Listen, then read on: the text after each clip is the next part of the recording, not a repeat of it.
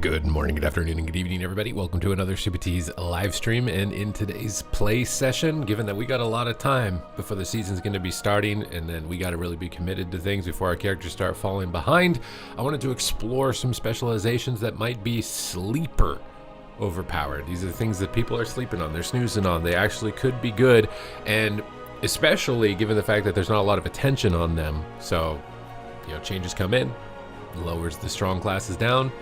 You rise up because you were just sleeping beneath the waves, beneath the tides. And one of those specializations in particular is Enhancement Shaman.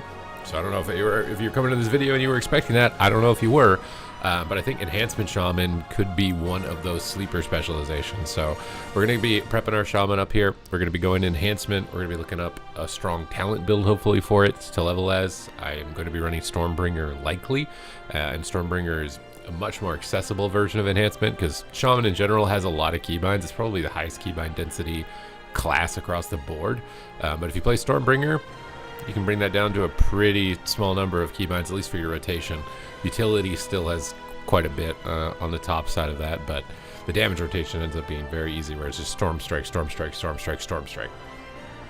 Pretty simple, and keeping Flame Shock up at the same time.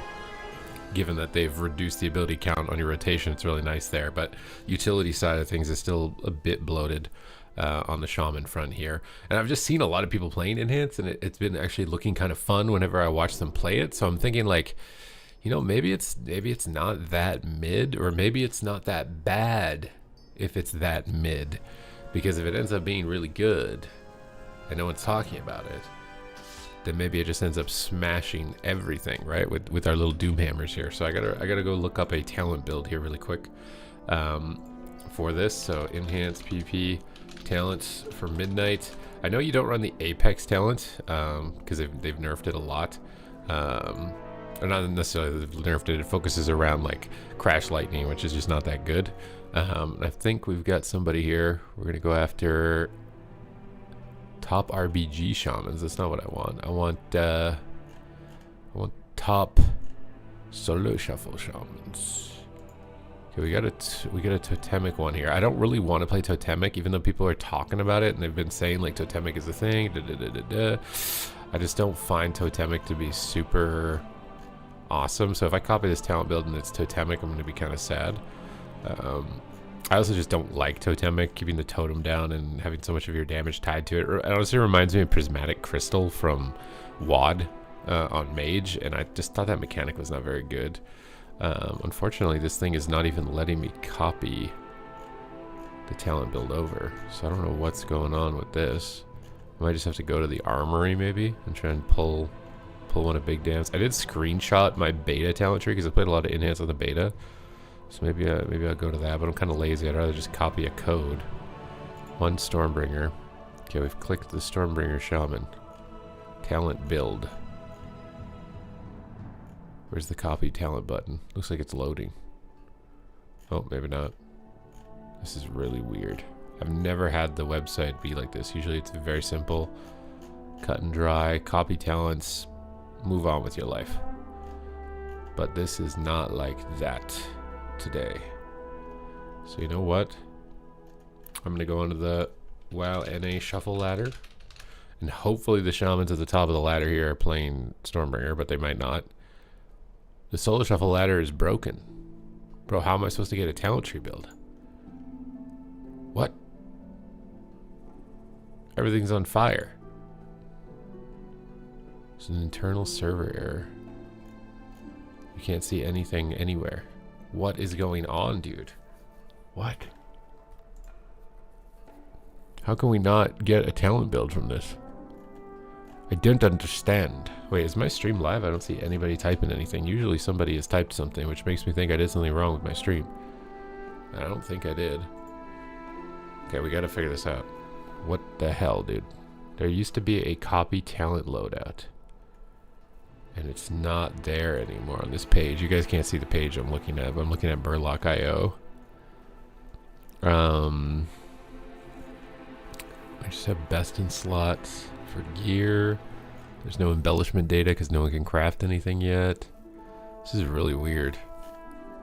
You had to go to check PvP to find it? Okay, I'm gonna try something else. Try a different website here to try and get a workaround. Because yeah, my normal ways of finding talent trees is not going good.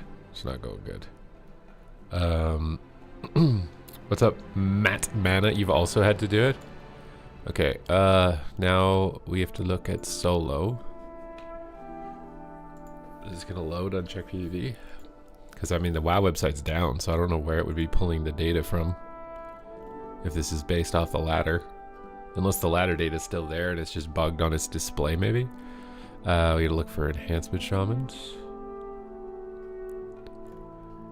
Okay, we got a couple shamans here that are pretty high rated. I just don't know if we can trust their talent build 100%.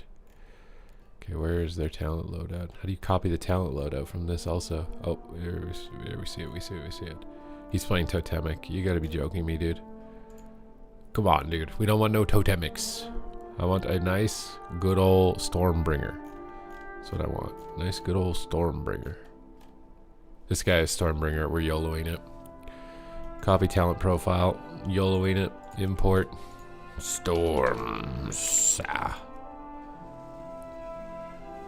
think this looks okay. What are we missing? I feel like we're missing something. This is for max level, I think. I don't think Pharaoh Spirit is that good. I guess I'll just try this build, see how it goes, but pretty sure you want... Wait, it doesn't even have Sunder? There's no way this build is right.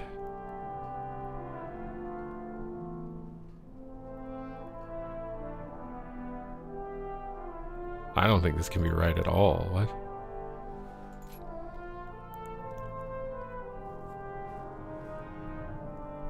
We're a Stormbringer build, but we have Fire Nova?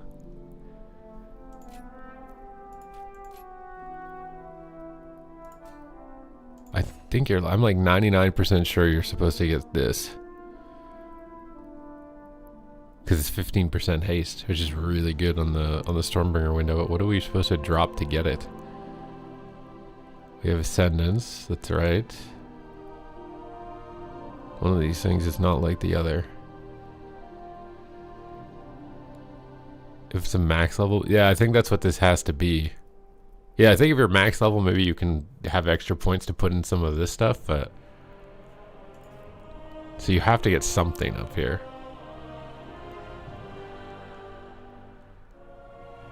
I kind of want to get that instead of this. But there's something messed up down here. Doom winds of deeply rooted elements last 2 seconds longer, and the cooldown of Ascendance is reduced. That seems good. Lightning Bolt and Chain Lightning deal 20. That seems good. I don't really know what we should drop here. This seems good. Like, all of this seems good. I guess maybe we just don't get Sunder at this level. We'll have to wait a little bit. We'll just wait a little bit. See what happens. Try this out. It's not running Healing Stream Totem either. I wonder if this guy is an old loadout from like before the changes, because they buffed a lot of the hybrid abilities on enhancement. And then I gotta get my enhanced gear on, which... Oh no, did I not get enhanced gear? Yikes. Oh my god, why is this like twitching out like that? Wait, is this an intellect open or something? What do you mean it doesn't go in that slot? Okay. Oh no, I'm kind of under geared. I did not realize. I thought that I had geared this character. I guess I didn't. Okay, we're gonna be a little bit poopy. We're gonna be a little poopy doopy, it would seem. Alright, let's get Shamanism. I don't know if I really want Static Field Totem, if I'd rather get Burrow right now. We have Earth Ellie on our bar. This doesn't... I think it reset my keybinds. Some of this stuff does not seem like it was before I left it. They're selling them for resonance crystals? What the hell is a resonance crystal? I'm supposed to know what a resonance crystal is these days? Is that what the kids are calling it these days? Resonant crystals? Okay, we have Voltaic Blaze. We have Lava Lash. We have Crash Lightning if we really want to press it, but I don't think we're going to press it too much. Still Farsight in the game. Yeah, Gust of Wind is normally on Shift T. So I don't know what is going on. I feel like it resets some of my keybinds, which is what I'm just trying to quickly pay attention to. Okay. Have anything in the mail? How did I get housing decor? I logged on this character. Okay. So you think there's still vendors here? These are just ensemble pieces. These are all just ensemble pieces. Ensemble pieces.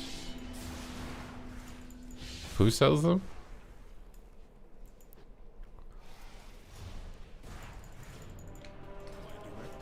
I don't want an ensemble. I want the actual like conquest gear.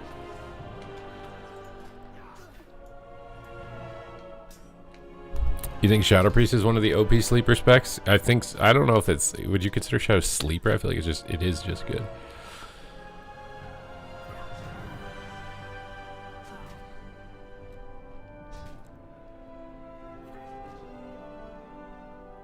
Well, the set bonus is literally 10% more damage. What?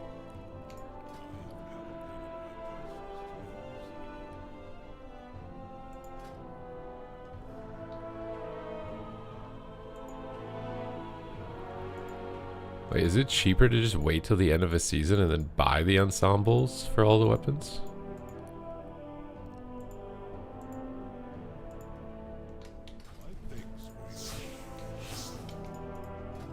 You guys told me there's a vendor here for resonance crystals, but I don't see nothing, bro. I feel like you guys are lying to me. I think this shaman was just a little bit undergeared. Okay, that's fine. We'll do what we do.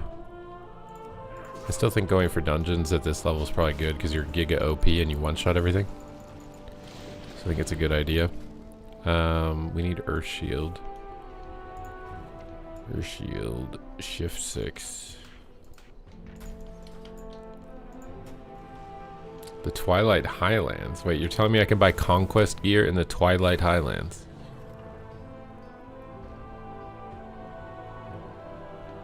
How do I get resonance crystals? Are those account wide?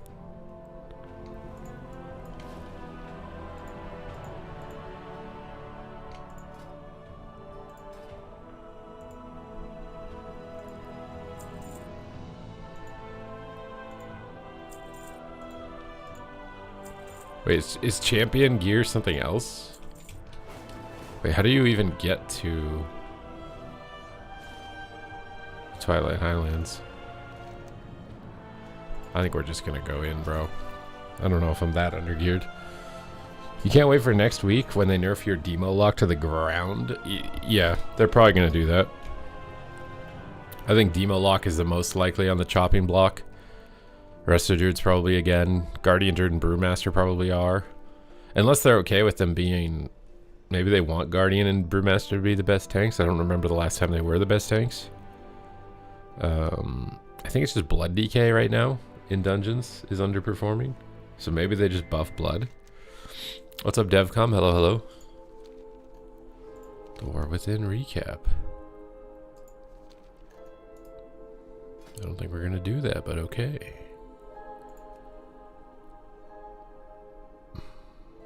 You replaced it with level 81 crafted gear. What is that? How did you even get... What do you mean crafted gear? Why are you crafting your gear?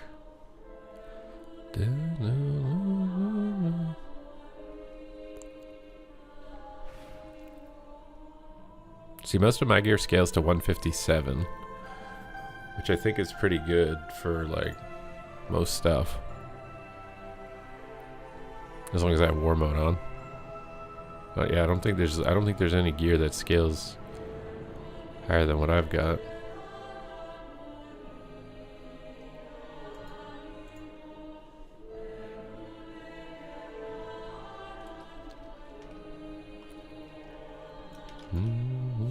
Let's try and do a skirmish with this gear, and then we'll really know what we're capable of.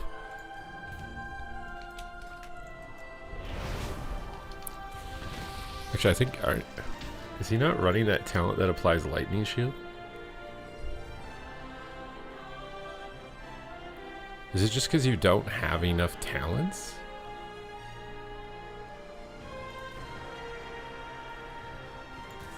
No, there's no way. There's no way you don't run this. It's 3% agility. It's so good.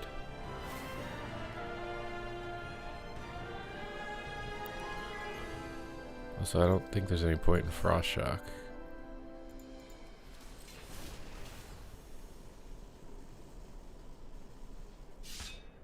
Okay.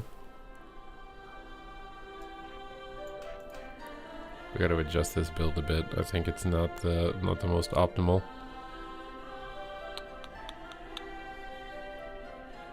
Okay, we should have Lightning Shield. Where is Lightning Shield? Right, there we go.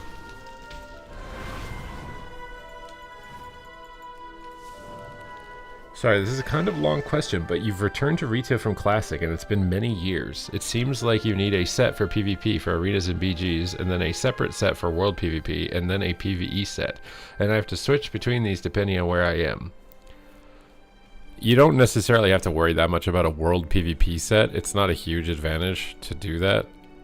But there is a difference between PvP and PvE for like most classes. Because most classes in PvE, they don't want versatility. And versatility is like the primary stat on PvP gear. It's like resilience back in the day. So you wouldn't wear like resilience into a raid, but you'd want to wear it for PvP. That's kind of basically what versatility has now become. Bro, I just opened my transmog tab and my game just crashed. God damn, bro, what just happened?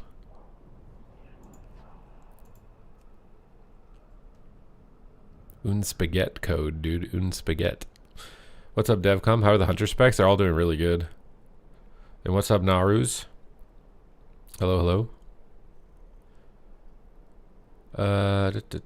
Your warrior's a blacksmith, and you could just make OP gear. Retrieving data information. Bruh, it's not working. What am I supposed to do if it doesn't work? Ugh.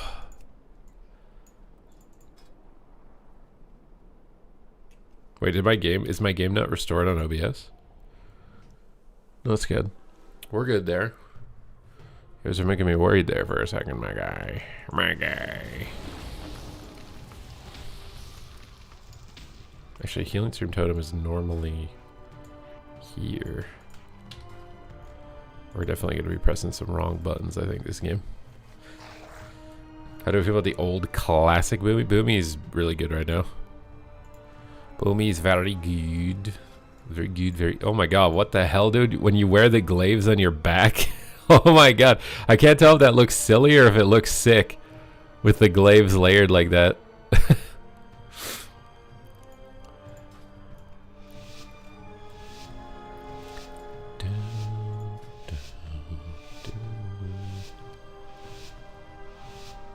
Alright.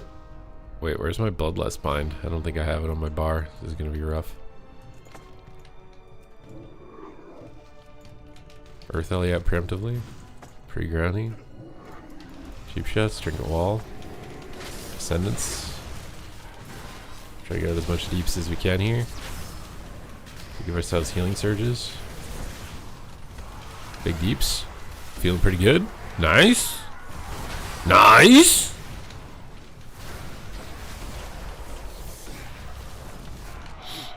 Seems pretty good.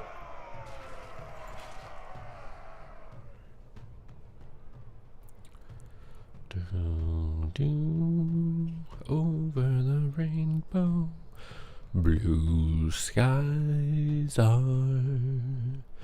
Over the rainbow.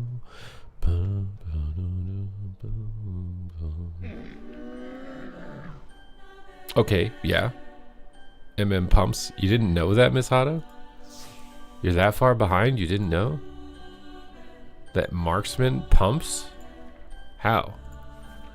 I kind of want to do a combination of my Legion Elite set that I have. That's like one of the best looking shaman sets in the game. With the Astral set. I think that would be a good overlap. Yeah, this set. Let's get our tabard on too. What tabard do you want to go with? This one? Okay, and then What are we gonna do for chest beast? Can I search for stuff? Maybe it wasn't astral actually. Was it prized maybe? No. What the hell is the set called?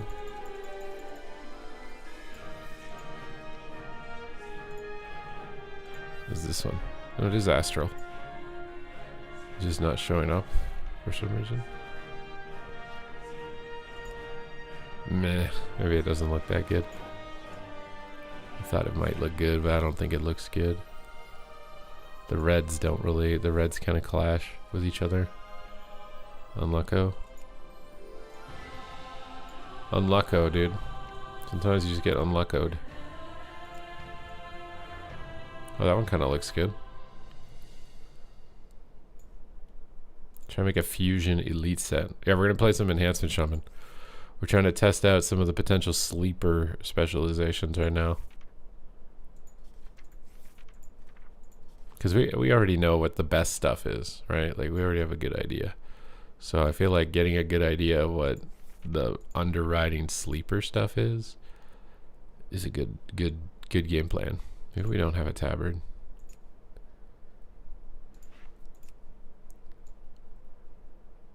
Just want to see what this looks like, if we can make this work or not. Go for like a Sargerai elite set commander thing. What are the best right now? I got them right there on the screen, my guy.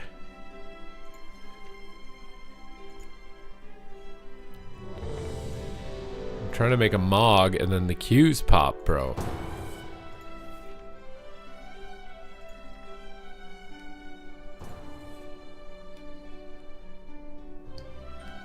Also depends what content you're doing. You saw some transmog where they put fire on one side of the shoulder and blue on the other and incorporated that with his transmog? I saw someone who did that too. I've seen that as well. The cynosure of Twilight. Wait, did I like equip these shoulders? Big deeps. Where'd my DPS meter go? I think I need to import my UI or something.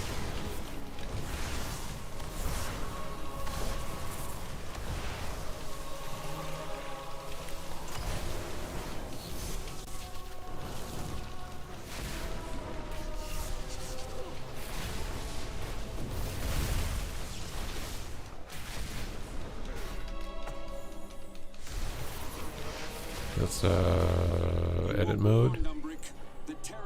Oh, this is it. I just don't have the damage meter on by default. I'm afraid you'll have to incapacitate the guards.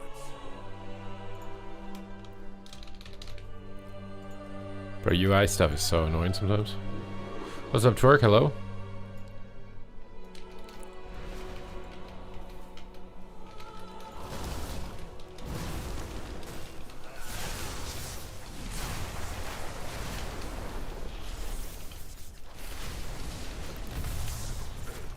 I kind of feel like they should just get rid of Lightning Bolt and just have Chain Lightning.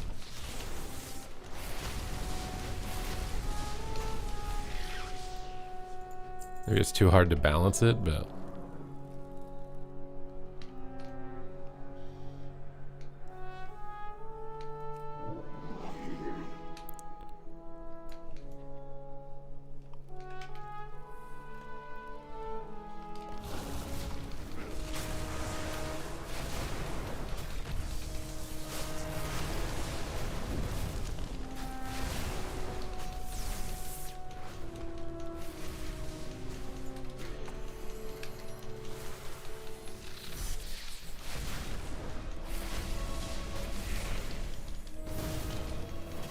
Your bro is in enhance forever and he's feeling good about the spec?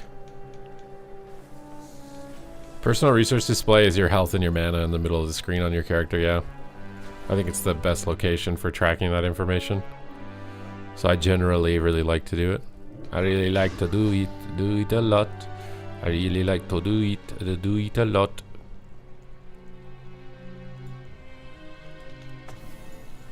Somebody just leave.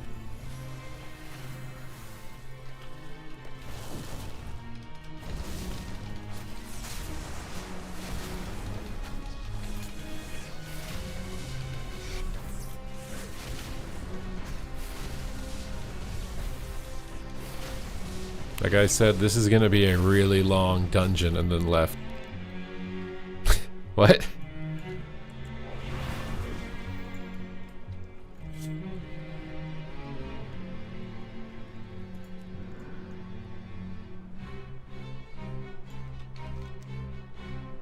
Now our tank is AFK at the start? Oh no, he's here.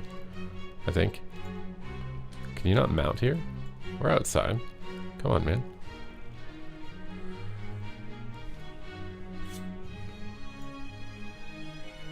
Who is the biggest troll chatter in the WoW section that you can think of?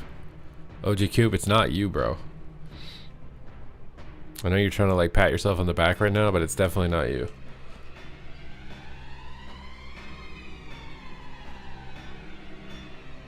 He's being elitist. Yeah, I don't know. It's really weird. Wait, where did the tank go? He just disappeared. Oh, he pulled over there. We just pulled completely the wrong shit. Interesting. Does this like, is this not on overall or something? Or current segment, sorry.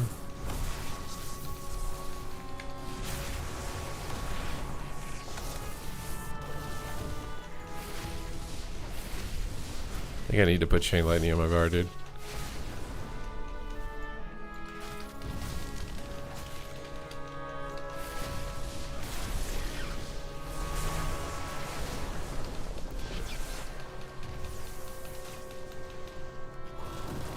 This feels like Chain Lightning and Lightning Bolt are like excessive together, you know what I mean? How does Enhance feel at the moment? I mean, I think it feels pretty decent. It's a little bit keybind dense. I really don't like Totemic, personally. I'm not a big fan of Totemic like for any shaman spec though.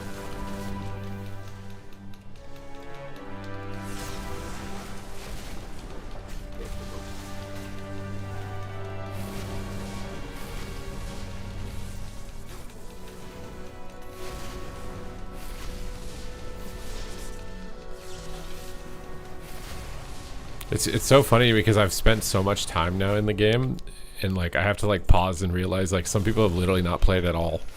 This might be their first time literally in the game.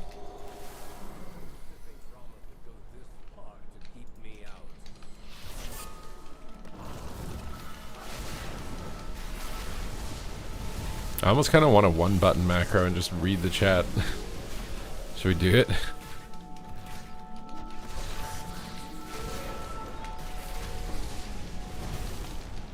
Yeah, I mean, I can imagine Totemic would be good in Mythic Plus. Because you just put the totem down, just big AoE.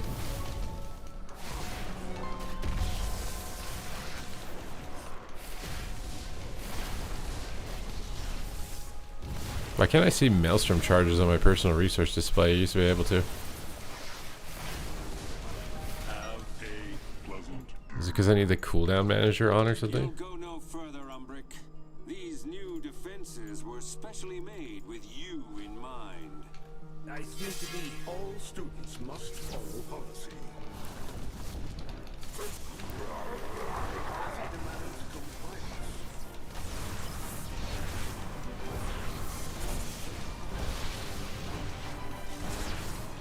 Proceeding with impairment.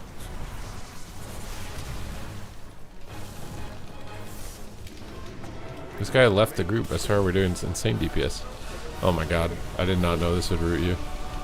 Policy demands compliance.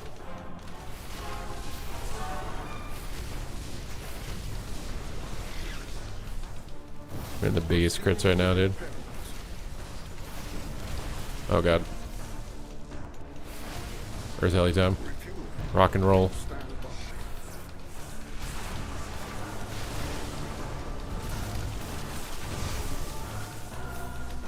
We gotta move the guy, my guy. This tank does not want to move the guy. We're just standing in the puddle, my guy. We gotta move him. Resuming disciplinary measures.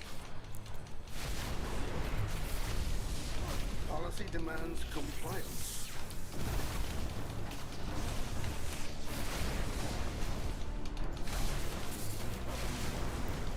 Suppressive measures necessary.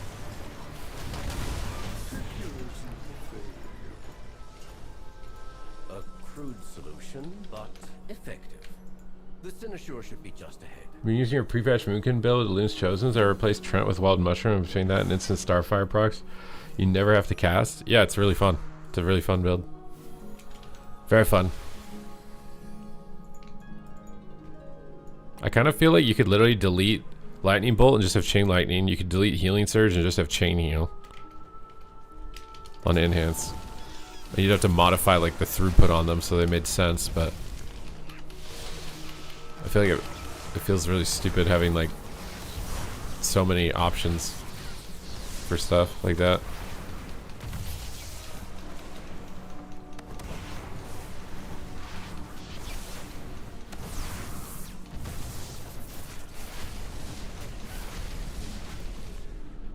Well, yeah, I mean, the idea of making Chain Lightning replace Lightning Bolt is that Lightning Bolt's just AoE.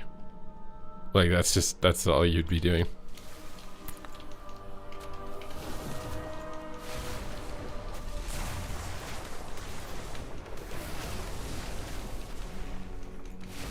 Chain Lightning is more iconic than Lightning Bolt to enhance, like, over the years. So I'd rather Chain Lightning stay.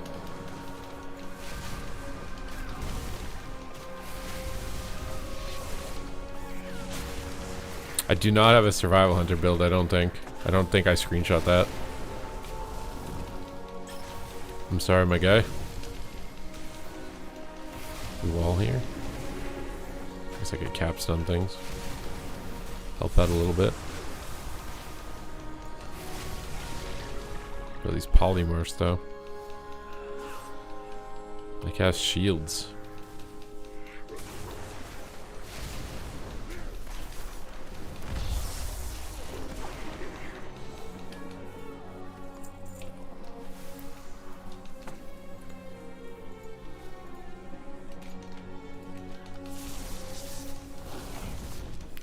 Can you make a video on how to play Pillars of Warlock? I have lots of videos like that already, my guy. You can literally just look on my YouTube channel for Warlock guides from older expansions. The use of your mobility stays the same. I guess maybe not actually this expansion because you have more mobility now. It just makes it easier to do what I described though in those older guides.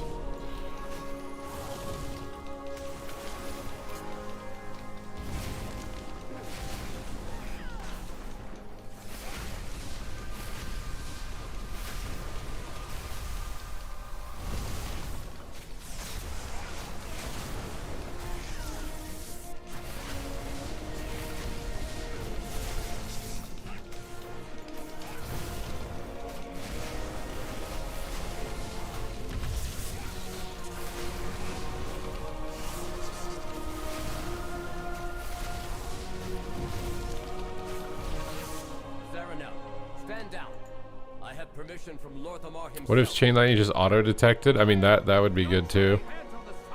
But the thing is like, in PvP at least, you wouldn't want to do that if it meant you were doing less single target, right? Like in PvP, you'd want to only Lightning Bolt. But if there's suddenly pets detected, and then suddenly you're not Lightning Bolting anymore. So it'd be kind of bad. Restrain him. I'll take care of these shields.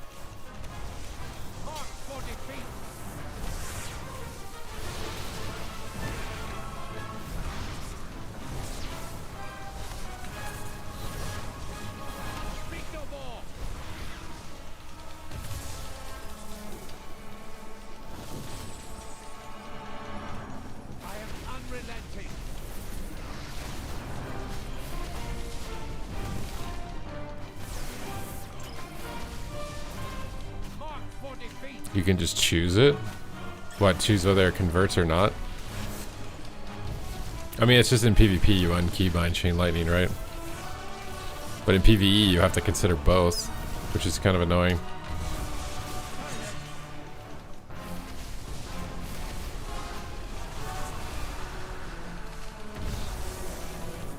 Bro, being able to PvP trinket that affects him so OP. Assuming there's no other way to avoid it.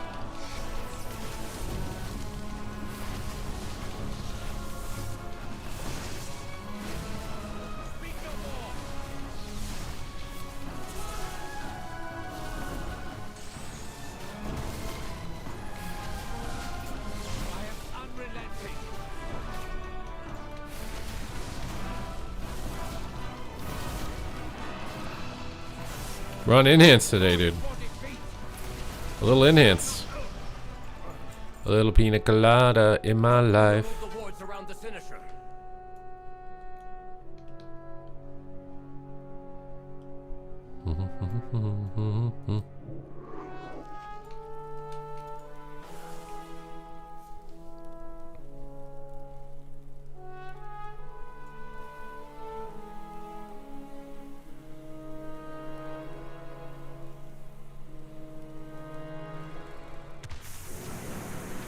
Yeah, Murloc IO is what I tried to use, but it seemed bugged.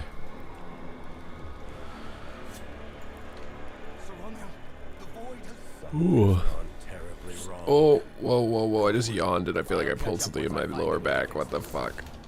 Oh my god, is this what it feels like to almost be 35? I literally just yawned and I feel like I pulled something in my lower back. How is that even possible? I need to sit up straight, dude. Need to engage my abs when I'm sitting down. Sit up straight, shoulders back, engage the abs. Don't slack. You're old now, you're not allowed. You have to try hard literally just to sit still to be able to continue to exist without pain. And that is how life is.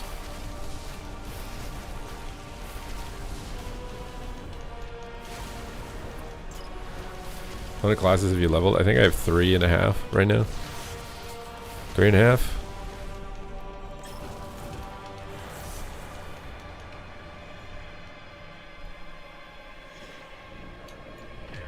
Three and a halfer.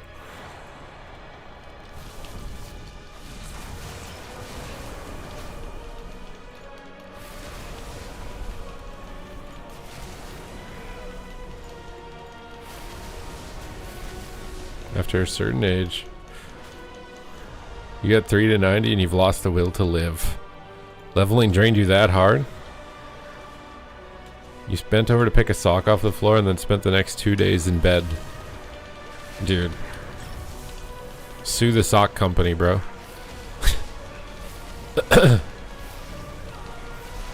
Physical damages. Sue them.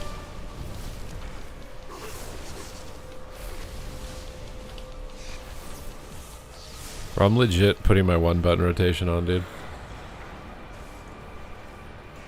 SCBA. Oh, we're aggroing random stuff. I don't think the guy knows.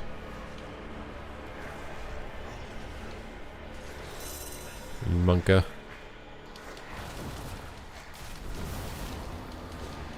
Oh crap. No tremor, guys. We're on our own. Why are we pulling big when our group is kind of meh performance?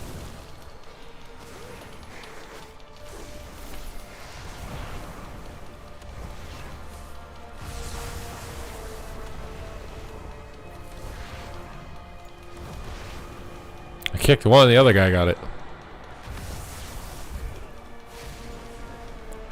What other classes are you talking about? Cycling 30 miles a day and doing 1,500 miles a weekend and a sock took you out. Yeah, I mean, it's just, it's joint related, right? It's like the discs in your spine. It's like, no matter how much you exercise, you can't like increase that stability. You're just wearing it down. You're wearing down the fluid or whatever on your spine. So you just gotta deal with it, dude. You just gotta deal with it sometimes. I expect tuning will be posted on Friday. It kind of sucks, like the longer they wait, the worse it gets for you as far as investment. Like, you made the character, you leveled it, you geared it, and they're like, oh, now we nerfed it, instead of telling you ahead of time.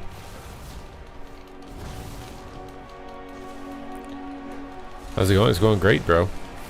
I got some good YouTube shorts up this morning. I got a good workout in. I need to use wind shear on these things that cast fear. We're playing some enhancement shaman. Vibing out on enhance. Trying to see if it's terrible or not, basically. We'll just go from there.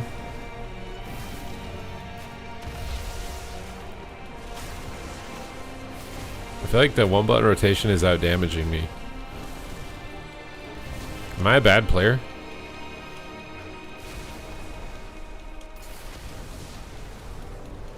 The class changes? You mean class changes, right?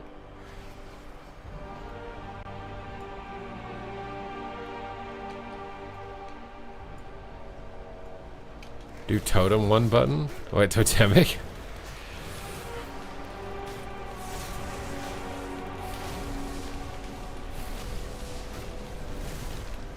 Again, I feel like the Void Terror, when he casts Fear, he should get like a shadow circle below his feet or get bigger or something.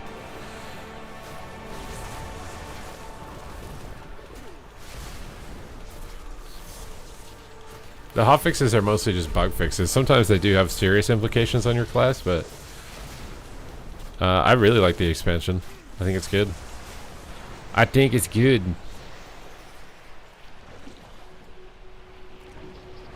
Make your screen darken from the outside.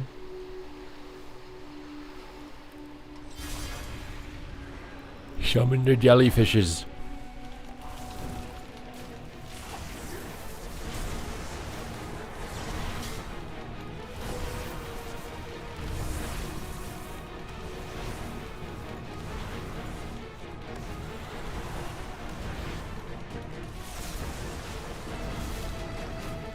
Yeah, this is the thing, this expansion. We're gonna find out.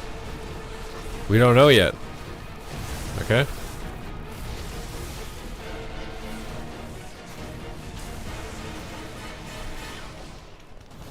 Yeah, all these guys should just turn their one button rotation on, dude. I'm doing top damage. Why are we using our rotations, guys? It's 2026. Nobody should be using their actual rotation anymore. Unless you're a Race to World First Raider. In the best of your class. One button rotation is the future, dude. You will outperform. Does it not press Tempest for me? I have to press that myself?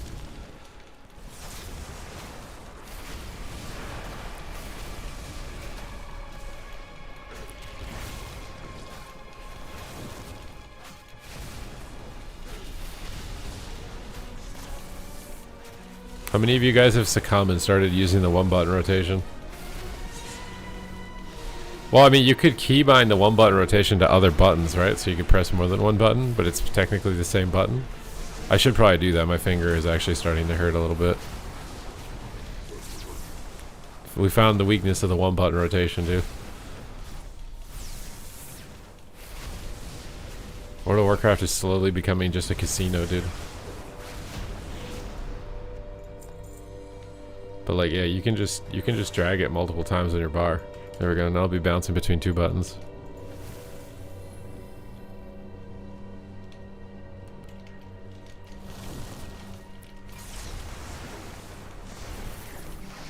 Now I can just rest one finger, you know?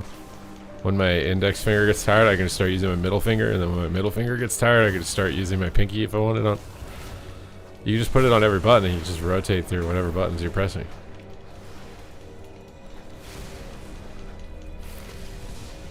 It's way more vibes, bro. Like, I can level a character and I can read chat. Like, this is OP. Oh, you could set it to scroll. Wait, how does that work? Where do you do that? You guys are one button masters.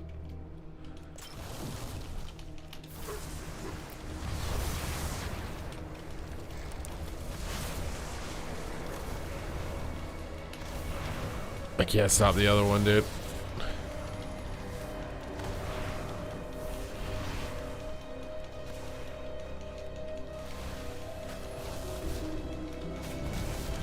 Like any other key binding? What does scroll even exactly do? Like if I just hold the button down, it'll do the rotation?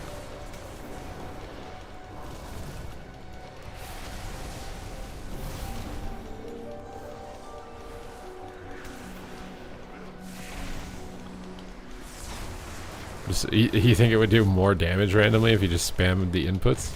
I don't know if that's true. I didn't know if that's true. I hate these random minions that are categorized as critters or whatever, and they don't get HP bars.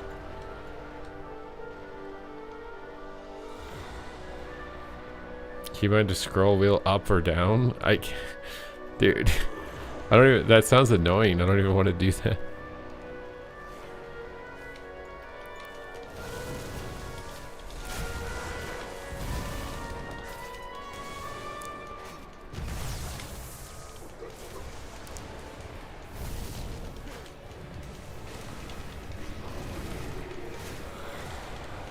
Yeah, but then I have to deal with minion health on in PvP.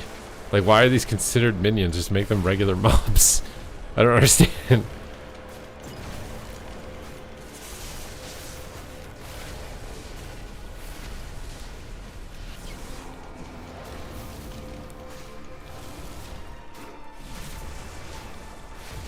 It's insane memes. It must be done. Do you guys want me to try scroll wheel? One button rotation. And just hold the scroll wheel up the whole time. I'm doing top damage, bro. Oh, dude. Bro.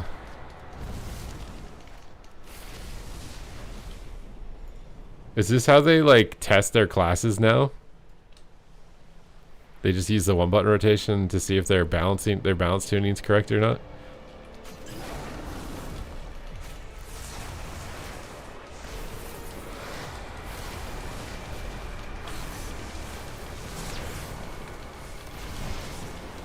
Just roll it up. Yeah, but that would be annoying too, like having to repeatedly roll it up. You understand I'm in my 30s, right? Like any consistent like joint issue between the connection of the fingers or whatever is not going to be good long term. We want to reduce as much impact on those joints, you know? It's like running, right? Like if you run, it's bad on your knees.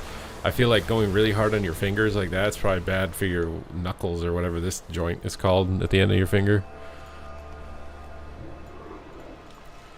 Do you like Shadow Priest? I do. I think Shadow Priest is a lot of fun. Champion, I know what to do.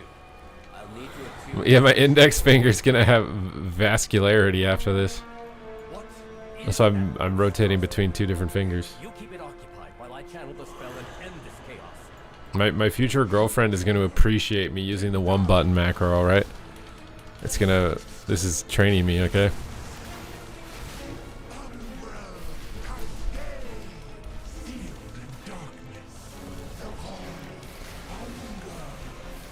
You find up and down the movement is so small? I don't know what that means.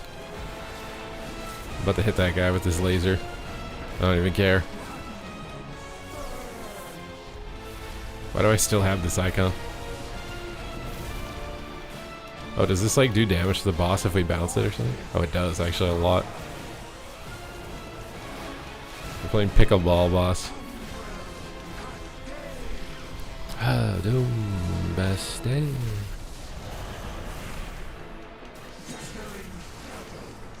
Awaken Bloodlust.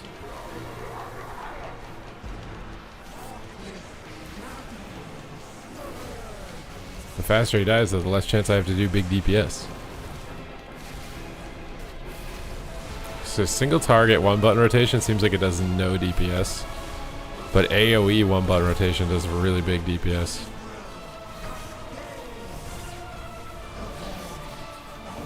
Mind you, I just didn't have cooldowns. We'll see here in a second.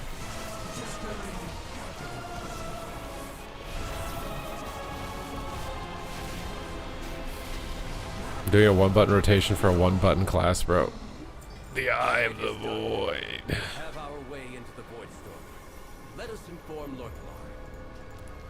And perhaps offer an apology for the near catastrophe.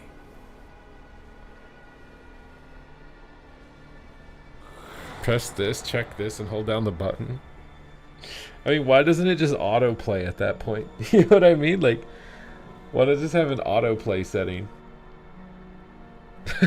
If I'm gonna hold the button down, like, I just feel like it may as well have an autoplay setting. It just moves my character to a nearby mob and starts doing the rotation.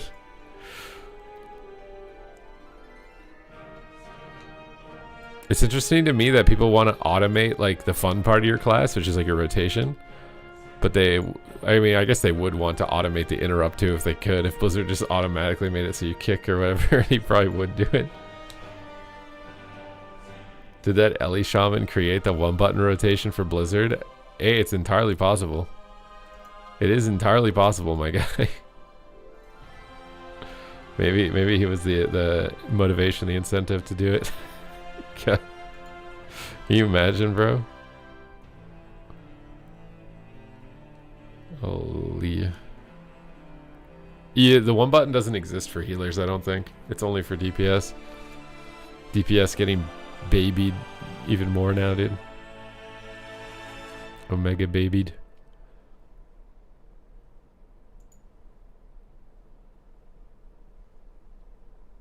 You haven't seen Pokemon in years? Well, it's because they did the one button macro. Everyone can do what he was doing. It's like he's not special anymore. Why would he do it?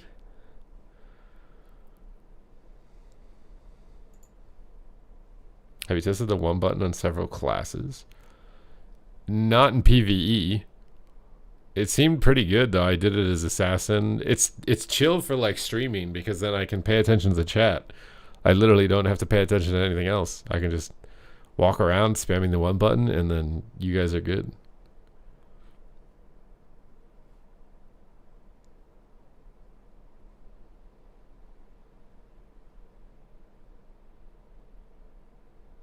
And those guys just copy from The Sims. Nobody actually knows if this is a good rotation or not. It's just a copy pasta. It can be good in PvP. It depends on the class. I think you can get 1800 with it. But it depends on the class. Like, Devastation Evoker, it's terrible for just Devastation Evoker. It just does not do at all the right rotation in PvP. But like BM Hunter is pretty good rotation-wise. It's pretty effective.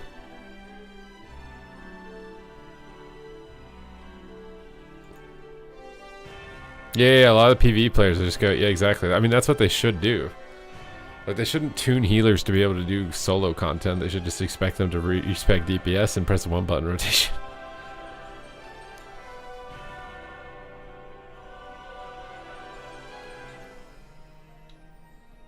What are the best PvP specs? If you type exclamation point YouTube, I have a plethora of tier lists that will go over what is the best in basically every type of content. But my top 3 are on the screen right now.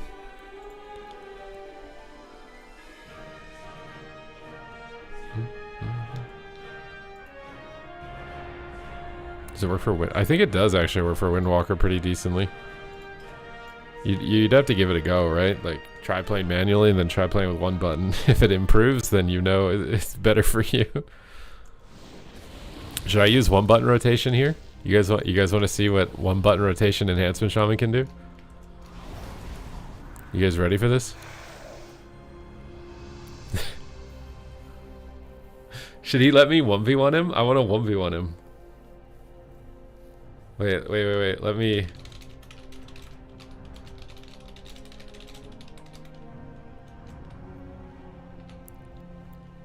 I want him to let me 1v1. I want to do a 1v1 with a one button macro, dude.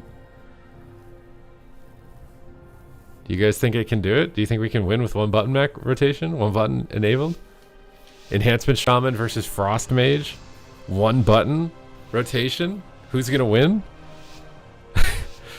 Honestly, you know, we should do like a little dueling series of that, but I'm actually very curious to see if this works or not. I didn't get him out of stealth. Nope. Tried to snipe him with the move totem.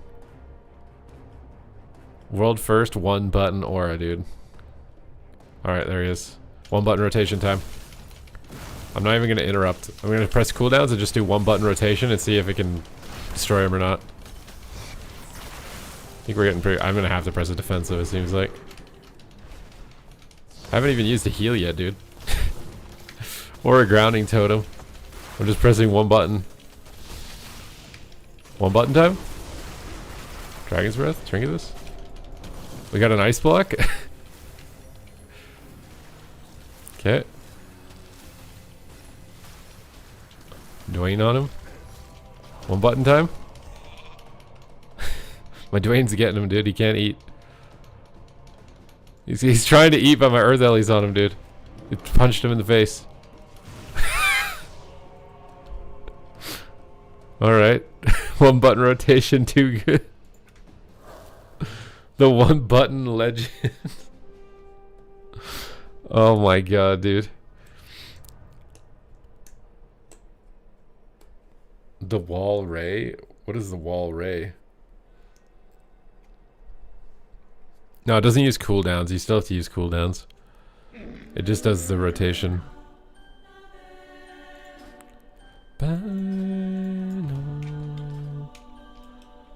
One button to Gladiator series. Should I should have to get like 2 other people to play with me, and we all have to use 1 button rotation. And we could see if it's possible to get Gladiator with the 1 button rotation. Can you imagine how many people would start using it if we actually managed to pull it off? The whole game would just fundamentally shift.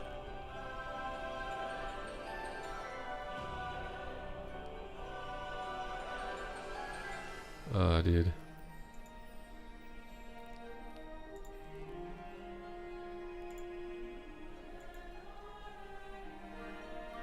You're recruiting a homie for the 1 button 2s team? Just done dad gamers, you doing 1 button rotation things. That's the future. Bum ba ba dum bum bum ba ba dum bum ba ba dum ba ba dum.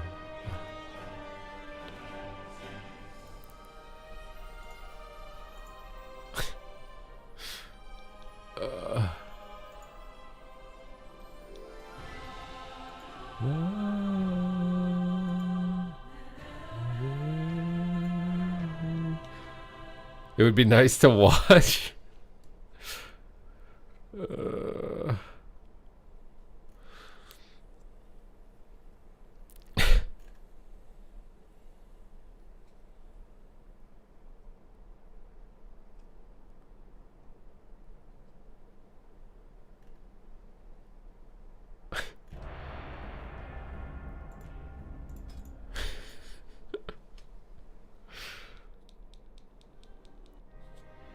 You're gonna play no cast mastery, Boomy? Go for it, dude. Live your dream. Live your best life. Am I about to one button 1v2? 1 button 1v2? I think enhances 1 button rotation is probably the best actually in PvP so far that I've seen. You guys think I can 1 versus 2 with a 1 button rotation?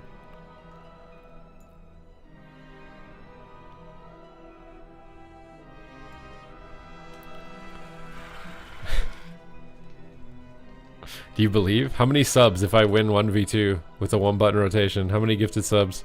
How many of you guys are putting on the line? You think it's possible? You gotta put your money where your mouth is if you believe. 1 button 1v2. Open the gates, bro. Open the gates.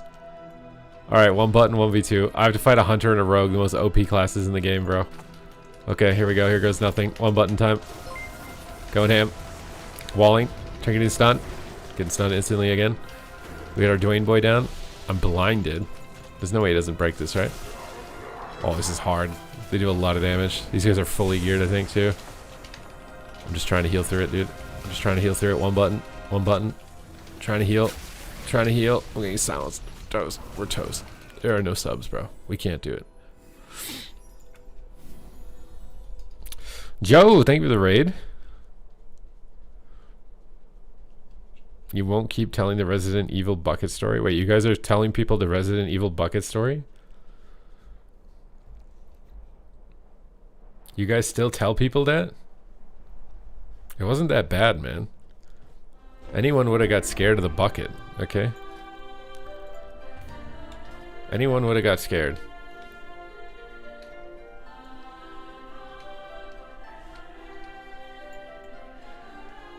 We're doing 1 button shenanigans. We're testing the limits of the 1 button rotation and what it's capable of. I kind of want to try survival 1 button. What does strike as 1 adopted mean? His spell is adopted?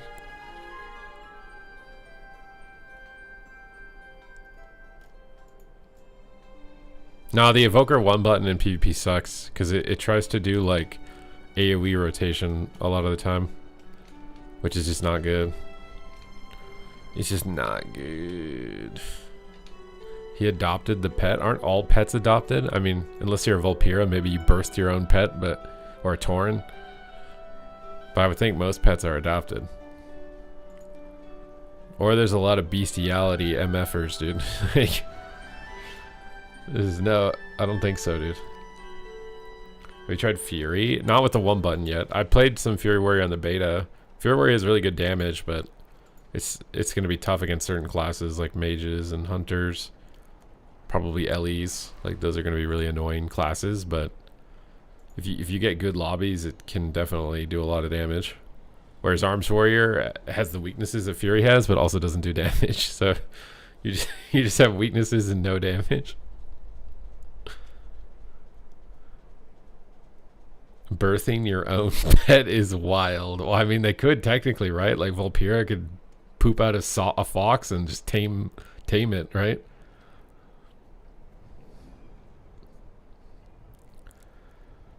You played Affliction for the first time at 90 and went back. Yeah, Affliction has too much going on. I really think it needs more work for simplification. How many 90s? 3.5. If you like Pain, play Arms Warrior and Aflock right now. In PvP at least. Imagine popping Bestial Wrath. Go get him, kids. Imagine popping Stampede. And they're all just... they're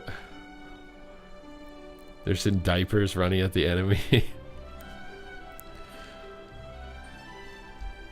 I think there was an ability like that. I'm pretty sure Murky in Heroes of the Storm, when he uses like Murloc Stampede or whatever, they're like baby Murlocs.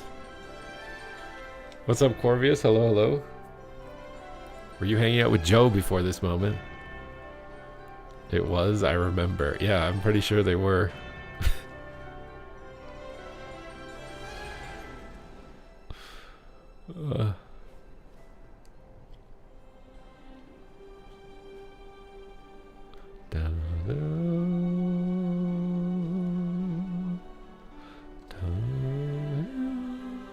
Bro, I love the Blood Elf music so much. So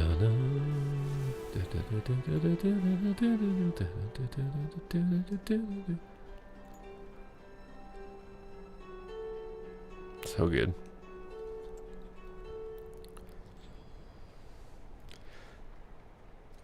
How can you live with the blinking right in the bottom corner? What blinking right? Oh, my camera turned off. What the hell? Why is my camera bugging out sometimes? Wait, why did it just like totally turn off now? My camera is borked sometimes, bro. What are you talking about blinking right though? Your mount and pet tab. I literally never look at that part of my screen. That's how I deal with it. I never look at it.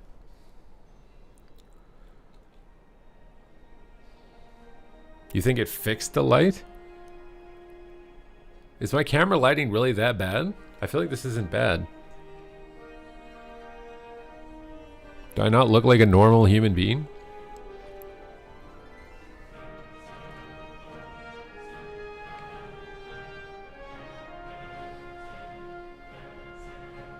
What's the jaundice filter? What is that?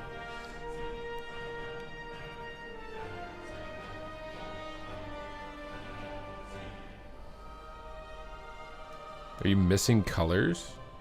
Or transmogs? It was way better before. Yeah, it's because it turned off on me. And when it turns off, it disables my virtual camera. See? The virtual camera is the one that has all the settings on it that change the lighting. This one... Or maybe I can just reactivate it? No. This one has no settings applied to it. This is just like my naked cam.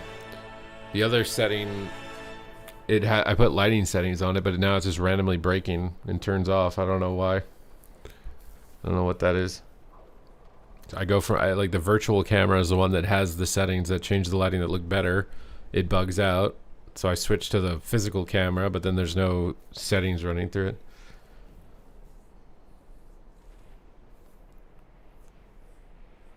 This is just naked cam. Yep.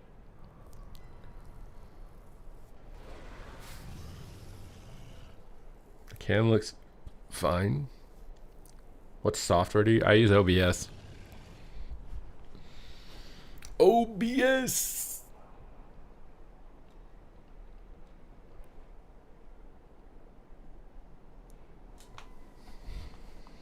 Longtime YouTube watcher.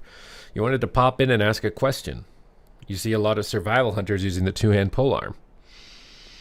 Despite the suboptimal stats, with the lethal barbs hero talent, wouldn't the two one-handers be better?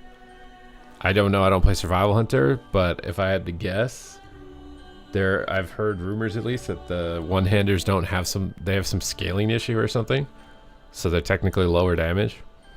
Maybe that's enough to justify not getting it. If you had to pick one favorite all-time spec, what would it be? Wad Affliction Warlock.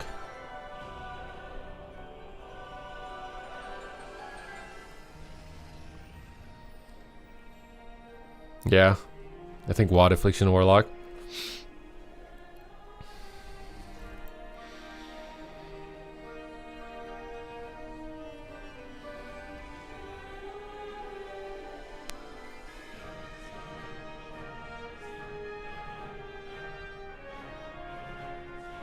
Why does it give good focus to be dual wielding? Where do you get that?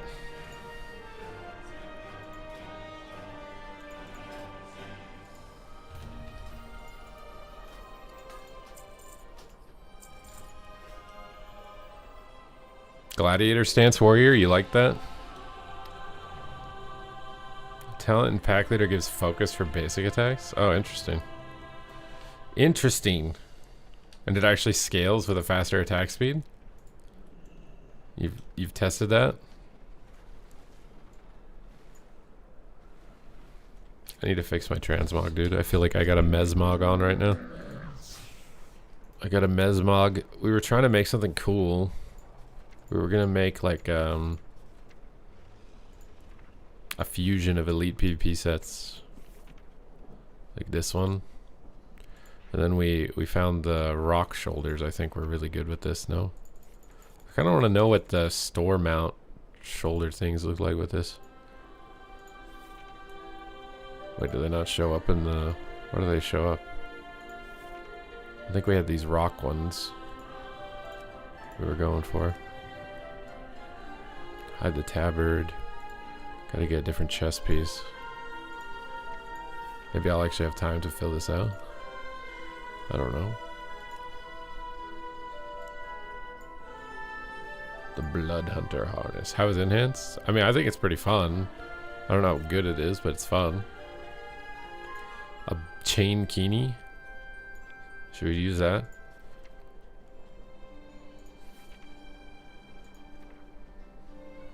Do you guys think I'd look fetching?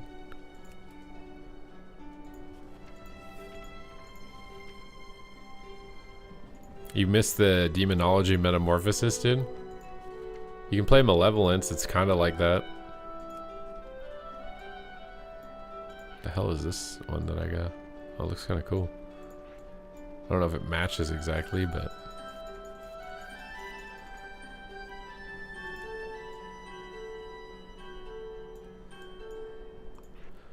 A demon rock shaman, dude. That's what we're trying to go for. The vibes we're trying to go for.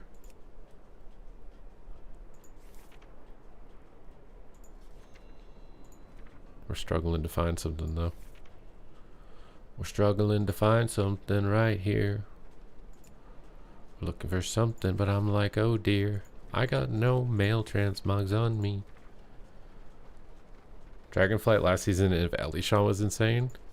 I don't think it was more insane than Mop Ellie. I think Mop Ellie was probably the most insane Ellie. Maybe it was close, honestly, with Dragonflight.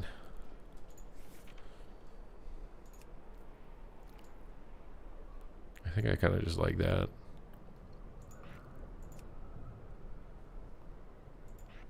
What the hell is this, like, cloth in the middle of my body?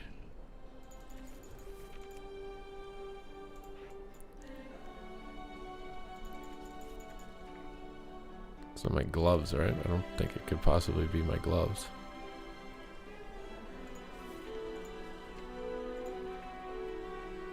I don't have cloth coming down. After your first run in a regular BG, it's still better to do training grounds? It might be, yeah.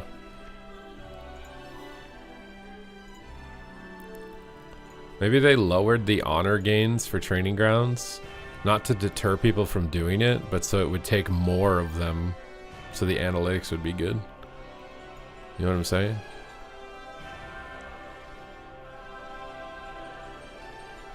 Why do I have like this thing on my belt? What is that from?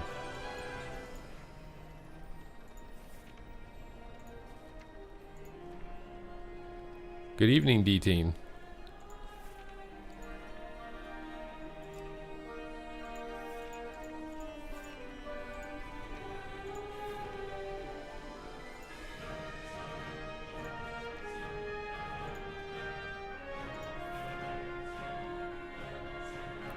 It's from the chest piece? Why does it have that though?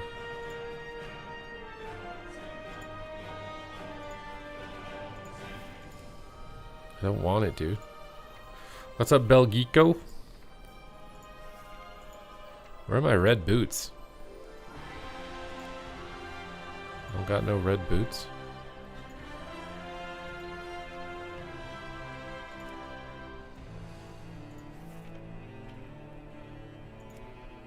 No thunder stompers, dude.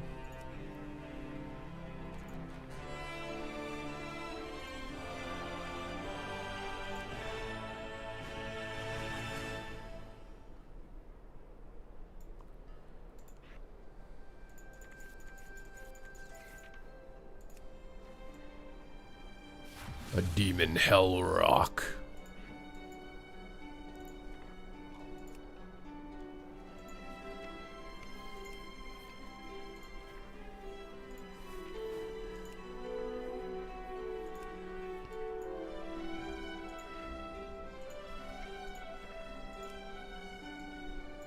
Wait, why don't I have an offhand?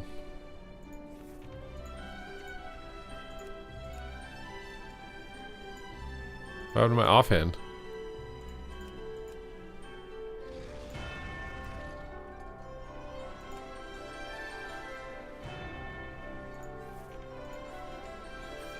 How's it going tonight? It's going great, my guy. How are you doing?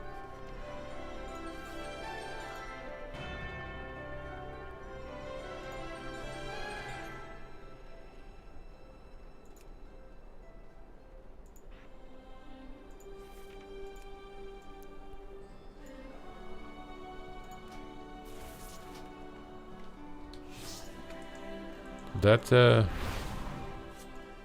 give me a main hand and an offhand? Oh, it did. My god, why does my character walk so weird?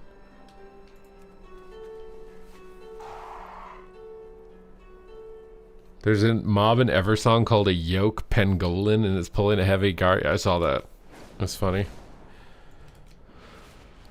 Where's my orc walking so weird, dude? He's just marching strange. How many 90s? I have 3.5. 3.5 men.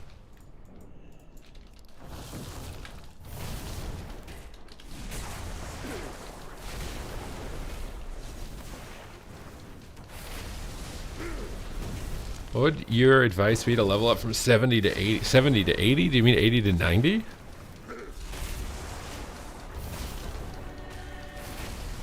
$70 to $80 is like War Within. You're leveling up from the beginning of the War Within?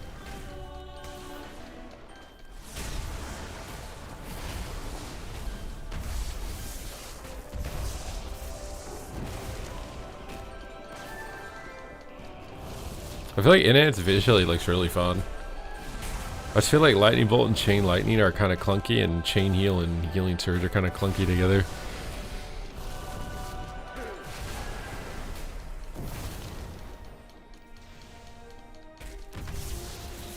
Did they ever buff back?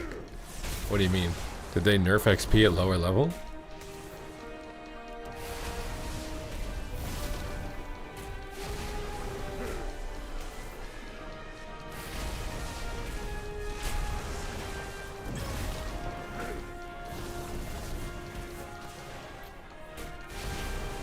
All the lightning strikes and stuff look really cool.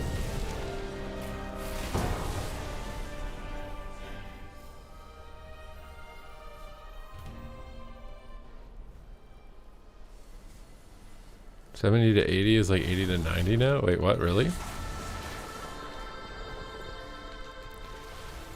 Actually, kind of wonder if dungeon leveling is not a good idea because like all the normies are playing now and they're all gonna be bad. Wonder if it'll actually be bad to level now. Do we think my Mog looks terrible? I feel like it doesn't look like an orc underneath it.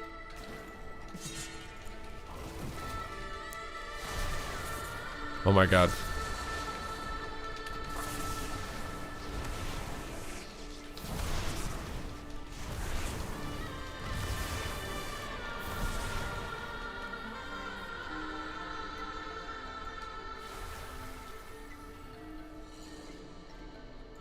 Wait, why are people doing way less damage?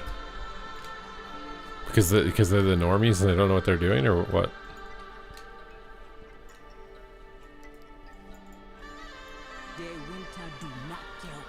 Can't call them normies when you're using the one button rotation. Yeah, but I'm not using it because I have to. I'm using it because it makes me a better streamer, okay? I can actually read the chat while I'm doing this. It's actually OP as hell, bro. Like if you're a streamer not using one button rotation while you're doing like leveling stuff, I swear you're trolling. You're not a real content creator at that point. Because it's so much better.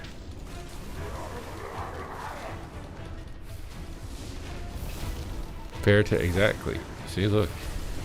I'm glad we could agree.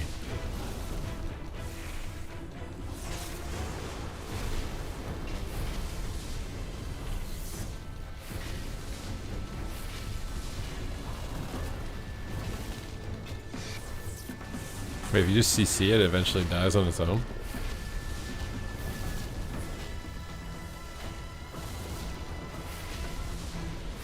Yeah, one button enhance is super nice, bro. Like, what? This is super nice. You just do top damage and easy peasy.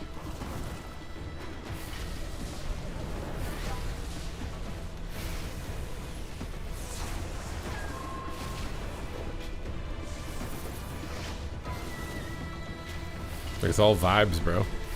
Just spam run normal dungeons, read the chat. I mean, you could probably open up like Netflix or something and watch Netflix while you're leveling with one button rotation. You don't even need to do anything, dude.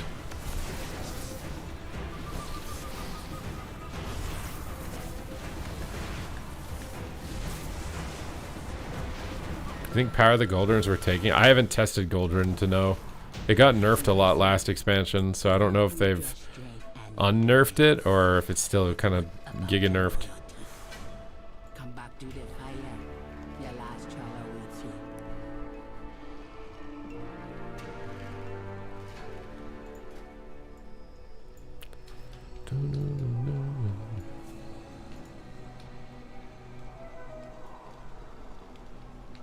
Denizen of the Dream seems like free damage on paper. It's just, you just need to run a game with it and see what percentage it does of your overall damage. And if it does less than Fury Valoon or it does less than Goldrin, then it's worse. It's just how you make that decision.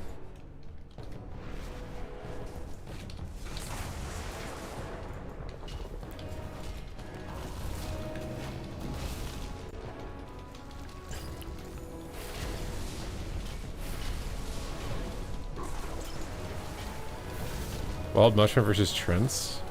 So I think Mushroom should be better because it slows and it gives you the 3 dots up. But if you're playing the proc Mushroom, which I think most people are, the proc Mushroom can sometimes happen when you have CC and it can break CC. I actually ended up speccing out of it as my 3v3 comp because it was losing games because it was breaking CC all the time at really bad times.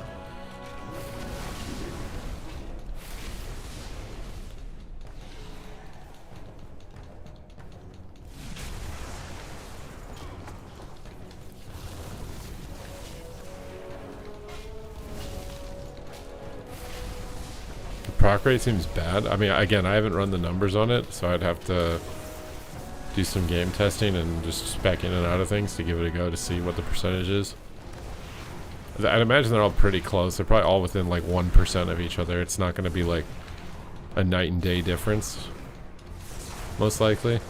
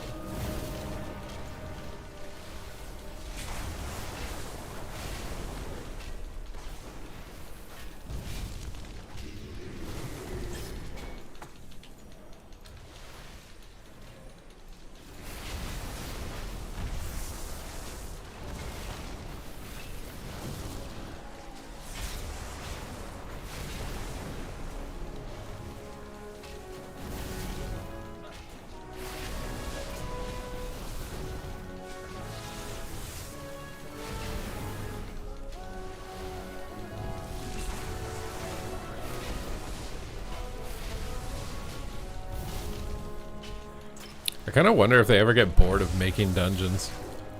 I can only imagine the creative like limitations at this point, you know what I mean? Like, here's a caster mob, here's a healing mob, here's an AoE nuke mob, here's a single target mob, here's a dot mob. You know what I like?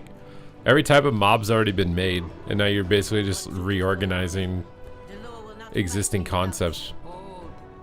Before you face the law, you must face and kill me. Leadership requires sacrifice, even of the I did level my sub rogue, yeah. He's already basically fully geared too. It's really nice.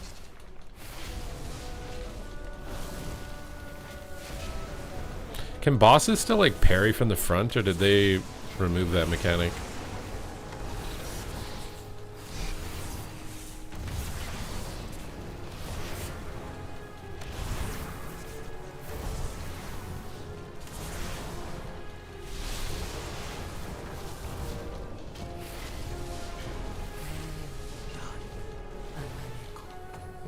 You have passed the trial. Take the burden of Nalarak. She has died honorably, but the Aloha rap. Welcome, welcome. that is my You're gonna main a shaman yesterday? I feel like this could be a sleeper pick. Enhance could be a sleeper pick. We'll have to kind of wait and see, but I could see it being a sleeper pick. Oh my god, I'm gonna get bounced by these bears.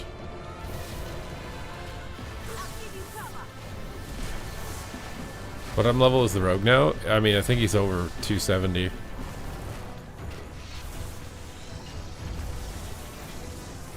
I just need to replace like some world PvP pieces, I think, at this point.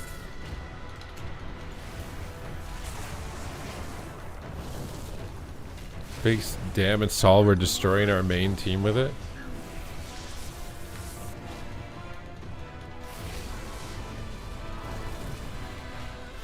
And yeah, it's coming up in the wings, dude. It's coming up in the wings. The fury of the war god. Oh, we have to do stuff here, don't we? I don't even know if I needed to do that or not.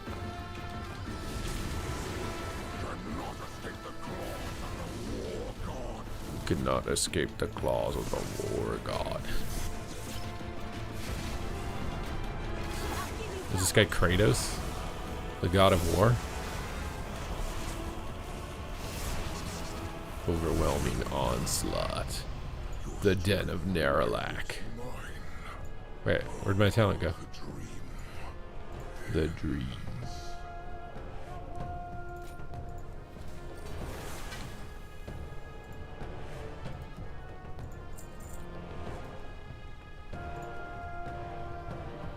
Big Doll and Sam. Wait, were they running double in-ants or something? They're doing skirmishes though, right? We're doing sleeper picks today, man. We're playing sleeper picks to see potential like up and comers. You know, the replacements of the top dogs. If the top dogs get absolutely throttled. Oh, I unlocked Apex talents. Doesn't seem too good.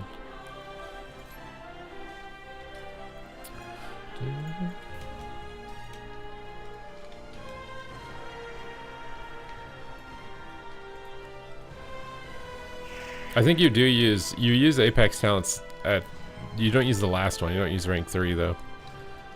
But rank 1 kind of sucks. So if you can't get rank 2, I don't know if you get it until you have enough talents to get rank 2.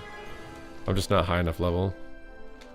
Ellie seems better than people were saying. I mean, again, if you're watching people like skirmishes, fighting random skilled players, random variants of gear, and they're just one-shotting with Ascendants, I don't think that's a fair representation of what you're going to expect from it in competitive play.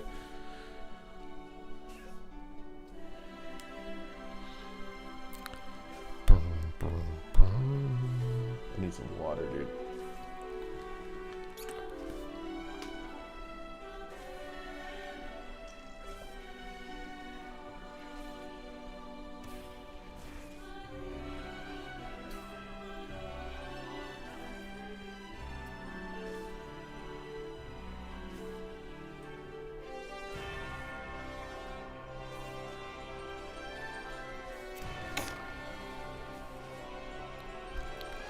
Ugh. Rehydrated. Not dehydrated, I'm rehydrated.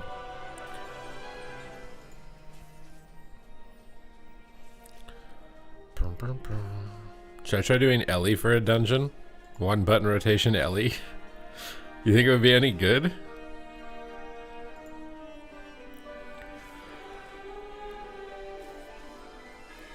Ooh. Nope.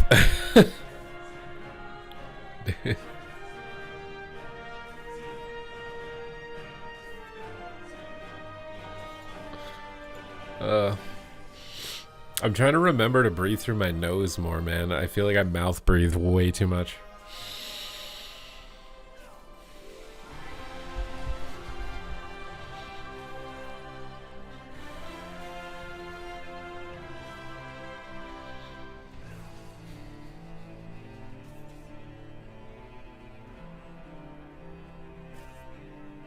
It's a 2-minute spec? Yeah. But isn't Enhance also? I feel like they're both 2-minute specs.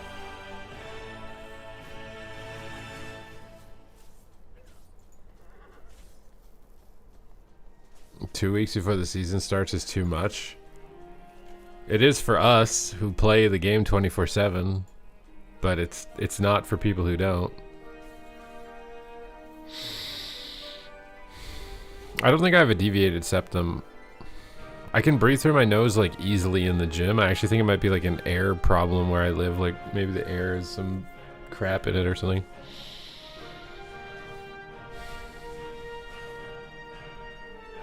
Because when I'm in the gym, I can breathe through my nose very easily. But like if I'm laying in my bed, it's really hard to breathe through my nose. My nose just gets clogged. I don't know what, like if that's allergies or like it's too dirty or something.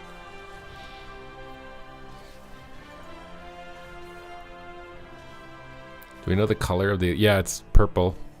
It's like a galaxy void star rotating around your weapon. I have an air purifier.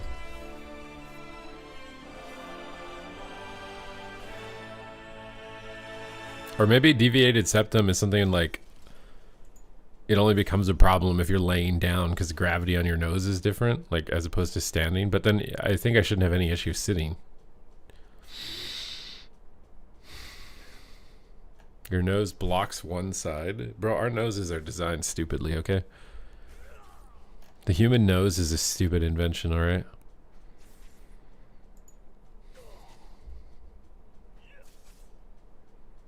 You want me to go get my nasal strips and wear them on stream? I've seen some streamers do that.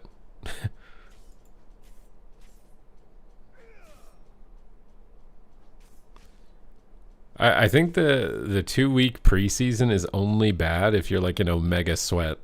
I don't think it's bad for anyone else. And so what is the percentage of players that are like Omega Sweat? I don't think it's very high.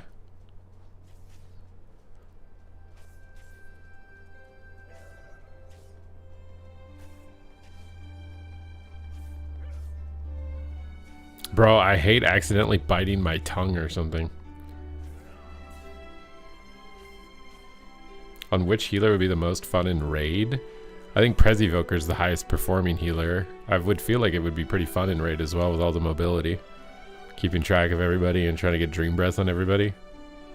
I would think Prez is a pretty fun Raid healer. It's the same percentage as the unemployed. Yeah, I wonder if unemployment goes up, doesn't that mean more people are going to play WoW? Are we going to get like an injection of players?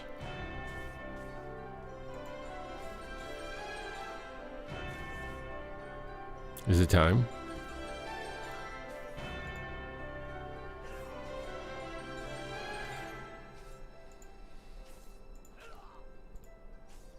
Yes, you think so? You believe in it?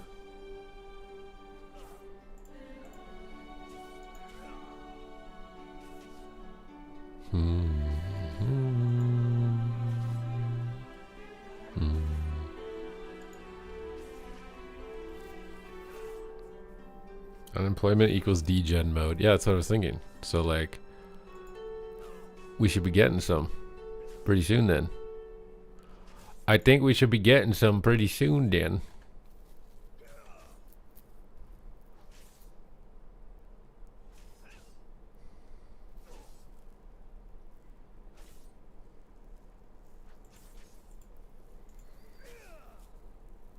Laying down, having your nose clogged could be allergies. You could try washing your pillowcase, cleanse your face before bed.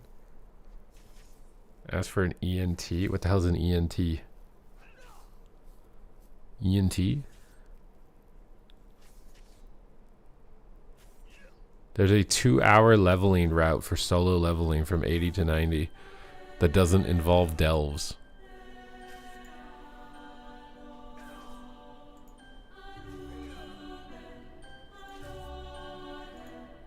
Oh, this is the one that got nerfed, I think. He's showing the fight pit, or...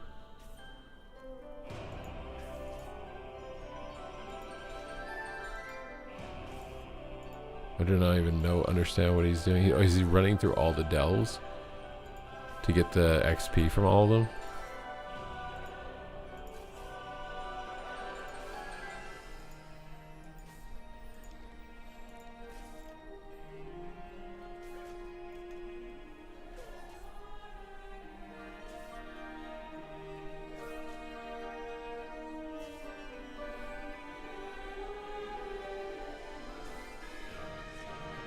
He literally just uploaded a 2-hour VOD of himself and what you do to level in 2 hours.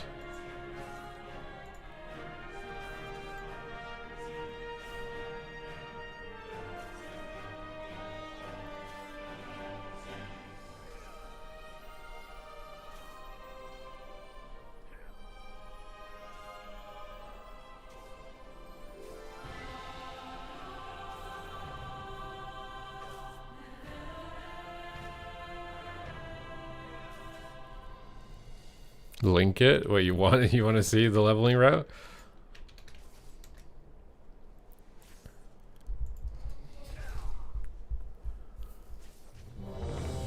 Oh, I can't even. I was gonna watch it and see what he does.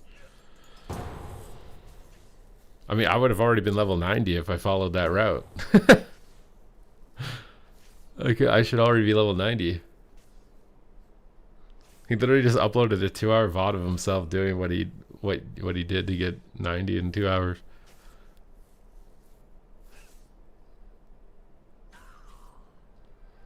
Ear, nose, and throat specialist.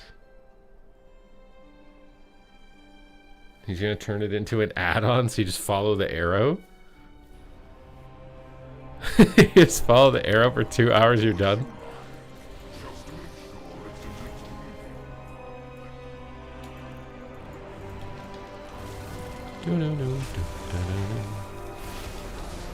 Meanwhile, here I am just leveling, taking 20 billion years attacking mobs in dungeons.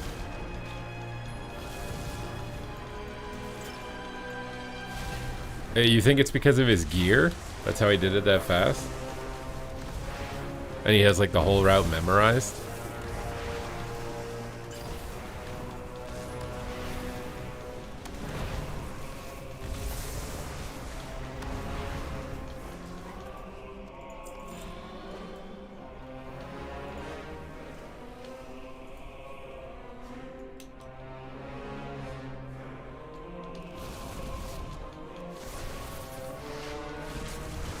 I wonder why the single target rotation crashed lightnings. Could you actually be using crash lightning?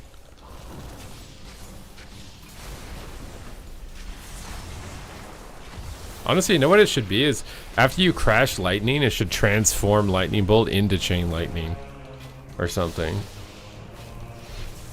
Maybe.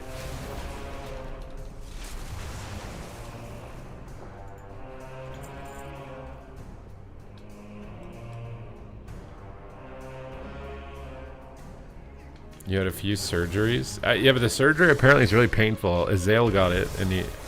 I don't know, man. I don't know if I want to get a surgery for it.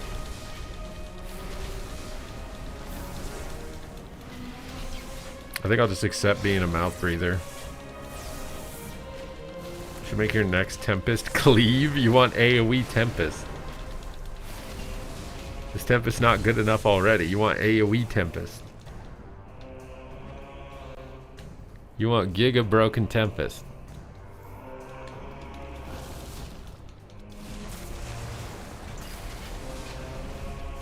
The Omega Gigafy.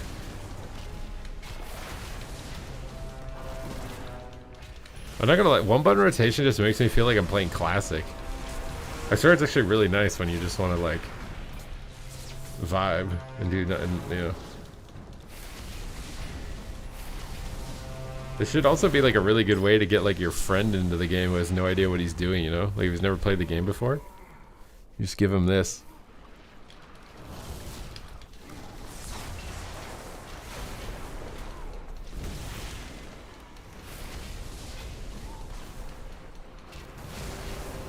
Crash Lightning is highest prio because it gives you buff for single target. See, I learned something. I didn't know that. Well, if that's the case, then maybe you run the full Apex talents, no? Or is it not? Does it not translate well into PvP? You played Blitz with your wife. She was using the one button on Feral, and you got the 1800 set. Yeah, I swear this is not bad. I don't think, like, you could definitely get pretty far with this. What the hell is a Tuskar? The Void captured a Tuskar, bro. This guy must have been this insane warrior for the Void to want to capture Tuskars, dude. I'm rooted.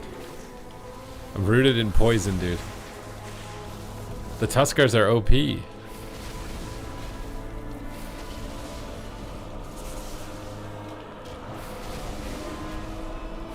I'm pumping, bro. It's a one button rotation skill. It's pure skill.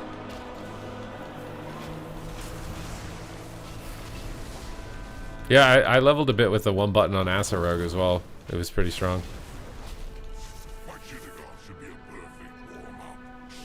Oh, they got the Man Cat. There's an NPC. When is that gonna come back as like a glyph for Feral or something?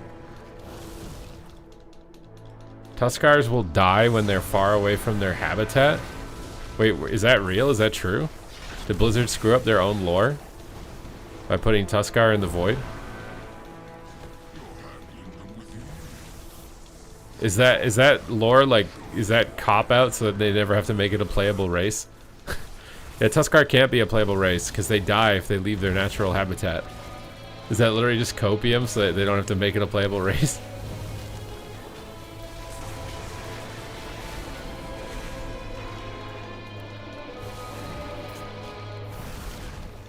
Rep Paladin rotation is not complicated, no.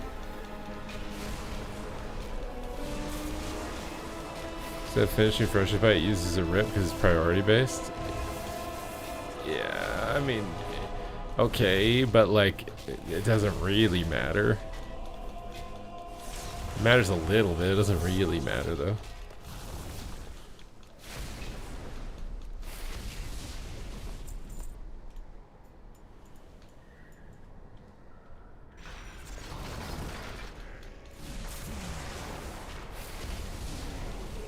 I have to figure out a better keybind for Crash Lightning. It seems like this build literally never presses Lava Lash also. So why do I even have it spec'd? Oh no, now it does press it. First time I've seen it cast it in so long.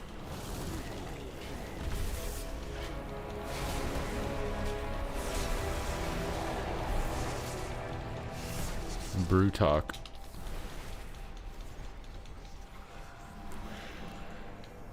Oh, it does open the gate if he bashes it, I think.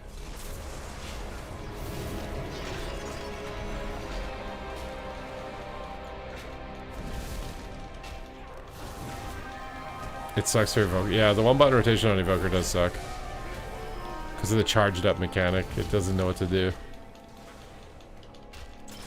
It's very good for enhance though. Like, you could 1000% play with this in like the whole game. It'd be fine.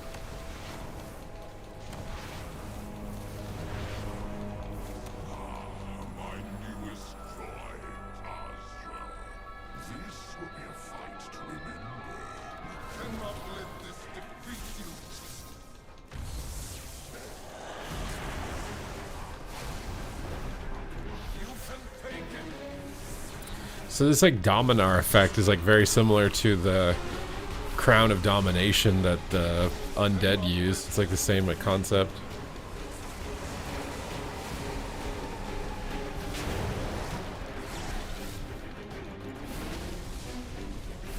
Fury Warrior's okay. You're just rock, paper, scissors, man. You're not good into mages, not good into hunters, not good into Ellies, and you're pretty decent into everything else. So it really just depends on, and you're not good into dev evokers.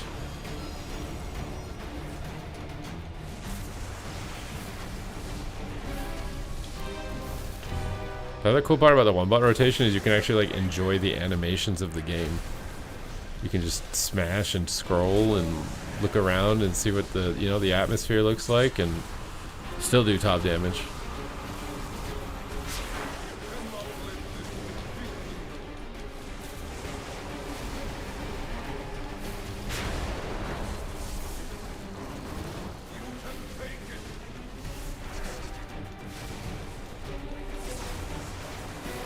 They died when the pirates abducted them. I mean, they could probably just come up with some cop-out thing as well, though, and be like, well, the void crystal actually sustains their being while it's active on them, or something, you know what I mean?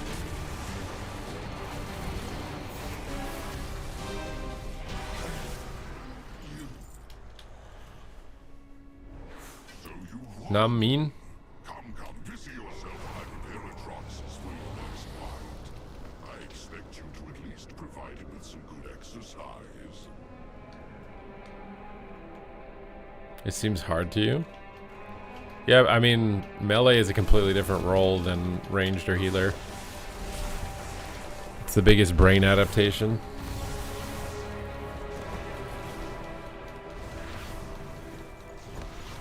You watch the 2-hour leveling, it takes 2.5. You think he lied? Yeah, I don't know why it lets you queue for Battlegrounds with more than 2 healers. I don't think you should be allowed. It should be max 2 healers on a team in random Battlegrounds. I guess epic BGs can be different, but like I swear random BGs when there are 4 healers is so stupid. This should never let you queue with more than 2 healers in a random BG on a team. And it gets even worse if like your team has 0 healers and theirs has 4. Good luck. Because healers in Battlegrounds are worth like 6 DPS. That's like their exchanged value. So if the team has 4 healers, they literally have like 30 players on their team in terms of value.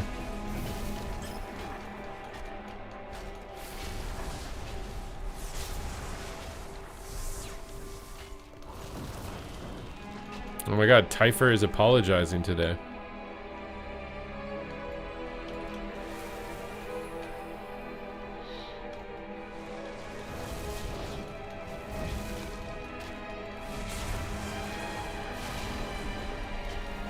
You apologize as well? I think we're gonna need some Twitch primes to lock this apology in and make it official.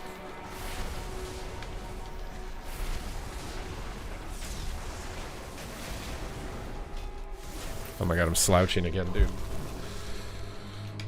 Sit up straight, shoulders back, abs engaged, breathe through the nose. Stop just auto slouching through the day, guys. It's affecting your mental health. It's affecting your performance. It makes you look uglier. Need to remember to blink. I'm a robot, bro. I need to run like sequences to remind myself of like doing human behaviors. Engage abs, shoulders back, breathe through nose, blink. There's a lot of the rotation is very complicated for existing as a normal human.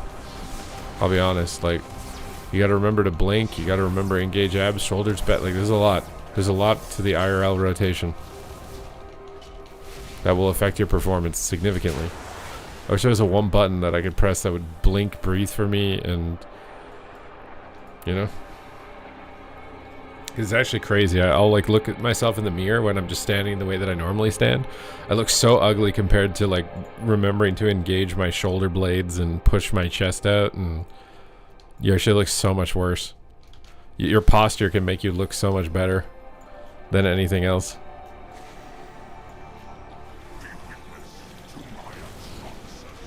What's up, Demtots?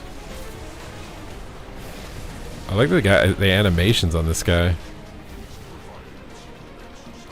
It's got like, it looks like regular art. I hope that this becomes like a weapon glow enchant or something at some point. The poison on his tail.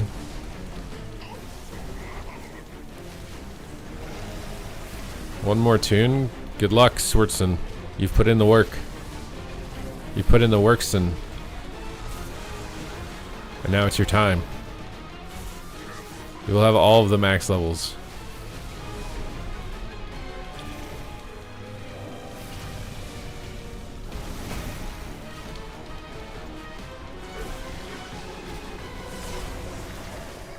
You leveled your main last? Wait, how can you call it your main if you leveled it last? That's like calling your girlfriend your girlfriend and she's the 10th girl that you slept with in the week.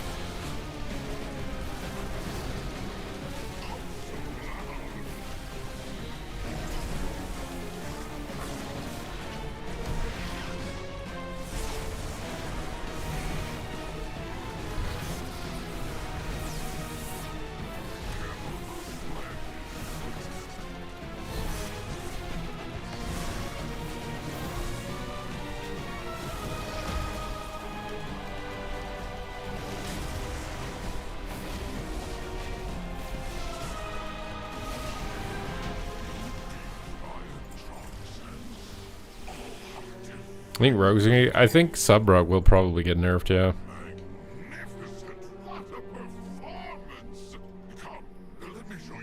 Gear in these 2 weeks doesn't matter. Why? Because Mythic Zero's unlocked daily next week or whatever? It took you 2 weeks of the expansion to pick out a main? Yeah, it's very hard. That's why I like making content around it, because people really struggle with that decision.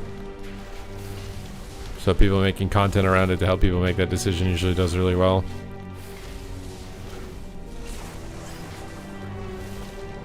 People want like first-hand experience of what to expect, so they're not investing in something they think is not going to be fun at the end of it.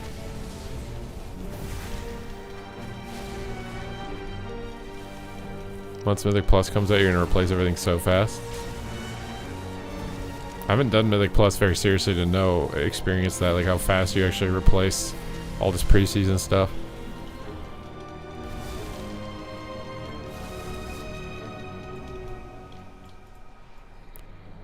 I wonder if they should add these Voidwalkers as Warlock pets. Or like glyphs you can get for your Voidwalker.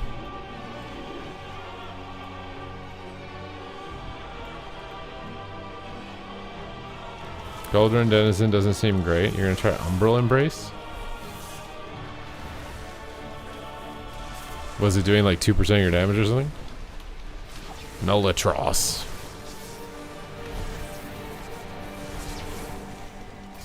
It's doing 1%? Wait, that seems really bad.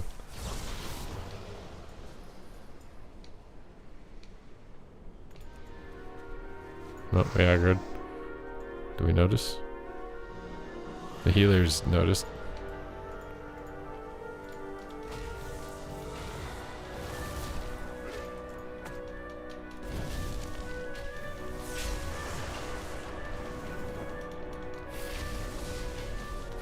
In a BG with max uptime? Okay, that's really bad. Do they increase the XP from dungeons? I have no idea. It's just this is the most like autopilot thing I can do to level while talking to you guys in the chat. That's why I'm doing it. I just run through one button rotation and I can read your guys' messages and answer your questions and get my characters ready to go for the season at the same time, so that's mostly why I'm doing it. It's not too bad if you have rested. It's like 2 dungeons and I dinged, I think, with rested. I don't think it's too bad when you're like level 80, like because you're scaled really stupidly. Like when you're low level, you do giga big damage. So it's actually really good.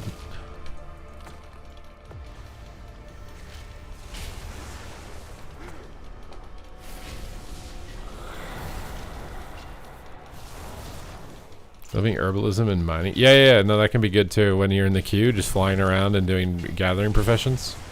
That can be really good. Honestly, I think the best way is to do like dungeons from like 80 to 84. Get your delves done, don't turn in the quest until you're 88. And then do like battlegrounds from like 84 to 88. and then while you're doing battlegrounds, fly around doing professions at the same time. Then that way you'll get level 90 and you'll have full honor gear at the same time. The alt XP boost? I mean, I only have 3 of it, I think. I don't have the max of it. I don't know if it's that noticeable.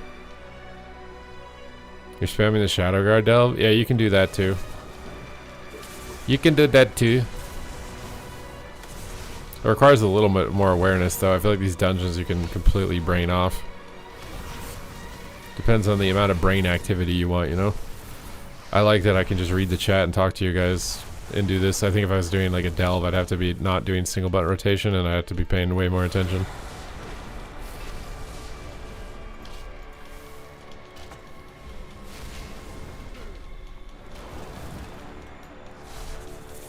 You're making 700k just yeah. No, the profession stuff is worth a lot of gold right now. That's why I think doing professions and BGs from 84 to 88 is actually good. And then turn in all your delve quests when you're 88 and then you're good to go. You'll be farming. You'll have full honor, you'll get full honor gear and your character's ready to go. And you'll have a bunch of gold as well. For what is expected to be very expensive enchants. You know, if they're charging $7 for a tree, I can only imagine how much money they're trying to suck out of gold sinks as well. I saw like RuneScape's increasing their sub price. I feel like MMOs are struggling right now. Like it's not good when old school RuneScape is increasing their sub price.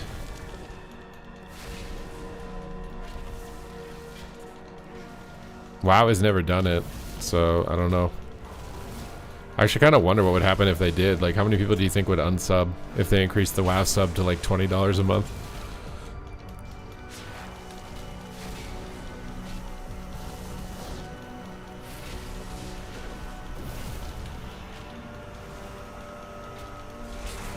None. It would literally, I think it would literally just be $5 extra printed every month if they wanted to do it. Because think about it, like I didn't unsub from my Spotify. My Spotify's like $17 a month now. I didn't unsub from my Netflix. My Netflix is $21 now. And I use Netflix way less than I play WoW. I feel like if you can't get new young people to play WoW, you basically will have to increase the sub price if you want to keep making money.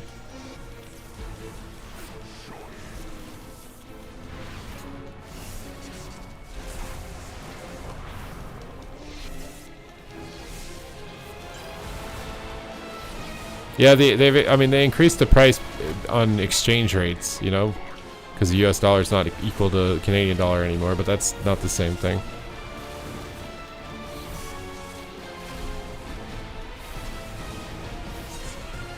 WoW should have even been thought about at that point. What? What did you say? Yeah, well, yeah, you have to buy. You have to buy the sub, you have to buy the expansion, you have to buy the mounts, you have to, oh, you don't have to buy the mounts or the housing decor. If you don't want to.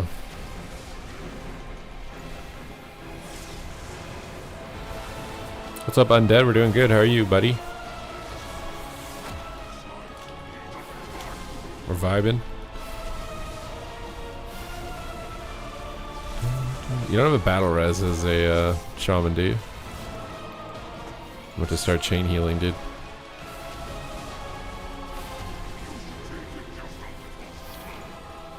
I'm the healer now, dude.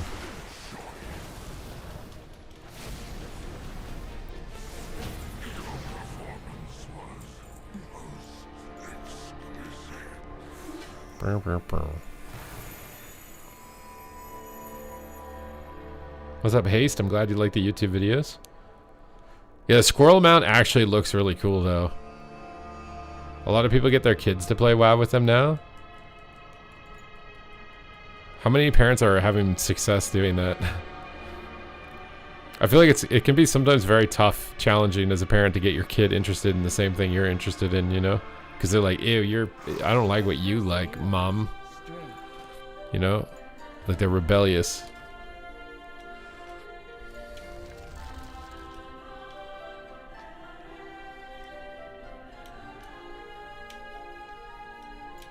You have 2 out of 3 of your kids play WoW? So your sub cost is $60 a month now. You have children, it increases your sub costs. Or do you like share an account? Is that even possible?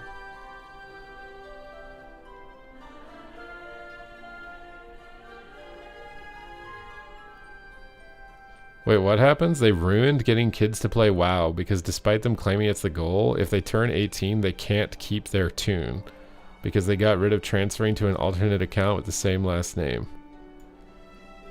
Wait, so they're playing on your account when they're below 18? And then if they want their own account, their character is locked to your account?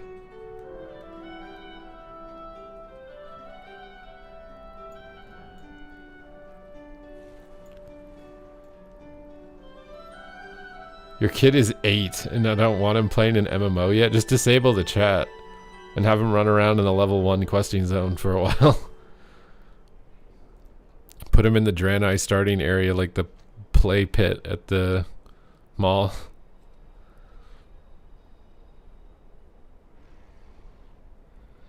It's a sign of the times, like our generation loved this type of video game where it's a full-blown journey. Now it's all about quick satisfaction type of game. I mean, for most people, it's gambling addiction. World of Warcraft's motivations for playing are heavily steeped in gambling. You don't know if you're going to get your loot. You don't know if you're going to get your mount. Like, it's basically a slot machine with a good story attached to it. You know what I mean? That's the primary, that's the dominant motivating factor for people in WoW. Whether they know it or not, whether it's subconscious or it's conscious, that is the primary motivating factor.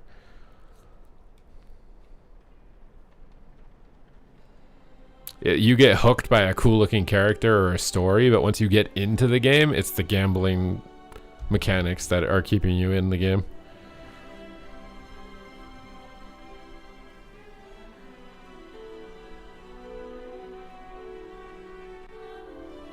Your alliance and both chose Horde. One is on Classic and the other is all PvE on retail, but I'm PvP on retail.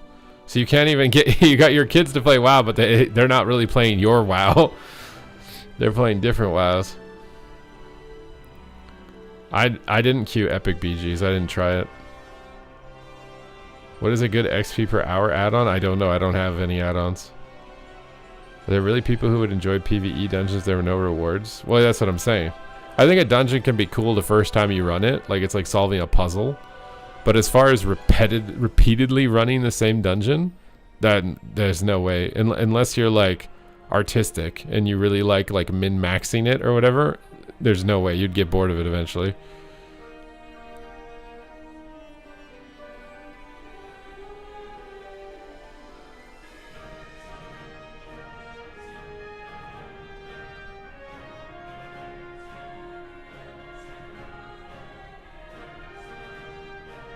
Your dad got banned for hacking. Maybe he's just been playing dumb with you the whole time and he's actually like an elite level programmer.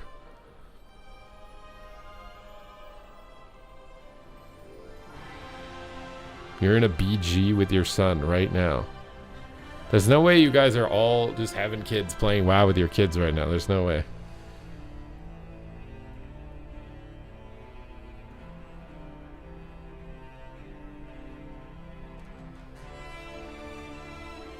I mean, I prefer templates, at least for rated content. Like, I think the rated modes in WoW should be templated. I'm okay with everything else not being templated, but... Your 4 sons love Fortnite and Roblox. Yeah, that's... Fortnite and Roblox are the World of Warcraft and Call of Duty of this generation. In 30 years from now, Fortnite and Roblox are going to apply the same logic to trying to make it appealing to kids again, to get to get young people to play it, when in reality that's just, it was a generational thing.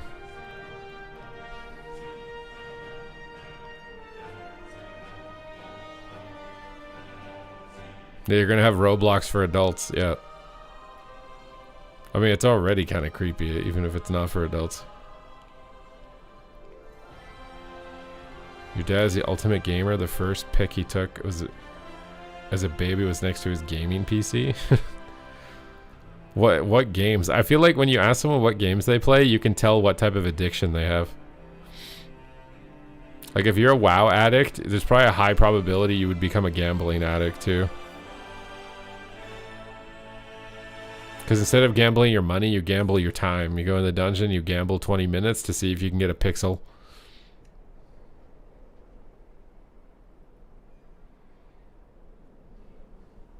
Does Rhett feel godly in 1v1? Rhett's really good in 1v1. Rhett's been the best, one of the best 1v1 specs for like 2 expansions.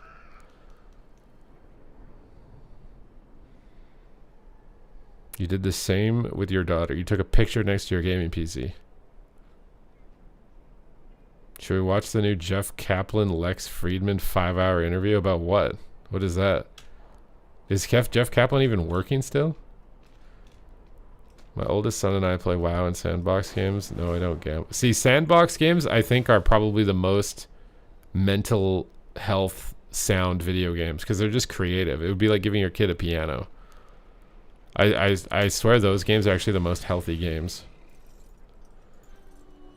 Like I would rather give my kid like Minecraft, I think, just because it's more creative and I don't think it has any like underlining Skinner box type of addiction models.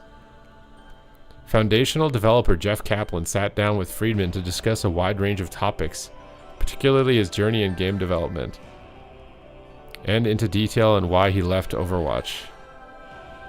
He explained that Overwatch became focused on making money as quickly as possible. According to one former CFO, Overwatch needed to hit a specific revenue target, X amount of money. If it did not, the company would lay off 1,000 people and Jeff would be responsible. This isn't a 2-hour interview, it's a 2-minute interview. In 2017, and what eventually broke me was it used to be like in 2016 and 2017, I felt very in control of the Overwatch team and the direction of the game as a game director, you know, working with Ray Gresko as the production director. It felt like we were running Overwatch. And we were very, very successful and doing a good job. And I think the fans were happy. And then as we transitioned, you know, Overwatch League was the best intention. You know, my parents always say the road to hell is paved with good intentions. That was the Overwatch League, and it ended up being an albatross. What does that mean? And then Overwatch 2. What does that mean? I need to Google that. What does albatross mean?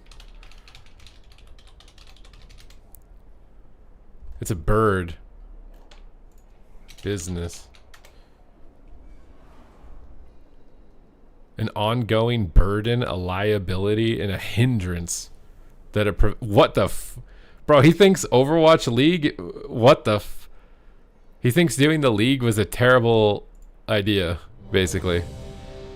Was the same thing. And what it boiled down for me, like what sort of ultimately broke me in my Blizzard career. I mean, I'm not gonna lie, if they didn't do Overwatch League, no one would have cared about the game. No one would have cared. I don't know, bro. It would just become like Heroes of the Storm. Nobody would care. The company put too much pressure. Well, yeah. I mean, I was saying that the other day. I feel like they wanted to make esports profitable like overnight. They're like, this needs to make money now. Make it make money now. And so they accepted contracts that were really bad. Like they were good short term, but bad long term. Like YouTube exclusivity. That was good short term. They got a lot of money. But it killed the growth of their programs because none of their programs started on YouTube, right? That would be like me signing, I don't know, what's a platform that you're allowed to say the name of on YouTube and Twitch? Like I'm gonna start streaming on X only. I would lose all my revenue. I'd lose all my growth. No one would know where I went. It would be like I fell off the face of the earth as far as a streamer. That's what happened to all the esport leagues when they moved their programs from Twitch over onto YouTube exclusively. They lost all of their visibility, and every program shrunk significantly, even despite when they coming back. Like they came back after the time limit on the YouTube contract. That killed all potential growth doing that. I don't know how much money they ended up getting either for doing it. But I feel like they just overextended so hard. Like they bought like They bought a giant stadium. I remember going in there doing the WoW tournament with the Overwatch stadium. It was like, bro, like you're buying stadiums before you've even proven like where this is gonna go. It's just, you're just assuming it's gonna be bigger than League of Legends.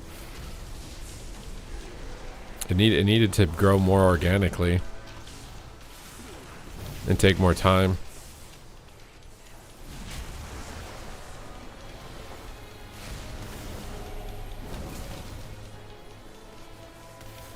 Yeah, but the long-term goal is fundamentally what gets you the biggest profit, is the thing. Oh, crap.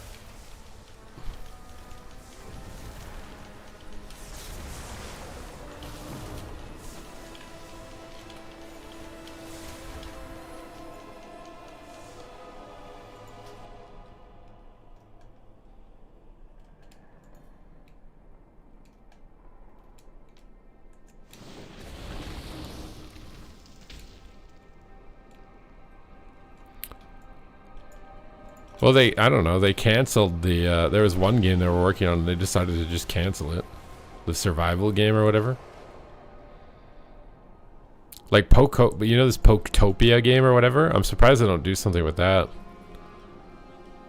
Blizzard has such good IPs and they're just not attaching them to any modern successful games, you know? Like, why not make a Baldur's Gate, you know? With StarCraft lore. Make a Baldur's Gate in the StarCraft universe. Make a, what, you know what I mean? Like, taking it to do what Blizzard did before, which is just copy people. take these existing genres that are doing well and just reskin them with your franchise. Boom, you're done.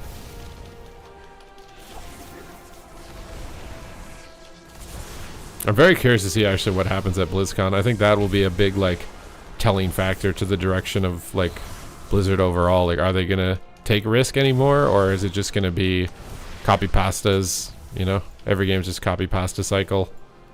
I really feel like this BlizzCon is gonna set the stage for a lot of stuff in the future.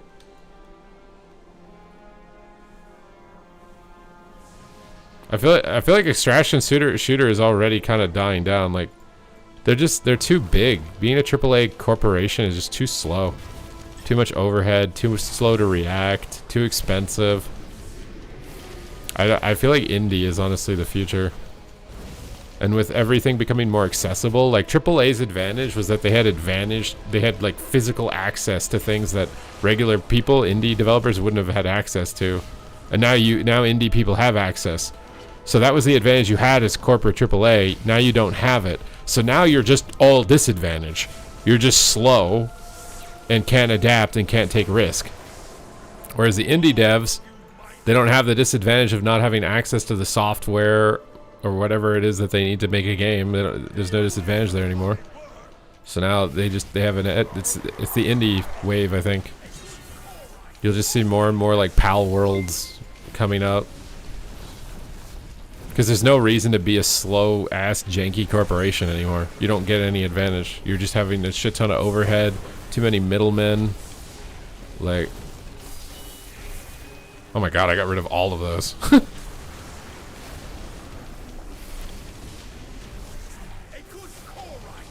That's what I'm saying. There's too much. You're just too bloated. And because you're bloated, it also means you can't take risk. Because if you take risk and you lose, then you can't pay everyone. So it just means that you can never adapt. You can't grow. You can't maneuver. You're literally just all disadvantaged as a corporation. The only advantage you have is brand and franchise, like franchise brand. That's your advantage. Which obviously, I think they're using that to the most effective way you could possibly use that. But if you want to like grow or, you know, into new directions and stuff, you can't not take zero risk. But this idea of like hiring a AAA game dev, like, oh, let's hire the guy who made Call of Duty or whatever and he'll make us rich, I feel like that's over. I don't think that's a thing anymore. Your judgment has been clouded by the void, as it always does. My vision has never been clearer. Am I going to focus on PvE this expansion? I'm doing both. I'm going to do some Mythic Plus and some Dells on my Druid as Guardian, and then do PvP as well and a bunch of stuff. Well, I mean, it's just like look at how many people. There was a lot of Blizzard devs who made their own companies, right? Like they went and made their own companies. How many of those people saw even remotely any success? Like a lot of the devs are really big name devs too, like really big name devs, like that you would expect to see like big success from after leaving Blizzard. I think not a single one. Not a single one. Not the StarCraft guys that made a different StarCraft. Ghostcrawler's MMO thingy that was going on. Chris Kaliki's extraction shooter, his literally servers are going offline. I think he's trying to make it a single player game or something. I literally think not a single Blizzard dev that left Blizzard to try and make their own projects succeeded. One of the reasons I think that might not have succeeded is that they tried to apply the corporate level of like staffing, you know, like they had a bunch of employees, and again, they're basically like a corporate level of cost. It was just not going to work.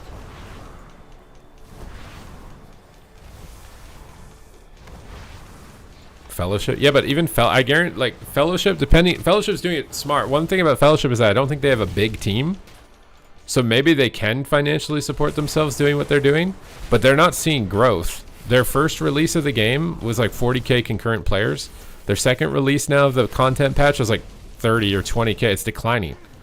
So like if Fellowship continues that trend, it will be servers offline in a year. What a miserable display. But what's funny is that I think Fellowship made Mythic Plus and WoW better. Because if Fellowship didn't exist, I don't think they would have adapted their formula in Mythic Plus. But because Fellowship existed, I think they actually made meaningful improvements to Mythic Plus. But Fellowship is going to probably go servers down. Chris Kaliki's game, servers down. Ghostcrawler's game, no funding. The Stormgate RTS recreation from StarCraft Diablo devs, gone. No one's playing it. So like, I don't know, bro. We're in like a high risk landscape right now when it comes to games. The Riot MMO, and then even Riot released a fighting game, and I was excited for that fighting game, but then I looked at how they designed it, and I'm like, why did they do that? Why is it 2v2? What the fuck? Why didn't you just copy Super Smash Brothers? I swear, all you had to do is copy Super Smash Brothers with League of Legends skin, and put a leaderboard. And I would have been so happy with that. I would have been 100% on board. But it's like a 2v2 janky Guilty Gear. And no one's playing it. So like, you guys think the MMO is going to be some big thing, but I don't know, man. The stats say otherwise. The stats say that most modern games coming out, even if they're from Riot, are all just failing. Unless they're leeching off of nostalgia or existing franchises, they're all failing.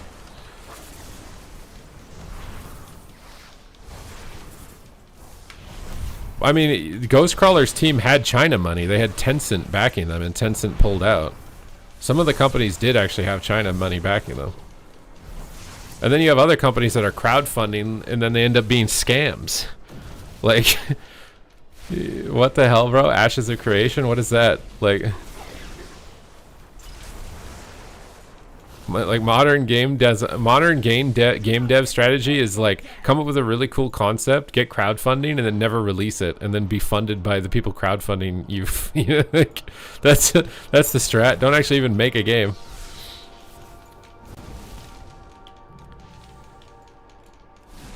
They don't want steady decades. Yeah, I mean, I guess, I don't know.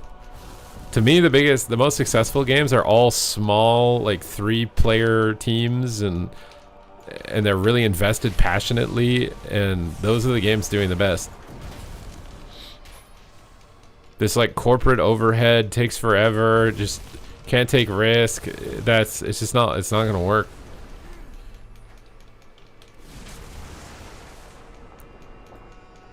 Well, they tried making money. They did the real life auction house. I don't remember why they got rid of it. They had Diablo 3 real money auction house, didn't they? I do think that like your game kind of needs to have a way to make money, because that's what the streamers, right? Like streamers only play games that get them viewership. If your game doesn't get them viewership, they don't play it. Either you have to pay them to play it to lower their viewership, or they're just only going to play the games that increase their viewership. They're not like, streamers do not play games for fun anymore. Streamers only play the games that they think are going to increase their viewership. They only collaborate with people that they think is going to increase their viewership. They only like. You're done with BGs? What class are you playing? I mean, you also probably just got unlucky getting 4 healers, man.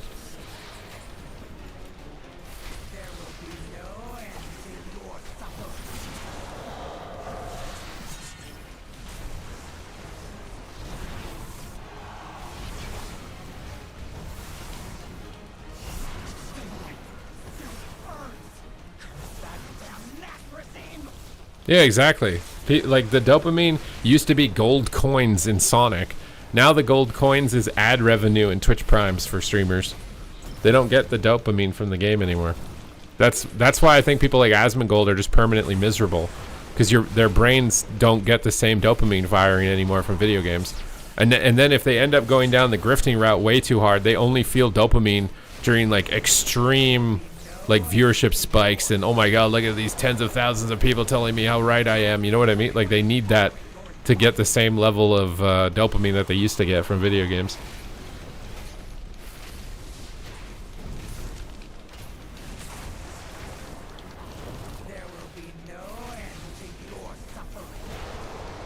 I've been having fun with PvP. I think that BGs with 4 healers is stupid though. But outside of that, I think it's fun. I don't think the game should ever let you queue with more than 2 healers in the group, and your BG should never be allowed to have more than two healers in your group. You got the last conduit. Make sure to send them over.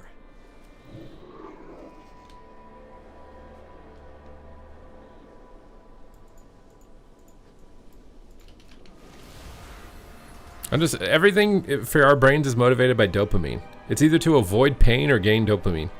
And most people, they've moved past dopamine from video games. But they want it, you know? They don't want to move past it, but their brain has moved past it. You know what I'm saying? It's not like, that's why they're always toxic and they always hate on the game. Because their brain has physically moved past, it doesn't get stimulation anymore, and they need to do something else. But they don't want to do something else. They just want the game to give them the dopamine that it used to give. But their brain doesn't have those grooves anymore to get the dopamine.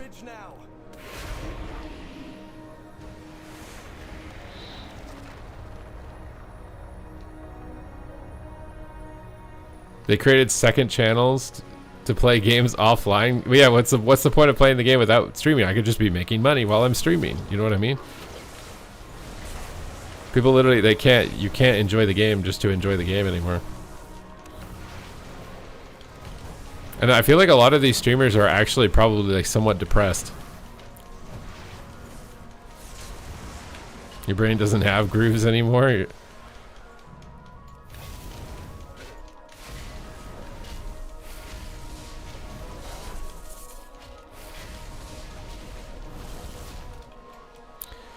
There will be some balancing soon. I think on Friday is when they're going to do the balancing. I think there's a lot of like game creators also that they would really rather be fitness creators, but they tried to do it and they didn't get any viewership. So they're just like forcibly locked in as gaming creators. They don't really want to be, but it's just that's where their identity has been built now and they have no choice. I mean, they do have a choice. They could take the short-term sack, which would be 99% income reduction, on the chance that, you know, in 5 years, maybe it's even bigger than where they were with the gaming. And a lot of them can't take that risk. They might have a family, they might have whatever. They're just old, like, they can't take that risk.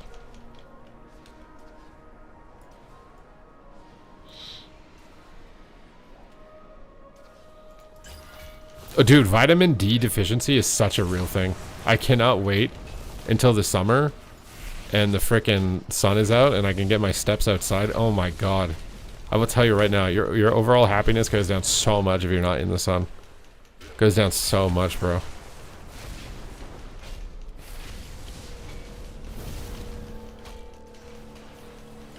But I do think a lot of creators, they moved past the dopamine that video games give them a while ago, but they're just stuck. They have to keep doing it.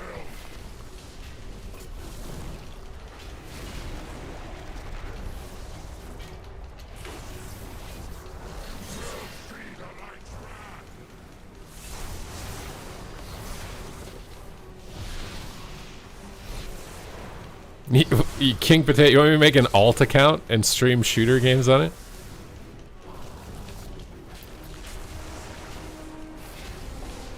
The thing is like there's a reason people want to watch you play, right?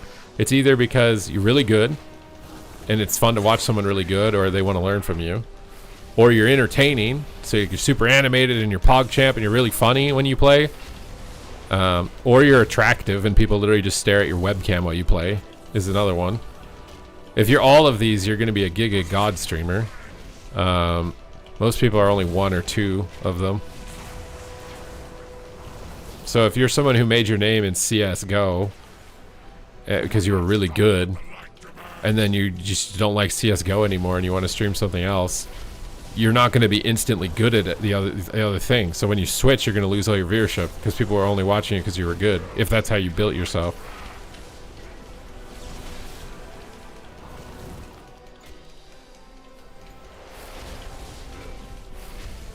I can believe Soda Poppin is a gamer. I think a little bit of his just like taking sponsor money, but I think he is a gamer still. I'm pretty sure. He's not just like locked in because he built himself like that.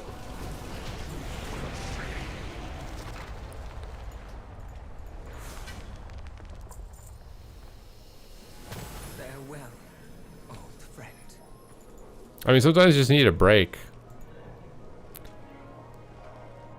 You know, you've played, you know, that you've seen the cycle of the game. You just need a break. I don't think it's unfair for someone to like take a break from whatever it is.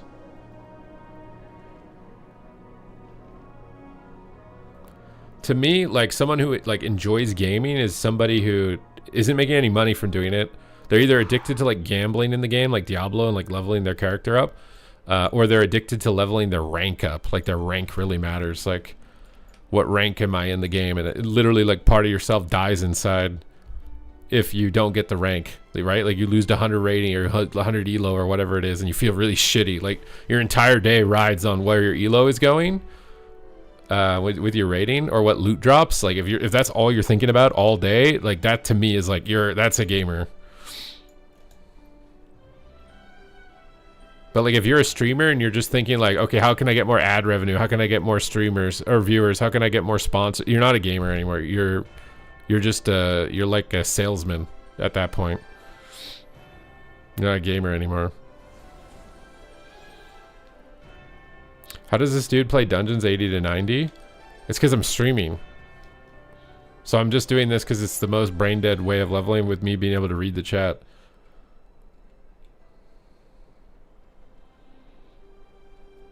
I like Midnight so far. I think the class tuning is probably going to make or break how long people stay playing it.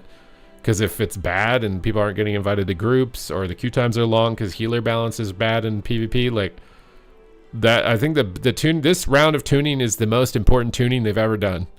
And they've had 2 expansions, you know, of like locking in on possible tuning changes. So like, I really think that it's make or break. But even if they perfectly do it, eventually they'll have to do more tweaks because people will get bored. It's like Marvel Rivals. Like, oh my god, Deadpool's out, this is so fun. And then like 3 or 4 weeks of it, you're like, oh, I'm fucking bored. And then they have to rebalance the game.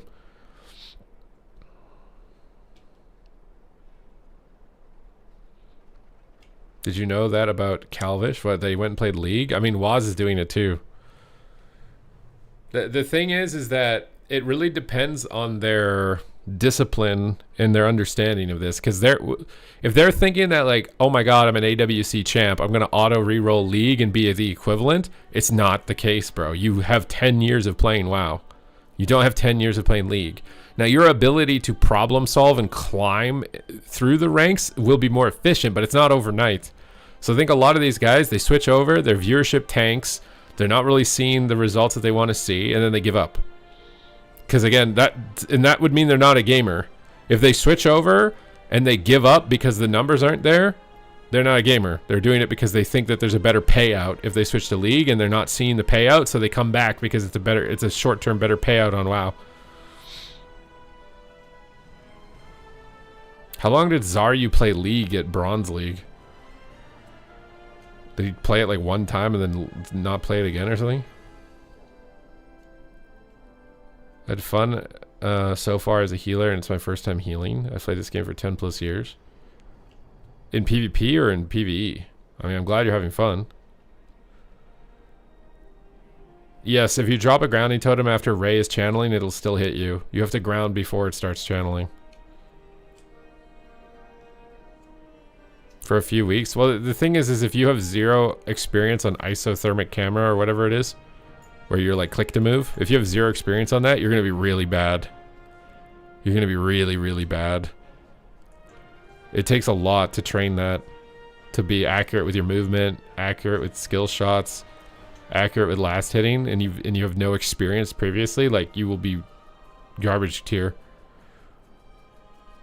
It would be like me. I've played saxophone for 20 years, right? Like, I'm pretty fluid on it. The keybinds on it. If you put me on a fucking trombone, I'd look like an idiot for a bit. Now, I think I'd have the skills that are needed to get good at it eventually. But if I was just to go on it first day, like, I would just look like a complete idiot. Because it's not the same keybinds. It's not the same rotation. It's not the same whatever.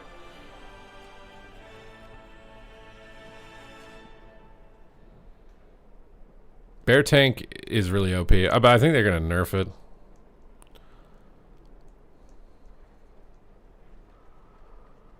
Yeah, you have keybinds on saxophone. You have alternative keybinds too. It's not even just one keybind for one note. You have alternative keybinds. And you have extended keybinds. And you can make notes with your throat on top of that. So you have throat binds, finger keybinds. There's even tongue keybinds. And then there's diaphragm keybinds with how fast you blow or how slow you blow. Macros? I don't know. There are macros for guitar. You've probably seen them. You like attach it onto the neck of the guitar and it pushes strings down for you and like basically plays the chord for you. That's a macro for guitar. That's why they call you the throat goat. I don't think you can call me the throat goat, my guy. Peacecraft, thank you for the $5.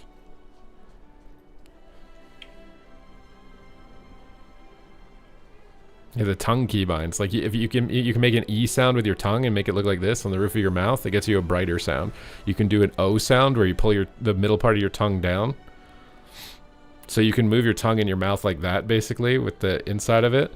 Then you have slap tongue, which is you suction your tongue to the wood on the reed, and then you slap it off like it's suctioned on like a plunger, and that gives you a different sound. And then you can do doodle tongue, double tonguing, where you tongue with this part of your tongue and you tongue with the back of your tongue, so your tongue's doing this in your mouth while you're also blowing air and you're also thinking about where your fingers go. This is why when people say the saxophone's an easy instrument, it's like, yeah, if you sound bad and you're just playing like the regular normal notes, it's the easiest instrument. But if you're pushing beyond it as a beginner, it becomes much more challenging.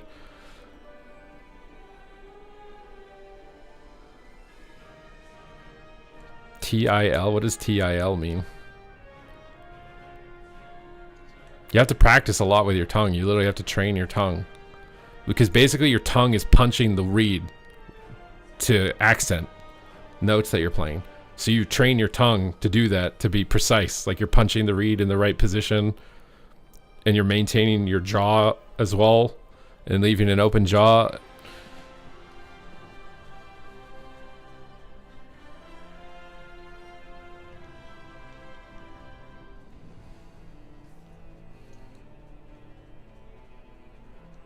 What am I talking about? I'm talking about saxophone. This one time at band camp. Honestly, I should make like TikTok shorts of this and make it like innuendo, you know, like. Is Sea-Doo no longer a gamer? I think he's kind of not a gamer anymore, yeah, if he's doing the gambling, because I don't think he actually likes the gambling. Maybe he's addicted to it, I don't know, but. Well, we'll have to see. If he doesn't come back and compete, then I think he's done being a gamer.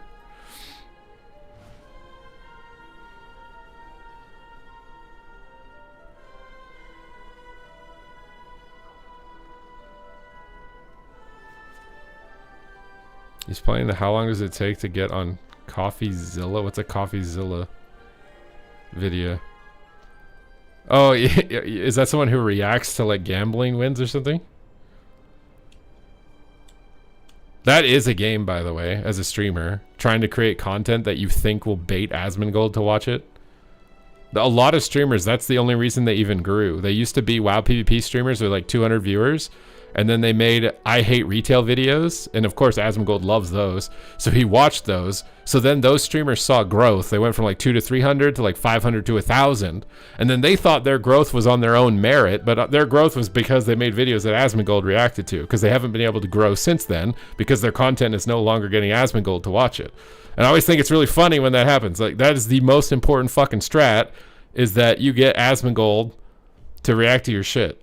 And then you're just boom. It's the biggest growth overnight that it matters more than literally anything.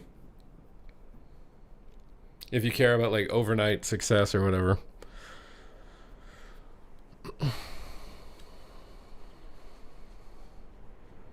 He's the guy who exposes scammers. What? Who's scamming? I'm not gonna lie, I see tweets from some of these guys doing slot streams, and they're like, remember when you're having fun on ... .com, use my promo code. And it's like, I know that promo code, when somebody is gambling and loses money, it means that streamer gets a part of the money you lost. So it's basically like, have fun losing money and make sure to use my code so I get some of it. It seems so fucked. I swear it seems so fucked. Like, what? It's not even just like, you know, like they're gambling or whatever. It's like they're getting their viewers money when they lose. That seems so scuffed to me. It seems so scuffed.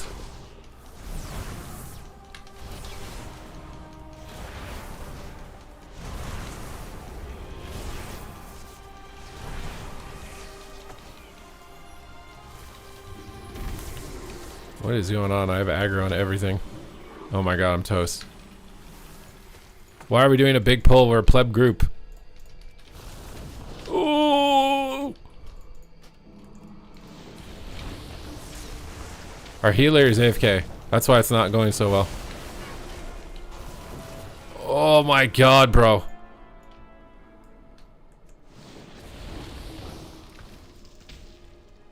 Stock trading gurus work the same way. If you sign up to the exchange, they get a kickback from it. It's insane to me. Yeah, it did used to be against the terms of service to do the gambling stuff. I don't know when it changed.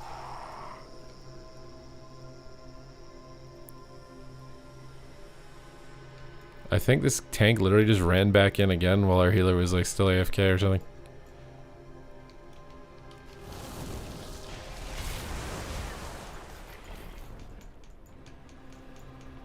You would always sign up the dumbest looking dude. I'm just wondering at what point the gambling companies are going to screw over the streamers. Because I feel like there's like, I can't believe that the streamers are making the websites that much money. And if they ever feel like they're not getting their profit, like they're going to come for the streamers, I feel like. This is like cartel blood money. Like, they're not just going to not make a profit. So if it ever stops making them money, there's got to be some hidden strat to get that back. But why am I tanking mobs? And our healer's AFK.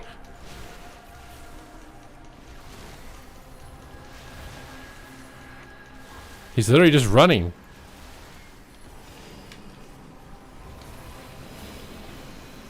Bruh.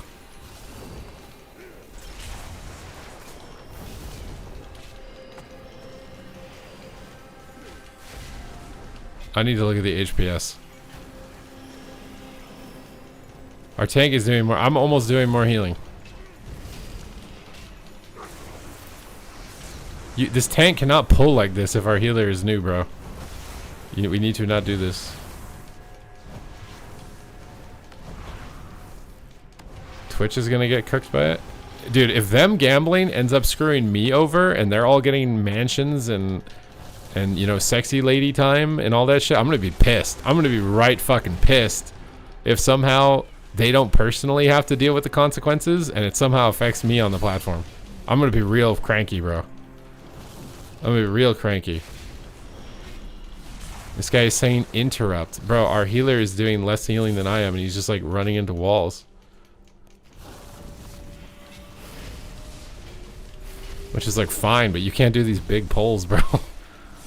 He's not built for this.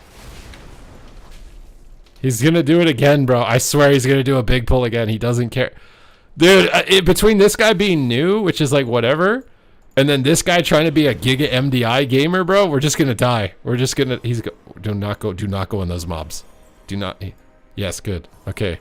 He's level 90. Like, he must have done this dungeon at some point. Right? Oh my god, we're doing a Giga pull again, dude. Is he, do you think he's like feeding a baby right now or something? Is that what's going on?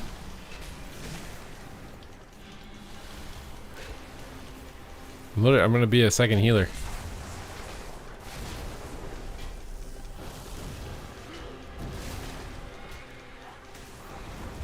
Oh yeah, exactly. I mean, that's the main disadvantage of being a WoW PvP streamer, is that nobody's gonna make a game that has a shared audience. So like, for example, I don't know why Fellowship wasted their money paying people who do PvP to do Fellowship. That was just, the audience is not shared. You pay people who do Mythic Plus. Where are we? What are we doing? Where's the shaman? Why is no one tanking? Where is the healer? Why is he dead? Where are we? I'm not attacking. What is going on? Can I attack now?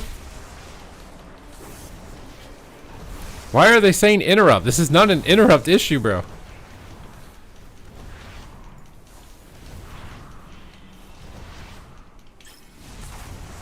Oh god, dude.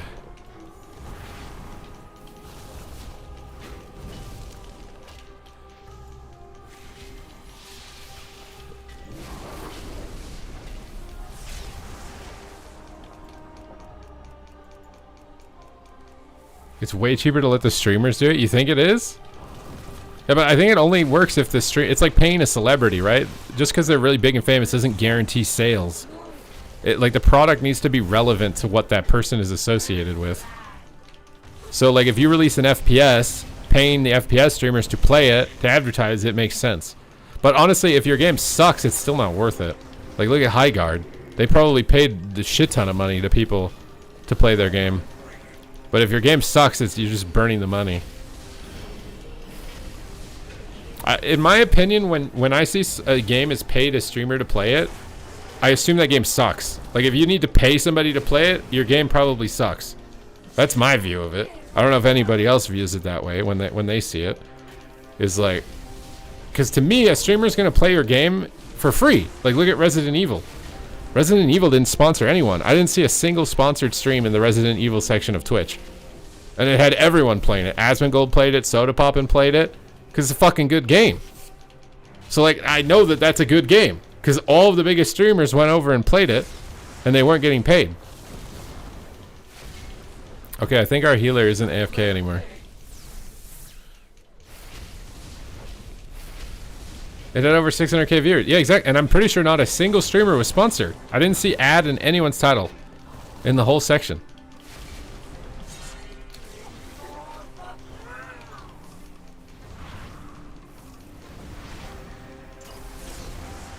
I mean, if you're not having fun with it, my guy, you definitely should take a break. Don't play it if you're not having fun.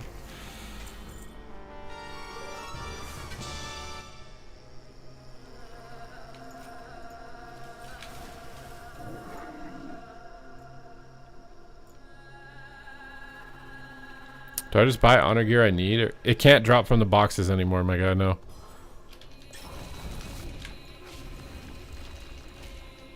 Does Dwayne not taunt anymore?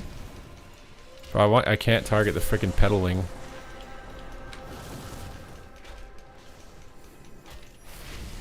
Wait, did it die? Where did it go? I think it just died.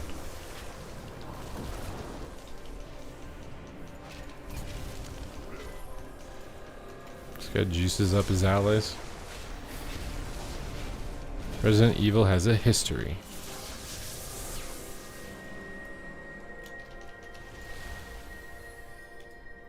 I mean, I'm trying to think of a game that came out that didn't have any like streamer sponsor stuff going on.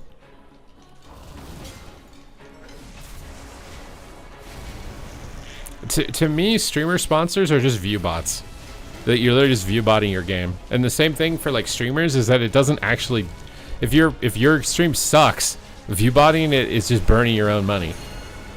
You know what I'm saying? Like you're view botting a good stream can have benefits, but if your stream sucks and you view bot, you're literally just burning money. I think it's the same thing with games. Like if your game sucks and you're paying streamers to play it, you're just burning money. But if your game is really good, it can work for you. Wait, what? Oh my god, it targeted me. Oh shit. Can I attack while I'm being chomped on?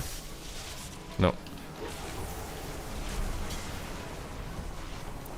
It's good for one-time purchase games. Maybe, yeah, if the streamer manages to trick everyone into playing it. But it's like at that point, like I just don't even trust streamers anymore. Streamers used to be the front line, you know, for the average person to be like if something was worth their time or their money. And now it's just I think it's not. Most streamers is just they're just recommending you garbage because they're paid a lot of money to recommend it.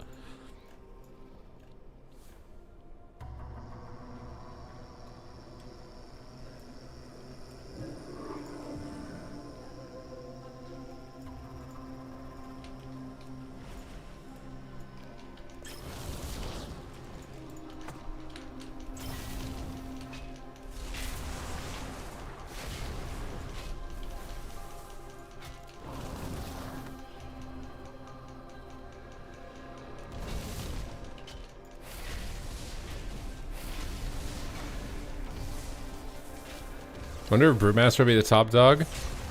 I mean, I think they'll nerf Brewmaster. Every tier list I've seen for Mythic Plus, Guardian and Brewmaster are both the top tank.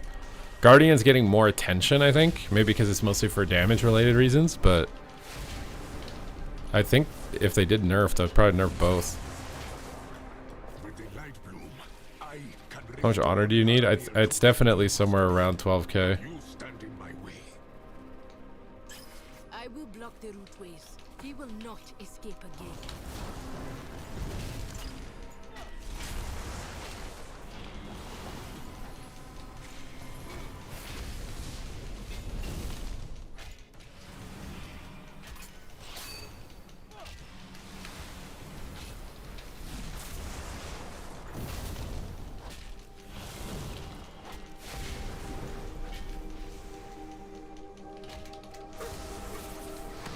What's up, Mighty? How you doing, dude?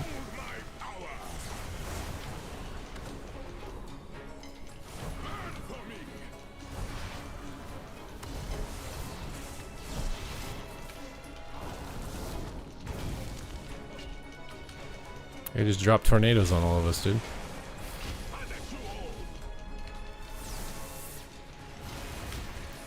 Yeah. Oh, they don't nerf tank damage? I mean, in PvE, yeah. But in PvP, I don't know. I mean, most people hate tank specs in PvP because they can't die. So, like, nerfing Frenzied Regen on Guardian in PvP would be better than nerfing their damage. Nobody cares if a tank does, like, okay damage. They just don't like fighting something that's immortal. Guardian Druid's immortal because during Incarnation, their Frenzied Regen has no cooldown. So you literally just can infinitely Frenzy Regen for 30 seconds. It's so broken. I don't know why it's not broken in PvE either. I feel like you can survive like almost any mechanic. You just sit there button bashing Frenzied Regen.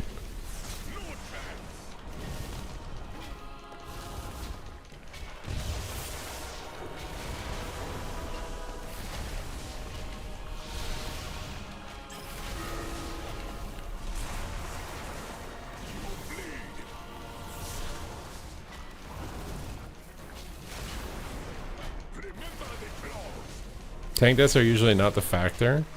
I think it's only if you like ignore a dispel or like a main mechanic or something, right? If a tank ever is actually gonna die, which I don't even know if I like.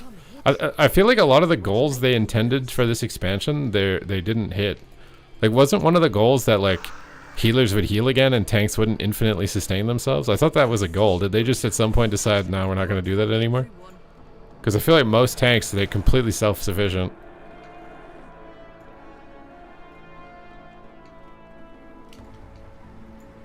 No, please don't do this, bro. Please, please don't pull all of it. Please. Have we not learned that our group is not good enough to do this? Oh, God.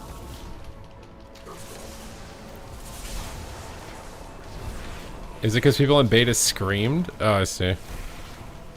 Because I was kind of excited for that. Where, healers were gonna heal again. And, like, everybody in the group takes damage. But this just feels like Mythic Plus in the last 3 expansions. Where the tank's kind of immortal and just spins. And then, the healer has to heal, like, a dot or something on DPS. Most of the time.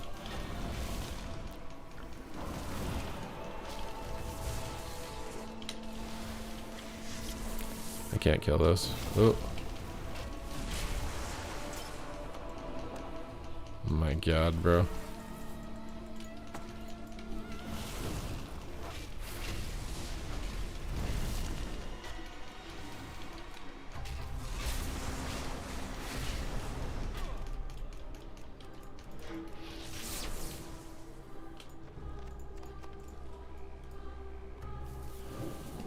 Yeah, healing is still hectic, but it's mostly just like mechanics, right? Like we're not kicking the stupid blind, so that everything gets really hard for the healer.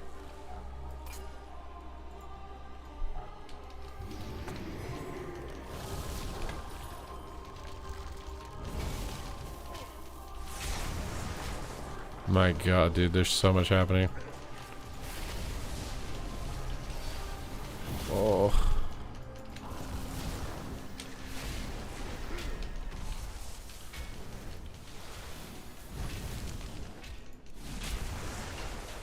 I swear this Brewmaster is really soloing the dungeon. Like, what is that damage right now? Our Ellies are doing like half of my damage combined. How did we even clear this dungeon? I swear the Brewmaster is soloing the whole dungeon. Oh God.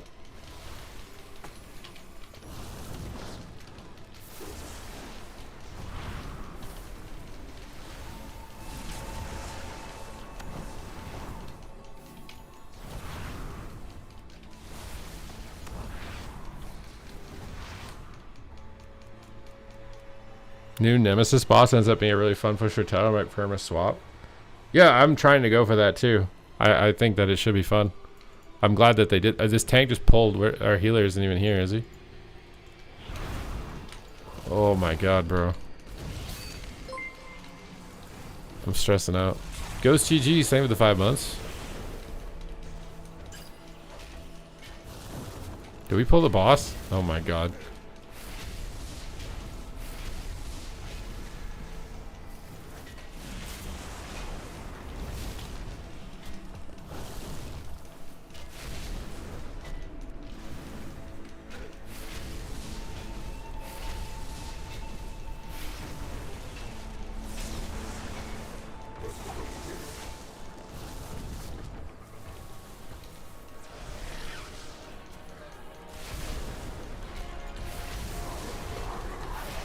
Oh, does Bloodlust not, or does Sated not fall off if you die?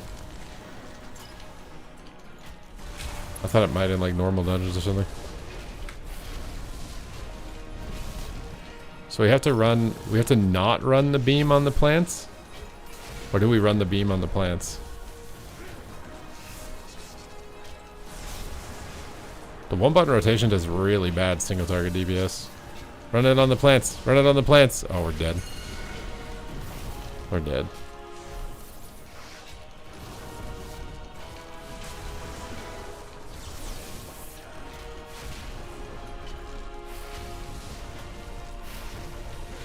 And here it comes. And there you at, boys. I tried to stun some of them, root them.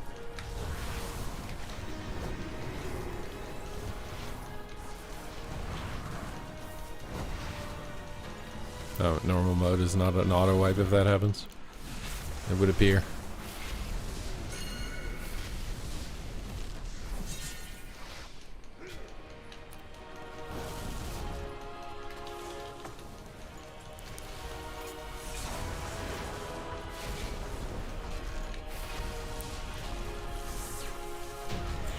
The light bloom is persistent.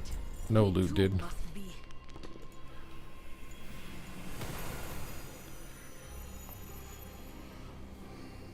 You play WoW in 4K. Yeah, I think the Delve Rank 1 title is a really good addition to the game. It's one of the things I'm most excited for. Who knows though, bro? After seeing these exploits like for leveling, I wouldn't be surprised if somebody figures out how to cheat it and they get like all 4,000 titles or something in like 20 seconds.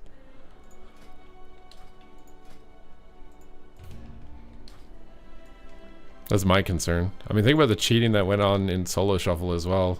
I feel like I'm kind of worried.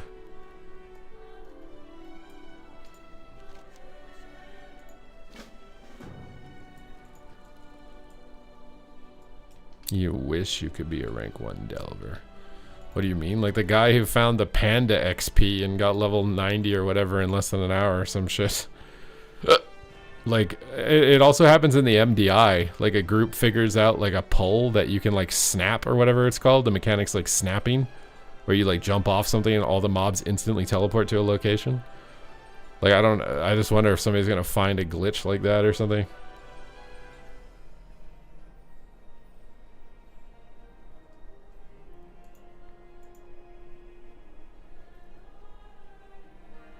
You could spell reflect and kill the Nemesis boss so fast. Wait, Nemesis in War Within, or is that the Prey thing?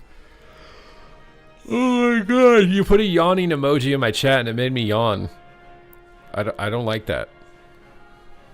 Please don't do that. You missed the mushroom leveling.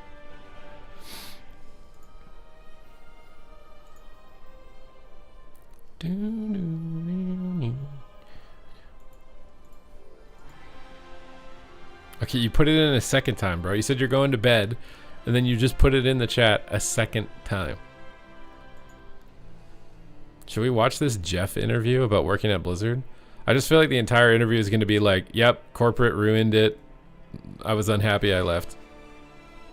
Just as corporate does with everything. Yeah.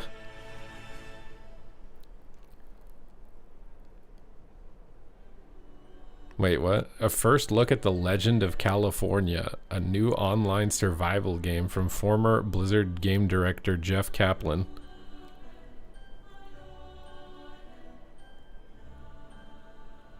Is this real or am I getting trolled?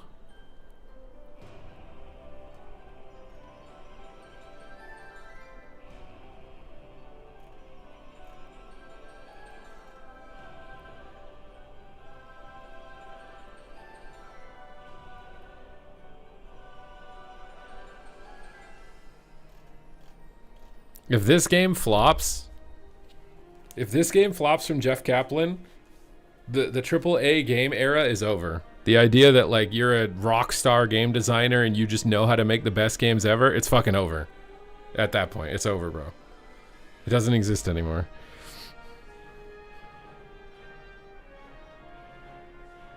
Your friend is leaving WoW since 2019. You can't leave WoW, bro. It has a piece of us. There's gambling addiction that's going to keep you playing. There's the fact that you've invested so much time for all your mounts. There's the memories. There's a combination of a bunch of stuff. The FOMO of not playing when the new one comes out. Like, all this stuff is working against you. You'll never permanently leave. You'll always come back.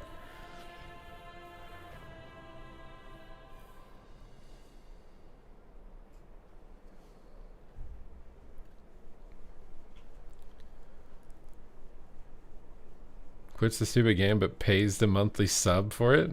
He just forgets to turn the sub off. Bro, I'm way too stingy, bro. If I would cancel something instantly if I knew it was just leeching money out of me.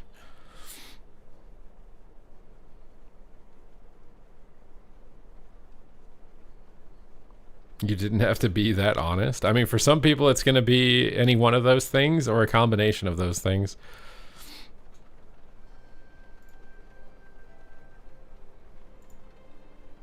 So depending on the reason, you know, you come back, but maybe the gambling dopamine doesn't hit as hard, so you leave because, you know, that's the main reason you wanted to play. It doesn't really hit that hard, so FOMO got you in, but now you're out.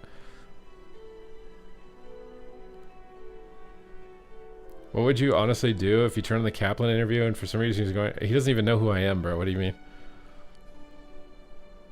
I use Spotify though. I use it at the gym every day. I use that for like at least an hour to an hour and a half every day.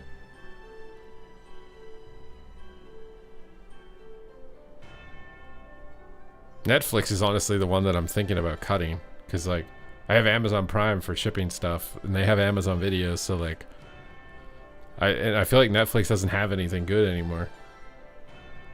So like even if Amazon doesn't have anything good, they both are not good, so like why am I paying an extra 20 bucks for additional not good stuff?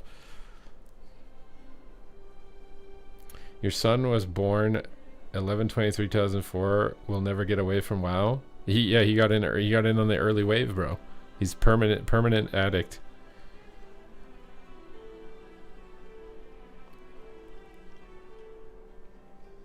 Yeah, maybe I should cancel my Netflix.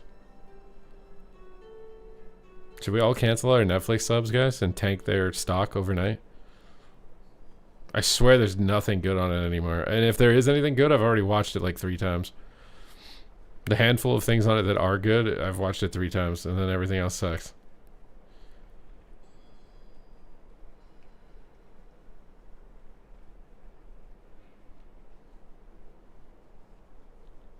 They used to send you a DVD in the mail. DVD delivery, dude.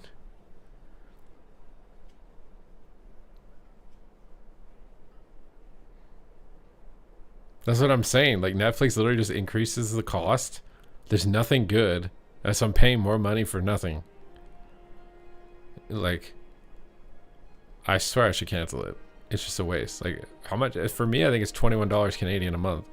So I would be saving like almost $300 in a year. And I've had it running for how many years? I've probably lost $2,000 on Netflix and gotten like nothing out of it. I swear. You're just 30. You're paying like a family package or something. They don't even let you friggin' account share anymore on it. Like, what's the point, bro?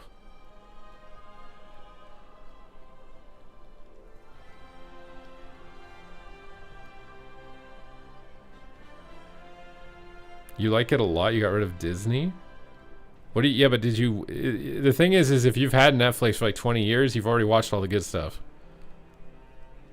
And like, it has some good stuff. Like, it has Jujutsu Kaisen, but it doesn't have the new season. It has Attack on Titan, but it doesn't have the new season. Like, what the fuck? Why don't you just have all of the old seasons? You don't have any of the new seasons. Like, what is this, bro? IPTV is $60 a year and you get everything. What is IPTV? Is that cable? I don't have a TV. I can't do cable.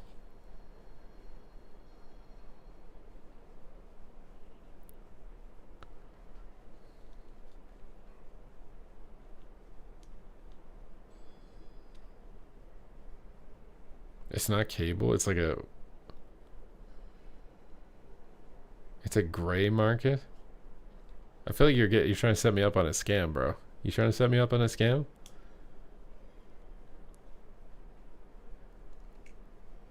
I just feel like the Netflix sub isn't worth it.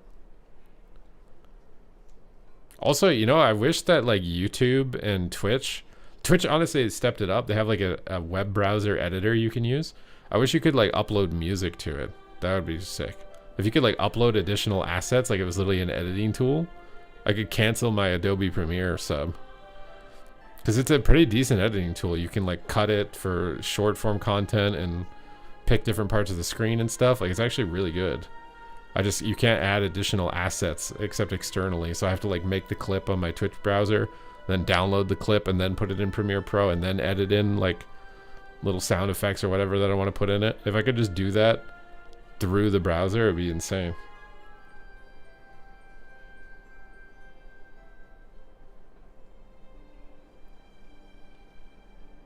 You trying to get some of your losses? I don't know what that means. You have an affiliate code you're trying to get me to sign up for this IPTV thing? Is that it?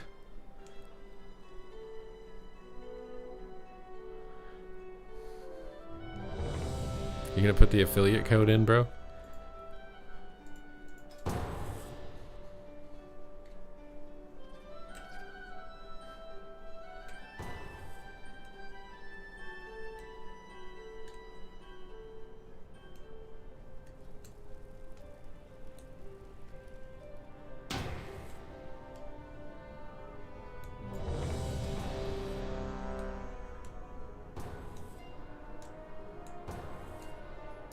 You have 3 different IPTV services? What the hell does that mean?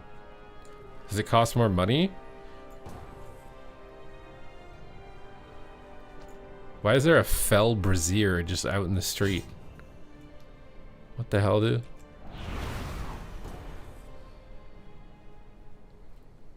I mean, Palomore, I think, genuinely likes RuneScape, and I think also he thinks there's more growth potential there. One of the reasons I think that he'll see more growth potential in RuneScape, though, is because he has big streamers that are collabing with him.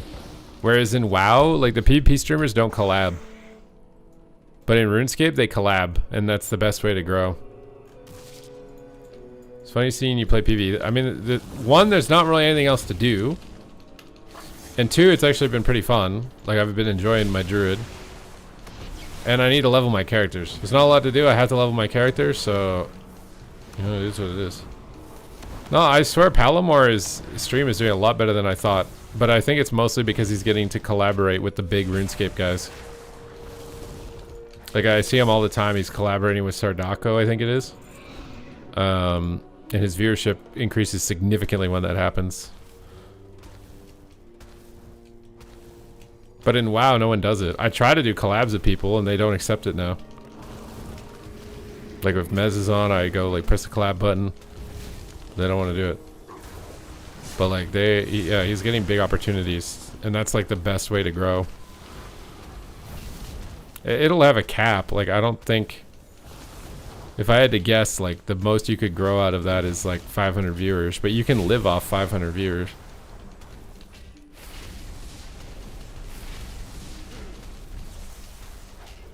So it depends what you want. And honestly, like, going beyond the 500 viewer, going into the 5K viewer count, you kind of sell your soul at a certain point. To be able to get that big and keep getting bigger. Another bag of coin. I don't think we clicked the guys at the beginning. Oh my god. He be the one bringing my people here. Keep out of his way. For now. Who be stealing my kill? Collab with the small guys? Well, they're just never on. Most of the WoW guys left. I mean, I try to collab with Party Waffles and whatever, but a lot of them don't want to do it unless you're like playing together or whatever. But I swear, like, every other streamer is doing it. And it's actually so OP.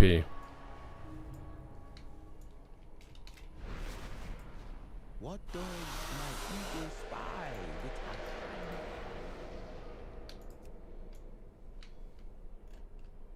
How do we know to skip, but we didn't know to click the guys? I'm so confused. We're gonna aggro that. I don't think they can make the jump, dude. Oh no, he's trying to make the jump over here, bro. Oh, the guy. Oh no. Oh no. Oh no, no, no. Oh, he reset him with Feign Death. Oh my god. I swear if we kept jumping, I was gonna aggro all this trash into the boss. Why does he sound so creepy? He's like, my little kittens. You're such a good catch. He literally sounds like a predator, bro. Like, what? The boss is so creepy sounding.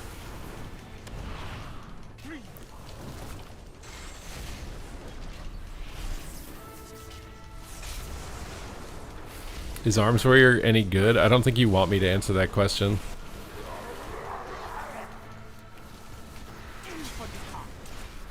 I think I have to get hit by this, or...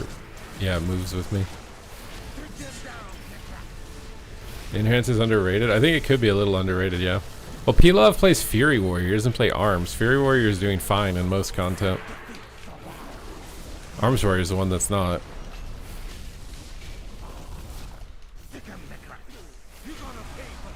Oh crap, you have to kill the bird too, I didn't know that. I thought you just rezzed the bird if you killed the bird. How much of an enrage is this? 60%?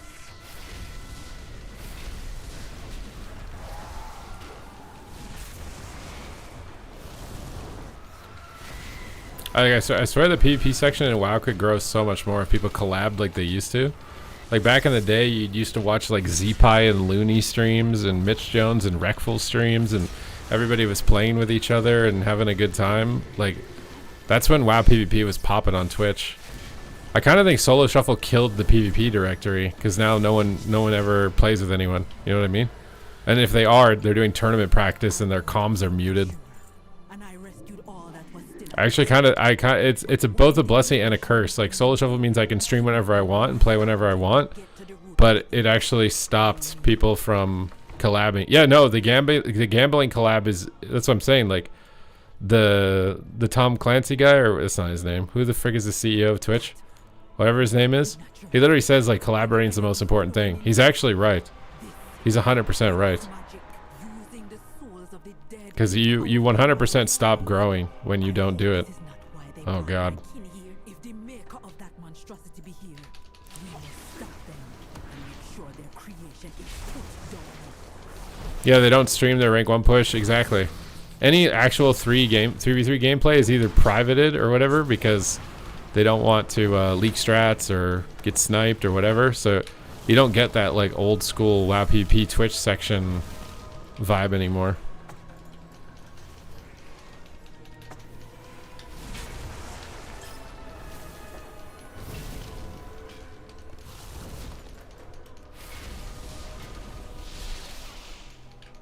That's what I'm saying. That's what I'm trying to say. Like, watching people do 3v3 with each other back in the day was just infinitely more fun. Like, Shuffle's okay, but it has a cap.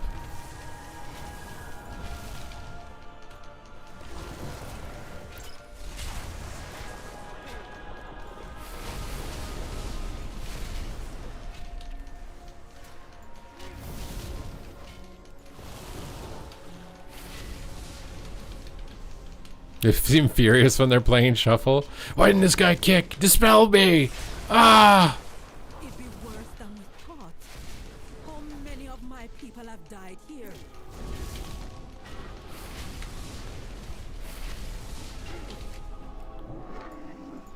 Wait, what's going on?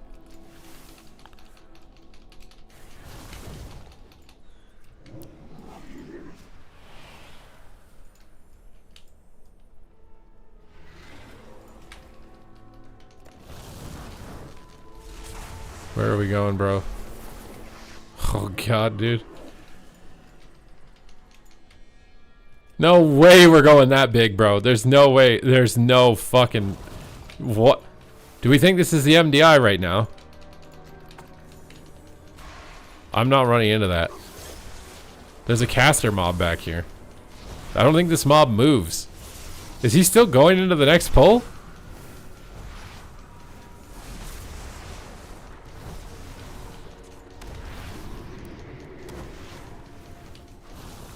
That mob doesn't move. We have to go back. We're just... Okay, we're just not gonna go back. I don't know what happens if we don't go back. Does that mob just eventually teleport or something?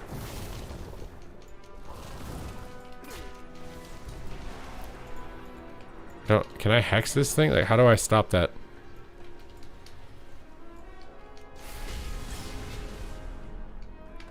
I have to sit here and kick it.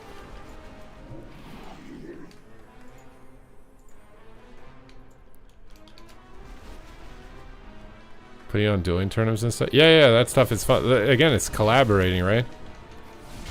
It would be nice to do like some community tournament stuff. The thing is like a lot of people won't sign up unless it's a lot of money. It's like they're entitled or something, you know what I mean? Like a lot of the best PPers won't sign up for a community tournament unless it's a significant amount of money. And it's like, bro, your stream has 50 viewers. Why do you feel entitled to like a $10,000 community tournament? You know what I mean? Like it's weird. Like, we have to grow this community from the fucking ground up. But I feel like a lot of people feel entitled.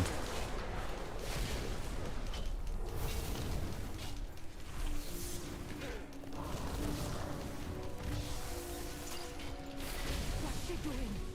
She's rending the souls, twisting them, feeding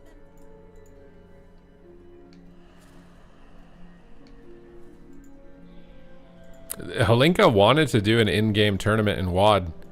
And then Sidu complained about the fact that he didn't think he'd be able to play in every single tournament.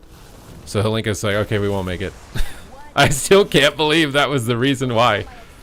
That was legitimately the reason why. Oh my god, bro. I think we just pulled more than... Holy shit.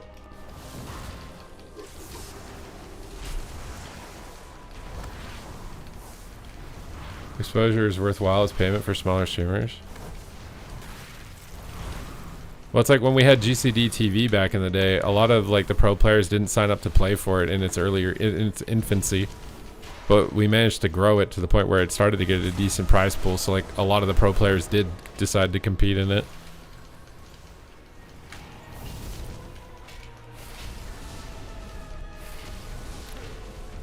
You have control over the ads. I mean, I have auto ads.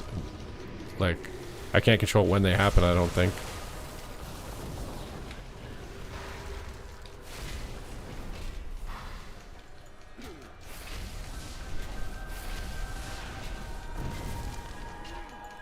Well, yeah.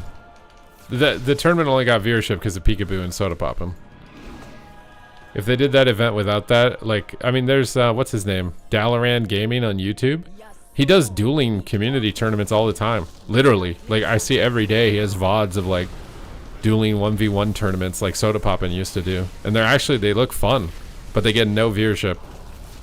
If Soda Poppin' randomly decided he wanted to do that again, like in MOP, where we did like a retail 5v5 1v1 event or whatever, it would expand so insanely fast, your mind would be blown. I don't know how you can objectively say that you think TBC PvP is better balanced than retail also. I feel like that's so fried. There's no way.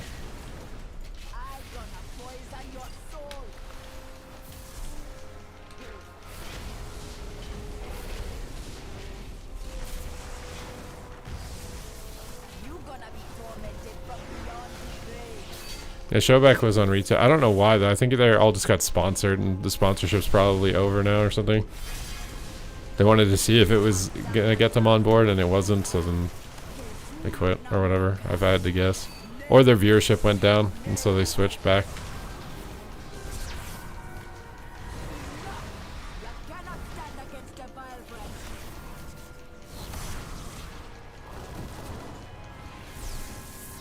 Yeah, I mean, maybe it's... I mean, the commentary is important. It is very important. Good commentary will, like, in all fairness to, like, GCD TV when it started, if Venrukia and myself didn't get involved, I don't think it would have even gone anywhere. Because the original commentary that they had at the time was just not good enough to get any growth. So the commentary is very important for growth.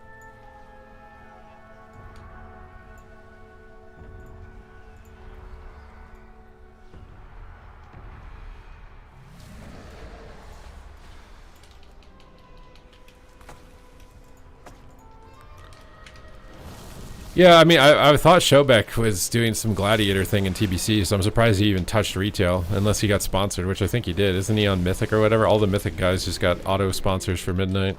So they all just were like, yay, we like Midnight for a day, and then logged off of it forever after that.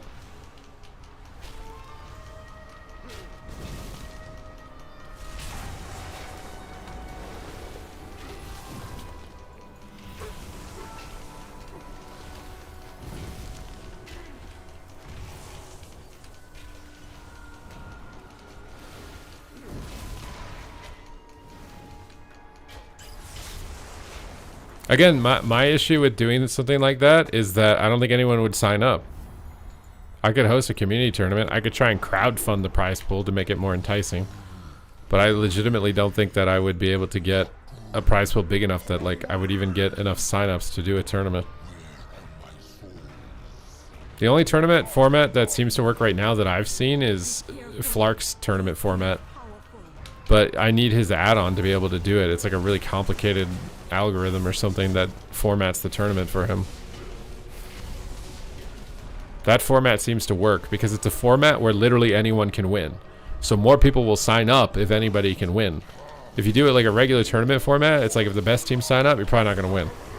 But Flark's tournament format, you legitimately can win as anyone. You can win as anyone when you sign up.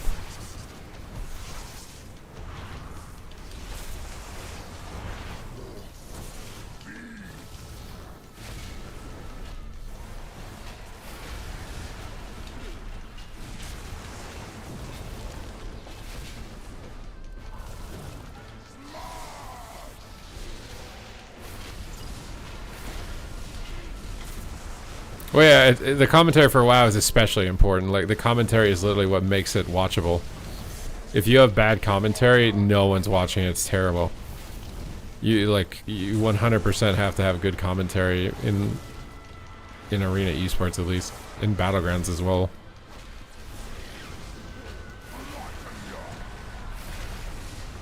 Like other games, you can kind of get away with piss commentary, right? Like Super Smash Brothers or whatever, you can just kind of be hype and talk about random shit, and it's probably fine.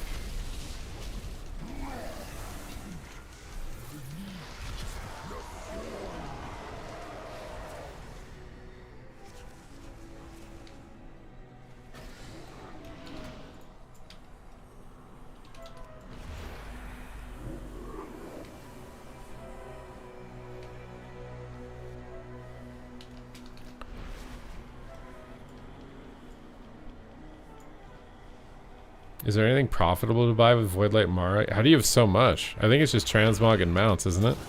I think you could buy gear for your alts, maybe? Honestly, I should buy that gear on my Shaman. I think it's like 180 item level. It's actually crazy good. Should go to all the renowned vendors and just get that really quick.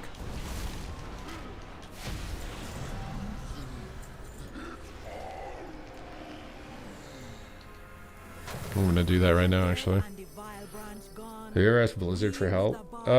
Usually with Blizzard, it's like, I don't think they've really ever helped anyone. It's more that if your prize pool exceeds a certain amount, Blizzard has to basically like approve your tournament. I think it's $10,000. If your prize pool is $10,000 or higher, you literally have to get Blizzard to approve your tournament, or you can't run it.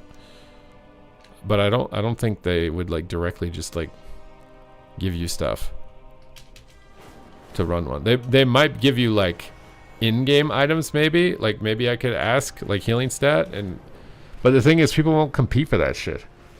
Like I could probably ask him and he might be able to give me like player housing decor codes or what, you know what I mean? Like game shop codes, BattleNet balance maybe. But I don't think they will just give you cash. There's no way.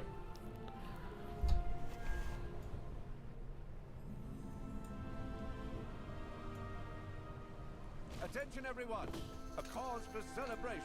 Our dear champion has arrived. Wait, is this Marley? Is this account wide? I thought it was account wide. Is it not account wide? How do you mail it if it is?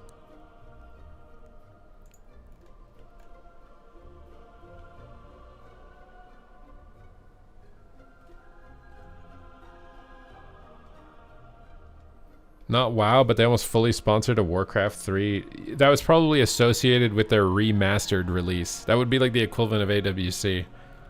And I don't think they're going to do it again. It was probably targeted, directed marketing around their Warcraft remastered release. Change the option? Oh.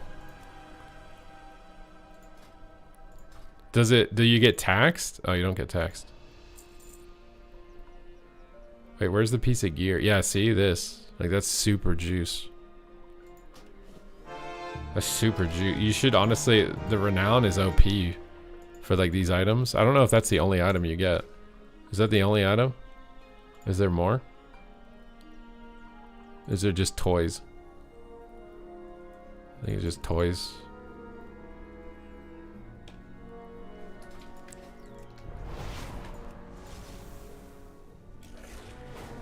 There's an epic piece?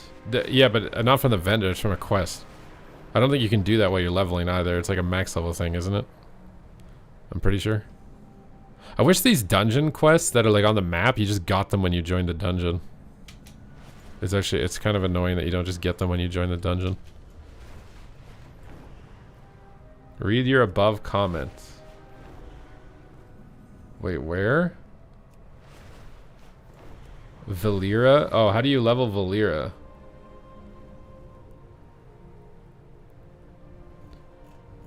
Wait, if you do 200 delves, Valera is like Giga OP or something?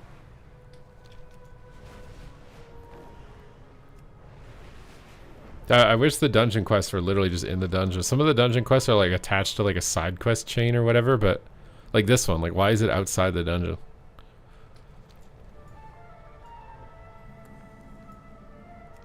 Wait, so if you spam tier 6 delves, Valeera just gets Giga OP. Does Valeera actually help you on the boss though? I thought she doesn't.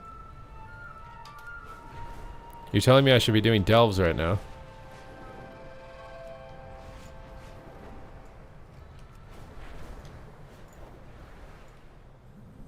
You think they designed it like that so the delve participation would be giga high? Because can't you just infinitely level her up? She should have a ceiling on the level that she gets to. What is this?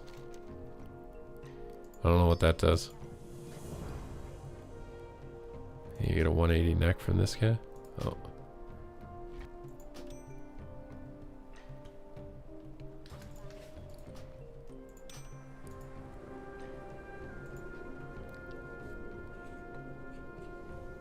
She stopped capped at 45. Oh, how long does it take to get to 45 though? Like how many delves is that?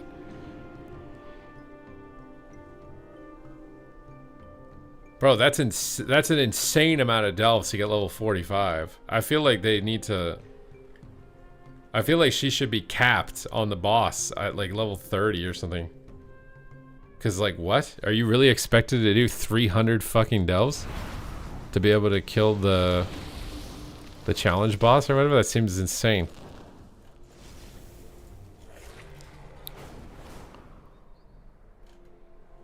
Like how much of an edge is her being high level?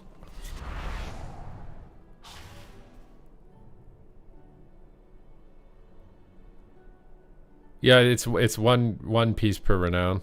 I wish it was a little more, honestly. It would be cool for your alts if you get just Giga 180 gear from the renown stuff.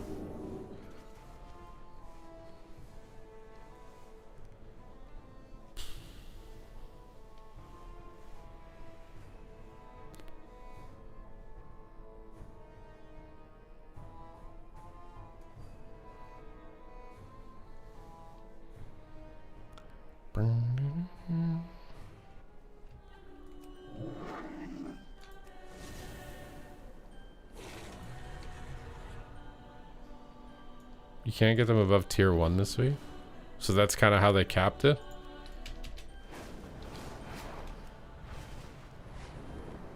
Is it the curios?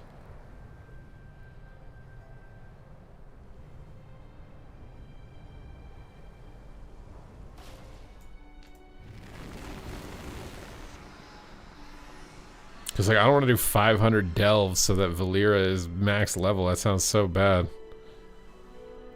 You're just in the grudge pit for 400 more hours after you're already dinged max level.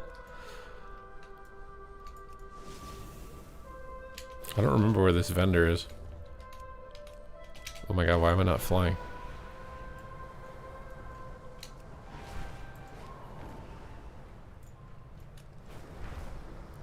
Oh, it's over here. Yeah, these pieces of gear are so OP. I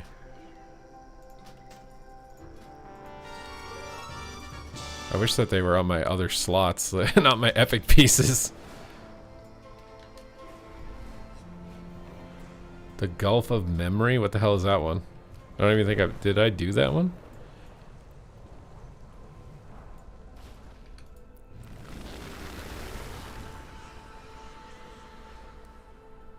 Oh, it's I don't think I did that one yet. I'm pretty sure. I mean, no, I did do that one. That's the one that you do when you do the campaign. Why is that one faster? That's the one with the dinosaurs and you bounce the bombs back, isn't it?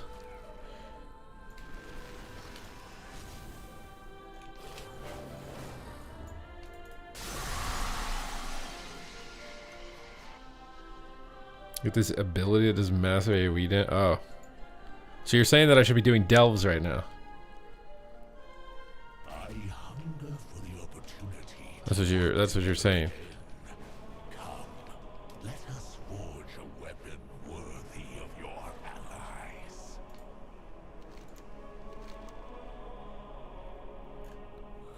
I don't know what this is. I thought this was account wide. Is it not?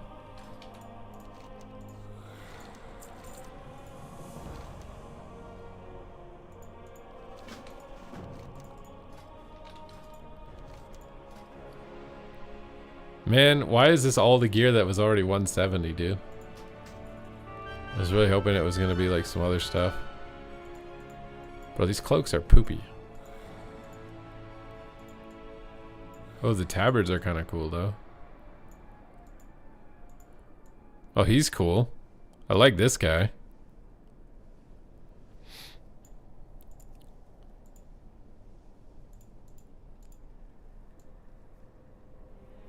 Looks like a weird adopted Fellstalker.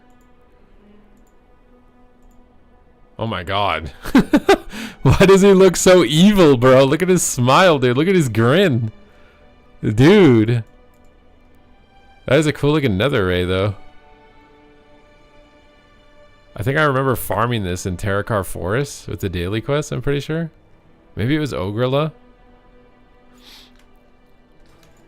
Okay, I didn't really get an upgrade there because I just replaced all the epic gear. I can play the epic sax guy, yeah. If you wanna gift some subs, I will go get my saxophone and play epic sax guy for you. I will include the hip thrusts for free, okay?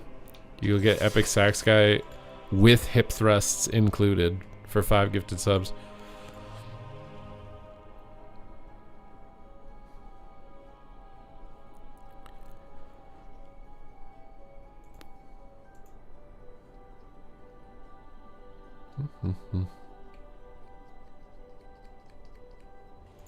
Man, I really wish that I replaced some of this. I should probably just buy gear from the auction house. This gear is just so bad. It's like literally like 90 item level, isn't it? That's so bad. I hate this whole like filter expansion usable. Ugh. Why is this stuff so expensive? Some of it doesn't even have agility. I think I literally have to get this.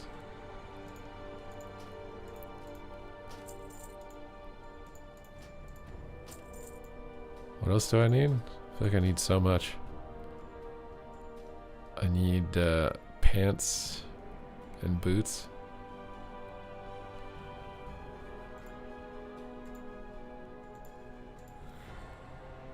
What the frick? I'm not paying that much. Why is it? Dude, what? Oh, 165 is insane. But it's random stats?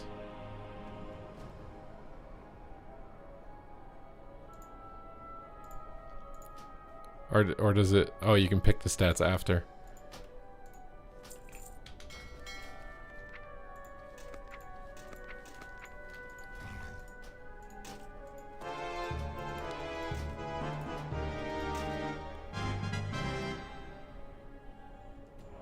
Hopefully that will help a little bit.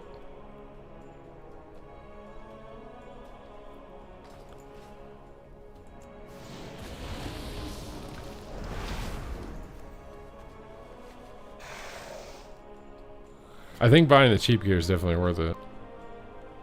But I don't want to spend 3k gold. Max I'm willing to spend on the low level gear is like 200. Anything more than that, I think I'm getting ripped off. Ugh.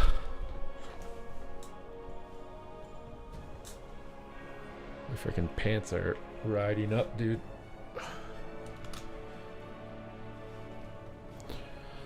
Okay. Are we ready, dude? Are we ready? Are we going ham? Are we going ham in the pan? Or no? Ham in the pan or no?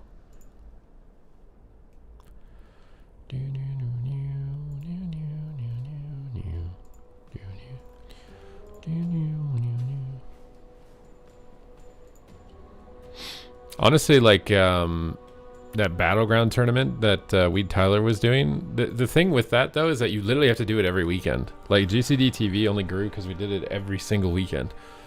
If you just do it once every 4 months, people forget who you are and you don't grow.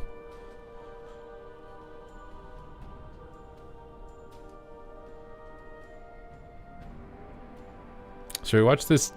Should we react to this Jeff Kaplan interview? Or maybe just even listen to it? Just have it running in the background. If we hear anything There's notable three in it. types of fun. Fun for the player, fun for the designer, and fun for the computer. Is it PvP? It's all PvP. In fact, Rust is the most PvP thing in all of PvP. I don't know what that means, but Rust players know What? what that means. My whole career What? and my family are thanks to EverQuest, so I think I won the game. And we're idiots. We're reading the forums, and the forums are just flaming us all the time. Like, there's lag on this server, and can't log into that server. And that was our perspective of what was happening. And when I showed up at that show, one of the most emotional things in my life, it was nothing but an outpouring of love. I had believed I would never work any place but Blizzard. I loved it. It was a part of who I was. And I felt I was a part of it. And I literally thought I would retire from the place. I never thought the day would come. Bro, the streamers have to care about growth or they can't financially keep doing the tournaments. You're eventually not going to have tournaments if they don't consider growth. Like, what do you mean? Yeah, you don't care if the streamer's making money. Just give me free content. You sound like a douche, dude. Like, what? Yeah, like, what? I don't care if you can manage to make money with what you're doing. Give it to me for free. That's what you sound like. Like, what? The streamer has to care about the growth. For Weed Tyler to be able to make money off of that tournament, he would have to do it every single weekend to grow the concurrent viewership high enough to actually like get sustainable revenue from it. He can't just do a tournament one unless he likes just doing a tournament every 4 months or whatever. But if he wants it for sustainable growth, it has to be every weekend. And that was it. how painful was it to say goodbye? It broke me. Now, meanwhile, as far as the outside world is concerned, you've disappeared off the face of the earth, but you were actually working on a game. The following is a conversation with Jeff Kaplan, a legendary game designer of World of Warcraft and Overwatch, which are two of the biggest, most influential games ever made. He is genuinely one of the most amazing human beings I've ever met. In the many conversations I was fortunate enough to have with him, including while playing video games, he was always kind, thoughtful, hilarious, and still and forever a legit gamer through and through. Of course, he's always quick to celebrate the incredible teams of creative minds he has gotten a chance to work with over the years. And they are truly incredible. Blizzard has created some of the greatest games ever made. Games that, to me personally, have brought me thousands of hours of fun, meaning... No, he didn't die. The only reason they're doing this interview is because Jeff Kaplan's trying to market his new game. That's all this is. I mean, I'm sure it's got some nice nuggets in it, you know, for an interview, but this guy has like 5 million subscribers on YouTube. Like, this interview is like a mutually beneficial thing. They probably expect to get a lot of views out of the interview, and then it's probably an ad for his video game. I would not be surprised if by the end of the interview or multiple times in the interview he's going to talk about the game that he's releasing or whatever. How does Boomy feel at the moment? You leveled Feral, but I'm not sure how Boomy can be. Boomy's really good. Boomy's really good. Happiness. From Warcraft to Starcraft. I think it's to Diablo, California WoW, something. Overwatch, and more.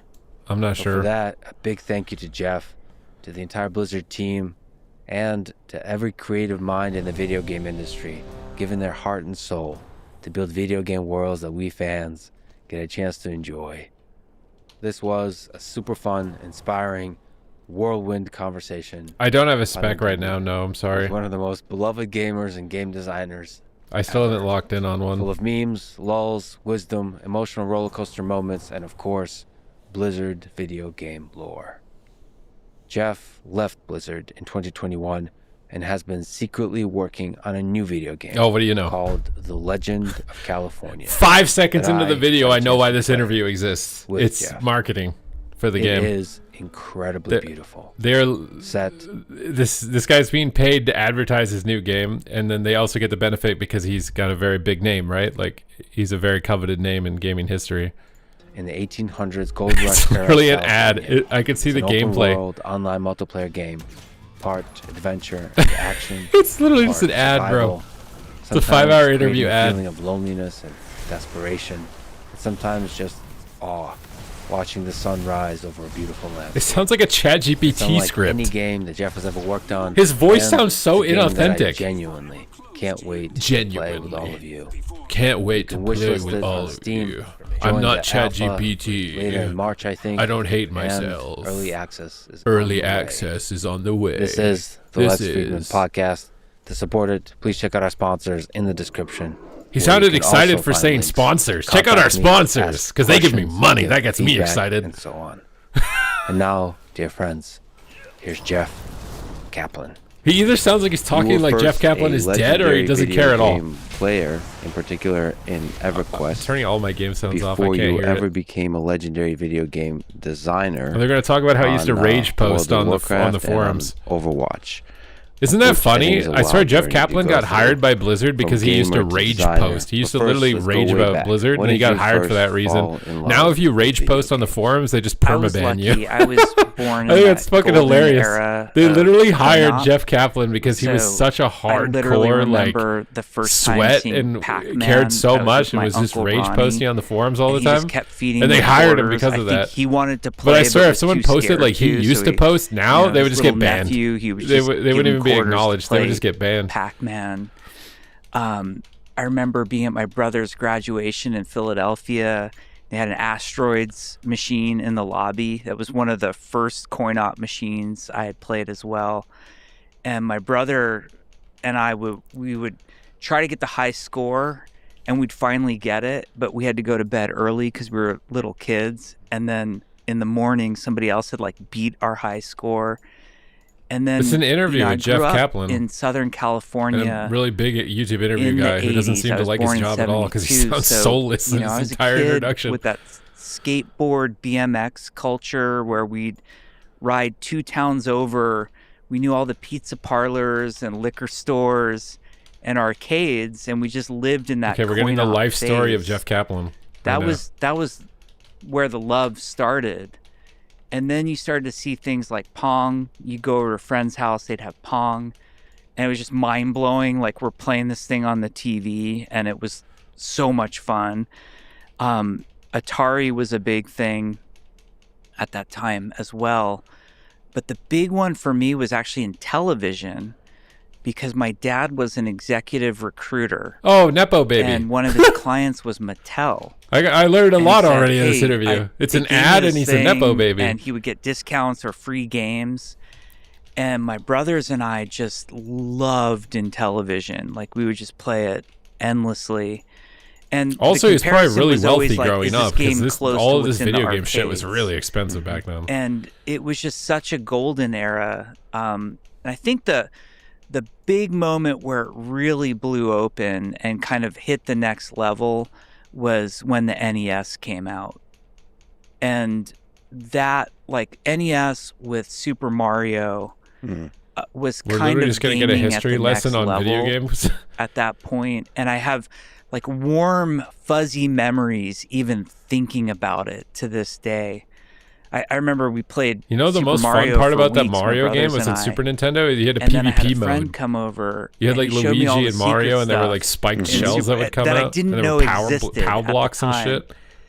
And Remember the POW blocks? It was like suddenly the world opened up more and games could be more.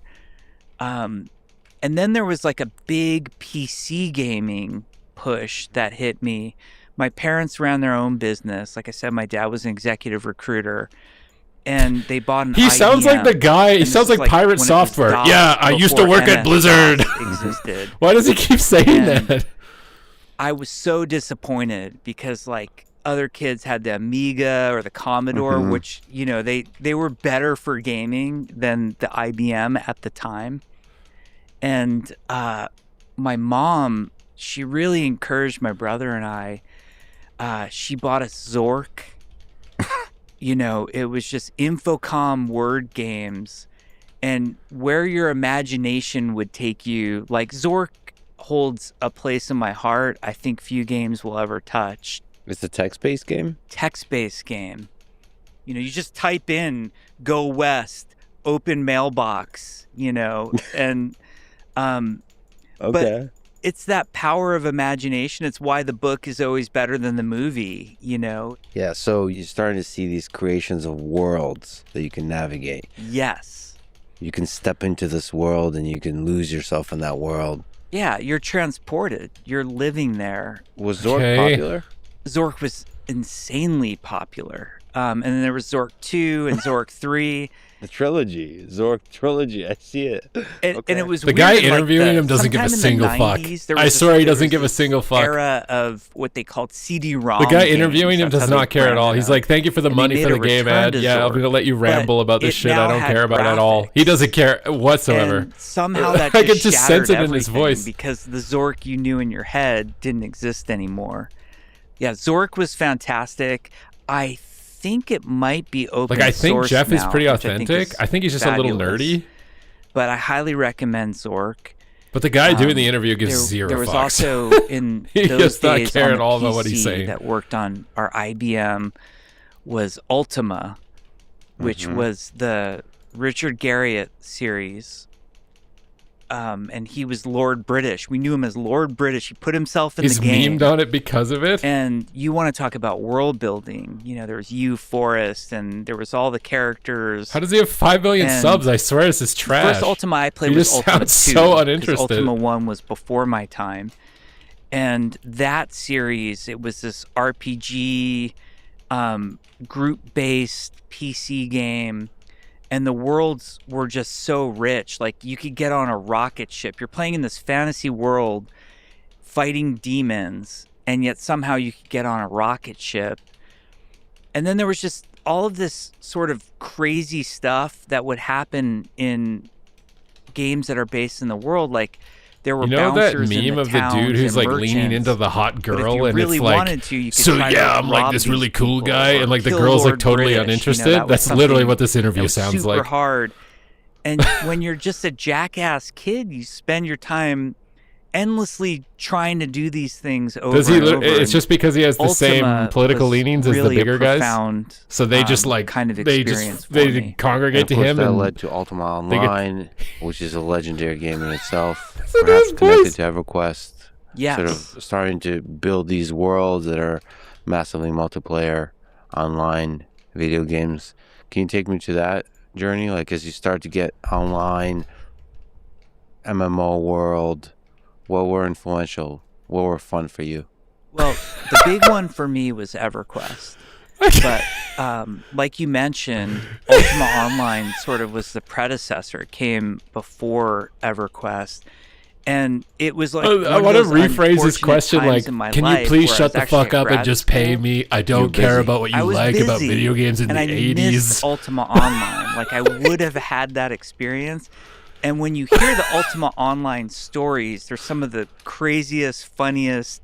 I know somebody who they learned how to poison in the game, and then they would poison apples, then leave them on the ground, and somebody else would be adventuring, and then feed the apple to their horse and kill their horse.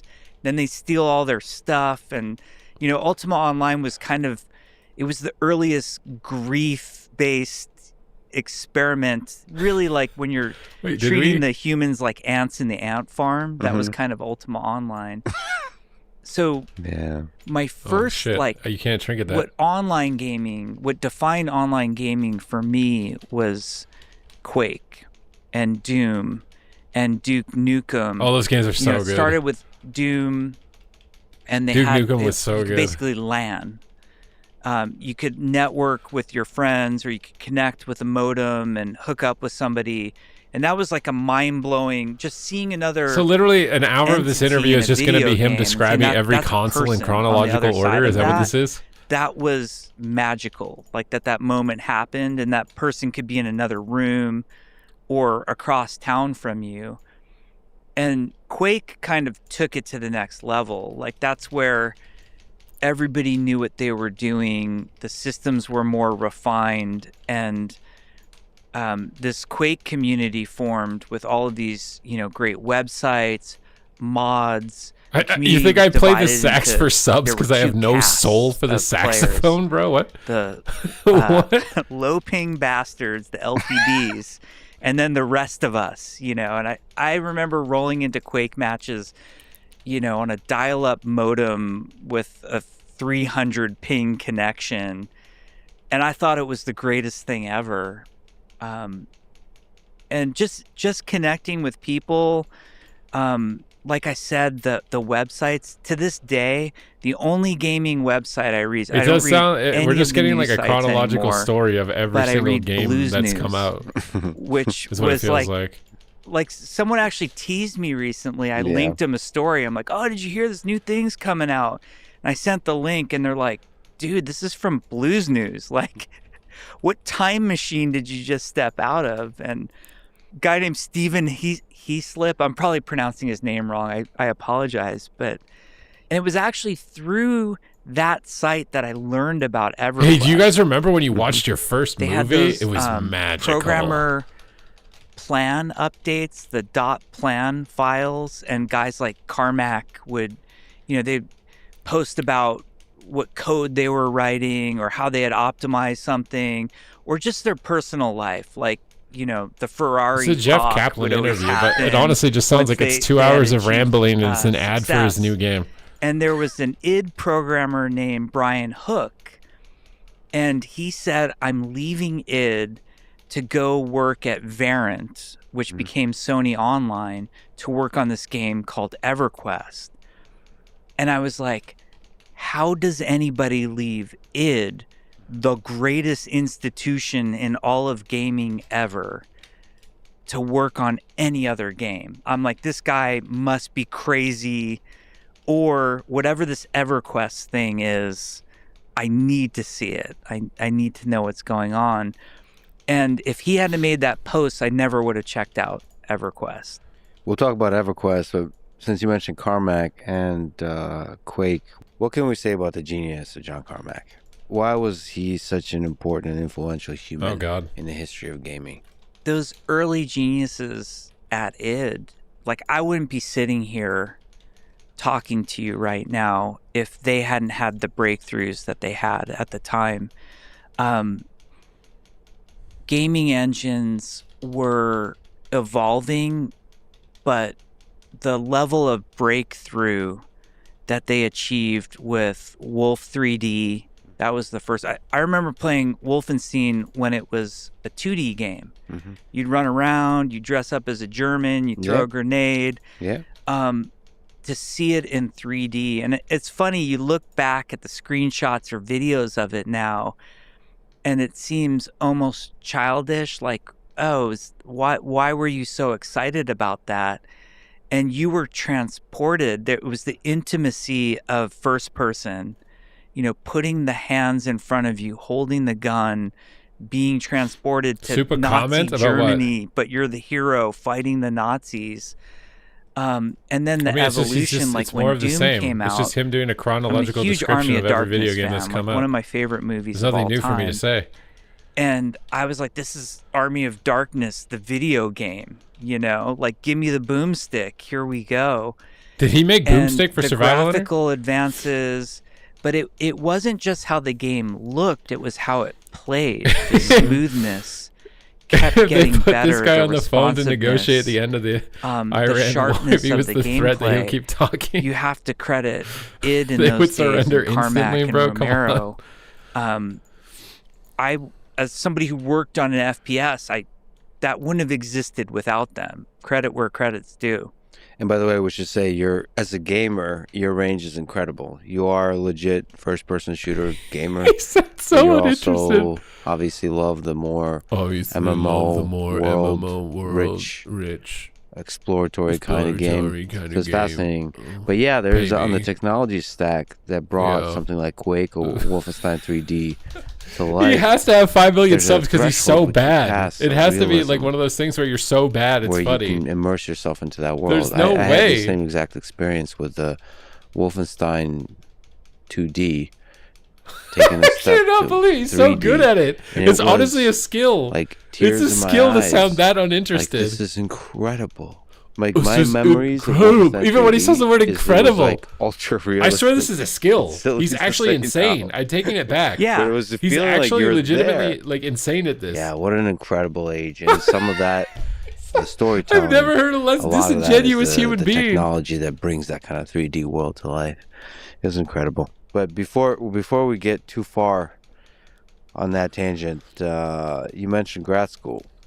What are we doing? This is should two energy vampires Mention talking that, and you draining have a all of our master's life degree in force. creative writing from NYU. This interview has so many views. And, you wanted to be a writer. You told me your We're going main to talk about how he influences were wanted to be a Kerouac, writer. but also Hemingway, Salinger, Bukowski, Orwell.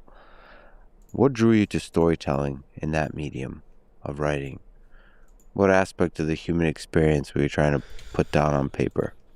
Well, it started with being a fan first and being inspired and reading. And it's the not only being transported to a different world or into a different person, but also, you know, the way that stories can touch emotions in you and trigger feelings sometimes you didn't even know you had. And that was very appealing for me. It does sound like two AIs. And the big challenge with it is, and I think this is for anybody who creates anything, is putting yourself out there. To some degree, there's a lot of ego that goes into that moment where you say, well, I've been reading, 1984 or Green Hills of Stranglethorn, and I think it's amazing.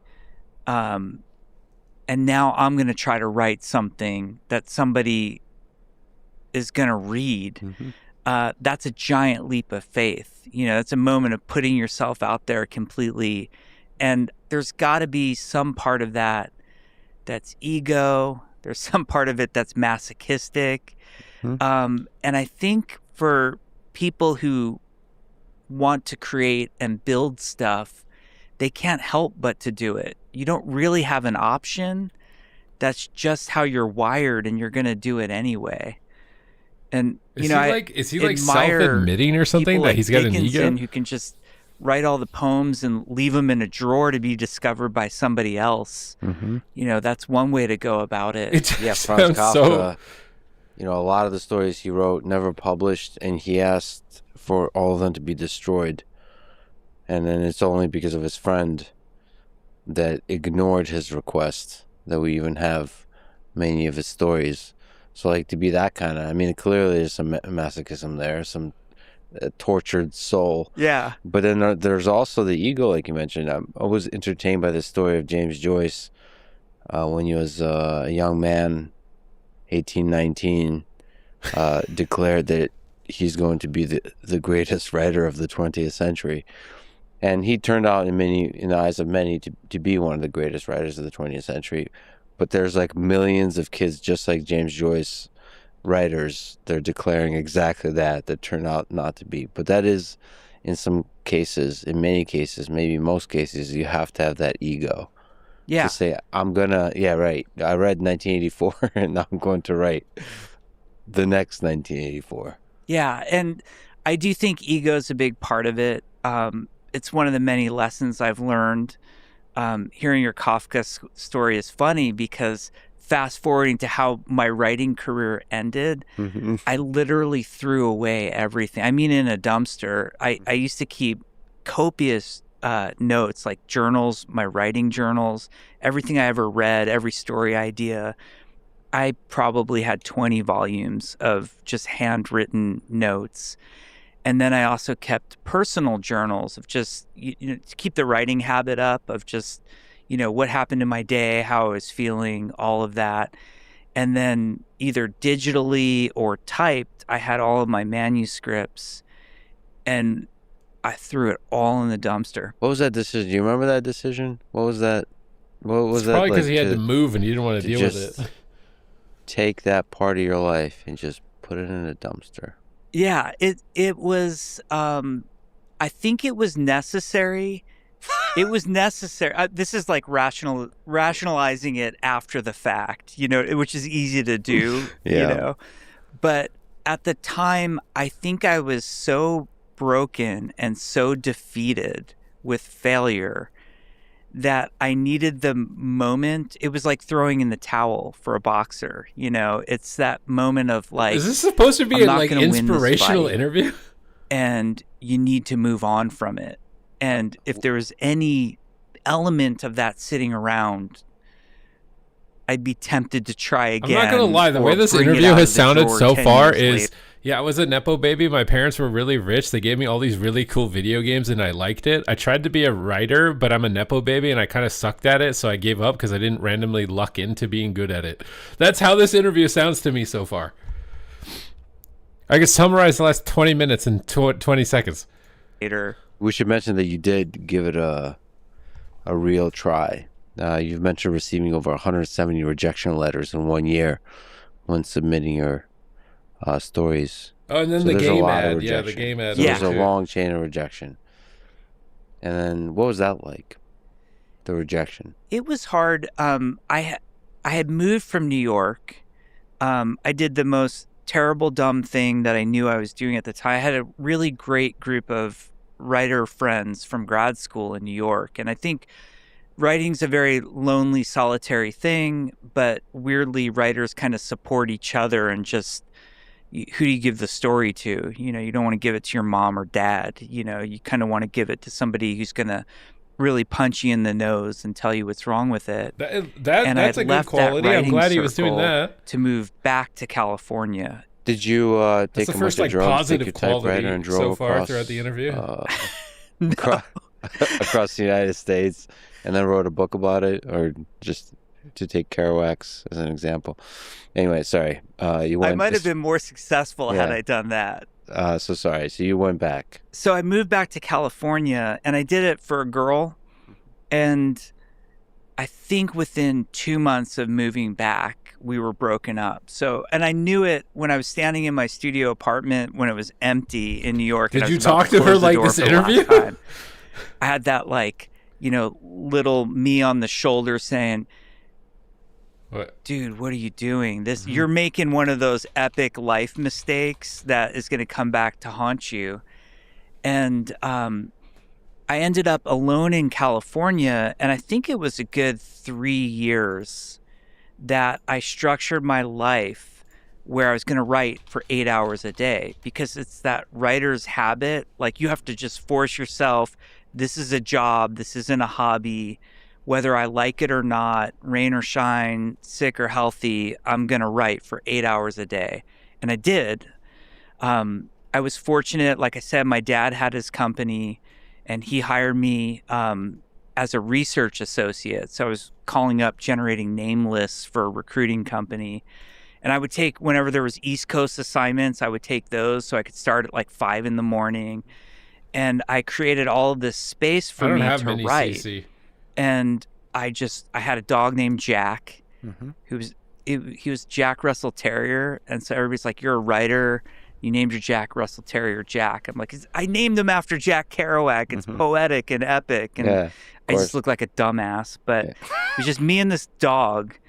And I was writing, you know, all that time intensely. And this What was did you do to make money? mid to late 90s. So even though internet existed, email was very Tell primitive. me about what you did, what you and struggled. had to So far, send, all I'm hearing is daddy had a really manuscript good job, off, put like me in an printed Ivy League paper school, bought me the best video to games, all- sent me I was across trying the to get country, and short let me stories fucking jerk published off in writing for literary 5 years. magazines. That's all I've heard And so you far. had to send Where's the struggle in envelope the with story? return self-addressed stamp.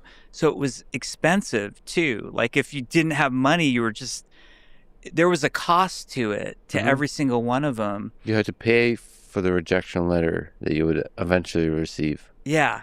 And the like big thing that you were hoping for was that the editor would write you a note with the rejection letter. Like, Keep going. yeah. And you'd like cling on to this. Like, it was like, oh, Glimmer Train said, you know, showing promise, you know, and you just hang on to that for like a week, you know, pretending like that was, but it was just soul crushing. And I really stuck, and I became more and more isolated. Part of that was leaving that group of writing friends in New York. I'm prone to just introversion anyway, the type of person I am. Breaking up with the girlfriend at the time, I just sort of fell into that world of like all I was doing was writing. And it broke me. Like I went into very deep and heavy depression. I drank too much. I really had a problem with alcohol. And all of those things compounded into just deep, deep depression. And there wasn't like a magic rejection that broke me. That would have been epic if like someone out there is like the dude who I'm the dude who broke Jeff that one day. But I just had a moment where I said, this is going to destroy me. And like, I don't want to be discouraging to anybody, because I really do believe, like, you hear it so much, like, you have to work for your dreams, never give up. Like, we're trained this way, like, never give up. The universe, actually, maybe not the universe, a group of editors at literary magazines across the United States was telling me it was time to give up as a writer. Like, I wasn't cut out for it. And I stopped. Sometimes, closing a door is required for another door to open. That's one of the hardest things to do, is to walk away.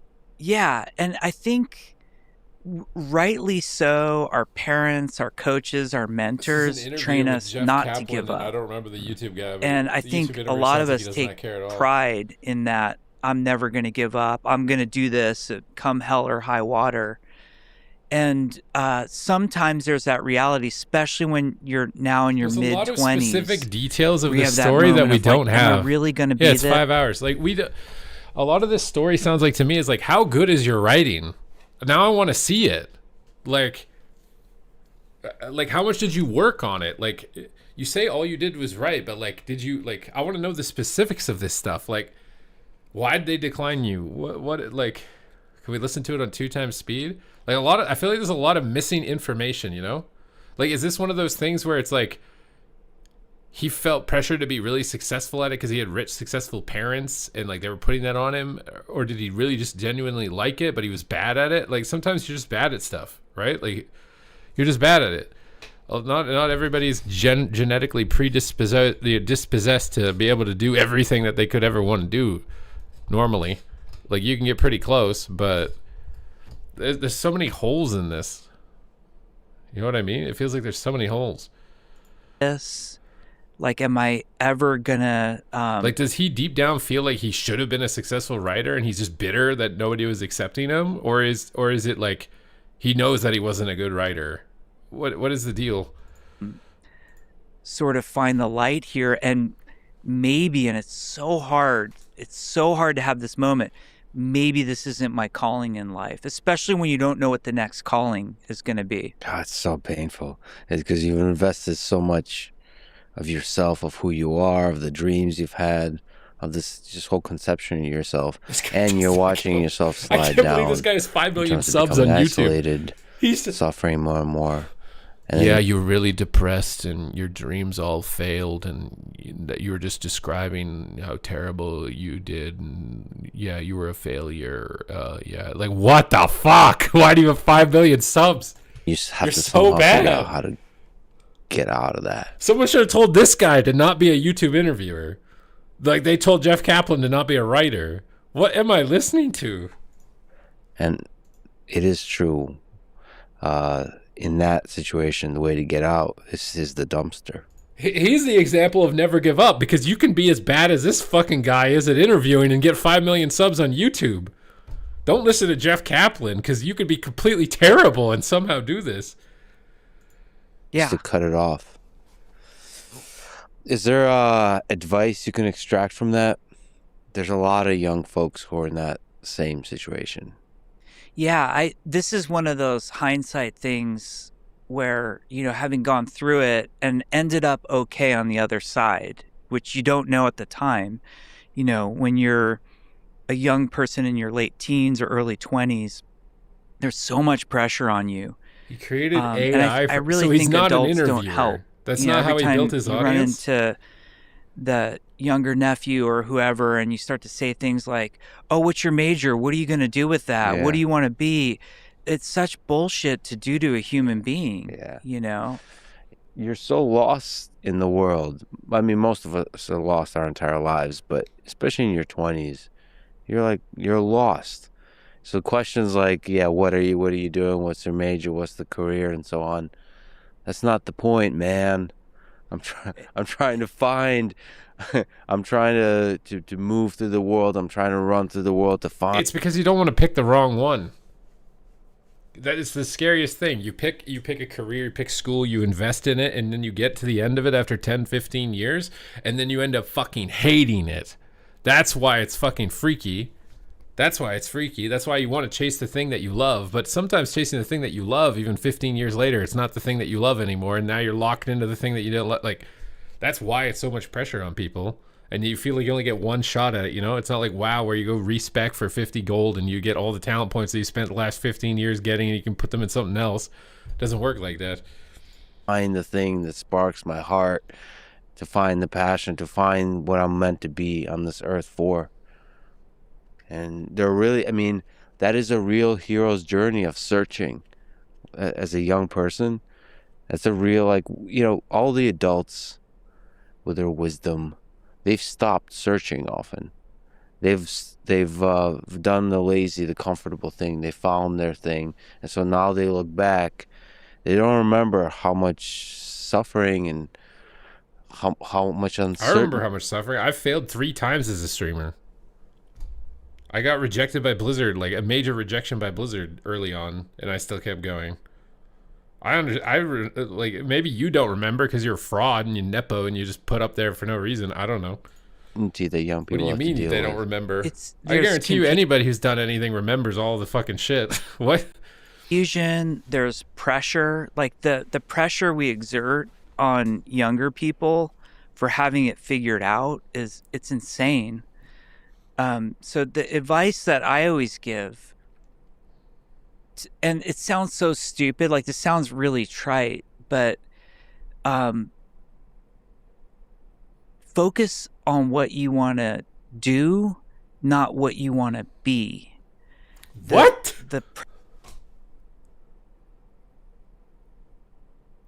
Focus on what you want to do, what you want to be. What?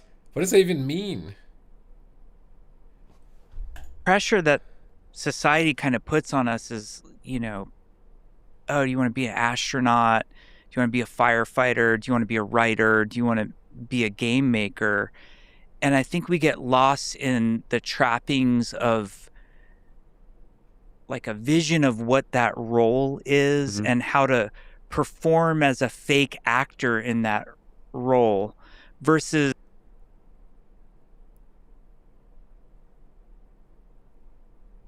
So I'm going to try and dissect that. So what I think he's trying to say is that don't pick you want to be a rock star because you think it's really cool to be a rock star and everyone worships you. Don't pick it because of that.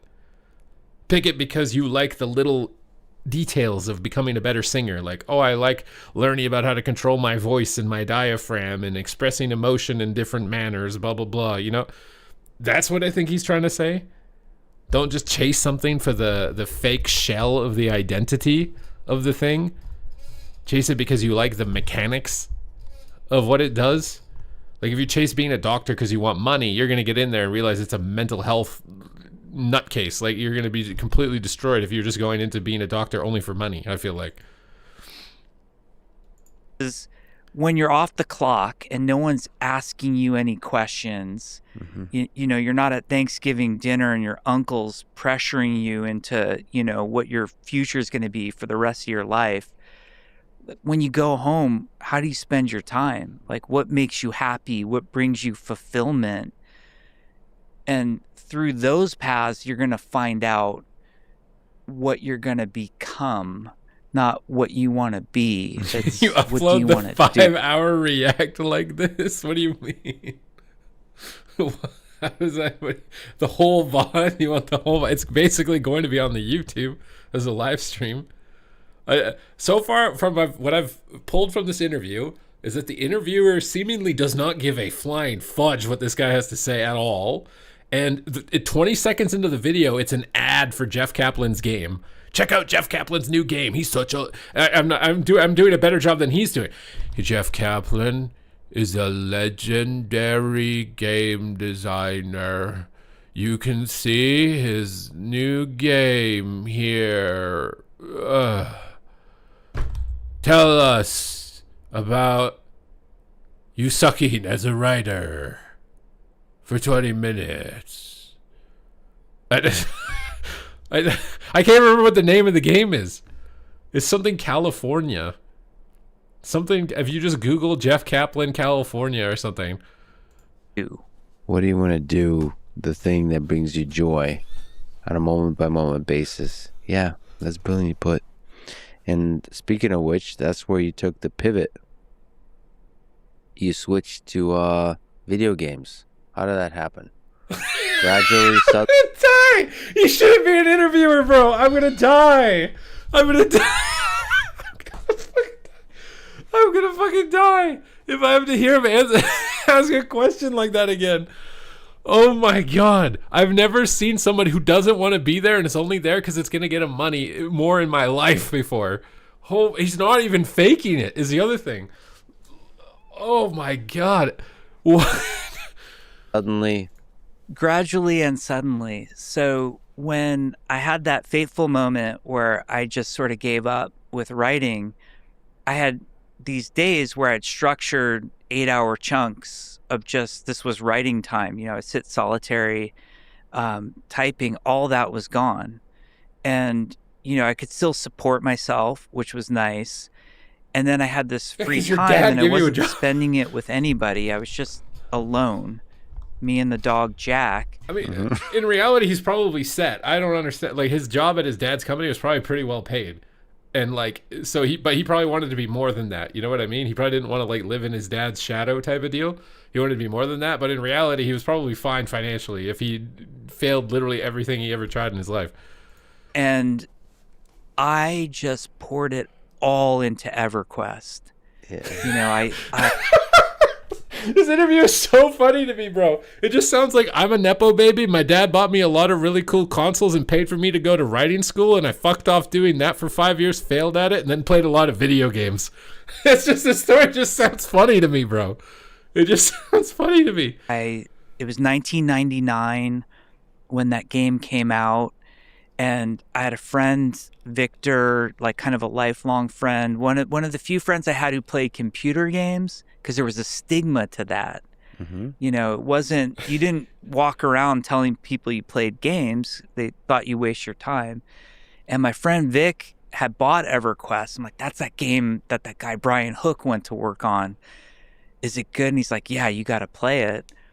And the moment I logged in, I was just transported. It was the world of Norath. And it wasn't just the world itself and how it looked. I thought the game was gorgeous.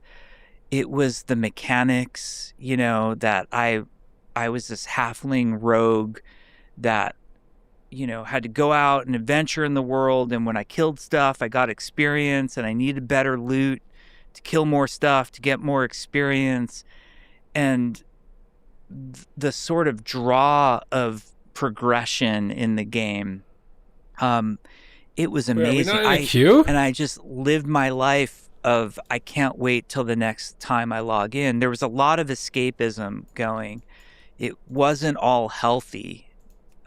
When all was said and done, when I finally had quit EverQuest 3 days later, you could type in the command /played to see how much played time you had. I think it was like 272 played days in 3 years. Mm-hmm. So you start to do that.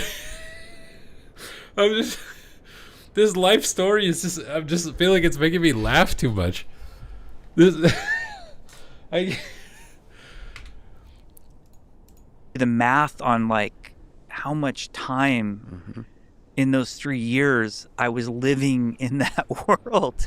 It was kind of insane. Well, that's over 6,000 hours Yeah. of gameplay. Yeah. Wow. So here, going to Perplexity, EverQuest. He fucking has AI open. You can't see it. He's fucking. He literally has AI open, and he puts it on the monitor to show what EverQuest is. He probably has AI listening to Jeff Kaplan and then giving him the response to read like he's a fucking robot that doesn't give a shit. I swear he's literally just sitting there. The AI is listening to Jeff Kaplan and then tells him what to say and what to ask next. Like, is a long-running 3D fantasy, massively multiplayer online role-playing game, MMORPG, set in the world of Norath, as you were saying. First released in March 1999. It is an online role-playing game where thousands of players create characters, group up, and explore persistent. Thank you for shared reading world. Google. Jeff just Widely did this, regarded as man. one of the foundational MMORPGs, helping define raid content, guild systems, and 3D online worlds. That's the other component of it. It's all humans, and they group up. Yeah, it's all humans, unlike you as an interview. I swear he's reading off an AI. And they raid together in the game. Yep. In the context of EverQuest, raiding is usually around 30 people or more getting together to conquer something that you couldn't beat otherwise. And to do successful raiding, you usually need to join what in EverQuest everyone referred to as an Uber guild. So I had this great pride in my EverQuest journey that most of the time leveling up, I was ungilded, or I was in like a role-playing guild with rogues only. Mm-hmm. And it was when I got to level 50. You can't see it. I should show the interview on stream. Oh my fucking god. The interviewer's facial reaction to when he said I played rogues. I have to put this on stream. I can't, bro. Oh my god, his facial reaction was just... He was just like, I hate you so much. Shut the fuck up. Oh my god. Oh my god. When he said that. Oh my god, bro. His face... I'm dying in his face. I'm dying. Where was this? Up, I was ungilded, or I was in like a role-playing guild with rogues only. Mm-hmm. And He's just leaning onto his hand. He just... I can't. it was Look when at I this got to face. level Look at this 50. face. This is the face of I hate everything I'm doing right now and don't want to listen to you anymore, but you're paying me too much money to advertise your game that's probably going to sell nothing. Please, fuck. Like, God, dude. And EverQuest was the I can't, bro. I can't.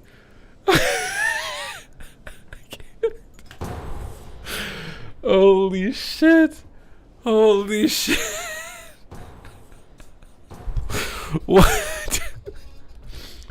Oh my god. That interview is going to get hundreds of thousands of views.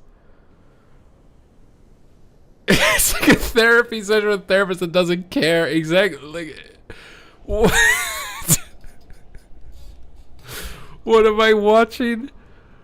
What am I listening to? Are we going to listen to this while we run the dungeon? the top level, I got invited into this guild called Legacy of Steel, which on our server was the top.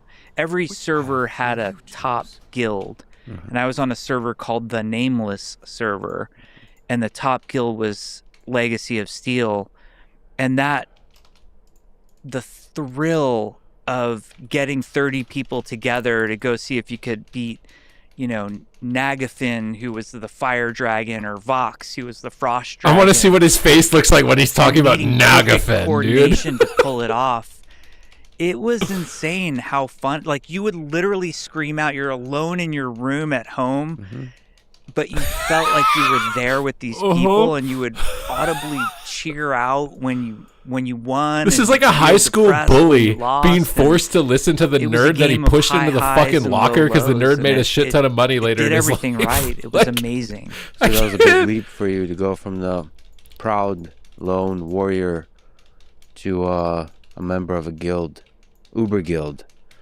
And then there's that epic story of you rising to the top to become the leader of the Super Guild. Yeah. So organizing people in an online game like EverQuest is like herding cats, because you know, everyone has their own will. Some people are loot motivated. Some people want the guild to do well. Some people are just lonely and want people to hang out with. And there was also a lot of depression in the EverQuest community. It was something I suffered with. But because you're all lost boys. You know, anytime you're feeling sad or down, you're looking for escape. And one of the great things video games brings us is escapism. And escapism isn't always bad or temporary. Negative. But when you sort of abuse it to escape your real life problems, it's bad and negative. Yeah, and he was playing EverQuest to escape his depression from failing as a writer. And darkness, that pain can manifest as all part of this community. Yeah, and what's weird is you enter the cycle where being with the other people gives you camaraderie and relief. Do I have a stream settings video? I don't. I'm kind of a boomer. I could try to make one, but I'm sure there are better videos about it than I would be able to make on YouTube. But then you're withdrawing from life, and it just makes use you feel OBS. that way more to where you can I only just have a get camera, the a fix game from capture, the game and like a at couple text that files, point. and then So an image slideshow.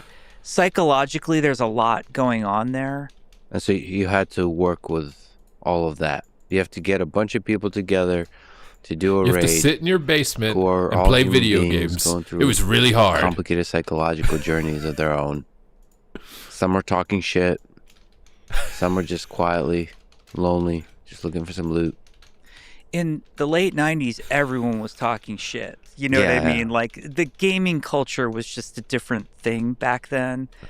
But it was a great group. It was super fun. It was people from all walks of life.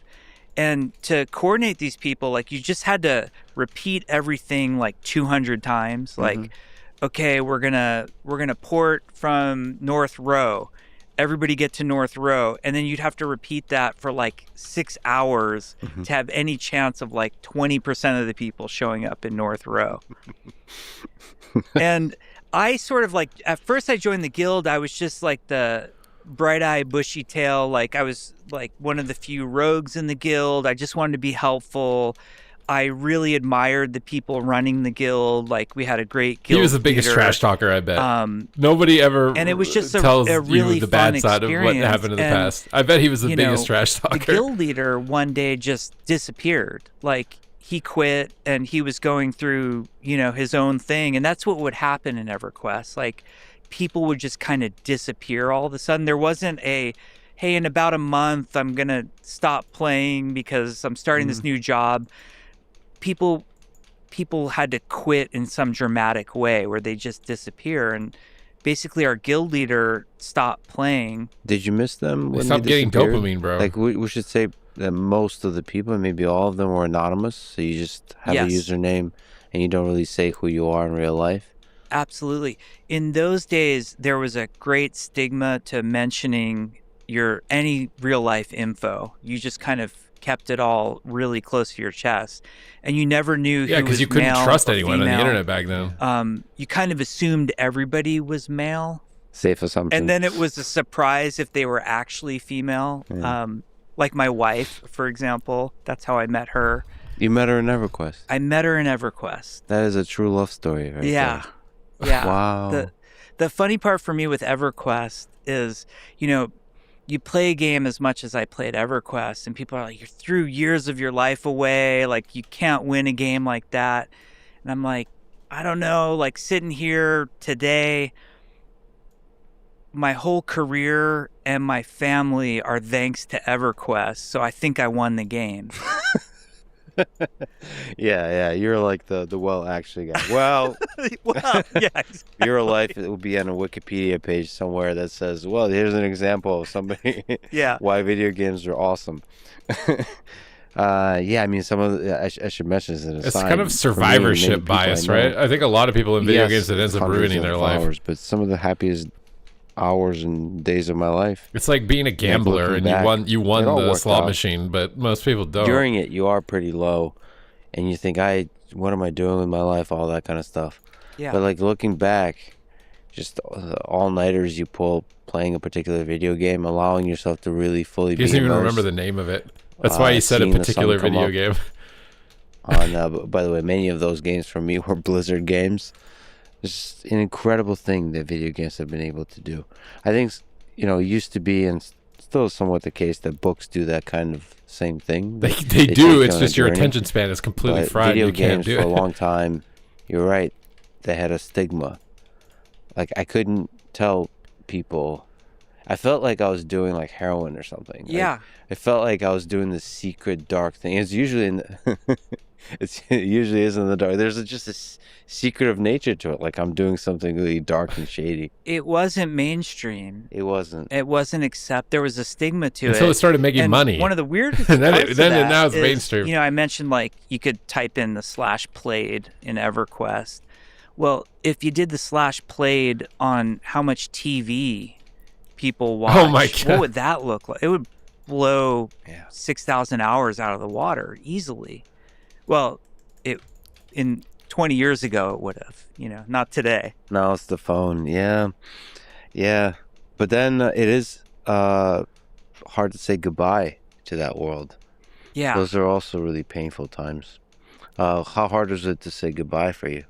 To EverQuest, it was really hard. And there were times where you try to quit. Oh, you took a break sometimes? Yeah, you think you're quitting for good. You'd have those moments of like, I'm doing this too much. I need to move on in life. I'm going to put it down and walk away and hopefully not come back. And there were times where you did come back. When I finally did leave EverQuest, it was actually extremely easy because I was psychologically done with the game at the time.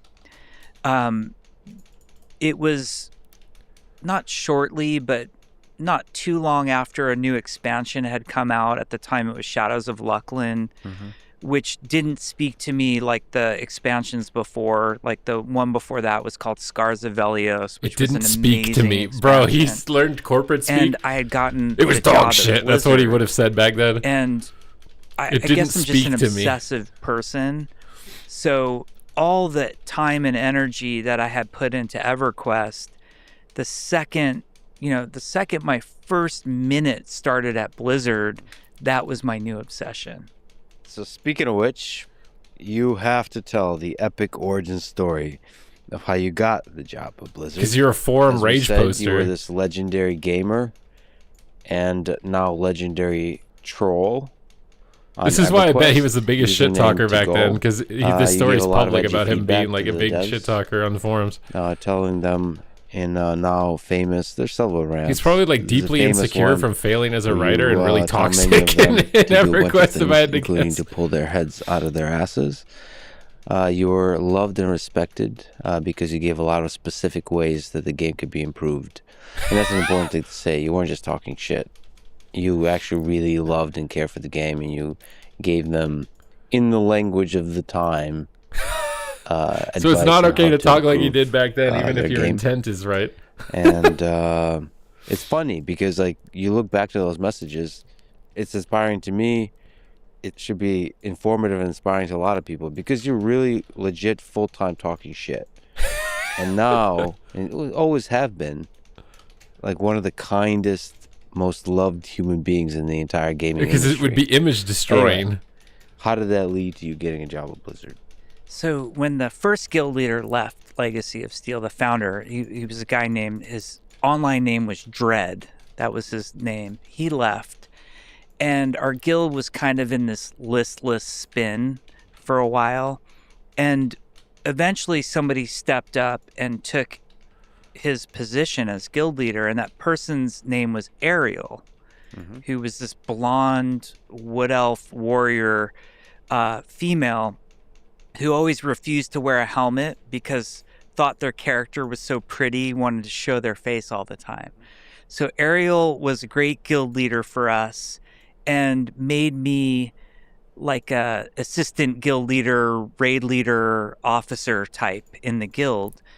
And over time, Ariel got busier and busier, and would send me messages like, hey, I'm not going to be online tomorrow, or I'm not going to be online tonight, can you run the raid?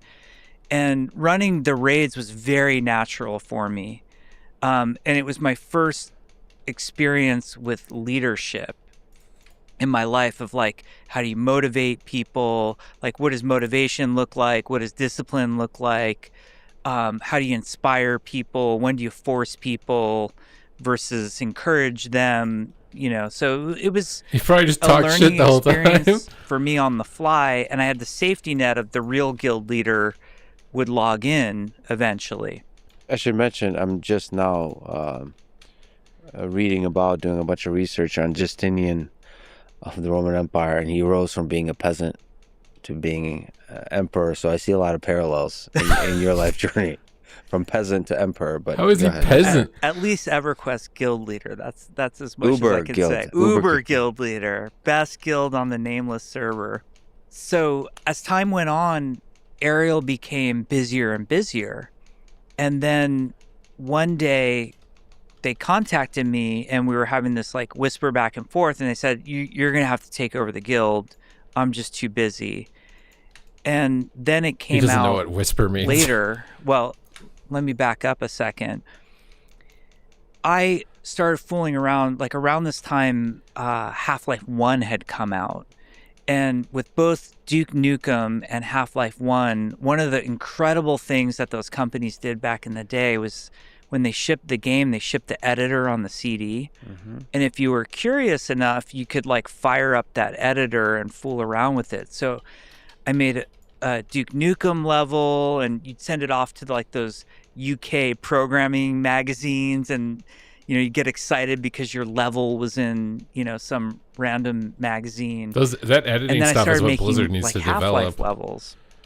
And it's what they had with Warcraft 3 Ariel map had stepped editor. down as guild leader. I had become guild leader. Mm-hmm.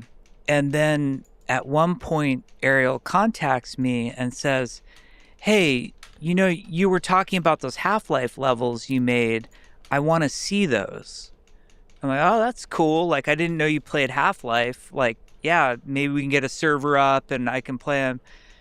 And Ariel tells me, no, mail them to this address in Irvine. And because, again, to rewind, this is the same way that in the Ghost time Crawler machine got for a hired, by the second, way. to send something like a Half-Life level over the internet It was would have not taken Half-Life. like 12 it was hours. like an RTS or something. So you I think. actually like burned it onto a CD and stuck it in the mail. Mm-hmm. So I put my Half-Life levels, I send them to Ariel, and he says, my name's Rob. I'm a designer at Blizzard Entertainment. I hear you're in Pasadena because you mention it. I would write about, the Rose Parade and all these things on our website. Are you kidding me about how he got I was hired? blogging before blogging existed. So he knew I lived in Pasadena. He's like, Irvine's only an hour away. Why don't you come down, see Blizzard, and you can also meet, and he names like 4 people in the guild. And I'm like, they all work at Blizzard too? I thought it was the yeah, forum stuff we're too. all Blizzard. And it was so weird because during that era, I didn't have a lot of money. It was not like, kind of nowadays, it feels like everybody plays every game, but you had to be selective. So like, I never bought StarCraft or Diablo or Warcraft. I was much more of the Half-Life, Quake 3 guy around that time. And I never played a Blizzard game, and I just got invited to like go to Blizzard I thought that was the Entertainment. knock-up. Was Blizzard already legendary? Oh my God, with that's the Warcraft and StarCraft. Was it building this like great legend? Of You this bought game Midnight? company Good luck, that my guy. seemingly doesn't miss. You got It some time. was Some time. very much on its way to enshrining itself as being one of the legendary game. Like, it was beloved by gamers, but there were still ignorant people like me who hadn't played, War II or Diablo 2 or StarCraft, which was shocking to people. So you weren't like freaking out. No, I was freaking out in a different sense. I'm like, am I going to get mugged when Right. is this a scam? Because Yeah. you didn't meet people off the internet. Yeah. So I drove down there. I ended up there was Rob Pardo, who at that time was the lead designer on Warcraft 3, and he was Ariel. So okay, it wasn't a woman after all. It wasn't this blonde wood elf. I don't know what you expect at that point. It was Rob Pardo. To this day, a great friend of mine named Scott Mercer was the enchanter in our EverQuest guild, a guy named Dale O'Min. There was a guy named Roman Kenny who was like this totally psychotic wizard who played in our guild. And I had lunch with these guys. We just went out to Irvine to like a restaurant. This literally sounds like one of those boomer stories where like, yeah, I walked into the lobby and I shook his hand and he hired me and I got promoted to da-da-da. You know what I mean? Sounds like the digital version of it. You didn't walk into the lobby, you walked into the video game that they happened to play. Like what? Restaurant. And forgive me for the misuse of the phrase, but it was like my coming out moment. And we talked about games having that stigma and being embarrassed about who you are and what you like. Bro, dude, what? The way that they're advertising this interview, PC Gamer just posted this. Overwatch co-creator Jeff Kaplan on his exit from Activision Blizzard. It was the biggest FU moment I've had in my career. What? This interview has been so flaccid for an hour compared to that headline. This had been so flaccid. Up until that point, I would never tell friends, family, like, I love games. I'm playing this game, EverQuest. It's so cool. We just killed a dragon. And so you were hiding this part of your identity. And I'm out to lunch with these guys in Irvine. This interview is 5 hours.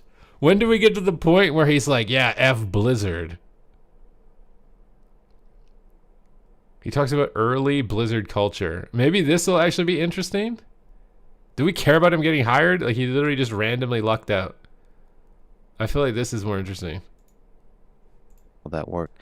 So what was it like? What were the vibes of early Blizzard like? They've, at this point, Warcraft 1 and 2, Warcraft 3 is in production, StarCraft. These are legendary games. I spent probably over 1,000 hours in these games combined. I played Warcraft 1, 2, 3. I played StarCraft 1 and 2. I played WoW, of course, Diablo 1, 2, 3, 4. But Diablo 2 with Stay a While and Listen with Deckard Cain. Stay a while and listen. I mean, some of these characters, some of these experiences just will stay with me forever. Anyway, so big thank you to those early Blizzard folks. What was it like? What was the team like? What were the developers like? What was the vibes like in those early days? It was amazing. It was the dream. When I showed up at Blizzard on my first day, the office was on the University of California Irvine campus at the time. They have this research and development park where if you're like a tech company, you can get office space there. And Blizzard took up, when I joined, it was 3/4 of the building was Blizzard. And there's like a building right next to it that had like Cisco and, it was like all kind of techie places. And it was so funny because you drive up and like everything was very serious and corporate. And then outside of the Blizzard offices, everybody's wearing black t-shirt and shorts and throwing frisbees and playing hacky sack and on scooters and skateboards. And you're like, okay, that's where Blizzard is. So it was that. I need to be right back really fast. I will return in just a moment, my friends.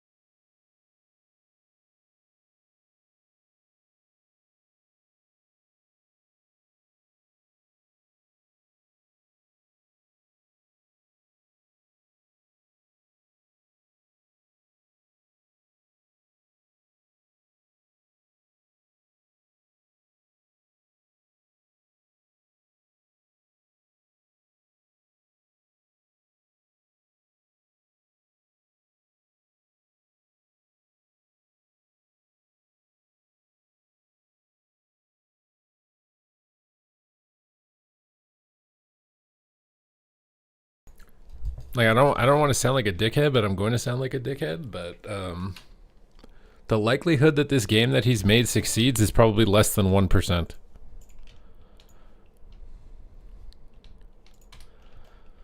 If the track record on previous Blizzard devs who leave the company to make their own game or whatever continues to be as it has been, it's like less than 1%. That environment, I remember walking in the door and thinking like it feels like I'm walking into a dorm room, because it was just posters on the wall, and there were actually like people would have futons because they'd be sleeping because we would work so much back then. But the vibe was, it was very small. Like Blizzard, the day I joined in May of 2002, was fewer than 200 people. And that included, there was a whole group up in San Mateo called Blizzard North. So Blizzard South, the Irvine group, was responsible for StarCraft and Warcraft. And there were two development teams at Blizzard. It was called Team 1 and Team 2 at Blizzard South. Team 1 was revered. These are the RTS guys. They made, StarCraft, Warcraft 2, and they were, at that time, they're working on Warcraft 3.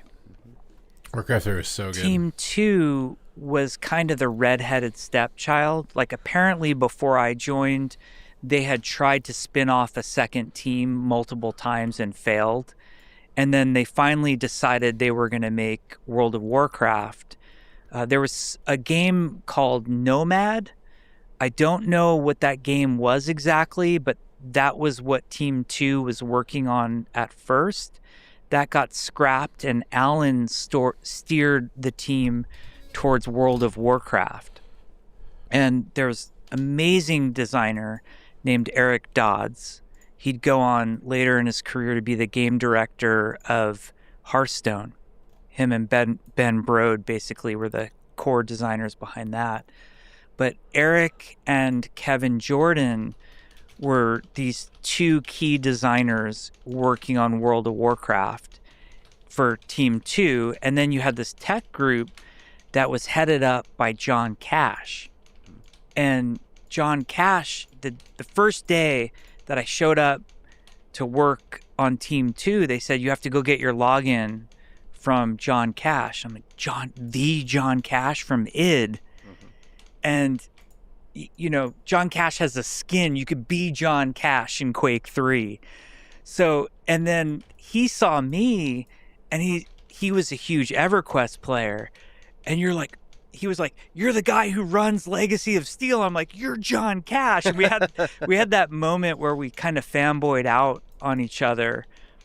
And it was just, the vibe was so cool there. Like, there were very few producers. So a game team, there are 5 core disciplines that make a video game. You've got engineers or programmers who are writing the code. You've got the art team that's making all the visuals for the game. And that spans everything from like 3D modeling, characters, environments, to also animation, tech art, making it all work. You've got game design, which some companies don't have design. The artists and the engineers do it. Valve famously has very few designers because everybody there is a designer. But in companies where design is a discipline, which it very much is so at Blizzard, game designers are sort of the creating the game experience people, setting up all the systems and content in a way that gets the player to navigate through the game. So that's part of his story, part of this quest design, part of it is like how you move through the game world. Yes.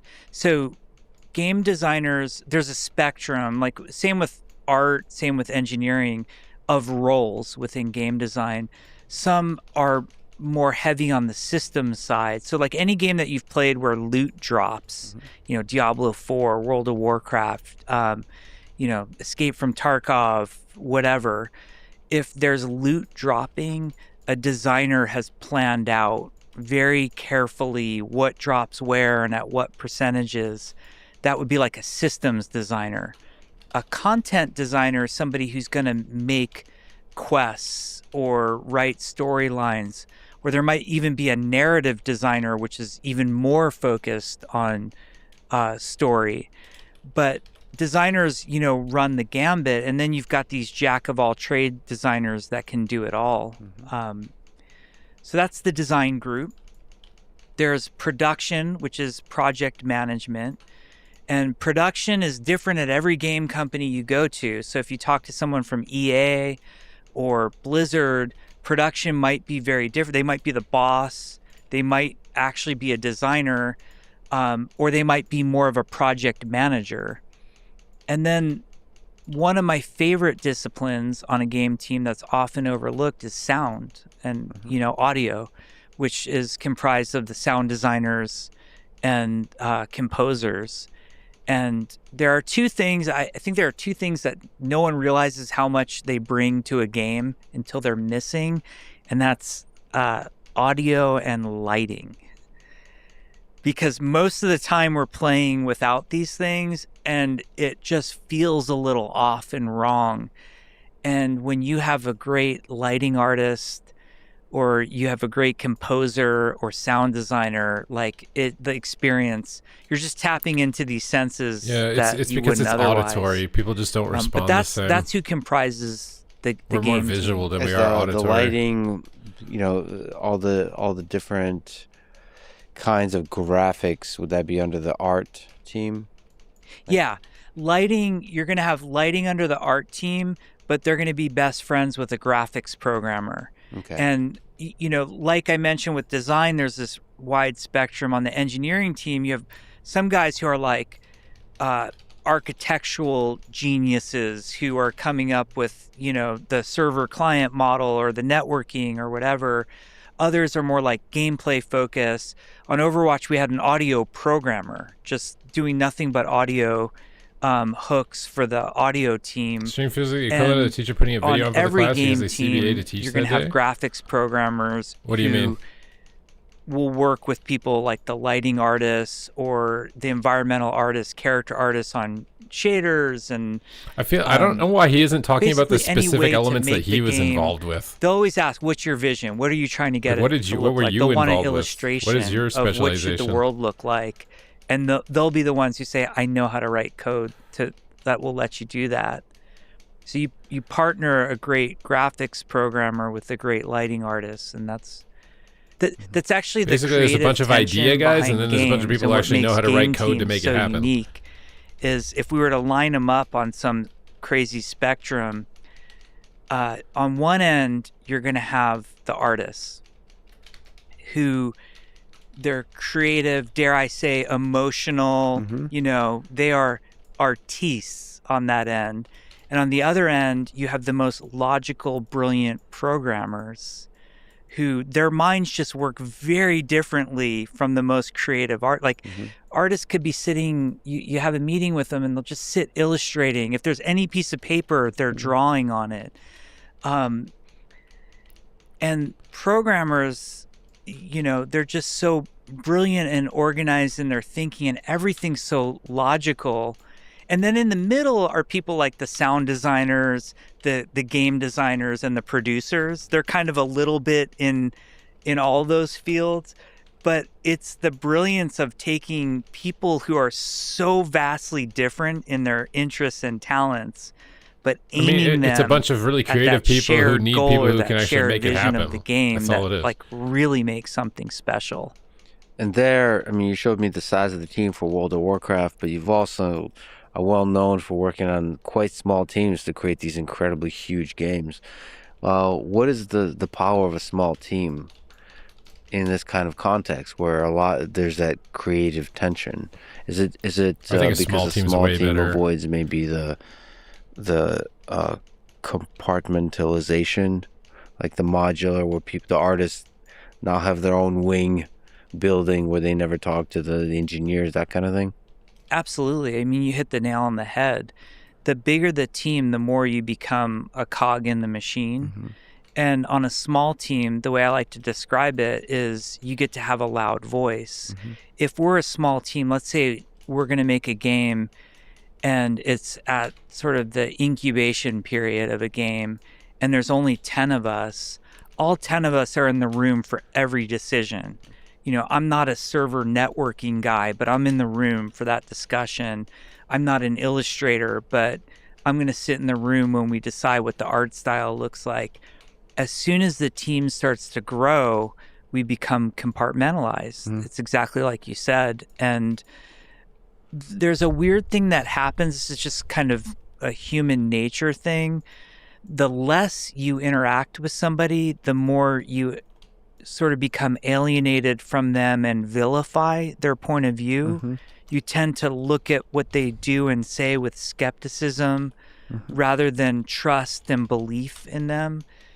And I find on smaller teams where I don't think we he's all ever know going to each say an other's example name, of that. I bet he I has know an what example of everybody's that he working really on wants to every talk about. That he day. doesn't They want to know name what drop. I'm working on. Everybody can talk to each other. There's none of that stereotyping of a discipline. On big unhealthy teams, you start to say things like, well, the artists just don't get it. They don't understand what we're trying to make. And when you back up and you think about the statement that you just said, it's like such an asshole statement. Like, really, all the artists don't get it? Like, that's not true. B, that's sort of demeaning to them. I would love if Like, he they used signed actual up for examples. this is their like when we life's were work, making too. this or blah, blah, blah. This game is going to be as much theirs so as just it is generic. mine. So who am I to say a statement like that? It's harmful to a discipline to think that you understand the world and those silly other folks don't, and you have nothing to learn from them really, and they're deluded in some kind of way. That's so powerful. Fast forwarding a little bit, when we formed Team 4, and which went on to make Titan and ultimately fail, and then that got rebooted as the Overwatch team. The idea that I tried to get through to the team was to make an assumption. And really, like, Blizzard is one of the top game developers in the world, and we were very fortunate when I was there, and I imagine it's this way today, that we could recruit whatever talent we wanted. The best of the best wanted to come work at Blizzard.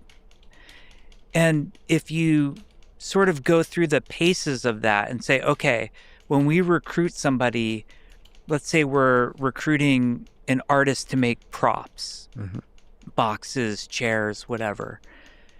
That is the best prop artist in the industry. That's who's going to show up on our doorstep. So when they show up here, we should treat them like the best prop artists in the industry instead of starting from a place of doubt and cynicism. So when that person speaks up and says, I think, like with Overwatch, for example, I think we should do this, we should do X instead of Y. Instead of saying, you're just the prop well, guy. I'm a believer in Y. Why are you against my idea X? You should take a moment, have a deep breath, and say, I man, feel the like he's best prop artist self-admitting in that the industry original is Blizzard devs ended up being really suggesting something. ego-driven, and he Why don't I listen regrets to it? that. That's what I this sounds actually like. do for myself, like this kind It of sounds like he's got it's like a chip on his thought shoulder, like framework what he regrets or of being at thought the company experiment indirectly. whenever That's what I'm talking to pulling a from new person, what he's especially saying, at least. if I feel He's myself not saying a little that bit directly, tinge but of it's what it feels like to me. Usually it happens with like a really young person, like an undergraduate student or something like this. I pretend that they're the Because they smartest released such person in the huge world. games, right? It probably blew in their my egos head. way out of proportion. And Like, then oh my now, god, we're like, literally it puts me in gods. the We mode made of, the best like, game on the planet. You know what I mean? assuming I have And now the prop artist wants to a tell lot us what to learn do. from them. Like, that's probably It what was helps. going on, I would You imagine. actually, like, really listen. based on this I literally discussion. think they're the smartest, wisest human on earth. It helps me. I had that, like, I think, I'm no expert. I'm a game designer. So, like, as much psychology as I know is how to manipulate people into having fun, hopefully. Like, I don't know. I don't have an important job. But Yeah, right. psychologically What's fun? speaking, one thing I think a lot about is ego, and I think about insecurity. And insecurity we all have. Like, all of us as human beings have insecurity. It just manifests itself in different ways. And as we kind of go through our life journey, the insecurity also changes. So like some people, for example, use their insecurity to rip other people apart. Some people destroy themselves through their own insecurity. Some people destroy everybody with their insecurity. But I had that moment as a young lead when I first was made a lead on like World of Warcraft, where I felt it was very important to be right and to, yeah, see, he's self-admitting that he had a bit of an ego for this. And I actually got pulled aside. Like, Pardo and I had a meeting with a couple people. He probably feels like he was a nepo baby. And he like, when you think about the way that he got hired, like, he got hired randomly. It was complete fluke. And then, so he probably felt like really insecure about that. And then getting a bit of success on top of that, and initial insecurity from getting in luck based, probably made him a bit of a dick in like a defensive manner. Like, he felt like he needed to defend his position or something because of all those circumstances. It's always tricky as a game designer because constantly everybody's throwing ideas out on a game team. Like, there's no shortage of ideas ever. And we were in some meeting about something, and these people kind of threw out these ideas.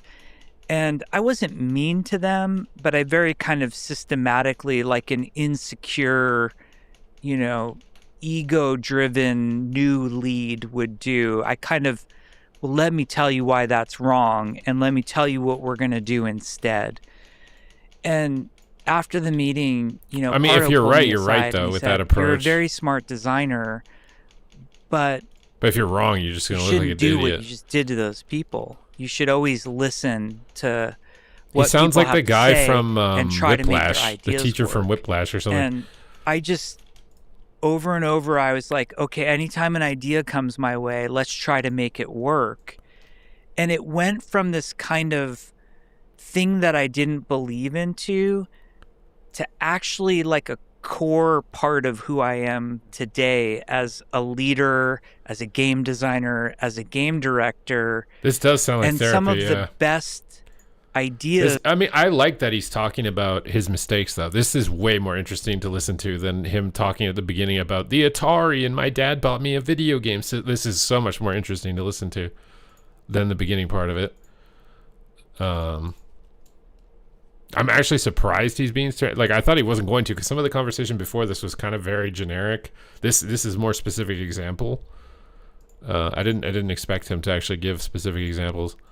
Have come from developing other people's ideas, where your first reaction is like, no, that's wrong, and then just kind of sticking with it and going, but how could we make it work? And the most gratifying part when it succeeds is they get all the credit. And you've sort of elevated this person whose idea wouldn't have been championed, whose idea by the insecure, egotistical lead of, early 2000s would have just said no. Now their idea is the thing everybody in World of Warcraft or Overwatch is just loving, and they get all the credit. Midnight look for PP, bro? I should give context to the listener who don't. How does Midnight look for PP, bro? I think it's going to be good. I'm really just pending what the tuning's going to look like, but I think it's going to be good. I think it's going to be good.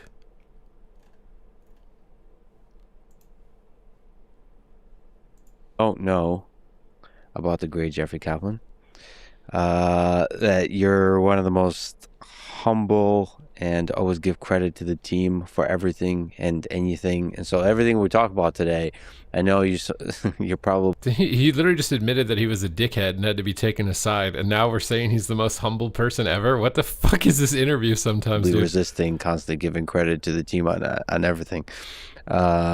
So you're the famous, hi, I'm Jeff from the Overwatch team, right? Just as a small aside, thank you for your humility through your career, and thank you for always celebrating the team. But let's talk about WoW. Let's talk about World of Warcraft. Tell me what the early days of developing WoW was like. Maybe we should talk about what World of Warcraft WoW is. Going to Perplexity here. World of Warcraft is a massively multiplayer online RPG where you create a character, level it up doing quests and dungeons, and progress your gear and power in an open fantasy world called Azeroth. At a basic level, you move, use abilities from your action bar, follow quests, and gradually learn a combat rotation that fits your class. And there's all kinds of characters and roles and classes. You pick a race, appearance, starting zone, small racial bonuses, and a So class. How you terrible to fight, listen to, what man. your role is in groups. Can you continue fill in some of the gaps? What is World of Warcraft? World of Warcraft, first of all, more than anything, is a world. Like, it's a world that you can live in with real other people, and everybody's kind of living out their fantasy. Chris Metzen, who was... We're back. So I think it's fair to say that before WoW... I don't understand how they managed to have a 5-hour conversation when it sounds like he does not care at all, and like he has an AI next to him, because he showed it on the screen that he has an AI next to him. I swear he has an AI listening to Jeff Kaplan talk, and then it tells him what to say, and he just goes through the motions because he just has millions of dollars and doesn't care and knows this interview is going to make money no matter what. It's literally what it sounds like. How did they manage to talk for 5 hours? I'm like skipping MMO parts. leveling, like in EverQuest, consisted of, maybe that's simplifying it a bit, but standing in one spot and killing monsters for hours. You helped develop with WoW, I would say, a revolutionary idea of quest-driven leveling, where there's a story. That's what we were going to need. And we developed this philosophy. You should hear how he talks about Classic and how much retail hate he has. Is this the part how WoW changed? EverQuest. And I remember Alan kind of telling us, like, hey, the quests, when Pat and Jeff write quests, they'll aim us to where the creatures are. You'll do a quest, and then you'll spend a few hours killing creatures in that area afterwards. And that's how he imagined it would work. So we kind of set up the world that way. You know, Pat probably did a dozen, maybe 20 quests in Elwyn. I do a dozen, 20 quests in Westfall, and we do this team play test. And we had a bunch of people on the team who never played MMOs. I'm talking about the guy doing the interview. I'm not talking about Kaplan. I'm talking about the guy doing the interview. The guy doing the interview just sounds completely uninterested and like he's reading off of an AI-generated teleprompter that listened to what Jeff Kaplan said. That's what I'm talking about. Shooter background, you know, StarCraft fans, etc. And they play World of Warcraft. I think we played for like an hour or two, and we only did Elwyn Forest. And the overwhelming feedback from our team, and these are people who really didn't play EverQuest. I mean, he designed Classic WoW. Obviously, he's going to hate retail. And he's going to prefer Classic. It's literally his baby. Obviously, he's going to have bias. They're like, my God, Pat, that was horrible. If that's what you're talking about, because I haven't heard that part yet. Right away. And we're like, wait a second, you expect to just have quests just keep going? And they're like, yeah, we expect to have quests just keep going the whole way. And we kind of had an oh shit moment right after that Elwyn Forest playtest where we realized like we had vastly underestimated the number of quests we were going to need. And we developed this philosophy that's kind of a shared philosophy across Blizzard games in general at this point. And I've heard it outside of Blizzard, other people in the industry, which is you design it along the path of least resistance. So basically what that means, like in EverQuest, the path of least resistance, if you wanted your character to hit max level, is to find the easiest creatures and kill them over and over again in place, which to some people think is very boring. To me, I would do that for 8 hours because I think that's fun. But we decided in World of Warcraft, we said, why don't we make the path of least resistance? So in this case, the way to get the best experience, the fastest, not to be killing creatures in one place, but we'll overload the experience into the quests themselves, and then that will move you through the world which will get you to see everything. Isn't Classic notorious for running out of quests, even despite everything that he's saying? Like, you literally run, no matter what, you run out of quests. You have to grind. Isn't it? It will enable us What's up, to Poise? tell these awesome storylines. It sort of did a lot for the game, and I think it was like a fundamental change in the genre. Like, if you look at the things that EverQuest was very popular and very successful, and it was hitting like hundreds of thousands of players, and WoW blew the doors open and was tens of millions of players. And I think the fundamental difference there was that WoW allowed you to play as a single player. And what makes an MMO, massively multiplayer online game, massive is having the other people there. And they're so important, or else the world feels kind of wrong and dead. But the concept that we have to force you to interact with them to do anything is very off-putting to a lot of people.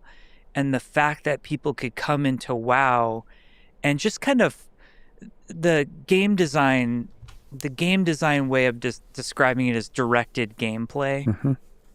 And some games have extremely tight directed gameplay. Like, for example, if you were to play a single player game like Last of Us. This is like the whole narrative versus you just do what you want as an adventurer. I've heard this discussion so many times. You know, you'll have those moments where they'll be like, you'll come up to a log and press triangle to duck, or whatever the duck button is, left stick to duck to go under. And that's like the ultimate in directed gameplay. Like, they're telling you exactly what to do. On the other end of the spectrum is a game like Minecraft, like vanilla Minecraft, where you'll find it's very divisive amongst gamers who love Minecraft or hate it. The ones who hate it are like, I don't know what I'm supposed to do. Like, you drop me in this world, I'm supposed to dig or something. And that's the type of player that needs directed gameplay, or they're going to cycle out. Not all players need it. And what WoW did, that it doesn't seem like an innovation, it doesn't seem like revolutionary, but it sort of created this directed gameplay that felt optional, but really wasn't. I mean, I think it's absolutely revolutionary. It basically changed gaming. It changed the way we see games. And it was so successful in part because it became a mechanism by which you could spend hundreds of hours, thousands of hours in the game. I mean, it's kind of obviously, it's one of those, all these great ideas are always like this, right? In retrospect, you're like, well, obviously, if you make the Path of Least Resistance quest-driven gameplay, then it's going to be the reason that most people play. You know what's funny is it wasn't the Path of Least Resistance, and we learned that 10 years later when it re-released and everyone was dungeon spamming. Isn't that funny? It was the question was actually not the Path of Least Resistance, but people weren't smart enough to figure out what the actual Path of Least Resistance was at the time. But they kind of just trusted it because it's like, as a big exclamation mark, it's got to be the most efficient way, so I'm just going to trust it and do it. But it actually wasn't. True that. I'm with you on. I both like the quests and cow level. Yeah. I guess you have to design for everybody. That's the tricky thing. Like, how do you fine tune this? If you think of it as a loop of like accept quest, kill 10 rats, turn in quest, ding, level up, that loop. Like, how do you fine tune that so it's maximum fun? Or you have fun 12.0.5 for the maximum PTR number already? of people? Is it, how difficult is that? It's extremely difficult, and not everybody's He good sounds at drunk. doing I think they that. took a break before this We segment. all, to some degree, lack the self-awareness of how we tick. So we're all different types of gamers, but if you ask me to describe the type of gamer I am, I might actually be giving more of a picture of the type of gamer I wish I was, or the type of gamer I want you to think I am versus the type of gamer I actually am. Didn't he just admit he's a degen By grinder? playing lots of games. You cannot be an exceptional game designer without playing the shit out of as much as you can and understanding on a deep level. And the weirdest part about it is you're not just looking for the greatest hits. You learn just as much from a shitty game. This is the same with music, right? Like if you want to be a great trumpet player or whatever, you're going to listen to all the trumpet players and you're going to do that. You know what I mean? Or if you're a composer, this isn't like a revolutionary concept. It's just that that's the discipline, and that's a newer discipline. So maybe it feels like it's a revolutionary concept, but that you do from an amazing game. And also, like, a lousy game can have a great system that was tuned wrong or lacked the correct interface, or they didn't put the right visceral polish on it. There's an executional aspect to all of it. When I'm playing, I'm not only like thinking about what makes this fun, I'm thinking about what makes this not fun, but I'm also watching everyone around me. My wife plays games, my kids play games, and understanding like, well, what do they do and how are they different to me? Why are they finding enjoyment in this? Why are they not? What's frustrating? What did they miss? And being raw honest with exactly what you're saying. I mean, I if I were to analyze the kind of gamer I am, why do I enjoy the cow level? And above that, why do I enjoy... I don't think you played the cow level ever. And if you did, it was 30 years ago. Loot. Why is loot so fun? Like, what is... Why is loot so fun? Because fucking gambling. You're a gambling addict. You like the video games because of the gambling element that's put into it. Why is loot so fun? Because a big shiny thing, you don't know what it's going to be when it drops up. This guy just sounds like the biggest phony. What is it about opening a chest and getting a bunch of stuff? I mean, that might be like at the core of what I enjoy about gaming. That and walking around a beautiful world with nice music. You don't care. As a game You designer, don't care at all about that, bro. Oh my God, bro. I need to get my food. I'll be right back.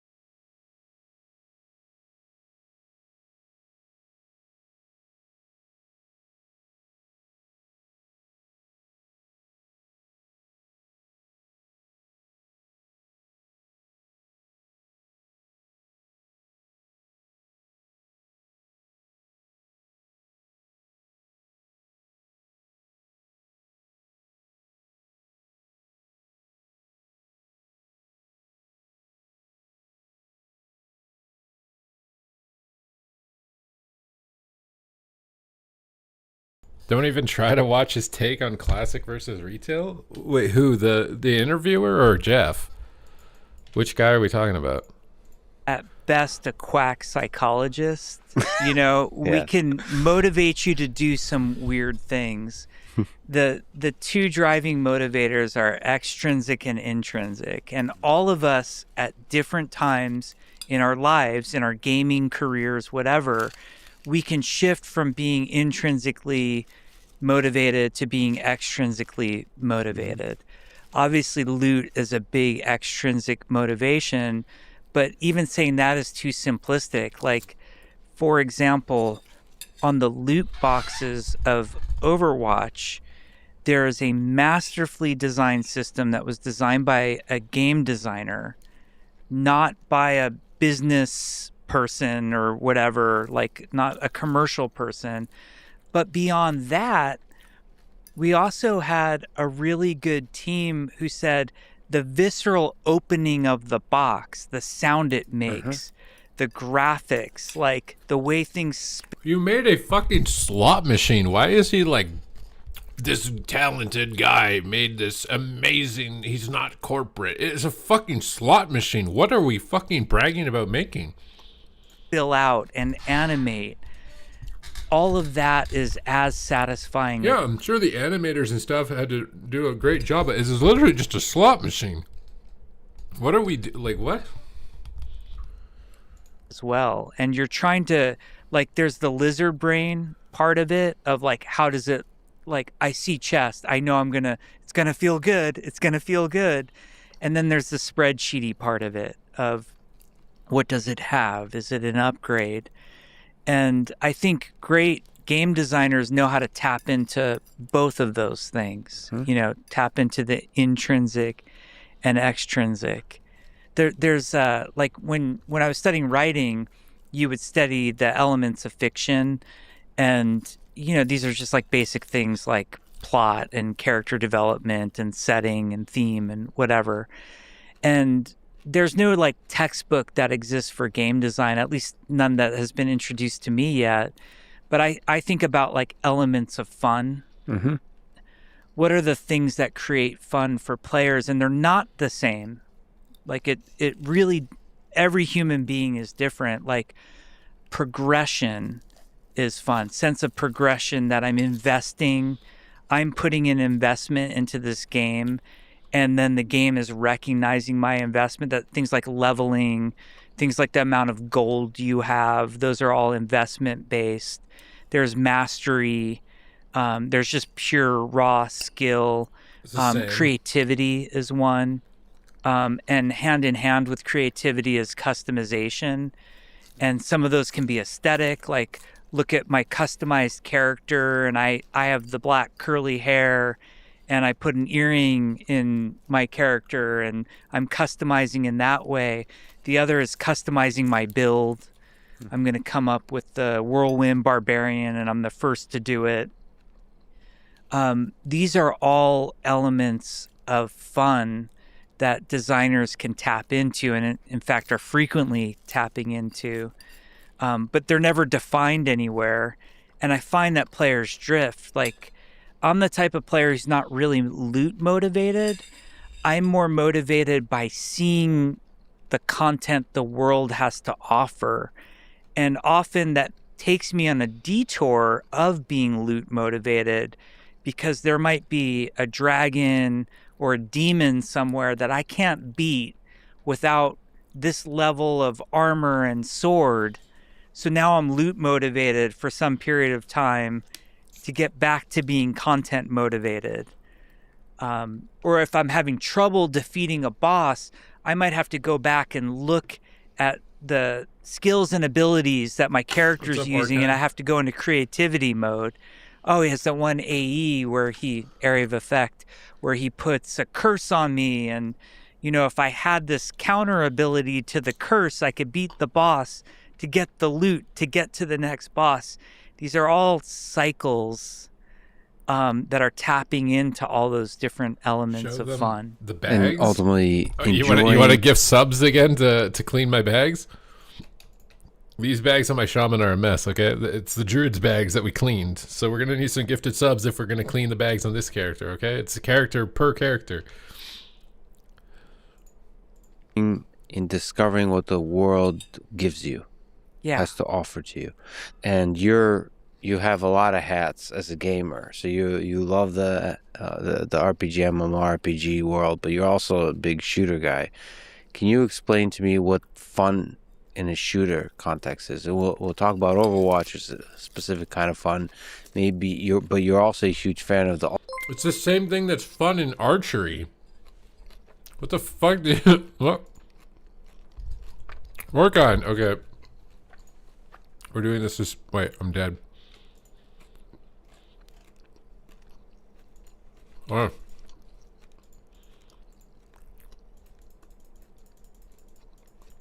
Not even reading it, dude. Just gas it out, dude. Just.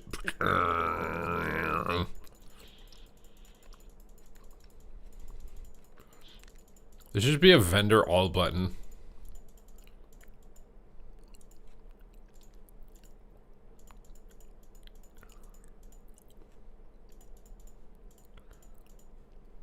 What even is this stuff?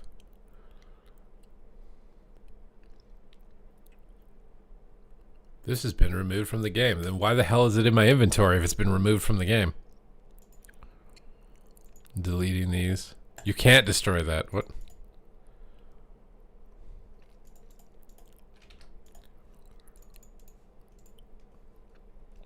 I think this is the best I'm gonna get. I think it's a lot. It's improved. It's improved.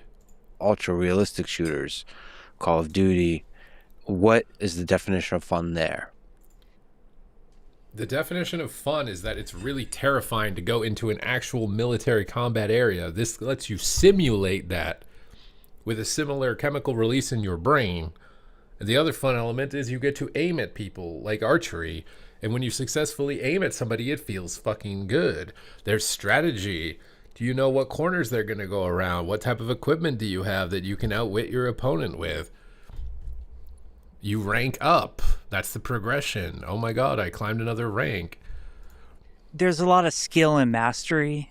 Off the cuff, flippant comment would be clicking heads. You know, I'm just trying to click heads. Okay.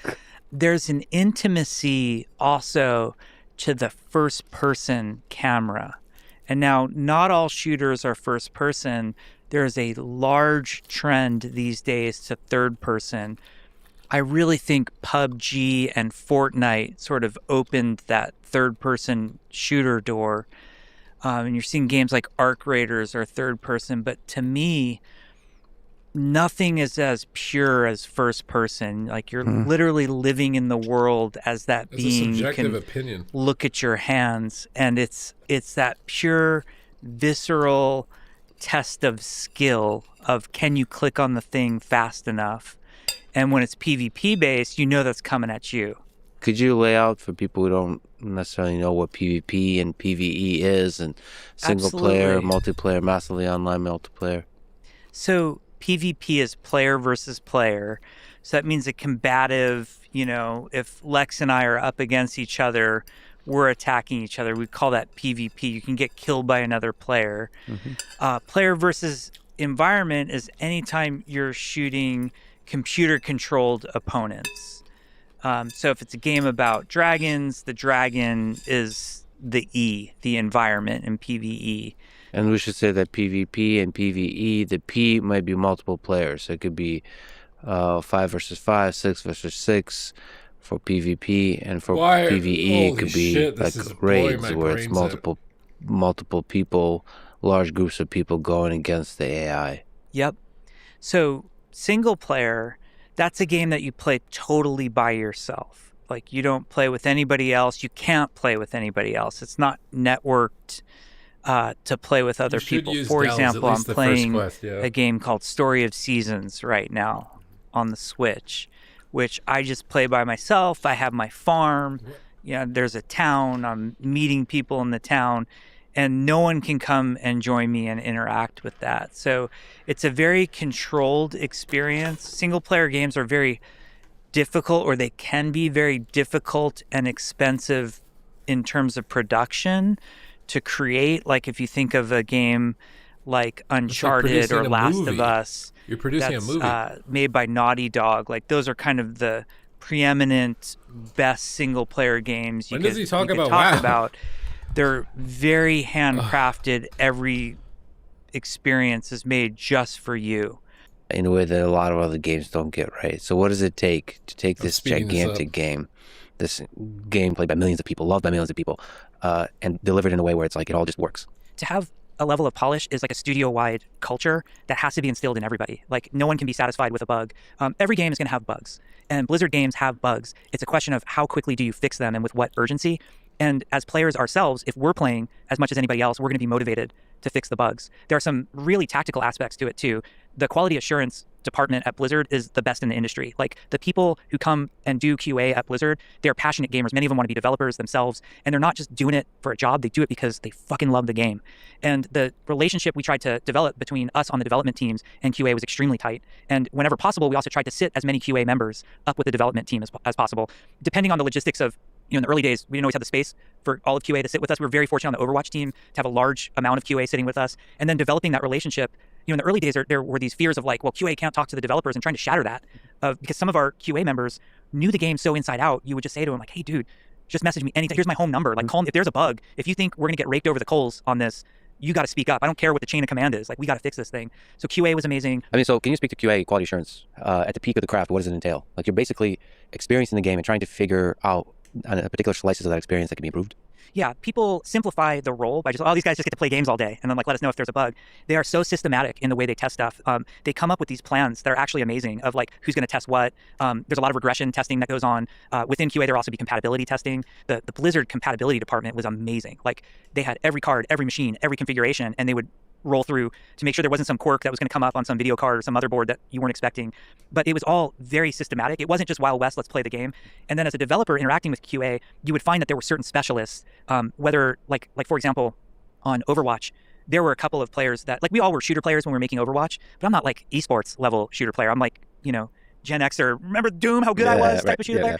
But we had, a couple of these QA specialists who like, they could just snipe from 100 meters out and hit the shot every time and tell us if there was a frame of input delay, and then you sit that person with an engineer and say, hey, I think there's some input lag here. That's amazing. And sure enough, they'd be right. But you have to have that relationship where the devs trust QA, or just even on like a World of Warcraft, they had a great relationship with QA and that they built out a full raid team to do the raids. And then you're not only like looking for bugs, like, hey, the dragon was supposed to fly instead it just like sunk through the world and the game crashed, which would happen. But like if you really value QA, you're asking them, what do you think? You're, like 10 million people are going to see this. Your opinion, multiply it. It matters. What do you think? Are you having fun? Yeah, this is cool. This isn't cool. So QA was important. The other thing that was important is the Blizzard engineering, which you have to architect your game to be hot fixable. And what a hot fix is, games, there's a couple ways to fix them. The way most of us know, because all the software we have gets patched. You have to update it. You have to download a new version of it. Windows, you get that annoying message. Like there's a new version of Windows and it takes, a few minutes and you update it. Obviously we patch our games and that's where we fix a lot of bugs. But if you really want to run a game like Overwatch or World of Warcraft successfully, you need master level engineers who have architected the client and server in such a way that you can hotfix the game on a dime. And what a hotfix is a server patch that no one's client has to go down for. It's because you're dealing with a huge number of players and you discover an issue and you want to respond to that issue really quickly. Well, yeah, it's interesting his perspective shift, because at the beginning of the interview, he talks about how he thought he was a hot shot and he was the lead guy and he wishes that he wasn't like as egotistical as he was. So I think what this is it's almost an overreaction to that persona that he originally had. Like he's gone through a transformation. He's realized like that ego is really bad and he probably didn't treat people the best. And now he's like overcompensating. And now he's like, oh no, they were the perfect people ever. And these teams are always really awesome. It makes me think that he was probably not the nicest. He might have been the guy who was like that maybe. Because he said that. They said that at the beginning of the interview. So maybe this is like an overcompensation almost. Also, he's saying we as if he's still there at Blizzard or something. Emergency issues, like something's crashing, like the worst case scenario is anytime the server's crashing, or in Overwatch, like a really catastrophic bug would be something where you have to disable a hero, like someone found an exploit and you have to disable a hero from the lineup. You want to turn around that hotfix, if you can, in half an hour, get that hero back live. You might have somebody who only plays that hero, and the only reason they're going to play Overwatch is because that hero's active. You don't want to wait for patches, and you want to hotfix as fast as you can. And then also to improve the game quickly, to just even settle stuff. Players feel it. Like that's where there's this idea of like the love and the craftsmanship of the developer. I don't that know about that. Like he didn't talk about that. Can feel like any product, you know, your iPhone or Android or like any computer consumer product, you can feel when there are people who loved it behind it and aren't just putting it out on a shelf. And games have that as well, where you can feel the like heart and soul of the developer in the thing. And some of that's like the joy and delight of like that there's a cow level, right? That's you know, you can feel the humanity of the development team through that. But another part of that is like, do they clean up their fucking yard? You know, does this game work? Is it? And it's not just the bugs and the crashes. It's like when balance gets wacky and stupid, and you know, suddenly everybody's a barbarian and whirlwinding, and no one else will play anything else. You're like, we should probably fix that. You know. Ah, those were the days. I sadly was the barbarian whirlwind guy. One-handed. Yeah, it brought so much joy. So a lot of people. No, you weren't. I guarantee you weren't. I would put money on that you have never touched Diablo. One day, think of you as Jeff from the Overwatch team. My name is Jeff from the Overwatch team. I'm Jeff from the Overwatch team. I'm Jeff from the Overwatch team. But y'all must have forgot. You were the game director of WoW in an era when WoW was one of the biggest games in the world. Just, you know, looking back, what wisdom can you draw from that time when you got to experience this era of gaming? Just listening to an interview forever, where it's millions of people playing this video game. It was my first game I worked on, and I joined it as this entry-level dude. Yeah. I still have my offer letter from Blizzard, which was for $35K a year. You know, that's what I was making. And very shortly after WoW shipped, you know, Alan left as lead before the beta, or like right around the beta. And then Rob took over as a lead designer. And then he left the team very shortly after WoW shipped to go start StarCraft 2. And he put myself and Tom Chilton in charge. Tom is a designer he was a great partner of mine and a great leader. And he actually came from Ultima Online. And so I always looked up to Tom because he had a lot more experience than I did. And this is like early 2005. The world was on fire. The servers were barely running. WoW had taken off like gangbusters. And they basically put me and Tom in charge of WoW. And at the time they promoted me, my title, I didn't even have a lead title. My title was senior game designer. And Tom and I were running the design of WoW at that time. So I thought it was totally normal. And I thought what we were experiencing with WoW was just normal for making a video game because it was the first video game that I had worked on. I thought it was the funnest joyride because we were working on WoW. We were still working insane hours. And then I'd get home, eat dinner, and then me and my wife would log in and play WoW, you know, for 4 hours. And then I'd go in the next day and I'd work. And it was just this, my whole life was World of Warcraft. And I loved it. Like I loved everything from that's why it was the creative meetings with Chris Metzen and just what an inspiration and muse he was, down to the simplest, dumbest design stuff that like we as game designers, like you want to talk about why a button is in the lower left versus lower right and what does that mean? That's like 2 hours of discussion. And is there a better way? Like the 10,000 minutia problems were thrilling to me. And then also the big disasters, like I had in the early days of WoW, we didn't really have all the processes in place for like how to deal with being a successful online game. And I literally had GMs, like game masters, these are customer support guys, calling my home phone at 3 a.m. Like I remember this one time there was some faction token in Stranglethorn Vale and they figured out a way to exploit it. And this GM calls me panicked. It's 3 a.m. He's like, I'm just spawning, what did we call them? Guardians of Blizzard. They were these giant infernals that we just made that instantly death touched anything. We used to have them when we were in the beta, like off in the distance of places players weren't supposed to get in case they cheated their way there.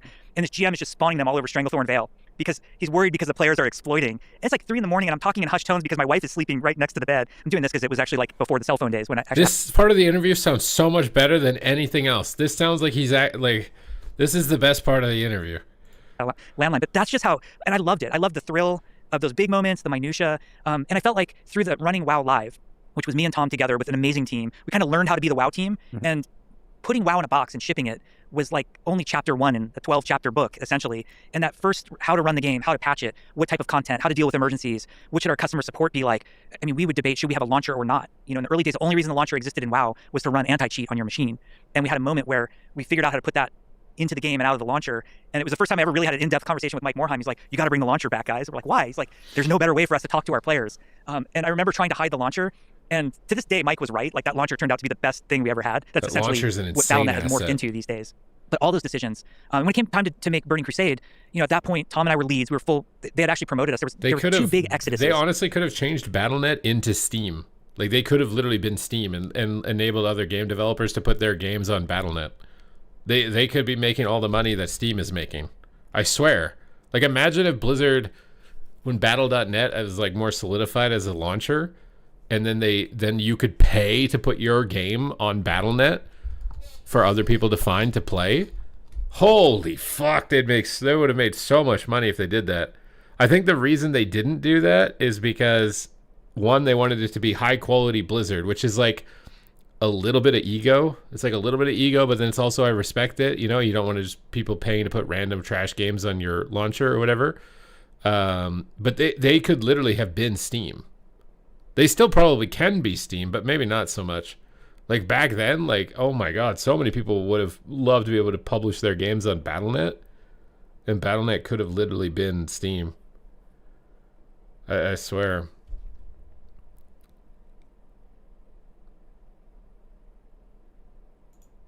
Of groups that quit Blizzard, they were disenfranchised.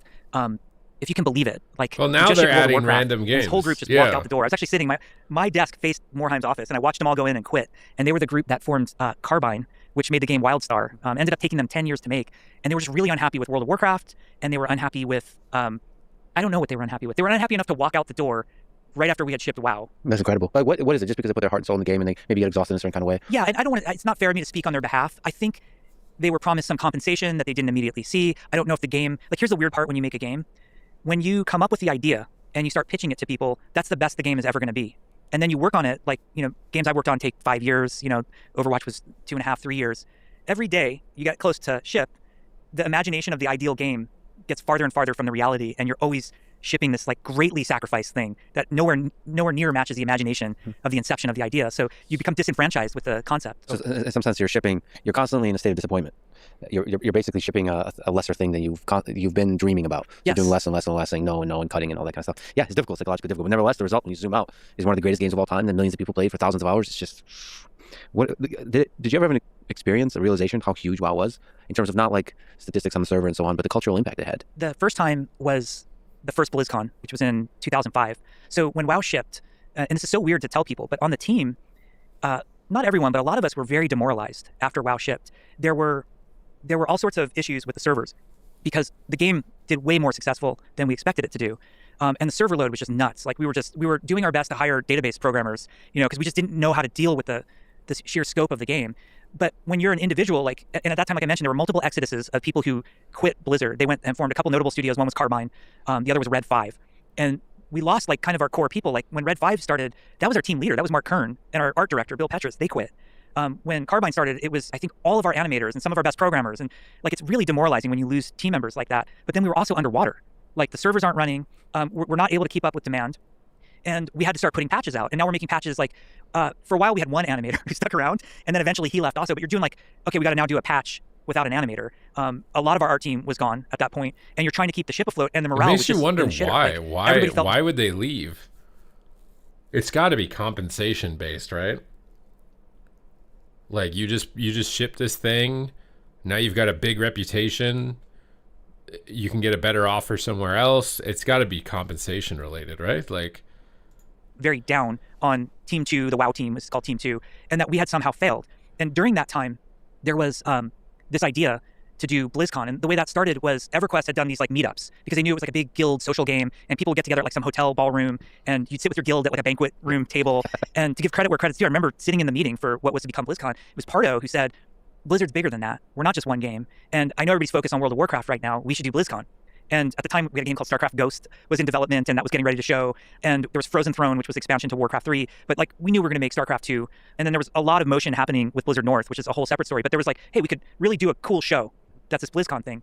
And at first, we kind of announced it, and it just was crickets. When you're like excited about something, you're like, man, everybody's going to love, like, we're doing BlizzCon. Everybody's kind of like, crickets, what's BlizzCon? Who cares? And we're idiots. We're reading the forums, and the forums are just flaming us all the time. Like, there's lag on this server, and can't log into that server. And that was our perspective of what was happening. And then, like I said, give Mike Morheim credit where credit's due. He kept us committed to that launcher, and they put the BlizzCon tickets on the launcher, which they hadn't done before. It was on the website. And so everybody who logged into World of Warcraft suddenly got this like, hey, we're doing BlizzCon in Anaheim. Do you want to come? Sold out instantly sold out. And when I showed up at that show, one of the most emotional things in my life, it was nothing but an outpouring of love. And up until that point, your perception was, because you're just reading online, and it was, the perception is such hatred because people who are passionate online, they express themselves in the harshest ways because it gets attention. That's the lesson I should have learned from my early days. And it's such an unfortunate thing because then you met these people in person and they loved World of Warcraft. And all they wanted to do was talk about World of Warcraft and hear about what was coming next and be around other people who loved World of Warcraft. And it's incredible. It's a fascinating thing to me about human nature, and it's absolutely true. And I wish it was a thing that could be solved, but then again, maybe not. Maybe that's just the way it is. But in person, all of the people that are passionate about a particular topic, and whatever that topic is, it could be games, it could be conferences, technical conferences, they're all mostly full of love.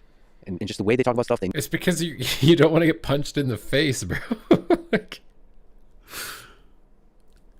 like also it's like heat of the moment thing, right? Like you're playing the game, you paid for money for it, it's bugged, something's annoying you, you go online in an emotional state. Whereas you go in person, you can see the human that's there. It's completely different. I feel like it's completely different. You're in a different frame of mind. Everybody's happy because you're all at BlizzCon and whatever. You're completely different emotionally. They nerd out. Even the disagreements are drenched in this respect and appreciation and love for the game, for the topic. And online, you're right. I don't know if it's because of popularity or clicks or so on, but it's just the way of speaking on the internet is more mockery and cynical. If you say, "I love this thing. Here's an apple. I love apples. I love bananas. I love X, whatever." You just get made fun of. Yeah. And then so what the lesson you learn from that is, well, I'm just not going to speak up when I love something. I'm going to instead speak up when maybe how much I hate another thing that's similar to it, or maybe join in when we're making fun of a particular quirky thing about don't you hate it when bananas are too ripe versus like not saying calling out the elephant in the room is we're all gathered here today because we love the thing. Yeah. It's interesting. It's an aspect of the internet that I think is jarring to a lot of people depending on the game. But if you go to Discord or Reddit or so on, in communities that love a particular video game, if you're not used to it. I feel like most of the people that spend significant portions of their time on Reddit are just generally unhappy. And so if you're unhappy and miserable, you're probably going to spend more time complaining. Because I don't think you would spend that much time on Reddit if you weren't. Is that toxic? I feel like that might be toxic, but like you're already miserable. So if something is upsetting you, you're going to express it. But I think it's also the human element. Like, it's just, you're just in an emotional state. You paid money for a product, you expect it to work. I think there's some fairness also in that. So you go on the internet and it's like, I paid money, this isn't working, it's bugged, I hate it, they're failing, whatever. Like you're in an emotional state. I to be fair, I feel like it's on the game dev to just be thick-skinned in that regard. Now, obviously, if someone's just derogatory and insulting you or whatever, it's completely like unrelated feedback. It's just not, it's incoherent. That like you gotta just block that shit. But like if it's somebody making a legitimate complaint and they're kind of a dick, but it's a legitimate complaint, I feel like you kind of just be like, oh yeah, he's right about it. You know what I mean? Like not everybody's gonna have a filter. Not everybody's capable of even knowing that they need a filter or have that emotional intelligence. You know what I mean? You got to look at it from this perspective of like, some people will just be reactionary and inflammatory. So it's like pulling out the good stuff of what they're saying. Also, we have freaking AI now. I don't understand. Like if you're a developer on a game and you have a forum, just have an AI that runs all the stuff that you want to read through a positivity filter. And just flips it into like, I've been having this issue, like, and it just removes all the derogatory or whatever else is in there you don't want to see. Like, just do that. Now you don't even have to see it. Don't often go. So when I go, it's like, wow, there's a lot of like pretty intense kind of mockery and derision and so on. But you get used to it pretty quick. You understand it. And I wish there was more love. I feel bad because I played a role in the earliest development of some of that online culture. It really was social media before it was called social media. See? I actually, holy shit, the truth shall set you free. I've been saying this the entire interview. I bet he was a toxic degen. He was kind of masking it a little bit. Now he says it. I was like, I'm pretty sure you were just like everybody else was. And the passion that you had in that situation is what got you hired. I'd rather have someone who is a little bit inflammatory but passionate than somebody who's completely uninterested, but they're super yes man. You know what I mean? Like surrounding yourself with a bunch of people who don't actually care, but they're yes men is the fastest way to fail. It's the fastest way to fail. I had this reputation for being edgier than I really was. There were a couple notable posts that survived 30 years that people like to look back on, but they don't look back on the ones where I'm just being chill. And that's unfortunate. I think a lot as a game designer about the design of social media. And unfortunately, social media in general is designed in such a way where the maximum hyperbole works, and that's how you get the most points. Is by being max hyperbolic. See, this is why, like, when people get mad at me for making thumbnails, and I'm like, bro, you just have to do this. You think I enjoy making some weird PogChamp face and going like, this is the best, blah blah blah? Like, no, it's just because that's the only way you'll click the video. I'm not about to make a bunch of videos that nobody clicks. It's like you have to play the meta. It's like, this class is really OP. You have to re-roll it because it's so OP. Otherwise, you can't win. And usually, unfortunately, it's more in the negative direction than the positive direction. If I say, that's a pretty nice mug. I've seen nicer, but I like this one. no one's interested in that. I have to either love this thing or better, this thing's a crime against humanity in some way. And it's very self-reinforcing, and everybody sort of feeds into it. And especially when you're young, I got to see this kind of thing. So I was at Spend, as we're talking about here from Pasadena. So I've been spending a lot of time in Caltech and working on robots, and we get to see students come in from high school, undergraduates come in and like a tour, hang out with the robots. In middle school also. And the interesting thing you see, the younger they are, the more prevalent this effect, which is all of them are kind of afraid to show that they think a thing is awesome. They're all, you can just feel they're checking, is it okay? Yeah. So they're kind of like, the default mode is whatever, this, everything's stupid, this is stupid, that, because that's the safe place to be. It's a real act of vulnerability. I would say it's an act of courage, especially for a young person, to be like, holy shit, that's awesome. Like, if I think this is awesome, I'm gonna be the nerd. I'm gonna take the risk and be made fun of for saying I love this. In that case, I love this robot. So that's an actual psychological effect that also young people are dealing with in person also. So I just want to say, for young people listening to this, be vulnerable, be courageous, and say you love a thing if you love a thing, and do more of that on the internet. I think people make up the internet, people build the internet, and young people more than anybody else define the future of the internet. So put more love out there in the world. If you love a video game, if you love Overwatch, say you love it. I can agree more. You know, as somebody who's taken a lot of heat online, like any game developer, you just get destroyed. Doing what you do, you must get destroyed, you know. And it doesn't matter. I've been destroying them the whole time we've been listening. It's the one, you know, you're supposed to read it and supposed to be fine with it and have it not affect you. It'll stay with you for years. You know, I have those, and I think of it like the cheesy way I think about it is like, is there some kind of social Darwinism going on? And my big worry is that there are creators. Like now, being a creator of anything, writer, musician, you know, make online videos, whatever creator means to you, make games. Now, part of the skill set is being able to weather like a fire hose of criticism like the world has never seen. And I make up these scenarios in my head of like, would Van Gogh have existed if, you know, Reddit and all these things were out there commenting on, like, how many people were able to communicate with? It depends on your own personality. It's either the greatest tool of all time or completely self-destructive, right? And it's like you need a filtering system. Because like if I upload I just started to play sax. You also have to like judge when is it appropriate to upload. Like if you just started as a musician, you've got to think about how you're going to structure that when you uploaded it, right? Like if you're a day one piano player and you upload it like you're hot shit and everybody's going to like what you did and you expect that result, you're going to be greatly disappointed, right? You have to approach that content from this is my day one. I know it's going to suck, and I know you guys think it sucks, but we're going to get better, and you take it as a journey. That's the issue, is that you can't make an assumption that what you've made is actually good most of the time, especially if you're just starting. And you have to be able to filter out like irrelevant criticism from relevant criticism. But the fact that we can get feedback like that is crazy, because you if you just made art by yourself and never got any feedback on it, it would just be complete randomness if you actually ever did release something that was good, because no one would ever be able to tell you unless you have a very good internal compass of what is good, which if you've never done something before, that would be a lot of randomness in your brain to be able to do that. Beethoven in his lifetime or in a week, like how many influences could comment on his music directly to him versus like, if I want to insult Brad Pitt right now, I can just go on 10 different devices and do it. And it's like, that level of access is very dangerous. And I worry that there is a whole group of people who's receding from us that will never see the brilliance, and they're being shut out by the negativity. There's a very real example was Jay Wilson, who I think is one of the great design minds, who was the game director of Diablo 3. And he took so much heat, it just affected him to the point where he essentially retired from making games. When, wrote novels, I was very happy for him because, I'm glad he found his place, and I think he's getting back into making games. What did he get heat for? I don't know of this. Now, but we essentially, I think how many people loved Diablo 3 and played the shit out of Diablo 3. Mm-hmm. And Jay is one of the people you have to thank for that. And yet that community basically removed him from making games for like 10, 15 years. And it feels criminal to me. Yeah, absolutely. I think what it is because you had to live up to a legacy. It would be like the follow-up act to Eminem. Like your act could have been good, but you're the follow-up to Eminem. So like, you gotta be like, you know what I mean? Like you can't step into that role unless you're fucking sure you're gonna deliver better than Eminem. You know what I mean? Like that's kind of like a tough cookie position. Like you're in that position because this is the premier position. There's a lot of pressure of being in that number one position to show what you have.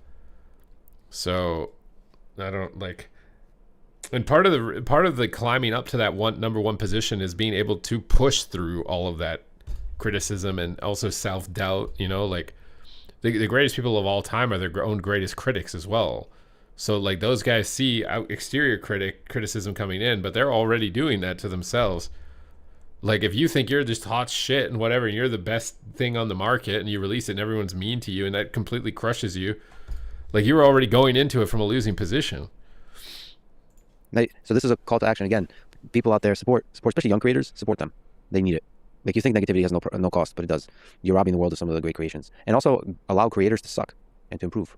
Because that's what the process of creation is like, is to take risks. Yeah, but they can't be in the position, like, what is the best example of this? If you're a starting out musician, I'm not going to throw you in a Carnegie Hall. Because if I throw you into fucking Carnegie Hall, you're going to drown. And everyone's going to hate you. Like when you're starting, you start in the starting positions. You start in the practice room.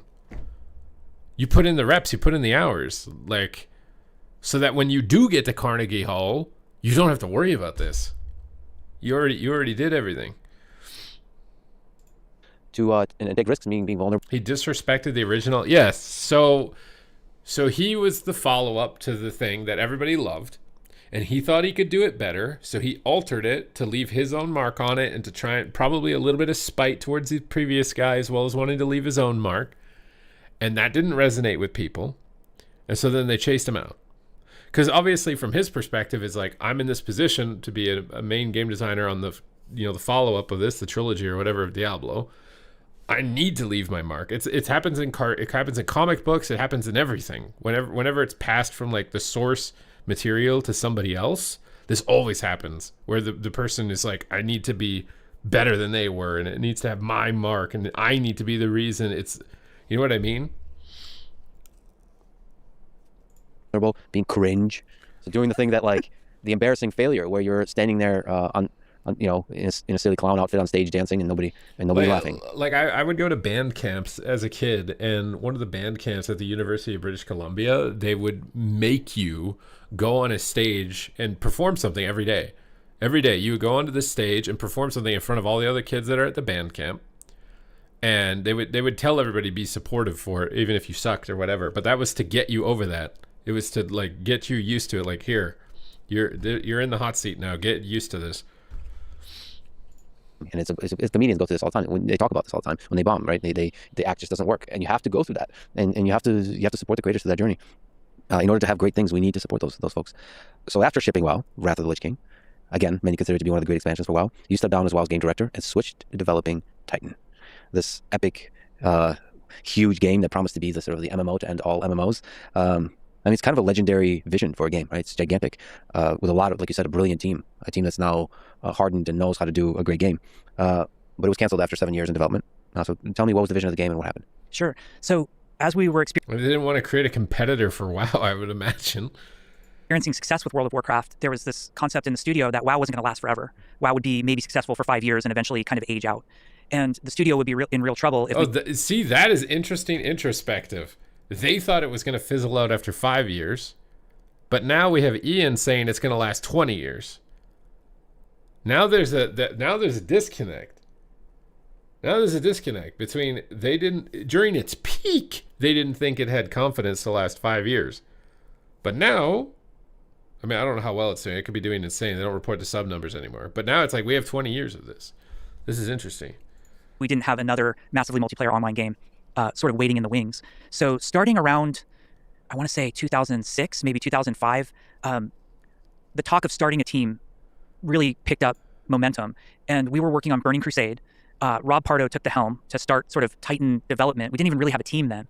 And I remember being like embroiled in Burning Crusade and going to Titan meetings. And Rob pulled a group, from kind of across the company, and we started talking about what this next MMO could be and when it would get going.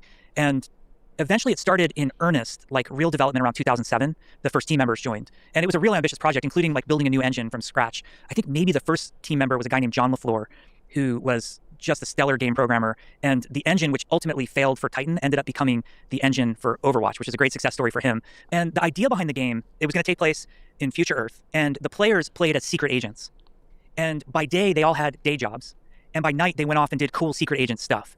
And the secret agent stuff was very first-person shooter, but over-the-top abilities, like you would see in Overwatch, because that's where they came from. And the by-day stuff, we're going to let you run businesses.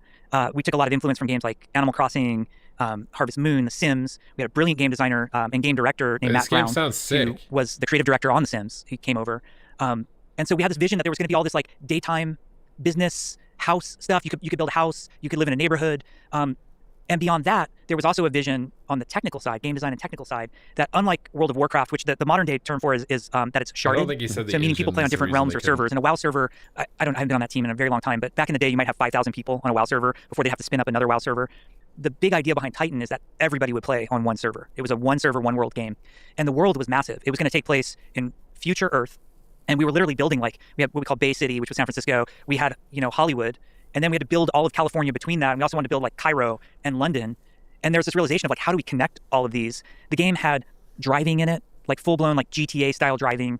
It was such a gargantuan, huge undertaking with a brand new engine, a brand new team, a brand new IP, intellectual property, setting, which we really wrestled over. Like the amount that the IP just, trying to figure out, like, are there aliens or not aliens? Like all that sounds kind of dumb and fun, but when you're building a game, like especially world building, you have to have rules. That's what makes world building work, is that like this exists in this world and this doesn't. And why? It's like, because someone said so and just the way it needs to be. But that development started in 2007, kind of as ideation. I'm sorry, I have to show you his facial reaction to that. This is why I know he's just fake and full of it, bro. Oh my god, dude.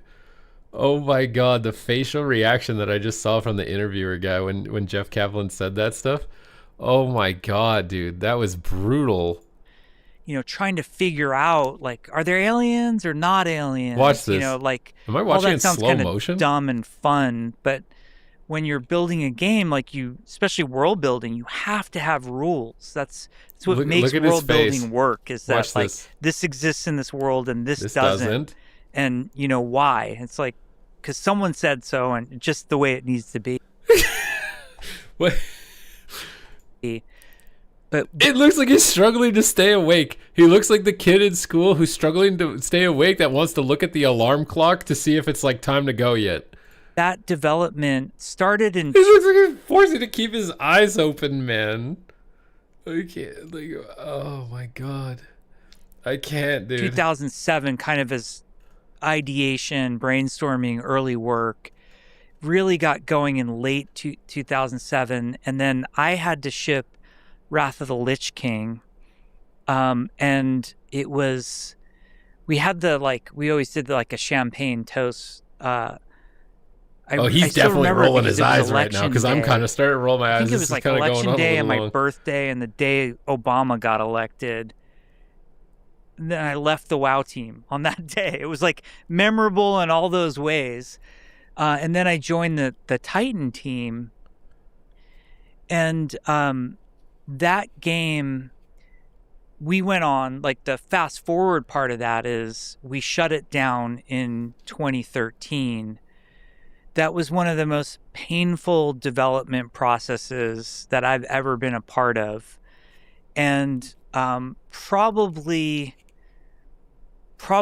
deep into 2009, I knew that the game in its current form could never ship and would never exist. And by 2010, like after numerous times trying to convince the powers that be that like this game is not going to happen, it's in trouble. Mm-hmm. I remember going to Mike Morheim in 2010, and like you're going to the CEO of, at that time Blizzard was a big company, and I'm like, you got to shut us down. We're just going to burn money. What was your intuition about why? So like, from my understanding, there was a few issues. So one was such a gigantic world, which by the way is a beautiful dream. This kind of universe simulator, because I love every game you mentioned there is great. I empathize with the dream. I would love to play that game. But one of the issues, as I understand, was it was unclear what like the quest flow is.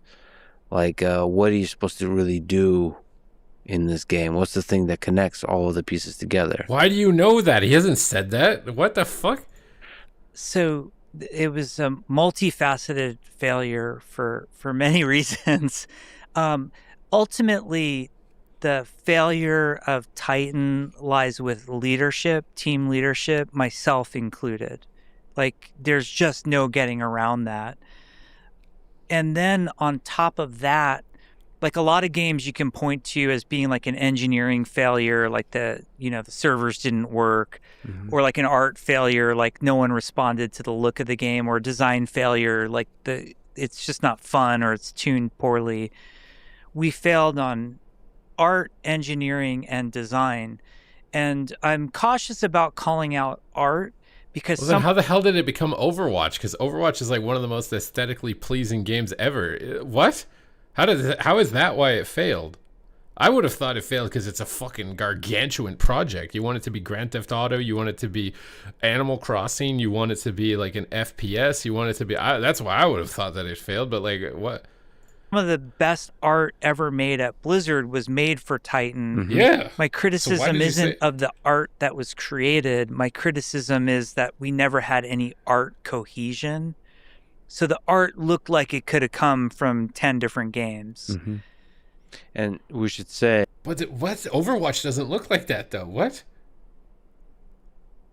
It cost $83 million.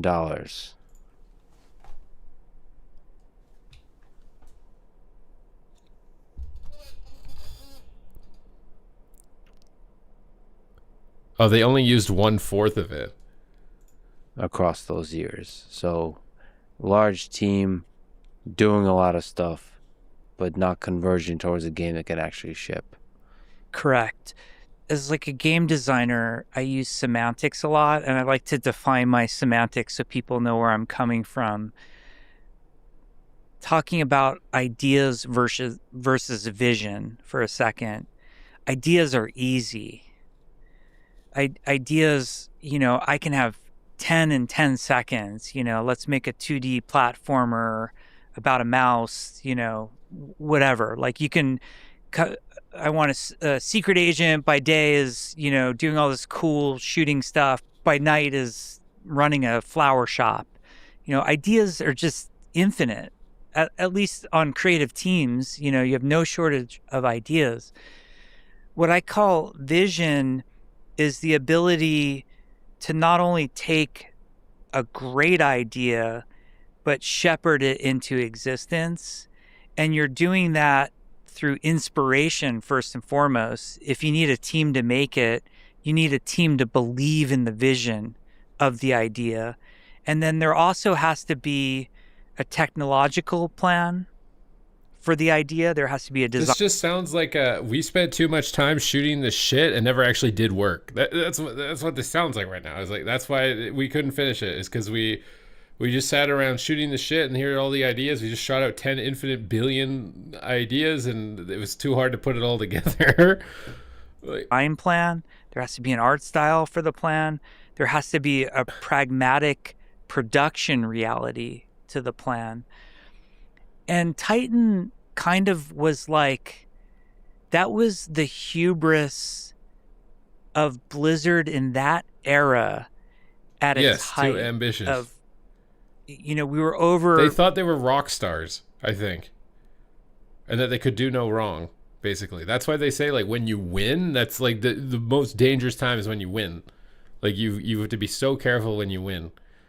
Being hurt about... World of Warcraft. I don't know if people are going to like it. And we were now in the era of like, we made World of Warcraft. We can do no wrong. This next thing is going to be the best ever.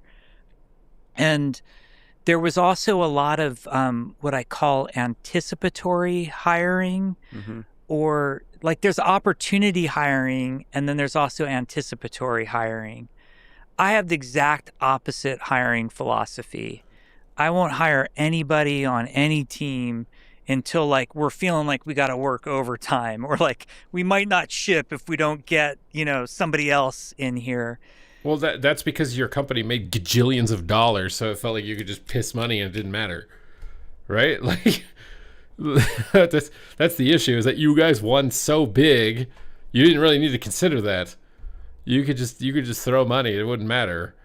And Titan kind of had that hubris of like, well, we're going to build a really big world. We don't know the story of the world yet. We don't really have it mapped out what it should be like. We don't have the art style really defined. We don't know technically how we're going to make the art or what the constraints are. And they got paid for like 6 years to just to do this? Of it are, but we know we're going to build a really big world. So let's just start hiring environmental artists. And like in 1 year, we would hire like 70 environmental artists from all over the world. You know, we're getting visas and like the top tier talent, because at the height of World of Warcraft, and nobody knew the team that they were coming on. It was Blizzard's next MMO, top secret. And they, you know, their first day at work, like some, you know, poor guy from Belgium just shows up and he's at his first day at work and he's like, oh, are we making World of StarCraft? Is that? And they're like, no, dude, let me show you what. And he's like, what is this game? You know, we were in that world, and we hired way too many people. The right way to incubate a video game is you have the This is basically, we were unprepared to be this successful and made all the mistakes that you could make from being in a position of that much success, is what it sounds like. Smallest group possible. And you try to get the idea across with whatever technology you can get your hands on, using other engines, using art from whatever. You prove out that idea, and once you know what you're doing, then you expand the team.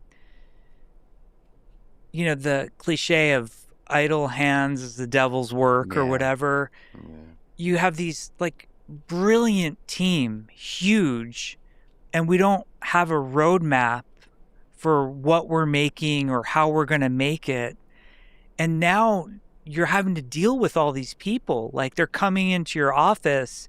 You know, you're trying to figure out, what is the quest flow? How do I design the quest system for Titan? How can we prototype it? And we're like, oh, this prop artist over here is running out of stuff to do. What props should he make? Should he work on Chinatown or the Hollywood set? And you're just making up busy work. The engine didn't work. When we would run playtests on Titan, we would have to tell the team, stop checking in. It's the smartest dumb guy. Yeah, I feel like this has completely like ruined my vision of him a bit. Like, now I'm like split between like, he's the fucking dude that made Overwatch. He's the fucking GOAT. He made Classic WoW. He's the fucking GOAT. You know what I mean? I had that vision. Now, after listening to this interview, I'm like, he's a Nepo baby. He got hired by his dad. He wasted so much time failing at writing, and then he worked on Titan, and it seems like they just jacked off the whole time, and he had a big ego, and he was kind of mean to people. I feel like this interview has not done him good. I don't feel like this interview has done him good. At the same time, like, I think it's cool.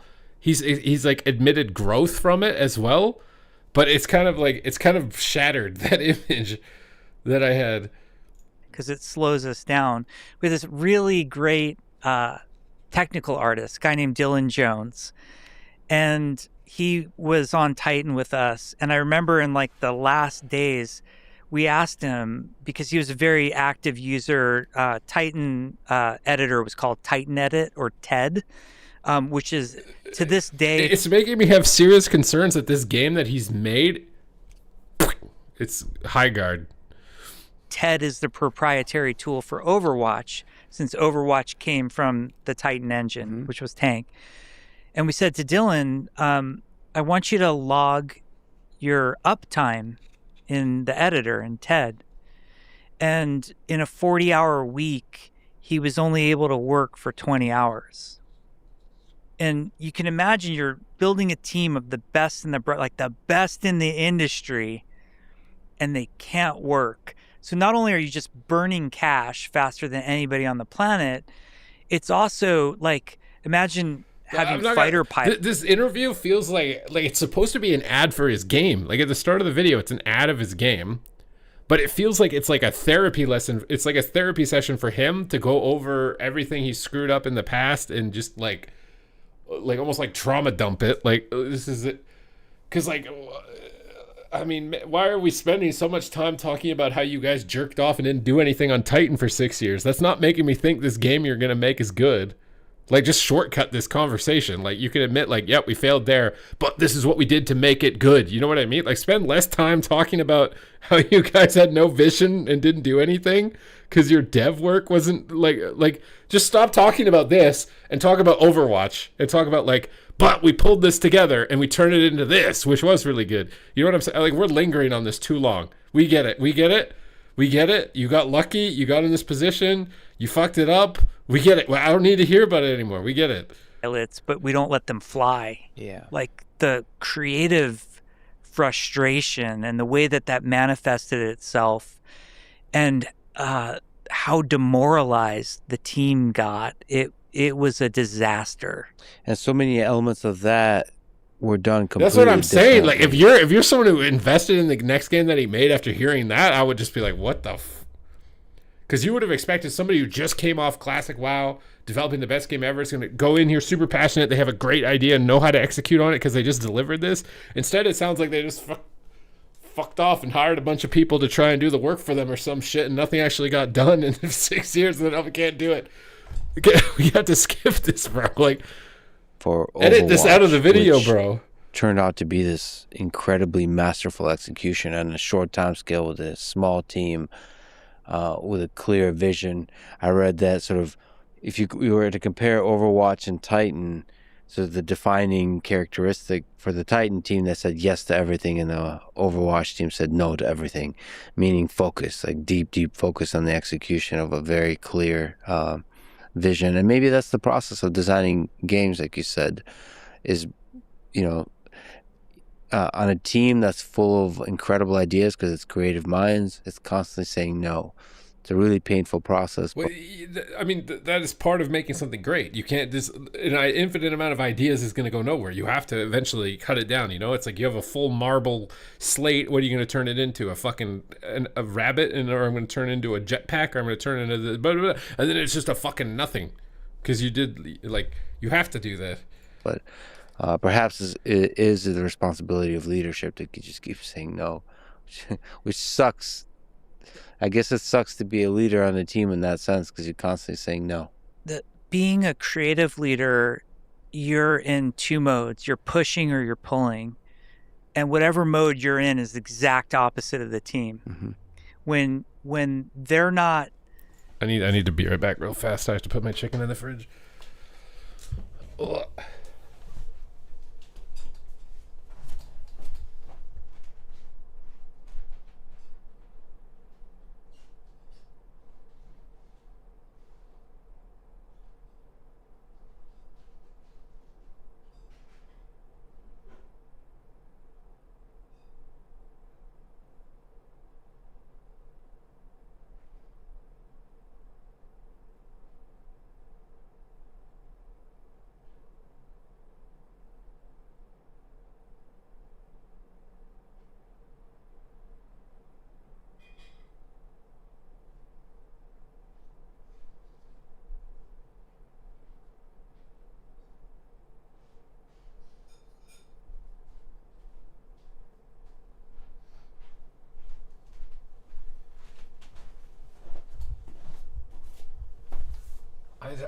This interview is like, it's it feels like a therapy session and 5 hours of fluff. Thinking outside the box enough, or like elevating the vision enough, that's when you're pushing them. Like, come on, guys, He said he admitted the mistake of not listening to people, and then he made the mistake of giving people too much freedom. So maybe that's true. Maybe Blizzard sat him down, like, you got to be less controlling, and whatever, and let people's ideas. So then he's like, okay, I'll apply that to Titan. So he went the opposite direction, and then Titan didn't go anywhere because it didn't have anything pulling it together, right? You know what I mean? You got to be open to listening to everybody's ideas. You shouldn't incorporate them all if they're bad. You should listen to the idea and be like, okay, what elements of that can we incorporate? If there aren't any elements, you don't force the puzzle piece that doesn't fucking fit in, okay? You get the triangle hole. You're not putting the fucking circle in it, okay? Even though the lady in the TikTok says you can. If you've got a triangle hole, you shouldn't try to we got to change it into the cylinder hole to get this thing in. If it's not the thing. Don't worry about the schedule. We got, capture hearts and minds, inspire people. And when they're going a little crazy and endless source of great ideas and really fun development, that's when you got to pull. and say, guys, we need to ship this. The best feature we can add for the player is shipping. That was a common phrase that we had. So when I think that they just really like getting paid a lot of money to just shoot the shit. Is probably what happened. Too much of it. Titan was canceled, I mean, that must have been a gigantic heartbreak for everybody. And there was this moment when the plan was for the Titan team to be disbanded and moved elsewhere, but you fought for keeping some part of the Titan team, the core of the team, together. And Mike Morhaime gave you 6 weeks to come up with a pitch for a new game. And you've talked about this process. Who the frick is this character in the back?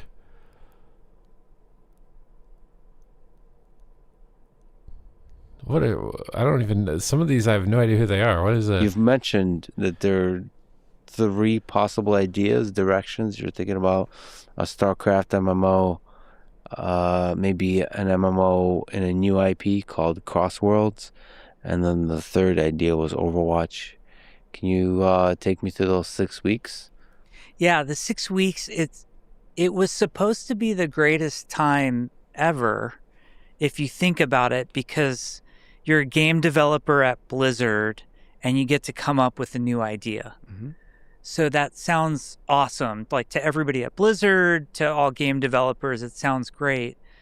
But we were probably the most demoralized we'd ever been in our careers. At least I was. You know, I didn't know if I was going to be fired. I didn't know if that was the end of my career at that point. And so it was like a really serious, kind of dire environment that this was happening in.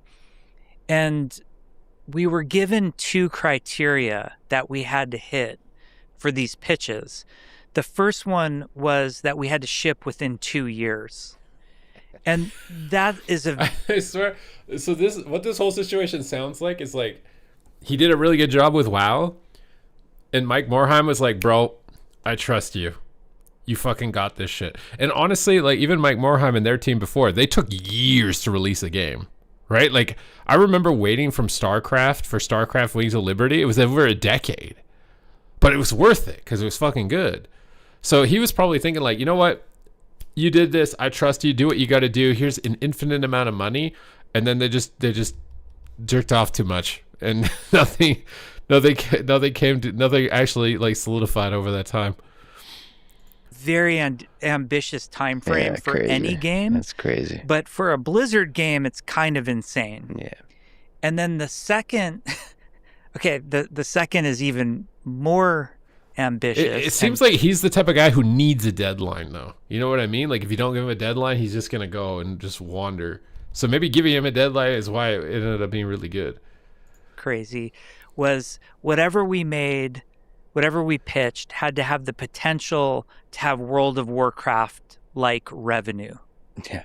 Right. What? And to date, at that point, there was one game that had World of Warcraft like revenue, which was World of Warcraft. Oh. So immediately I just threw out the revenue thing because it's all fucking Monopoly money to me. Yeah. Like, this game money it's insane, and I just don't think about it. That's someone else. Holy shit, if you're an investor for his game and you just heard him say that. Oh my god, that was the most ridiculous statement of the entire interview. Yeah, I don't care about any of the money that they gave me. It was millions of dollars. It just doesn't fucking even exist.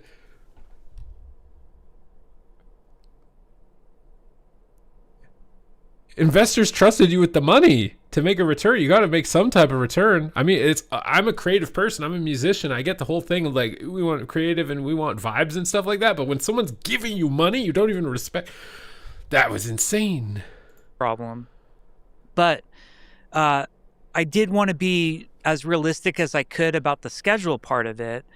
So most of our team, the Titan team, was 140 some people. Most of that team got moved to go work on Heroes of the Storm, the D3 expansion, World of Warcraft, Hearthstone. So immediately, large number of the team was gone. Then we had a bunch of, like, what we called temp loans, people that someday were going to come back to us, but we loaned off for like 6-month tour of duty. And then there was a very small team. There was a group of engineers that was mothballing Titan. So it exists somewhere at Blizzard at that point. And they were also deconstructing the engine because they knew it didn't work anymore. And to make a new game, it had to be way reconsidered to sort of what it is today. And then there was a very small creative group that was supposed to come up with these 3 pitches and given 6 weeks. And we just sort of arbitrarily decided, like, let's spend 2 weeks on each pitch. The ground rules that I sort of led with is you have to be all in for the 2 weeks on the pitch. So if we're, pitch 1 was a StarCraft MMO, and we have to live and breathe and want it more than anything. And I kind of warned everybody, I said, at the end of this 2 weeks, you're going to think this is the only game idea. And you're not going to be invested in the next. But we're going to throw it out as soon as we finish it and do the next one. And the StarCraft MMO, I actually really loved that pitch. It was called StarCraft Frontiers. And the concept was like less of you're playing like Space Marine, like it was less armies. StarCraft, the RTS, is always about the 3 races and the giant armies. And kind of what made WoW and separate from the Warcraft RTS series was that instead of being like a footman in the army in World of Warcraft, you were like a lone adventurer, make your mark on the world. So we had this idea, it was this old Chris Metzen drawing of a space prospector. And I love that idea that like somewhere out in like where all the giant StarCraft battles were happening, thousands of Zerg and Protoss and Terran, there's like this like lone prospector on some planet, like going through like a mysterious dungeon, looking for minerals, but finding monsters. Like it was that kind of spirit of That's awesome. More on the ground level. I didn't even think about that because my intuition with StarCraft MMO would be the soldier as part of the army, right? The prospector. That's such a beautiful vision. Yeah. Yeah. Looking for the resource. Are you just taking his words and regurgitating them in a different order? And on the way finding the monsters. You want to be on the ground floor. Just taking his words, regurgitating in a different order, and then telling you it's a good idea. Now I know why he has 5 million subs. He's just a yes man. Like, what's it like on the ground floor? And I don't want to be a minion in a giant army. I want to be Indiana Jones in space, It's funny that he said that about WoW, but then I swear I've heard a WoW dev say that, like, yeah, you get to be the shaman that's in the army in the 40-player raid, and that's why it's cool. I swear that I've heard that somewhere. I can't remember where. So then there was this Metzen picture of the prospector, and then 2 of the most amazing artists, Arnold Sang and Peter Lee. Arnold's the great character artist. Peter Lee's the great environment artist. They did this concept art for Frontiers that was Metzen's space prospector. He's smoking a cigar and he's got his foot on a Hydralisk skull. Nice. And then there's like a medvac in the background and they're on this like big alien planet. And like that picture, you just wanted to like, here's my money, I'll pre-order now. Like sign me up for that game. Yeah. That picture ended up being McCree from Overwatch. It's not McCree anymore. They did it. Isn't it? Didn't they rename it to something else? Am I stupid? Was it named something else? McCree was the first name and they had to rename it because the guy got whatever. Nice. But yeah, that was where McCree actually came from. So that was the StarCraft Frontiers idea. We kind of we went all in on the design. We had a world design. We had class design, like how the classes would work, what progression might look like, and you also have to think when you're trying to design an MMO, like what could expansions and live content be like. And we put together a really good pitch. We all knew there's no way you can make this game. Like this, even though it was more focused than Titan, it's 5 years on Blizzard's best day with nothing going wrong. In perfect scenario, 5 years to make that game. Probably with, 150 to 200 people. Like these 40 people are not making that game in 2 years. So as much as again, that was an idea, not a vision, because it lacked the path to reality, Because that's a legit large-scale MMO in a world that you haven't quite developed in the way that an MMO needs. It was really crafted for the real-time strategy formulation of StarCraft, and it's in space. It would take. I mean, it would be incredible, but it would be 5 year and realistically even more. Oh my god! He just read How to Make Friends and Influence People. He just mirrors them. He just sits there and he just mirrors. I'm going to sit here for 5 hours and hopefully I don't fucking fall asleep. I'm going to drink some alcohol on the fucking break. And yeah, you said some shit. So guess what? Yeah, that shit you said, some shit said shit back at you. Great job. There's no way someone can say this is a good interview. On that team, you're making the StarCraft game. How do you get from planet to planet? Is it a cutscene? No one's going to want a cutscene. But we should probably make it a cutscene because that's easy. But we got to have space flight. That you're adding like 3 years just by saying we got to have space flight. You are. Yeah. And then how do you make a space game without space flight?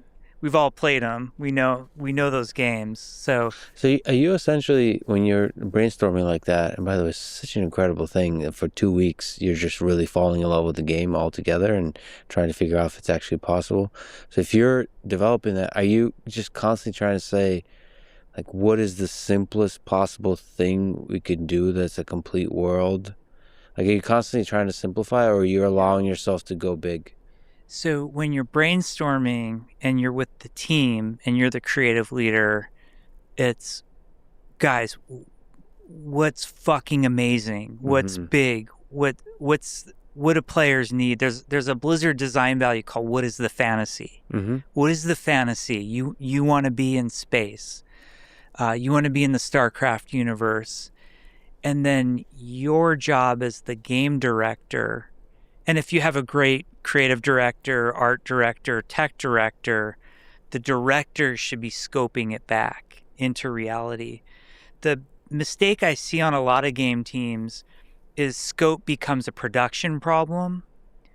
You give it to the project managers or the executives or the producers. I mean, it's like, who is he talking to, right? He is talking to somebody who's in a game dev position right now. Right, as if he's like an arbiter and everything I'm saying. He's trying to teach from the lessons that he's learned to other game devs. Is who he's speaking to. So if you're not a game dev, this is just like fucking, you don't care, right? Like that's who he's talking to right now. To say no, there's not enough time, or you guys should hire more, because, right? Like what do executives, what do those types have at their disposal that they can hit you with meetings in Outlook and tell you that you can hire more people? That's not really how you get the game made. That's why they get paid the big bucks. The scoping, your best case scenario is when your tech director, art director, and game director are doing the scoping. Because then like, this part we got to spend big bucks on. There's no getting around it. This part we can cheat. If you have a giant team and one guy's job is just to make... Cut off this part and start talking about the next one. Oh my God. Like, yes, it's very hard and complicated to produce a game, especially if you're only given 2 weeks to have to make something for it and you have to make it in 2 years and it has to make more money than WoW. We get that. Please move on to the next one. Props, crates and chairs.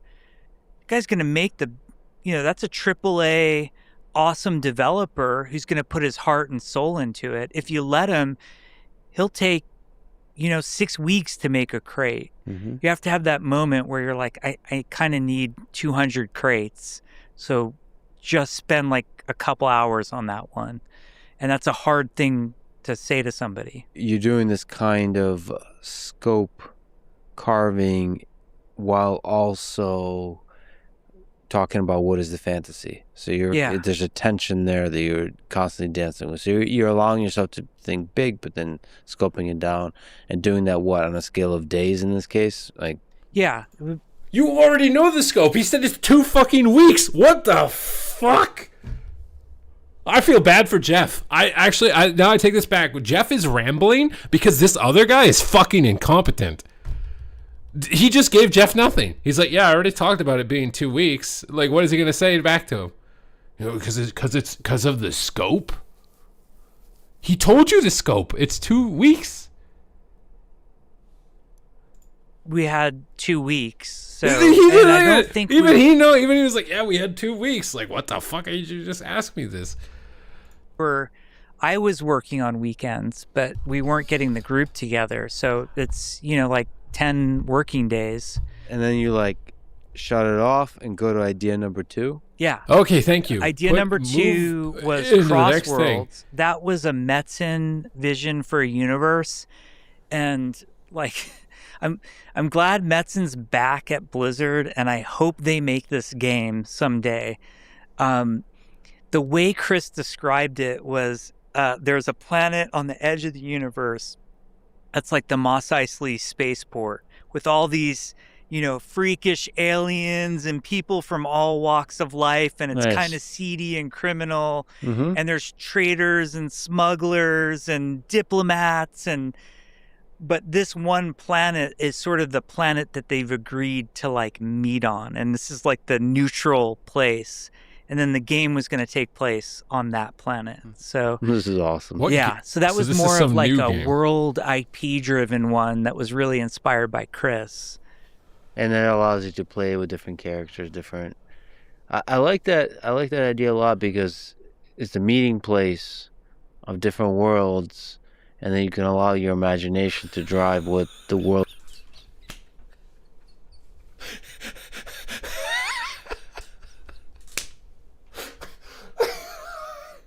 I feel bad for Jeff. Now. Maybe I'm like he's talking about stuff too long. Like I feel like, but like he's the one. This is the guy who's supposed to drive the conversation. He's supposed to cut him off when he's rambling too much and move it on to the next point. He's struggling harder to stay awake, bro. He's just slouched forward, leaning on his hand, like, yeah, it sounds like really a big deal, my guy. Yeah, tell us more about the 2 weeks.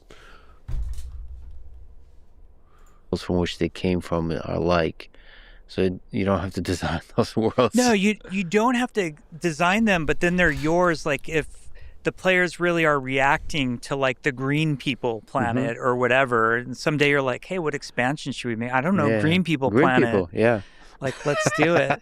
He made the tabletop version of that. It was Crossworlds. We were working on Crossworlds, and like the StarCraft Frontiers.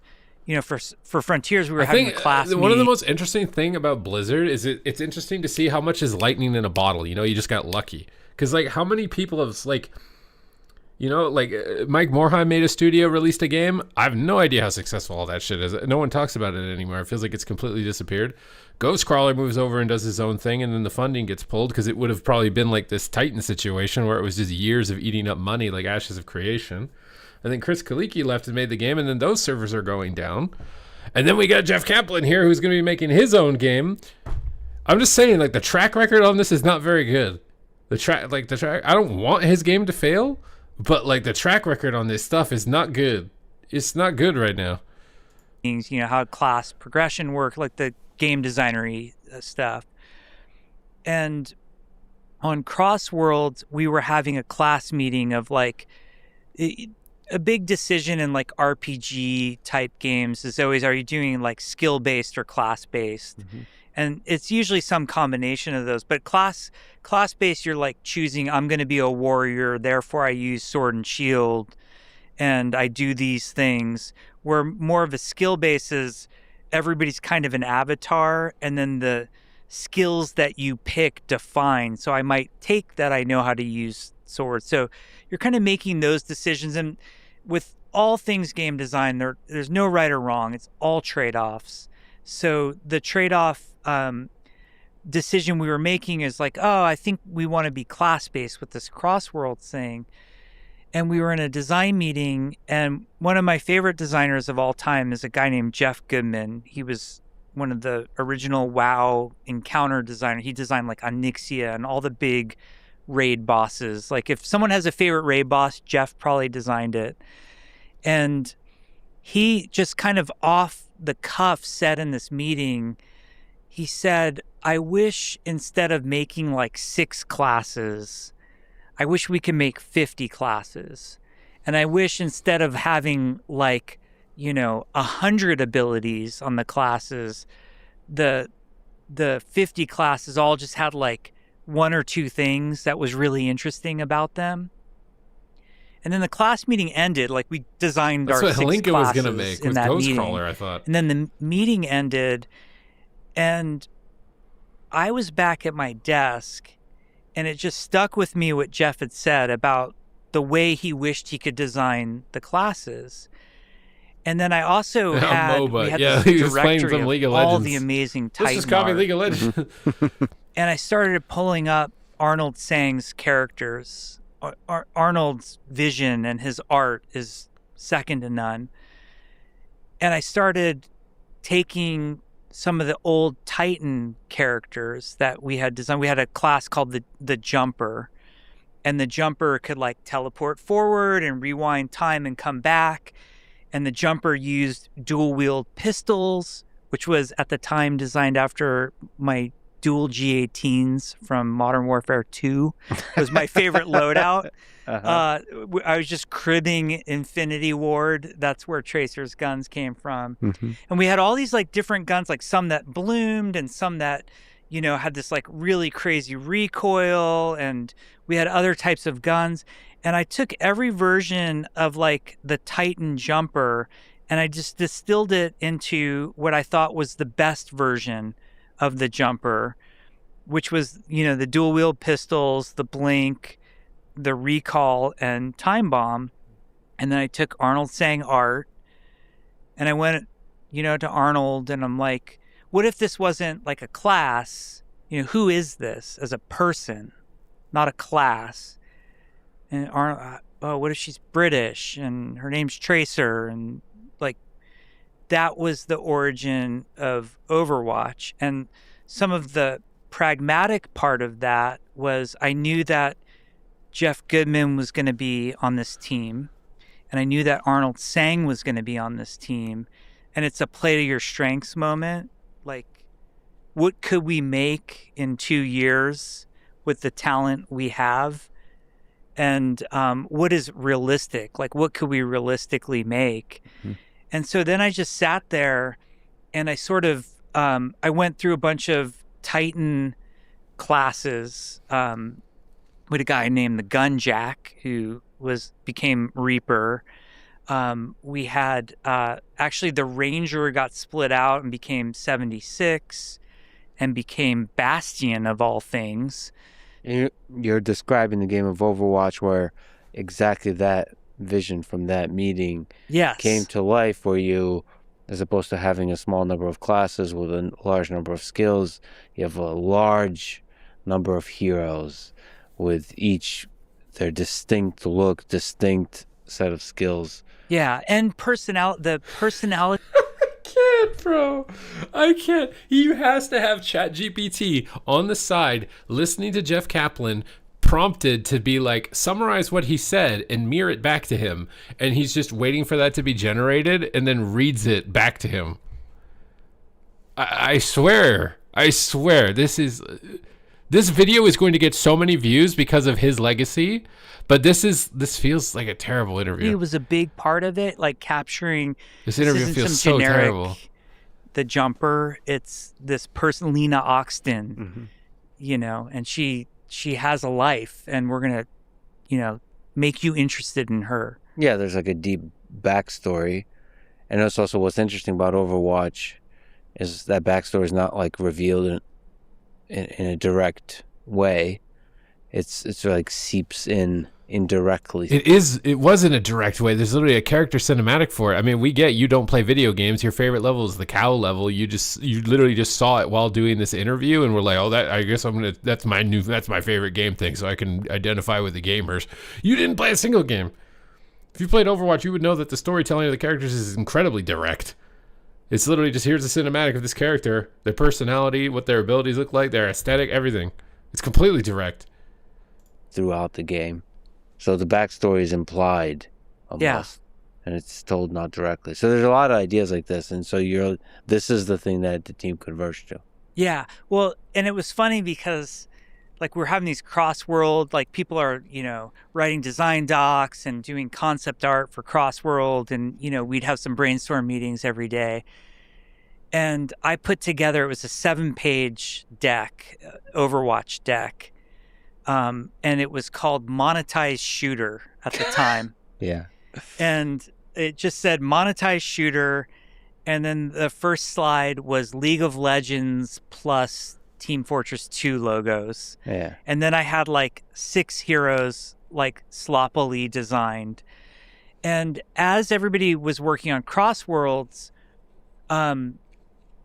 there were 2, co-leaders of that Team 4. There was, Chris Metzen was there and Ray Gresco. And I remember Ray coming over. Ray is like a phenomenal game developer of all time. He like wrote the Dark Forces engine, was the production director on Diablo 3. He and I killed Titan. And then he's at my desk looking over my shoulder, and he's like, well, what are you working on? Is this the Crossworlds pitch? And I'm like, no, this is like another idea that I'm just working on the side. And I show him the 7 slides, and he just looks at me and he says, go show Metzen this. This is what we should make instead. And then I went and I showed Metzen, like, hey, this is just an idea. And then Metzen was like, yes, like, this is what we should make. Yeah. And I showed Arnold, and it was Arnold's art. And then Ray tells me, he's like, because every morning we get the team together, because we were in this like dire straits, and we're midway through at that point. And Ray and a producer named Matt Hawley said, tomorrow morning at the meeting, you're going to pitch this monetized shooter idea. It was called monetized shooter because originally when I pitched it, it was free to play and you had to buy the heroes, which is fucking terrible. But at the time, I actually thought that was a good idea. Mm-hmm. And I'm walking down the hall with Matt Hawley to go like pitch That's this. how League of Legends worked, isn't it? We're supposed to be working on Crossworlds, and they're like, you got to pitch this idea to them. And Matt Hawley stops me in the hall and says, Jeff, you cannot go into that meeting. I refuse to put up a deck in front of the team where the first slide says monetized shooter. Mm-hmm. They'll hate that. And that's not the spirit of who we are as, creative develop. I'm like, yeah, you're right. Like, well, no one was supposed to see this deck anyway. You guys were all looking over my shoulder. And he's like, you need to put a name on it. I'm like, it's Overwatch. Like right on the spot, I said the name was Overwatch. And where that had come from was when we were working on Titan, I was really angry about this. We did this fake, I did not do this. Another leader on the team did this, of this fake, like we're going to put up whiteboards and everyone gets to vote for their favorite name for Titan. Mm-hmm. But the person who did it already had a name in mind for the game and just kept pushing towards that name. Yeah. And the thing that got the most votes was Overwatch. Overwatch in Titan was like a police group, essentially. But somebody had written Overwatch on that board and it got the most votes. So I basically named the game Overwatch to like high five my team and kind of middle finger. Yeah. Like, yeah. Don't act like it's a democracy when it's not. Yeah. You know? Yeah. So it's a middle finger. Yeah. So Overwatch, and then the rest is history. So what in that slide deck is that? In that slide deck, did you already have a kind of crawl, walk, run idea of the way this would be developed? So my deck was terrible. I'm not gonna lie. Those moments when he reveals them of like he hates the dev and the dev was being egotistical and he was gonna pick the name anyways regardless of the vote or whatever, and it makes me just think there's so much corporate politics and insecurity and like, oh my god, bro. thing called a Jeff deck, which is it's always gray with black writing, and then the default like PowerPoint blue shapes because I just don't bother making it look good. Yeah. Besides dragging Arnold Sang's art, desecrating it into my deck. We had this amazing game designer on the Overwatch team, a guy named Jeremy Craig, who's now actually game directing a game over at Bonfire. Jeremy, not only was he a great game designer, but he had the ability to sell things better than anybody else visually. So Jeremy took my shitty deck, and then we had lots more like creative brainstorms, and we thought through the game of Overwatch a lot more. And then he made this gorgeous pitch deck that we pitched. We first had to go through the Blizzard production and game directors for them to approve it and give it their thumbs up. Then we had to go through the Blizzard executives. Then we had to go through Activision. Mm-hmm. And in that deck, because we had to speak to schedule, we had to speak to two things that were tough to speak to. One, we had to speak to schedule, and we came up with this concept of crawl, walk, run. We had identified the reason Titan failed is we just tried to run. We tried to come up with the next World of Warcraft. But if you think about World of Warcraft, it had Warcraft 1, 2, and 3 to build upon, to even get to the point where people gave a shit enough about that world to want to live in the world of Warcraft.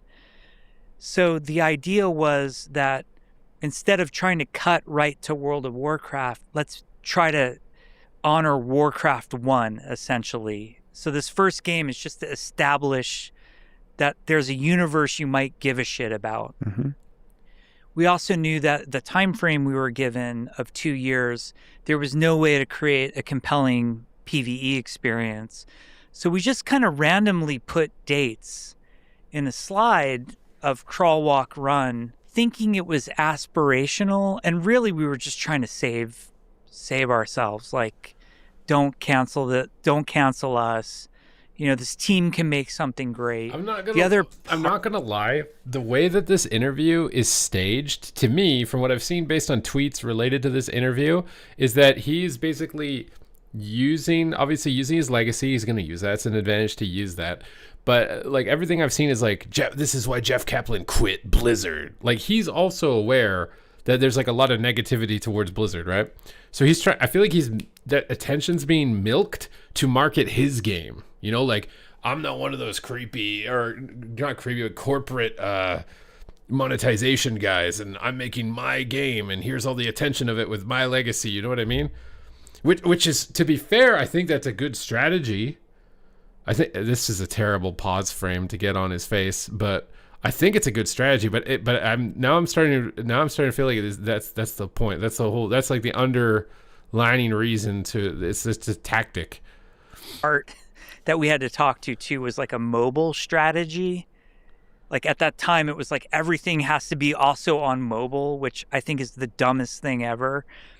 And so literally what we did is, this was Jeremy's brilliant part. We had a picture with all the boxes, and then one of them is like a tablet with just a fucking Photoshop of, Arnold's art on it. And we're like, and also it'll be on mobile.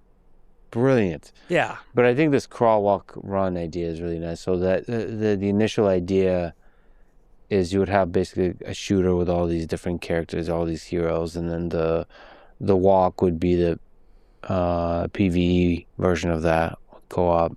And then if people really fall in love with the world, then you build a big MMO around it. Quick pause for bathroom break. Thank you for saying everything he just said. Quick 30-second thank you to our sponsors. Check them out in the description. It really is the best way to support this podcast.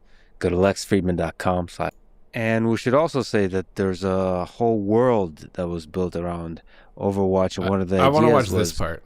So now there's this wave and the live game and events, but the pressure on creating. Look at this timestamp.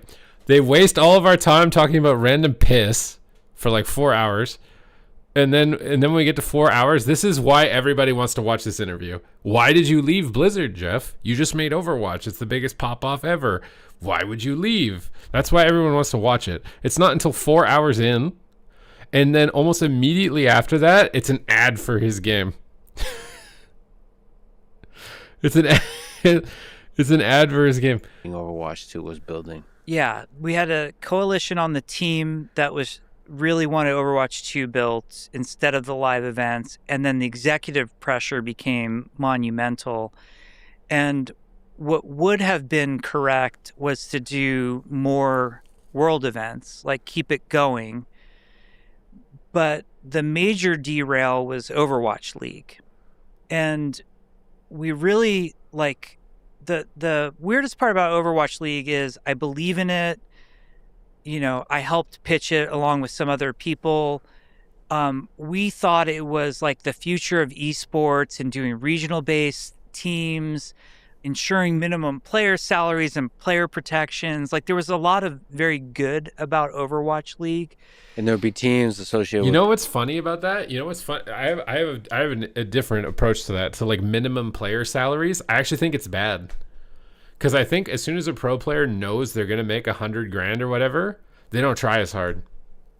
Maybe that's toxic. It might be toxic, but like when you know, especially if it's a 6-figure number, like when you know you've got that number, I just feel like you don't. Some people won't. Some people will. And I think it makes for a worse show in some sense. It could be toxic. You know what I mean? But it's like me as a streamer. Like I don't make money unless I make good content. Look at this guy. I think he's a terrible interviewer because he knows no matter what he does, it gets views. So he doesn't need to do anything. That's what I think that's what it breeds. If you give somebody that guaranteed pay or whatever, this is what it can potentially breed, is you get this type of result. Particular cities, yes. And it'd be international, it'd be real competition. I'm not saying they shouldn't get paid, but I'm saying that like salary versus prize pool, like what's the percentage of it, right? Like they need enough money to be able to live, to be able to practice, to play, but like is that taking away from the prize pool? You know what I mean? Like the ambition was really huge there. Yeah, the team's part of the dream. Like look at this guy, for example. They gave this guy $83 million to make a game, and in 6 years didn't make shit. This is what I'm telling you. I'm not saying don't pay them. I'm saying that the way that you monetize it, you have to be very careful. You have to be very careful. This guy is literally the best example. They gave him $83 million over 6 years to make something and didn't make shit because it was too much of a safety net. There was no urgency to win. There was nothing behind it. Was more of like regional based, player protection, try to make esports more of a first class citizen. Because there were all these stories about like shady teams, you know, screwing their players over. Where it got away from us was there was a lot of excitement about Overwatch League, like too much so, and then it got over marketed to the people buying the teams. They went on this road show where they had a deck basically, and like you could put anything in a deck and sell anything, and they were pretty much selling the Brooklyn Bridge that Overwatch League was going to be more popular than the NFL. Mm-hmm. And we got a bunch of billionaire investors in these teams. And when 2018 started, like, for example, the day I got back, they said we signed this huge deal with Twitch for streaming of Overwatch League, like a media rights deal. And that means that here's all these commitments we made for Overwatch League of like in-game stuff that had to exist. Like a lot of it was integration with Twitch and camera control and that kind of stuff. The other part of it was a bunch of skins and, uniforms for all the teams, which was not just getting the art in the game, but there was huge technical challenges. This is what I'm describing is complacency. That's what I'm describing. When you have certainty of something, it's inevitable human nature for complacency. And so by having more of the income be derived from prize pool, you have to win. You have to be the best to win. So you will then produce the best result, which then produces the best show for the event. Whereas if there's no prize money and everyone is paid 150K and you know you can't make more than 150K, the likelihood that people will be complacent is very high. It's very high. You underestimate like the internal I need to be the best drive as the main factor for people. A lot of people it's just money.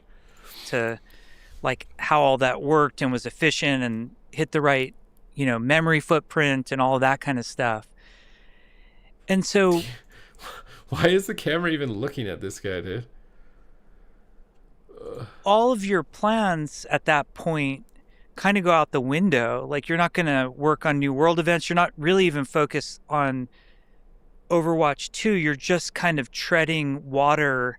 Mm-hmm. There was a lot of talk of like, oh God, the deal didn't go well and we've got to do make goods to make the deal better for them. I'm like, just give them some money back, like if the deal isn't what people wanted, like putting it on us, the Overwatch team, to like support this beast.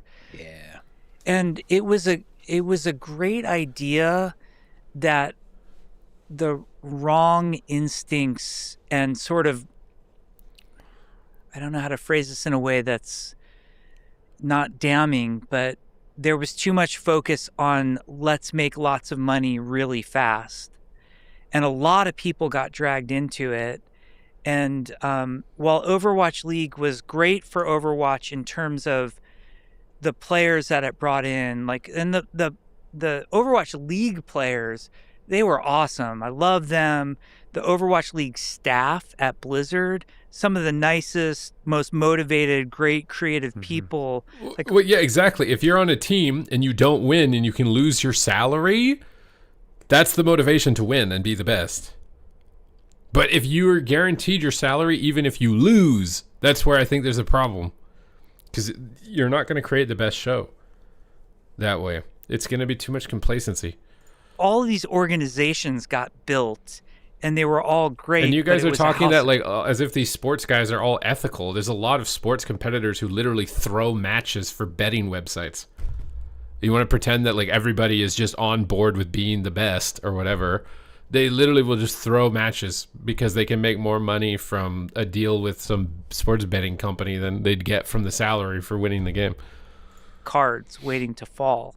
And it became more about the money versus the quality of the experience of the different teams playing together and actually building this ecosystem of esports. The financial reality kicked in where these teams, now we didn't just have, executives at Activision and Blizzard who cared about the bottom line of Overwatch. We had all these people who basically invested in the game, and then they started to express their opinions. Originally, the business model was going to be that they were going to do in-person events, and there's going to be big ticket sales and then merch, and That's all of that. It's not enough to make money from it. And I think really quickly everybody learned, like, yeah, we can't do in-game events when you have a London team and a Shanghai team, and like, how does this work? So that fell apart super quickly.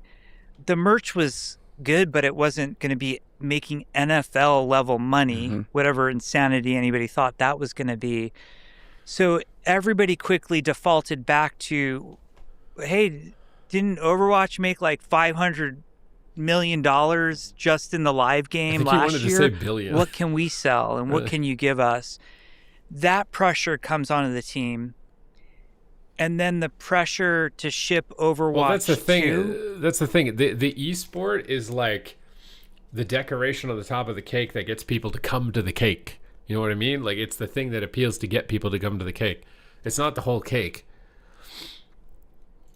And all care and love that we had for like the live game and the live let's just make events and new heroes and new maps. Between that and Heroes of the Storm, we're losing all these resources. Honestly, I feel like it was almost like a knee-jerk reaction. Like, they felt like they were missing out on what like Dota did and what League was doing, and then they wanted that. They didn't want to let that slip away or something, and they thought they could speedrun it. But like all those games started off with nothing. Their esports teams made no money. They started organically. They grew over time. And even esports like Super Smash Brothers, they get like 50K viewers on a tournament. Their pro players don't make any money. They make like, I don't even think they make $5,000 in a year. And they get tournaments that get 50K viewers, which like Overwatch doesn't even get 50K viewers now on its tournaments. So, and they don't make money. So I don't know how you could have sold this. You know what I mean? And it got to the point. I mean, even League of Legends esports, I'm pretty sure is not profitable. It's the game that's profitable. And that's why I say that esports is the decoration on the cake that gets people to come to the cake, right? Because when Worlds is happening and everyone's pogging out about Faker doing some insane thing, a lot of people go into the game. It's a big motivating factor. It's like the big pinnacle that, if you can afford to have esports in your game and it's a competitive game in the first place to want that, you should have it. But you can't overinvest in it to the point where the cake is deteriorating underneath the decoration, because it's the decoration on the top. It's not the cake. I exit at Blizzard. I believed in Overwatch 2. I think we could have made a great game. I have a lot of hindsight of like how I would have designed that game differently with what I know now versus what ultimately we didn't ship. And there's Overwatch 2 is out now, but it's not the Overwatch 2 that we planned and announced. So when you're referring to Overwatch 2 in this conversation, you're referring to the PvE version. The PvE version. Which, by the way, I would have loved to play. I'm one of the people that were... Overwatch is great, but the PvP. But I would have loved to play the PvE version. I think everybody would have loved to have played it. And how many hours he's played these games. There's a misconception online that all I cared about was PvE and I didn't care about PvP. All of the Overwatch 2 PvP maps. Well, thank you, Sovereign. Were I've been trying something to do that the I best said I can to with the it. team over and over. We have a PvP audience. If we get anything right, it has to be the PvP. We would be lucky to welcome these PvE players, but that's not guaranteed. So it was never they a lose. PvE Exactly. That's what I'm saying. only focus. It's just almost So if expanding. what is considered the most established esport, League of Legends, loses 30 to 4 million a year, you can't guarantee your game coming out of the gate is going to, you know what I mean? Be successful like that. It to also the E. And what eventually broke me was it used to be like in 2016 and 2017, I felt very in control of the Overwatch team and the direction of the game as a game director, working with Ray Gresco as the production director. It felt like we were running Overwatch and we were very, very successful and doing a good job. And I think the fans were happy. And then as we transitioned, Overwatch League was the best intention. My parents always say the road to hell is paved with good intentions. That was the Overwatch League, and it ended up being an albatross. I mean, I don't think Overwatch League fundamentally, I don't think having tournaments was the issue. The issue was selling billionaires that it was going to make a shit ton of money. I think if they had done no tournaments at all, that would have been awful for Overwatch. I definitely think doing tournaments was good. They just probably shouldn't have put as much money as they did into it initially before it could go somewhere. That's my assessment of it, because I think Overwatch and Overwatch Esports was super pog at the time. But they just put way too much at the front before they even knew it was going to move or not. And then Overwatch 2 was the same thing. And what it boiled down for me, like what sort of ultimately broke me in my Blizzard career, was I got called in the CFO's office and he sits me down and he says, he gives me a date, which at the time was 2020 and was going to slip to 2021, but at the time it was 2020. And he said, Overwatch has to make in 2020. And then every year after that, it needs a recurring revenue. He can't tell you how much money and then they he needed says to to make. me, if it I'm not doesn't gonna do- lie, I can't believe I mean, I get censoring that, but I feel like a lot of this conversation should have been edited out. dollars. I'm we're gonna going to assume lay just off a shit ton of 1,000 money. people, and that's going to be on you. And that was just the biggest fuck you moment I had in my career. It felt surreal to be in that condition. And as somebody who's worked on a lot of games, made a lot of games, you get in these meetings where they're like, Fortnite has 1,400 people working on it. If you just hire 1,400 people and make it free to play, we'll make that money, right? And that was, I had believed I would never work anyplace but Blizzard. I loved it. It was a part of who I was. And I felt I was a part of it. And I literally thought I would retire. I do wonder if there are any like, he hasn't worked there in a while. It's possible that like any agreements he has are nullified after a certain period of time. But to me again, my assessment of this interview is that he got to yap about a bunch of stuff he really likes in video games and give some shout outs to names that he likes. But the whole point of this interview, like the objective of this interview, is to bait you to click it, to get him to watch about saying fuck you Blizzard. That's the main thing. That's the hook. That's to get you to come in here and watch it. That's the hook, to get you into it. And then it's to sell his game. It's to lay up Blizzard as being this big baddie corporation making tons of money, and then here's my game. I'm the underdog guy. Please come and support me on my game.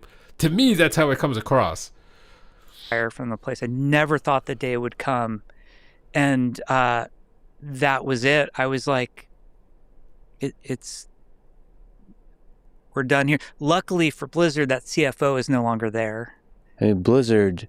He's probably talking about Bobby, bro. Companies in the history. I bet he's Earth. talking about They've Bobby. So I mean, what the hell is a CFO? Isn't there only one of those? It's so difficult to create so many hits, and they were done not by chasing money.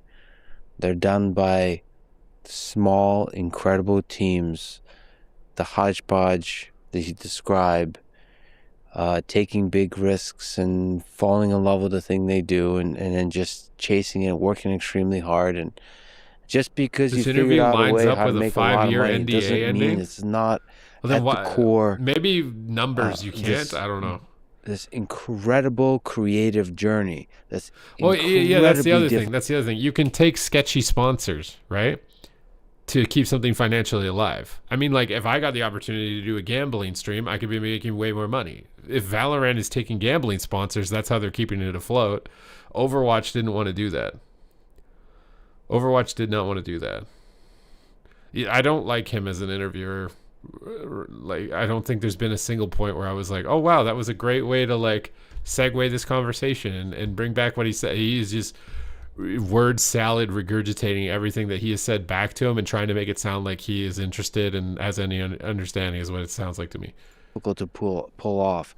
And just because you got a bunch of really smart, creative people who have somehow figured out how to pull it off multiple times in a row doesn't mean you can just treat it like a machine. It might not be financial gain on this game. It might be status. To him, he might want to show that, like, it was me. I can make the big game. You know what I mean? Maybe it's still that insecurity from failing as a writer for 6 years or whatever.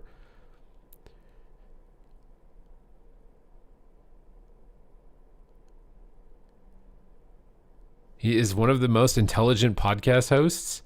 Bro, I mean, I'm only watching this. Every single time. It's this beautiful journey of a hodgepodge of weirdos working together. And weirdos have to run that thing. If you ever have a chance to create something special, you have to have weirdos at the helm. And at the degree to which you don't have weirdos at the helm, creative minds at the helm, and you're a business person at the helm, get out of their way, right? You cannot have the meetings. Like, yeah, but the issue if you don't get in their way is that they just fucking jerk off and don't do anything for 10 years. That's the problem. Or they don't come up with a strategy to make money with it. Would it be great if we could just all shoot the shit and come up with ideas for video games that never actually release because you're just you know what I mean? Like, you need to have both.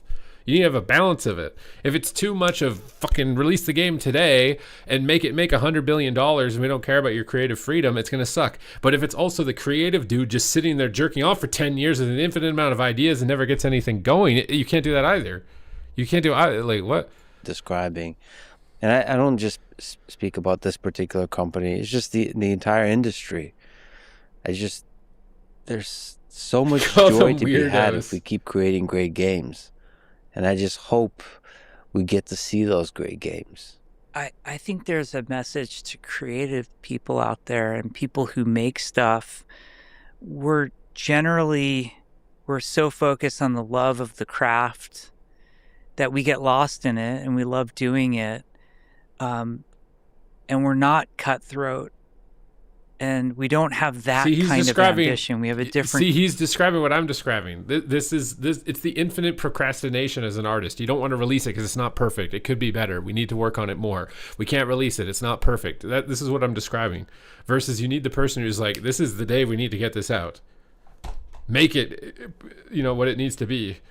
Kind of ambition. But there's this whole world, especially as soon as you're lucky enough to have the success. underlining message is they are criticizing corporate game design the same way that the Steve Jobs interview did. It's the same underlining thing, right? As soon as it shifts from product creation to marketing, that's when things get bad. Usually that's when things get bad. But at the same time, you also had this guy blow $83 million on a game that never existed. So, like, you gotta be a little bit fair here that, like, you can't just be like, yeah, here you go. You have infinite time and money. It just, I don't know. That are very cutthroat and very ambitious. And for whatever reason, we keep giving ourselves to them. And we need to stop giving ourselves. World of Warcraft, when we made it, there was no CFO at Blizzard. You don't need a CFO to make World of Warcraft. Yes, because you had fucking Nepo money.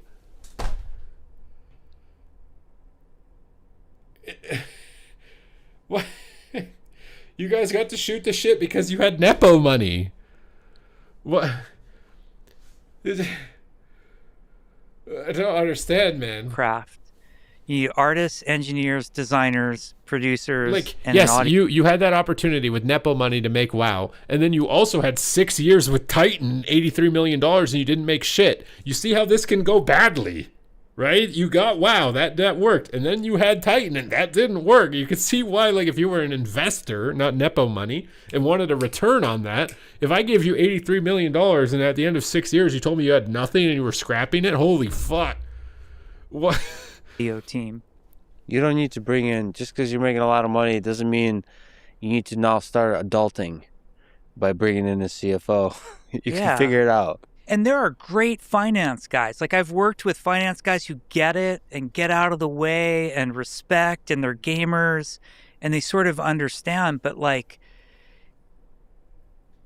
I wish developers would understand their own value more and stop handing the golden goose to people who don't deserve it.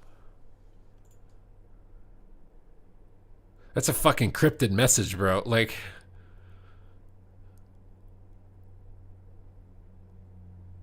I mean, you know what that sounds like to me is he wants, like, everyone at Blizzard to, like, flip off the people that are making these financial monetization practices and quit.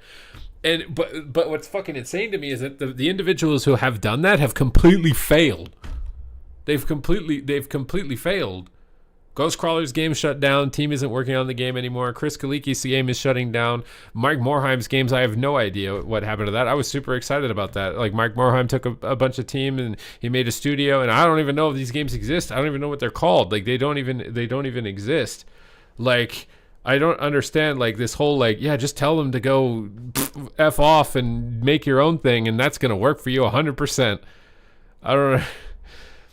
How painful is it to say goodbye? It broke me. I think after you've been at a place like Blizzard, which I love Blizzard. To this day, I have nothing but warm, fond memories. I mean, there's those moments where you're like, I wish that hadn't happened. But on the whole, that place is mecca for game development. And everything I have is due to Blizzard. They provided for me and my family, made me the person I am. They give you $83 million. You didn't even make anything. I'm just trying to imagine that. I'm just trying to imagine the scope of that. Like being the guy who accepted $83 million and then didn't make anything. So separating from Blizzard was one of the most painful things. And I was very sad when I resigned. And I didn't realize how broken I was until recently. Like the mourning, grieving I had gone through of like, I think I'm a little fucked in the head for not being there anymore. How could I give that up? How could I not be there anymore? It was really, really painful leaving. Can we just speak to, I don't know, I don't think we can give enough love to Blizzard. It's a legendary company. This interview is so fucking bad, bro. He's fucking turning in his chair like a little toddler in high school who's bored and he's ready for the bell to ring so he can leave. He's going side to side in his fucking chair. I had gone through of like, I think I'm a little fucked in the head. Like this guy just said, like it was really traumatizing. That's like a big moment for me. It kind of fucked me up. And he's like, we can't say nice things about, we have to say more nice things about Blizzard. What the fuck? Not being there anymore. How could I give that up? How could I not be there anymore? It was like he's like admitting like, oh my God, this was like such a huge weight. It was really hard choice. And then we pan over. It was really, really painful. Pan over? Can we just speak to... I'm going to fucking turn in my chair. And then we're going to... I don't know. I don't think we can give enough love to Blizzard. It's a legendary company. For me personally, for everybody, for millions of people, created some of the greatest games ever. Warcraft, StarCraft Universe, Diablo. He's reading that off a script. Overwatch. He's reading that off a script. What made it such a legendary game company? Just looking back at the whole That's why I think he's looking down. The start is... He was like, oh shit, what are the names of the games? Alan, I have to read Frank. them out right now. It was run by 3 gamers.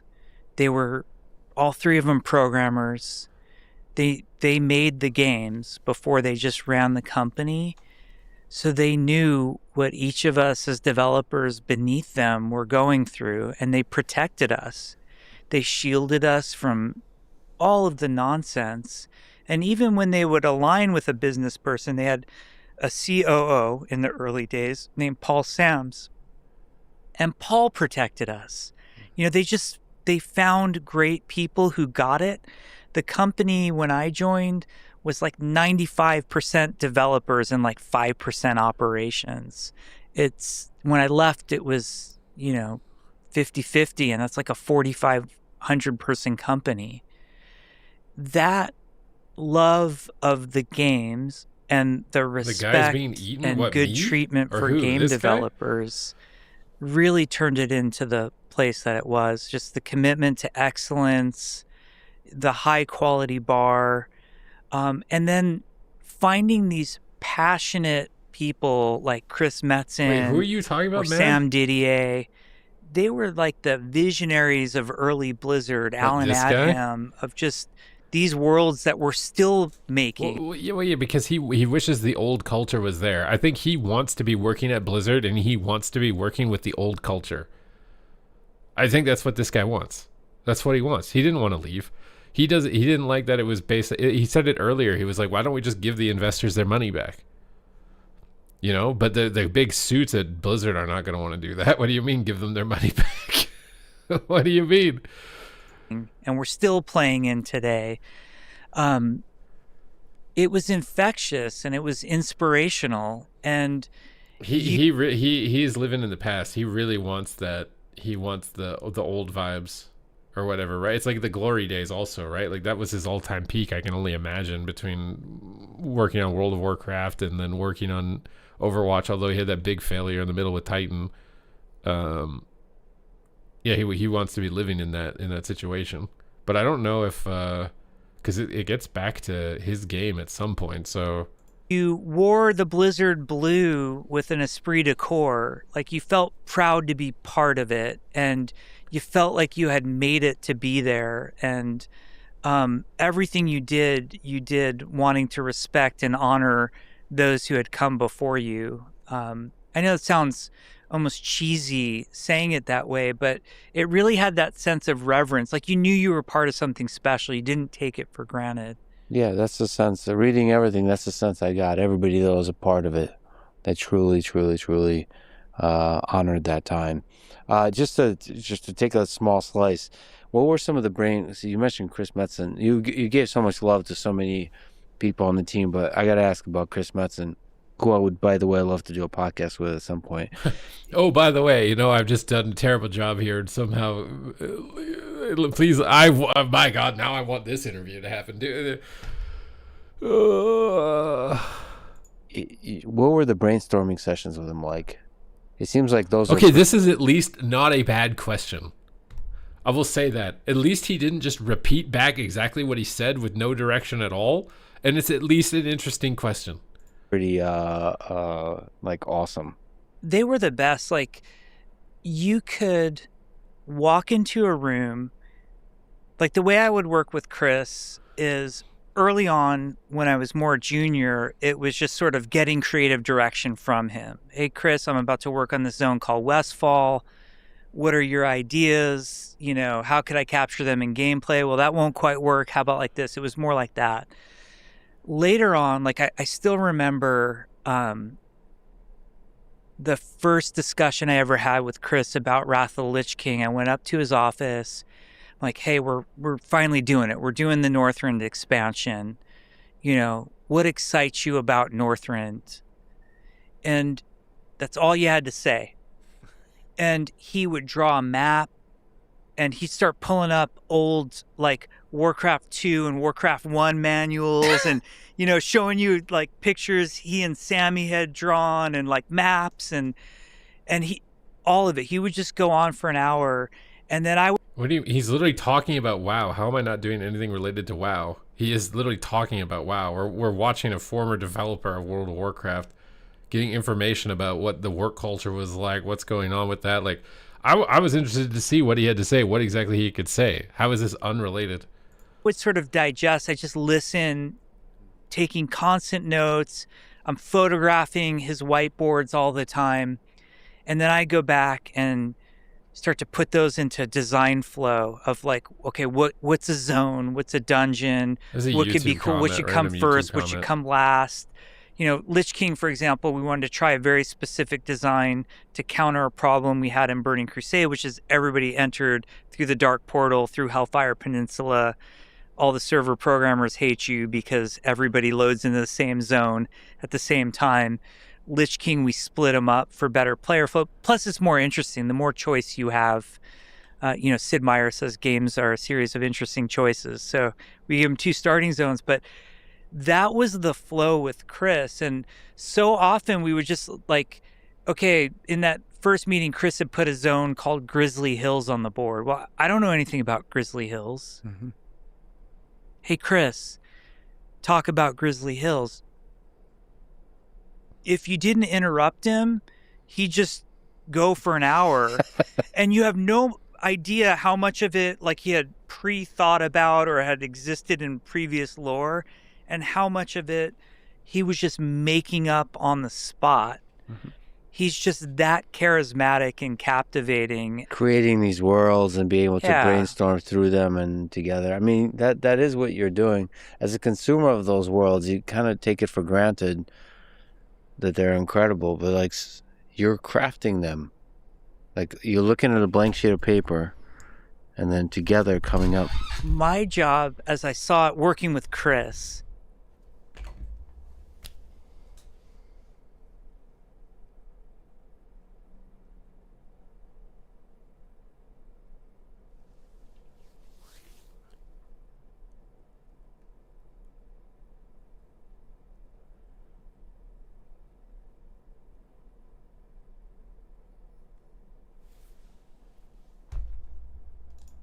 was I had to, on World of Warcraft specifically, working with Chris, is I was like the translator into gameplay of what Chris wanted, how to get it to play like how Chris wanted. So my favorite story is we're working on Burning Crusade, and we're in this meeting, and Chris is like, he's the gentlest, sweetest guy, but because he carries himself with such confidence and everybody's in awe of him, the junior developers get kind of intimidated by him.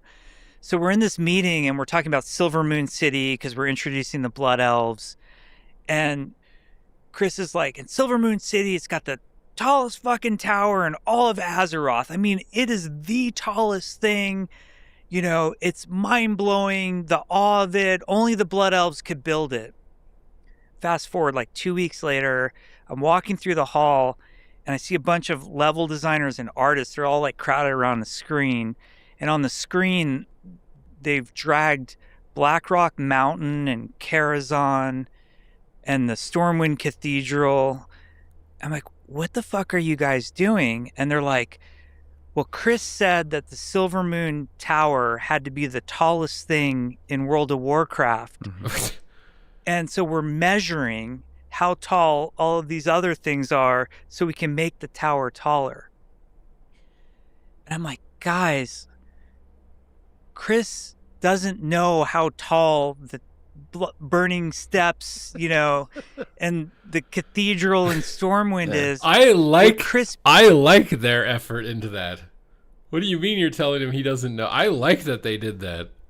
What? Means is just make the tower really fucking tall. You don't need to measure it. And they're, oh, okay, that's okay. Yeah. Like, are you willing to take the heat? I'm like, I'm willing to take the heat on this one, guys. Yeah. It's just a feeling. It's a vibe. It's a vibe. Yeah. And I also just personally have to give all the love in the world for the current Diablo 4 team, because I've spent most recently out of the Blizzard games, spent a huge amount of time in Diablo. And what the fuck are we talking about? Why is this a Diablo 4 ad all of a sudden? They've created something, and it's not just the loot. All right. It's the whole experience, the art, everything together, and the season they've created. They've created a really wonderful world. So, I could feel how much effort goes into that. They're crushing it, and I think Diablo 4, in like modern times, is one of the best worlds that have built, and they understand Diablo players. Mm-hmm. Like that community is so hard and so demanding, and that team is amazing. Yeah, there's a lot of richness. It's really, I mean, I don't know how often you get that, but it's really the perfect Diablo game. They've really like evolved a lot, grew a lot. So there's this whole mathematical component of just so many numbers everywhere, and it's all balanced really masterfully. And then, of course, you have to come up with new content with the seasons, and they figure out ways to do that. So, and a crazy pace. Yeah. And still make it super fun. They're a great live team. Yeah. And for me personally, like I said, the couch co-op experience have been really, like, that aspect of it is really great. It's just all of it. It's one of the greatest games in recent history. You just know that he doesn't play video games. You know that he just copied that from Google because he mentioned like co-op. Bro, co-op's been in Diablo since the first fucking iteration of Diablo. This isn't some new concept that made Diablo 4 the greatest version of Diablo. He literally just bullshit it. He tried to make that look like he's so intelligent because he pulled up this fucking screenshot of a math equation of how damage is calculated in Diablo to make himself seem like he knows what he's talking about. And then the way that he tail-ended that sentence was so fucking stupid that counteracted everything that he just said. Oh, one of the things I wanted to mention, because such is a powerful speech, is sort of instead of doing some kind of corporate goodbye as you were leaving Blizzard, you allegedly shared with your team a video of David Bowie giving advice. And people should go watch this clip. But if I may read it, Bowie says, "Never play to the gallery. Always remember that the reason that you initially started working was that there was something inside yourself that you felt that if you could manifest in some way, you would understand more about yourself and how you coexist with the rest of society.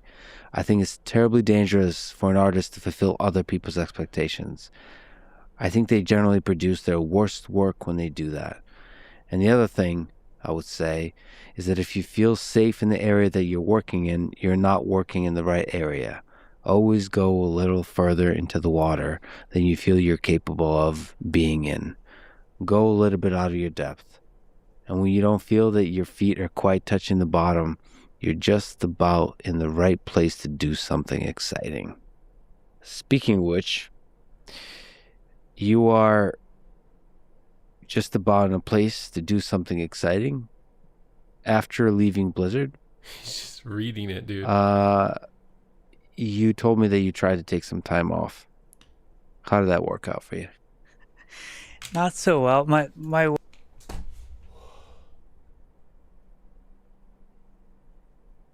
This interview has no direction.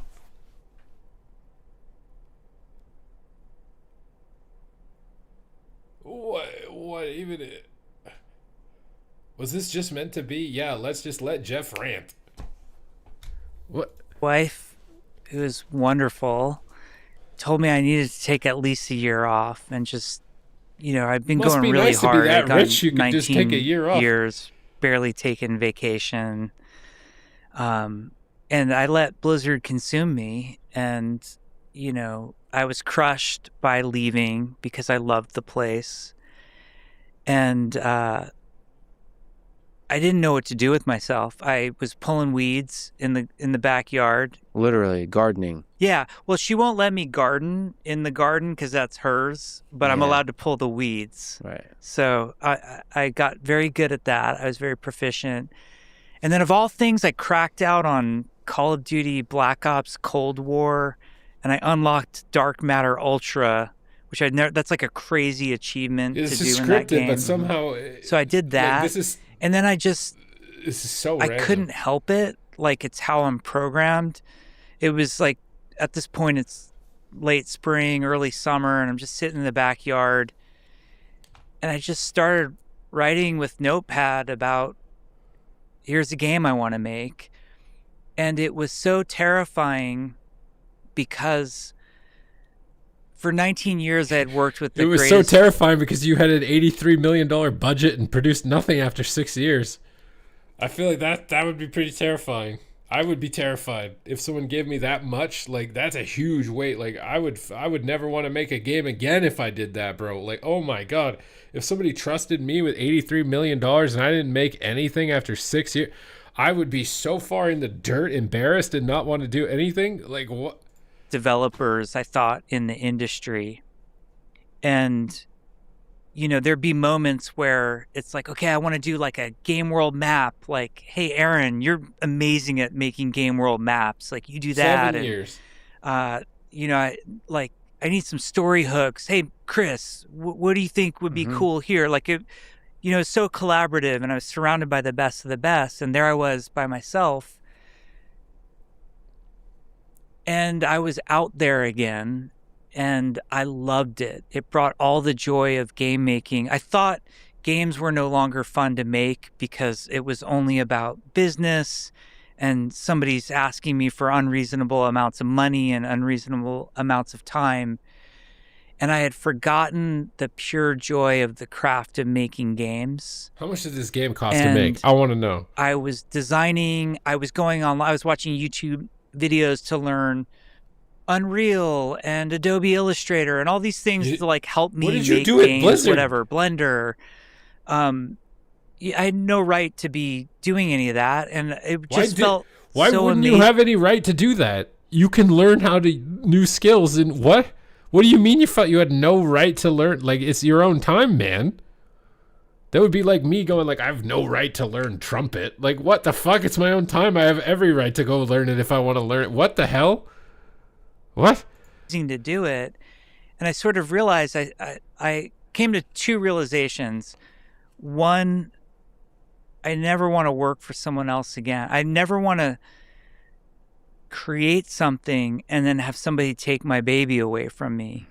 That's really hard when that happens. And it's sort of happened a few times now, where you have to just let something go that you created.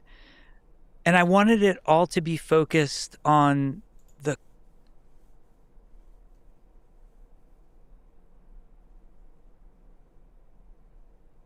I'd really like to know how much like input he actually had on Overwatch, because like it wouldn't have existed, to be fair, if he didn't do the notepad and the deck presentation and all that stuff. But like, if he never touched Adobe, he's never touched Blender, he's never touched that, what the fuck did he make? Because if you don't know how to use those tools, you're not you know what I mean? Like, it's your baby, it was your idea, but like everybody else made it. craft of making games, the art, programming, design, audio, you know, like just not about the bullshit of the games industry.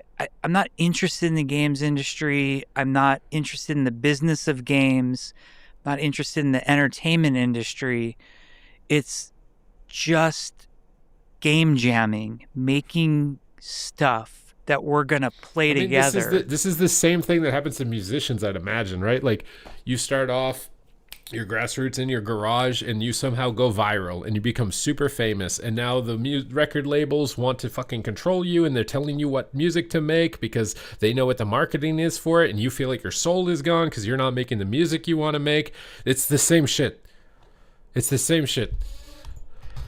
And around that time, I call him my development soulmate. There's a programmer named Tim Ford. Mm-hmm. He reached out and he's like, hey man, he was like associate tech director on Overwatch at the time. And he's like, yeah, I don't think I can do this anymore. It's just not like it was, you know. We go back to this I handed in my notice. We go back again to this of like, he just wants it to be like it used to be.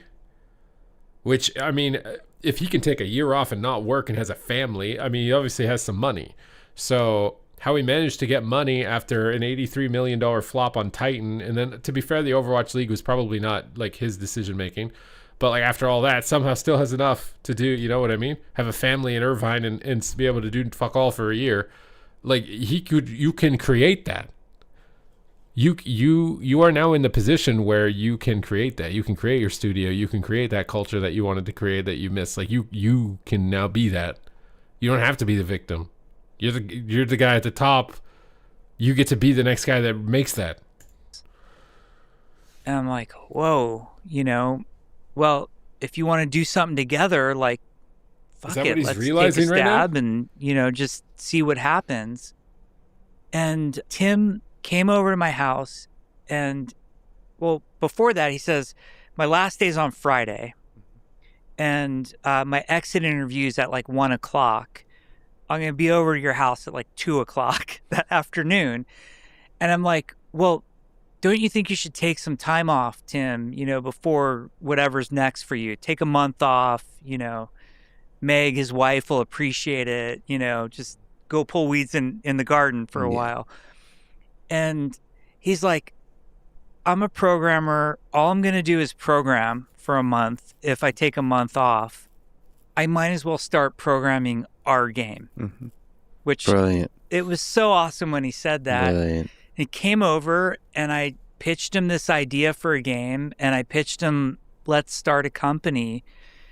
And that was it. Like, that was the birth of us making a studio. Now, meanwhile, as far as the outside world is concerned, you've disappeared off the face of the earth. But you were actually working on a game. Yeah. I needed to be away from the world. I needed to not have... I wanted to not get attention from... I feel so bad for him. I feel so bad for him right now because... Bro, if your game sucks, after all of this, if your game sucks, I feel like you're going to be so destroyed. I feel like you're going to be so destroyed and it's over. Like, unless he just doesn't care. But I feel like he's, like, I mean, we already figured out that he's a bit of a Nepo baby. He's grown up in the richest areas, best schools, so money's probably never, ever a serious consequence for him. The fact that he doesn't feel terribly defeated inside for wasting $82 million and kind of just send the investors their money back and not doing, you know what I mean? Like, maybe he doesn't care if it's not a failure, but I feel like the way this interview is structured is like setting up for the like, yeah, I'm the counter to all that corporate game slop, and that's why my game's going to be amazing, and here, buy it. This is what it is. And then if it ends up sucking after all of this, he just looks so terrible if it does. Anyone, I needed to not read my name on Reddit or, you know, any internet site. I wanted to not come up, let some other Jeff Kaplan bubble the top of the Google, search list. Our man Dino Flask is going to be all over this conversation, right? Oh God! Well, this one's going to set him back some time, but I needed. You know what to do. I needed for none of that. So this is the first time he's looked genuinely interested in the conversation, and I don't even know what the fuck they're talking about. Who is this guy he's talking about? This is the first time where this looks like it's him authentically in the conversation with the guy. This is the first time that I've seen it the entire time. He's smiling with his whole face. It's not fake. He's not looking at the paper. And I don't even know what the hell he's talking about. But it's the first time where I'm like, okay, man, this is, if you had this demeanor for the whole time, I wouldn't have felt as bad. That to happen. I just needed to be able to mourn the loss of Blizzard and create on my own. I've watched most of this interview. I great. skipped over some And segments. At that time, as soon as it was announced that I was leaving Blizzard, I had 60 people reach out to me. This was April of 2021, and investment money was nuts, both the VC money and the strategic money was crazy, especially the Chinese companies, because apparently they weren't getting publishing numbers in China or something. Did he? I didn't know the whole that. economy was crazy. And so just everybody was trying to throw money at me, which was a very good position to sort of be at to start a company. Yeah. So do they know about you burning $83 million on Titan?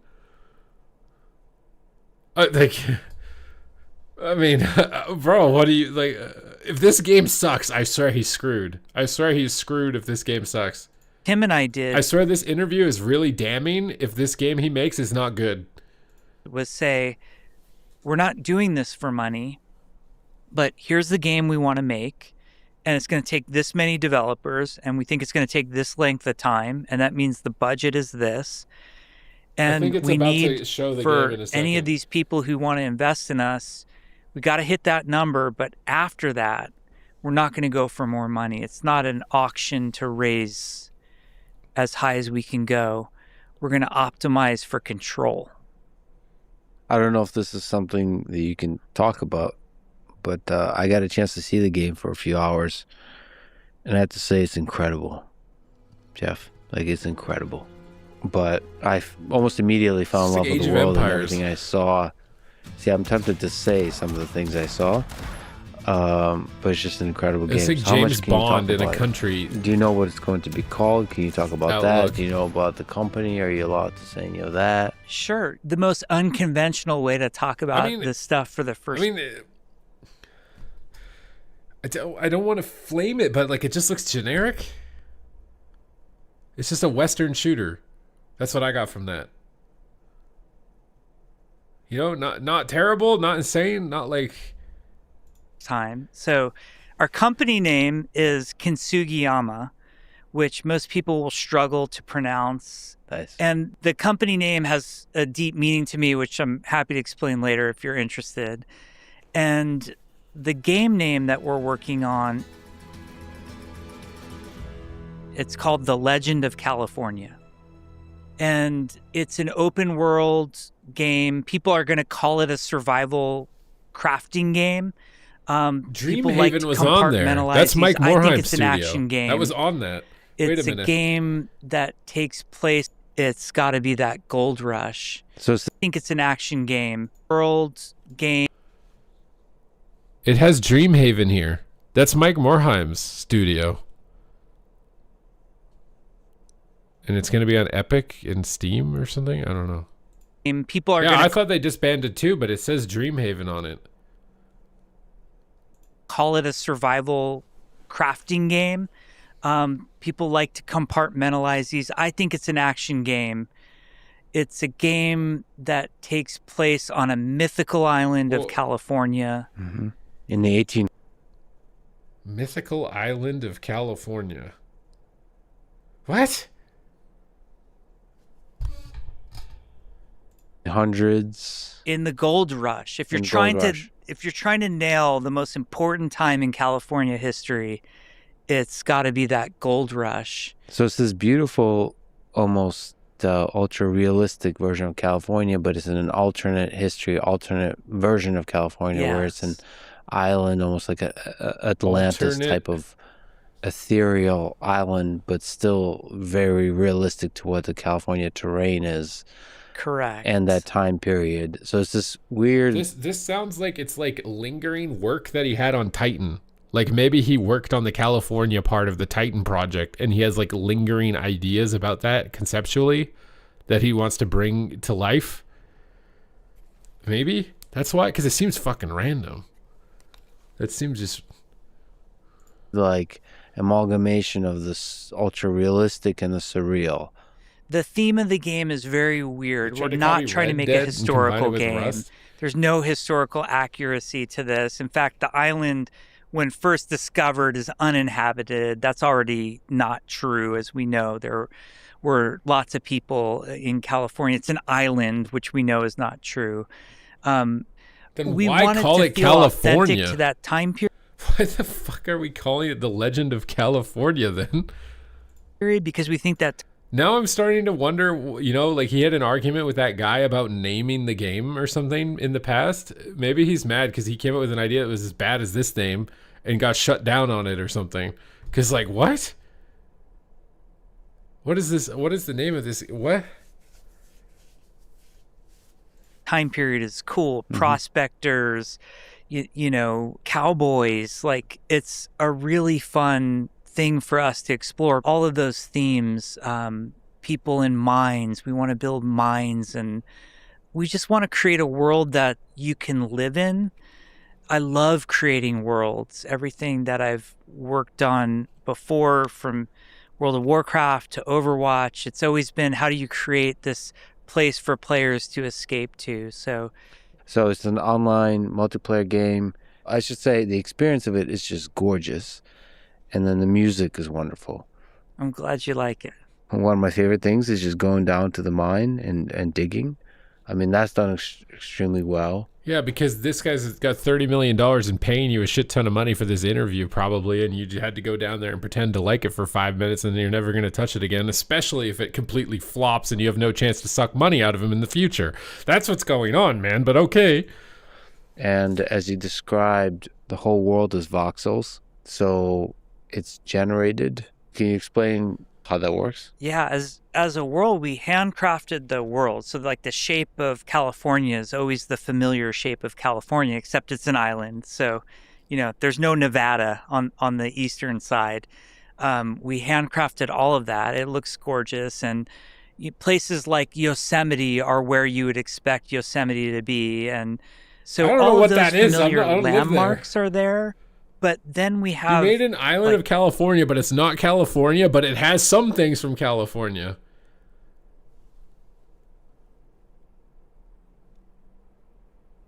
I mean, I get, hey, it's your project. You wanted to make it. That's great. You like it. You made it. That's awesome. But I'm just like, from a commercial standpoint, I don't know.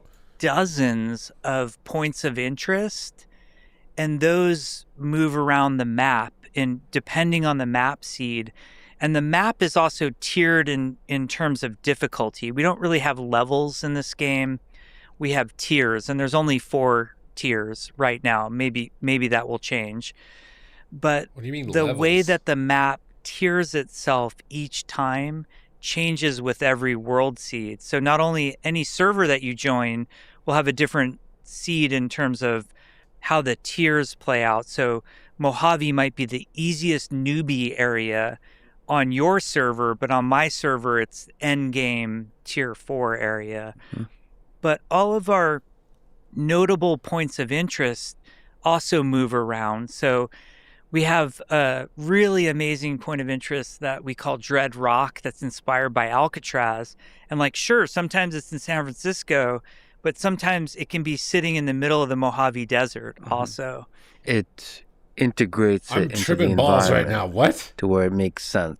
So you have buildings in areas that can teleport to other areas of the map?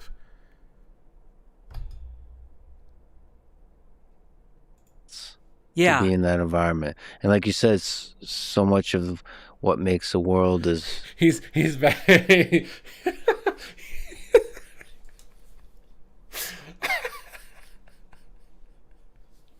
You want to talk about corporate sellout stuff that Jeff is complaining about? He literally is that.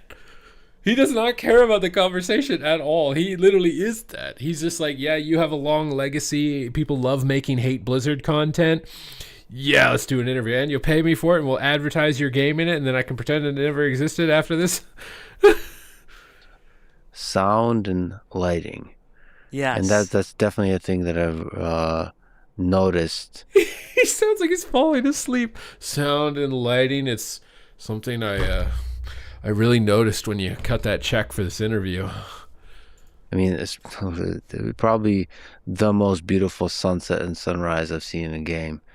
We have a great lighting artist who is an amazing guy named Mike Mara, and some of the inspiration for the game, like there's a lot of inspirations for this game, but there's a painter named Albert Beardstadt who I discovered while researching California, and he painted these just epic landscape pieces of, Yosemite and a lot of the gorgeous parts of. We're looking at one photo of his. Yeah, it's just amazing. And these paintings were huge too. I'd love to see one in person. And so you see a painting like that and you're saying, we want to create that world. Yeah. When I see that painting, this is what video games brings to the table. So every art form that evolves after another gets to incorporate previous art forms. Can you see his face Movies with got me to covering take it? Sound and, fine art. We get to take everything, including movies. So, it's Katamari Damacy, the art form. Bro, look at... But like... He is so animated. He is so stoked. And I want to He walk is just around like, please that stop world. talking. I want to see what's around the corner. And our lighting artist, Mike, he sees these pictures and he's like, okay, yeah, hold my beer. Like, I'll make it look like that. And we are all blown away by how much impact just the lighting. And I'm not an artist, so I don't think about things like the color theory, the lights, the clouds, what all of that's bringing to this. I just know I want to live in that world, and these are the types of worlds that we want to make. So what do you want the tone of the game to be, the feeling of the game? This is really different. It's been hard for people when people were talking to us about, they know me and Tim, and they're, the Blizzard guys, the Overwatch guys, you're making like a bright aspirational future team-based hero shooter, right? And I'm like, why would I want to do that? I felt like, first of all, respects to Blizzard, and I don't want to try to crib Blizzard and make a pseudo Blizzard game. I want to make a Kensugiyama game. I don't know if he's learned the lesson from everything that he's been through. I mean, he's learned some lessons from what he's described, but I mean, again, it's whatever. It's his own money. It's his own game. He really likes it. That's fucking awesome. You know what I mean? Like, that's great.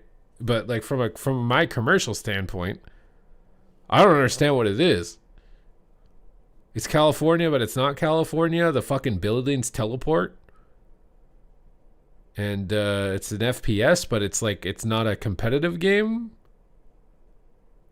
But I don't know. Me and Tim and this crack team, we're only 34 people. We want to define what a Kensugiyama game is. And this world seemed so inspiring to us. The setting is really interesting. I think California can be a game world. I think we can make it beautiful and interesting. We don't have to follow history or geography. We can kind of so it's California, but it's not California.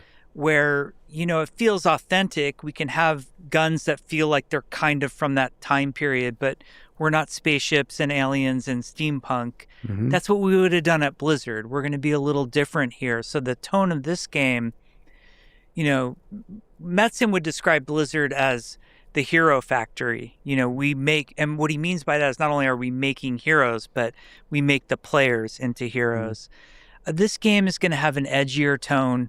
You're going to enter this world. It's going to feel lonelier. It's going to feel When is this game releasing? Larger than you. You're going to feel small until you earn the right to feel big. It's going to feel really dangerous. You're going to want to see what's over that next hill, but if the sun is setting, like, get to shelter. Can't wait to get back to my ranch and put my cozy fireplace on and wait till morning, you know. We want more of that vibe. It's more solitary. So it's like Minecraft? It's like a Almost dark, scary, edgy Animal but Crossing? beautiful. Yeah. That mix, that tension.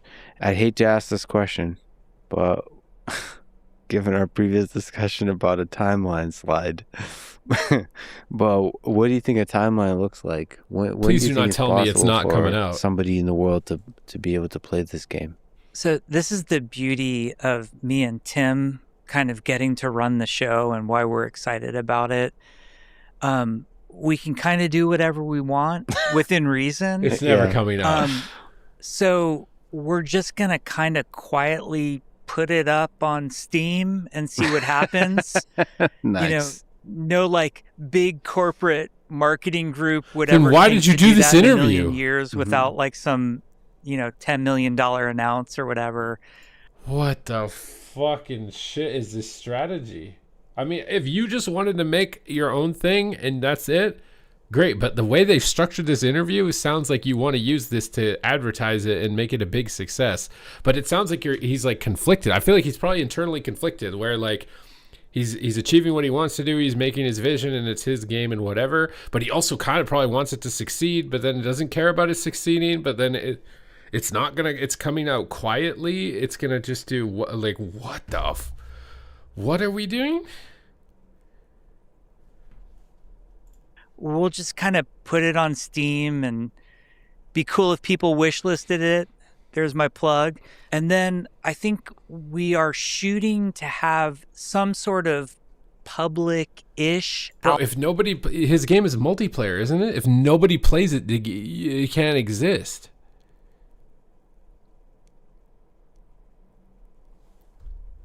Alpha in March. And then our plan is something I'm really March. excited about because I've never Already in gotten to do March. this before. We want to put the game in early access. Some people hate early access.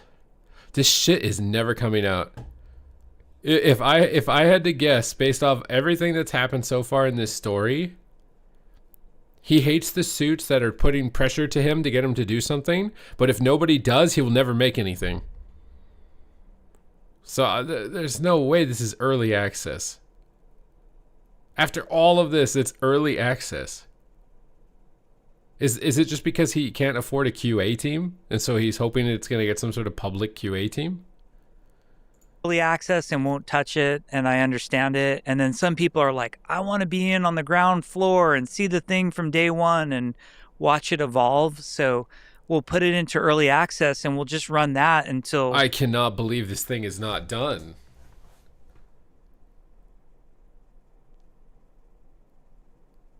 I thought for sure this was going to be it comes out next week and buy it. And I thought for sure. Should I play it? How expensive do you think this game is?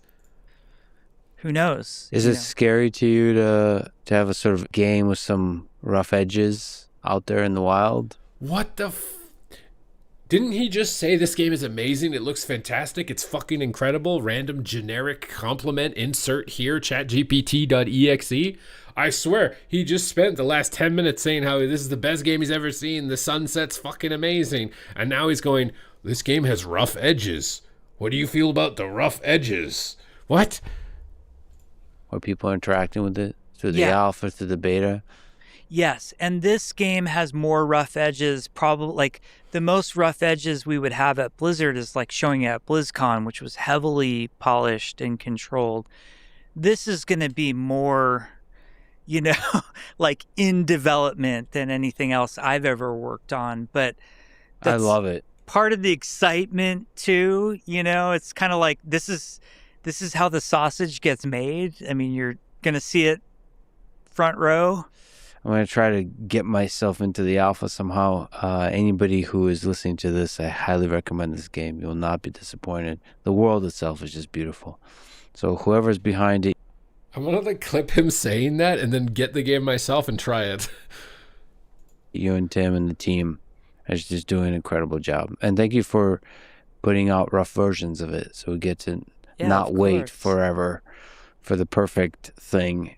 And because you feel like you're a part of it. If you get the imperfect thing, I'm one of the people who like the imperfect. We get to see the rough versions develop, and we get to be a part of the law of abundance is where you can get the 18K gold, but it's a random amount of gold. It's a mountain. Can you explain the meaning behind the name? So kintsugi is a Japanese craft of repairing broken pottery. So there's a lot of philosophy that goes into it as well. And, I want to do a good job of explaining it. But basically, like, you take a broken piece of pottery and then they would use golden joinery, like golden lacquer, to put the piece back together. And the thought was, rather than hiding the scars, you make them more beautiful. And the philosophical parts that sort of appealed to me with that is there's a lot of me and Tim in that, of we're so appreciative for our time at Blizzard, but we didn't come away unscarred. And there's also a philosophy in kintsugi that nothing's ever perfect, and the pursuit of perfection is actually a mistake, and that there's beauty in imperfection. And so I relate that to myself personally. That's how I feel. In an aspirational way. It's I'm not a little saying bit like Eritor I've achieved it, but in an aspirational way, I want to be that way. And I think it's also an analogy for the making of games. Like, it's a making of games is a constant pursuit of imperfection. A game is never going to be perfect. Just ask the players. They're very vocal about it. And seeing the beauty in the imperfections, and the strength in something that's been weird to just like his starting. He used to be the toxic dickhead on the forums telling you everything that's fucking wrong with the game, and then now he lived life through the lens of the developer, and now he wants sympathy after going through that lens when he's been on both sides of it. He's been on both sides of it. It's so weird. It's just weird to me that, like, what? It doesn't scream confidence right now. At least it's like I don't like, and again, like, it is an art form. I respect that. You wanted to make something, you put it out there, that's fine. I just feel like the way that this interview is being set up is that it's going to be like this legendary whatever, like you're Jeff Kaplan and screw the corporates, and it's going to be indie, and that's going to make it good or what, like, and it's not even done, but now it's early access. Broken that can be stronger. You had a heck of a difficult couple of years here, and so in some sense it represents that beauty in imperfection. So everybody listening to this, I hope you do have it out on Steam. Go check out Legend of California. Truly a beautiful. We're just going to quietly put it up. No big announcement, except we got you with a 5 million subscriber YouTube to shout it out here in an ad. Well, I'm so glad you were actually creating this, low-key, quietly creating this beautiful, incredible world. Ridiculous question, but can we talk about some of the greatest games of all time? Yes. What I mean, I know this is a bit of a nerding out kind of thing, and I outside of the games you've been part of creating, I think Blizzard has created some of the greatest games of all time. Outside of those, what do you think are in the list? So there's one that's the best. It's Legend of Zelda: Breath of the Wild, and then there's this list of greatest games: Zork, Ultima.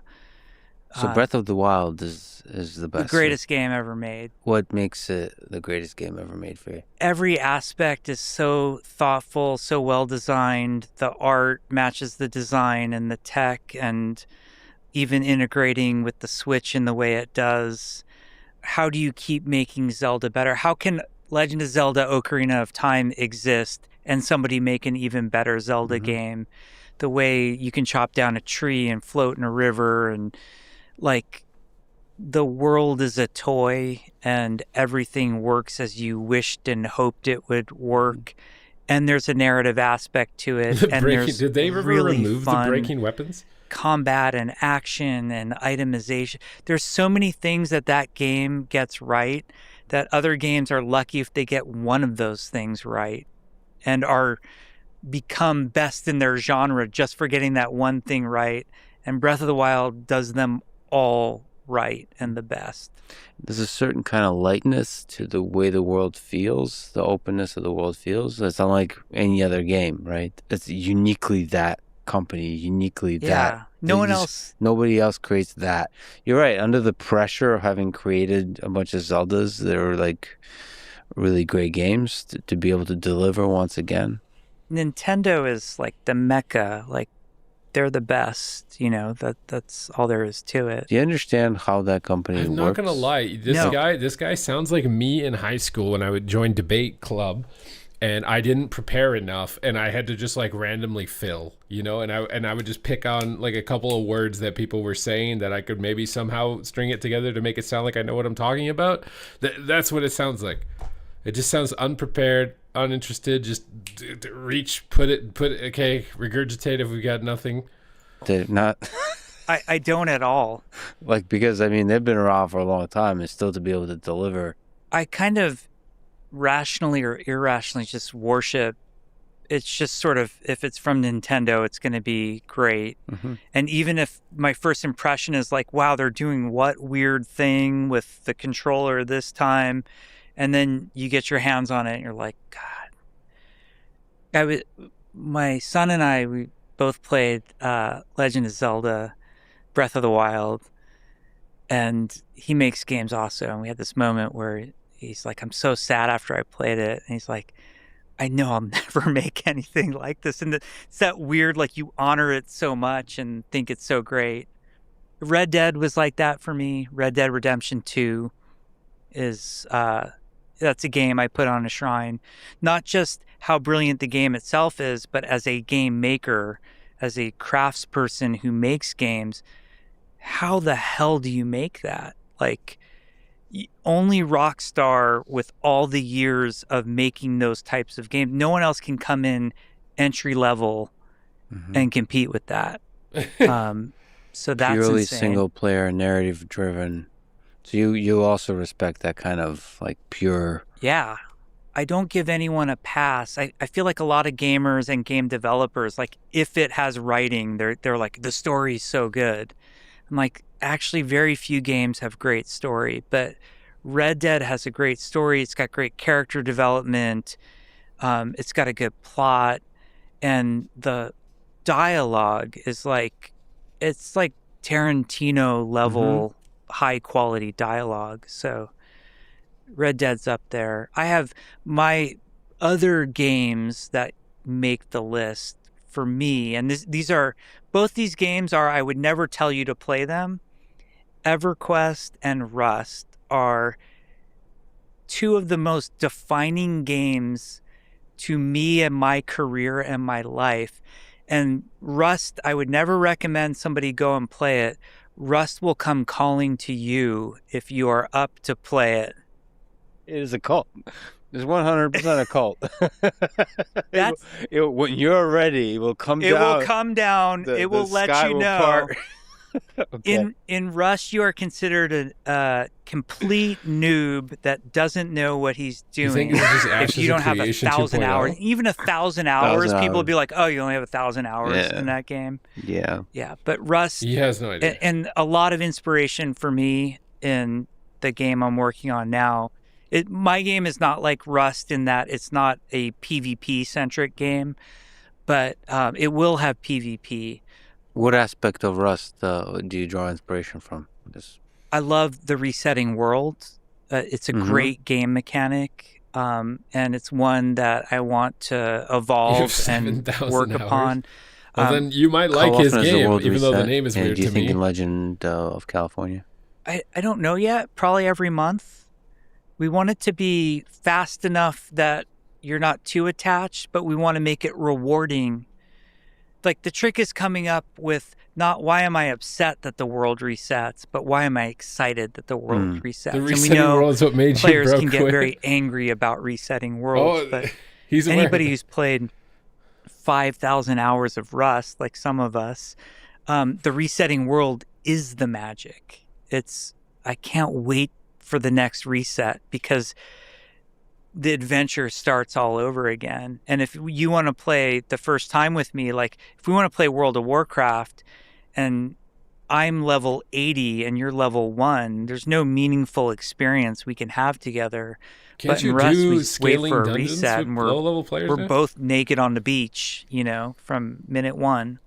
What about the experience of Rust where you can have everything taken away from you? Is that part? We're not doing that. Great, Yeah. because that feels awfully stressful. See, I just lost the entire Rust audience when I said we're not doing that because if you're a Rust player, you're not thinking you're going to lose everything you have. You're thinking I'm going to take everything somebody else has. See, my perception of the Rust audience is there's like 3 people. They're in a castle somewhere. It's a very exclusive group. They are highly skilled, highly passionate, highly knowledgeable. But yeah, it's an inspiration for me. That and EverQuest were defined, and the amount of hours I've logged in both those games are insane. What do you think has more hours from Jeff Kaplan, EverQuest or Rust? Well, you said I was 6K on EQ, so that puts me. I'm at 5K in Rust. And also in that collection is Zork. Zork, it just brings me back to that old IBM PC with my mom and my brother trying to figure out, like how to keep the lights on or else the Gru's going to eat us, Yeah, so certain games just capture your heart and they stay with you forever. What do you think is the future of video games? So there's a lot of conversations about AI helping expand maybe the storytelling aspects, the world creation aspects, becoming a tool that people can use more so, maybe creating more believable NPCs, that kind of thing. But also there's, as we've talked about, the video game industry is changing and evolving and trying to figure out whether it's the indie game makers that will have more power or these larger game makers will have more power. So what do you think the future of games looks like? I think with AI in mind in particular, I think the current state of AI trying to integrate it into development is mostly a hot mess. Yeah. But I do think that, games are a technology-driven art form. And somebody much smarter than me once described it, and I'm paraphrasing, making a game is like making a movie if you had to invent the camera every time, because you're kind of inventing the technology of your specific game. And I think AI can play a role in that, and we'd be silly not to look at it as an option. The problem with AI right now is it's overconfident in what it tries to deliver. Like it fooled around, obviously, like everybody. Like you mess around with, ChatGPT and Gemini, and you fool around with some of the art generation, and it's fun for non-artists to fool around on Midjourney. But it's mostly weird and shitty, and even like when trying to have AI answer for me, like I don't normally make UI in a game. And so I'm trying to figure out like UMG and the Unreal Engine. And I'm asking ChatGPT how to fix like a simple problem. Like how do I make the chat rap, And it like overconfidently gives me the wrong answer. And it's like right 1 in 10 times. So its hit rate has to be a lot better.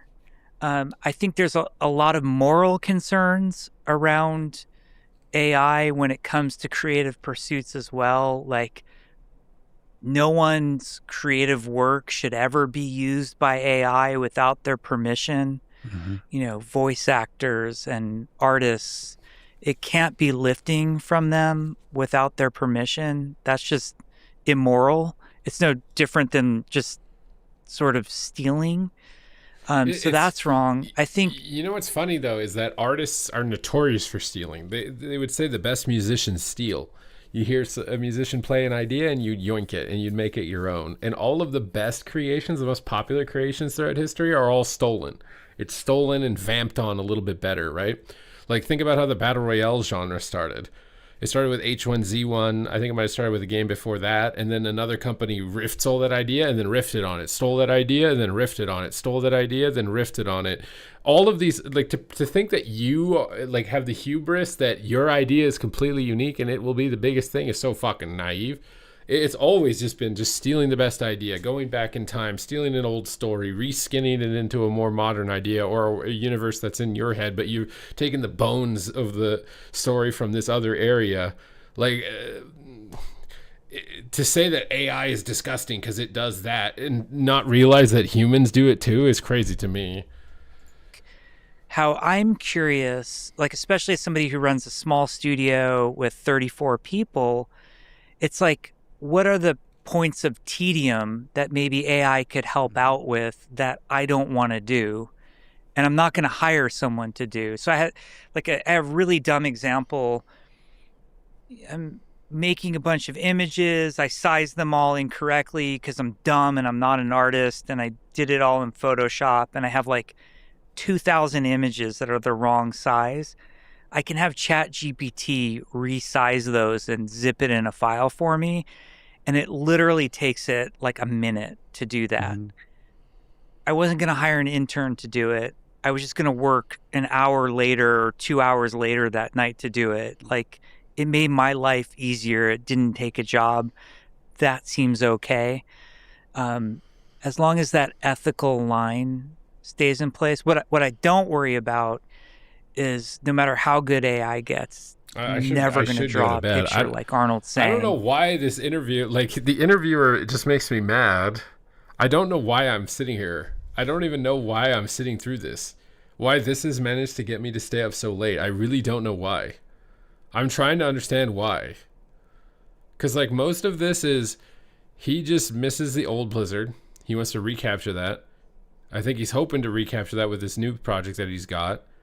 But it seems like it's not complete. He seems like somebody who needs somebody pushing him, you know? Like, I feel like when Mike Morhaime told him, like, you have 6 weeks to come up with a, you know, a whatever, it got a fire under his ass and he actually got something out.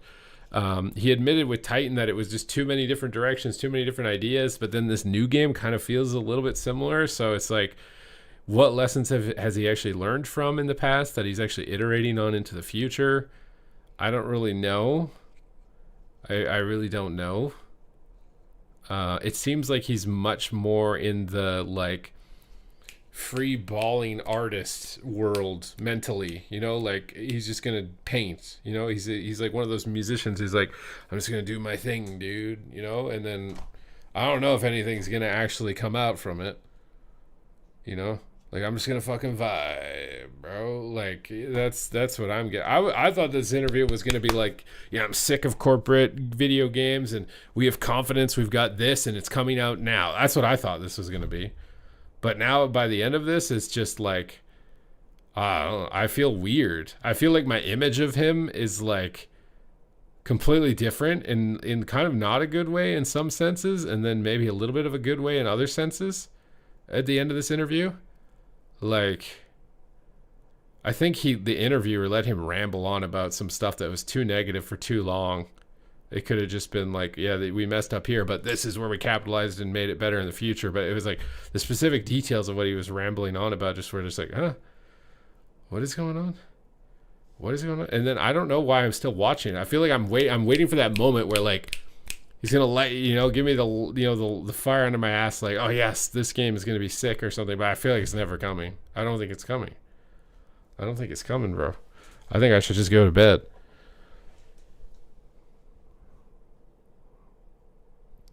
Yeah, it's imitation, exactly. There's no, like, there are no more original ideas, in my opinion. Everything's already been done. And there's songs that have been written about this. Every love song's been written. Everything's been done. Like, all we're doing is remixing existing ideas at this point in creative fields. we're just taking, well, what if this with this come together and made this? And, you know, like we're at this stage where like original ideas are just scuffed. Wait, just keep watching. Can we get some Twitch primes for my longest stream? We're almost at midnight. Like where are the Twitch primes, bro? It's never going to tell a story like Chris Metzen. You know, that human spirit is irreplaceable. Yeah, it's hard to put into words what. It's funny that you say never tell a story like Chris Metzen, but isn't Chris Metzen's main stories riffs on ideas from something else?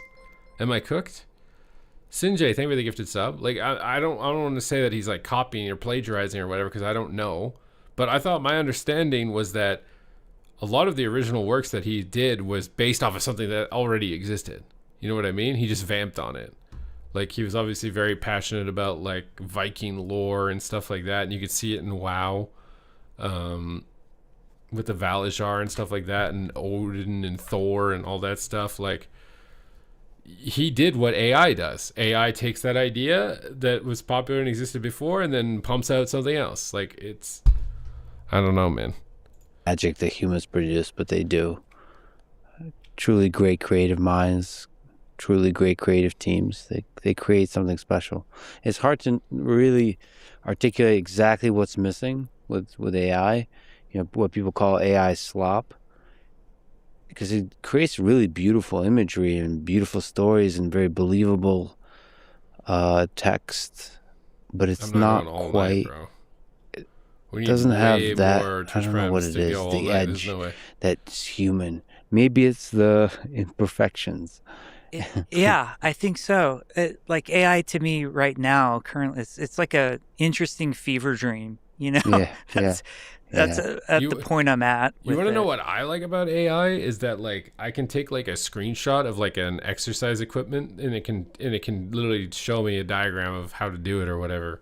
Or if I need to fix a plumbing issue, like it basically taught me how to like take apart my sink, just by taking a picture of my sink, and it taught me how to take apart my sink. Like my experience with it has been very positive. But at the same time, if it didn't exist, I would have had to hire a plumber to come into the house because I had no idea. But because I had it and I could do it, it technically took a job away by me doing that. And a useful tool for the mundane tasks, like you said. Yeah. But do you think the small studios have a hope in the future of gaming? Small studios are the future of gaming. The big studios basically acquire the small studios for new IP and ideas, and the small studios grow in. The really compelling, new, innovative ideas are going to come out of small studios. What advice would you give to video game creators, small teams, if they want to create a truly special game? Well, they know how to do it.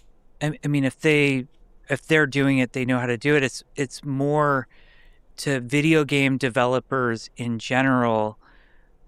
Own the craft, own our art form. Stop giving it to these fucking corporate jackholes. You are the golden goose. Yeah. Keep your eggs.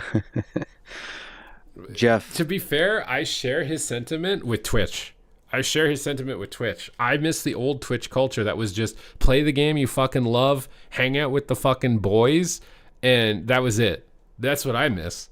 Now Twitch is not that. Twitch is sell your fucking audience out to a crappy game you don't believe in, sell your fucking audience out to fucking gambling, sell your audience out to this, sell them out to this, be some fucking puppet for some fucking company.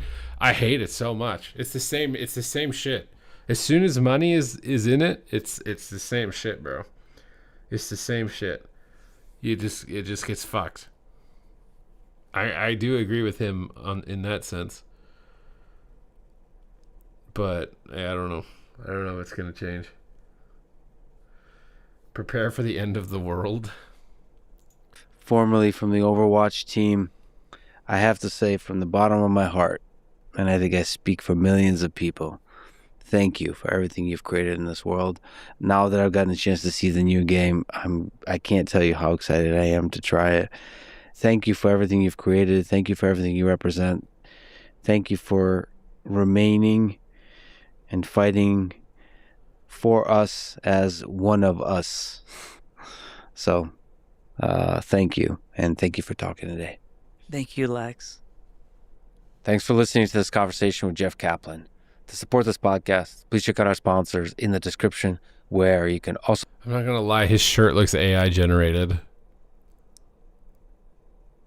How much you want to bet that he AI generated this logo on this shirt?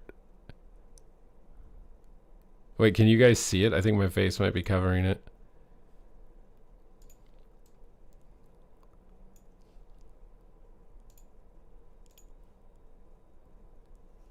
I'm going to bed and hopefully forget this interview. I'm not going to lie. This interview was... I wish I didn't watch it.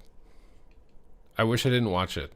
The only positive thing that I can take away from this interview after 5 hours is... yeah, corporations ruin things. That's it. Otherwise, it was just 5 hours of him just regurgitating whatever Jeff was yapping about for 2 hours. This was the, like, if I had a tier list for interviews, I'm putting this on like D tier, bro. I put it on D tier. Way too long. No organization, no structure. This guy seems completely uninterested for most of it, and just not. I maybe I couldn't stop watching because it was so bad. I don't know if that's what it was. Like, oh yeah, we can blame Jeff Kaplan for why we don't have a StarCraft MMO. You know, they had 6 years and $83 million. They could have been working on a StarCraft MMO instead of whatever the hell it was, the idea that they couldn't figure out how to concretely lock in. You know what I mean? They legitimately could have just been working on a StarCraft MMO. We could have a StarCraft MMO right now.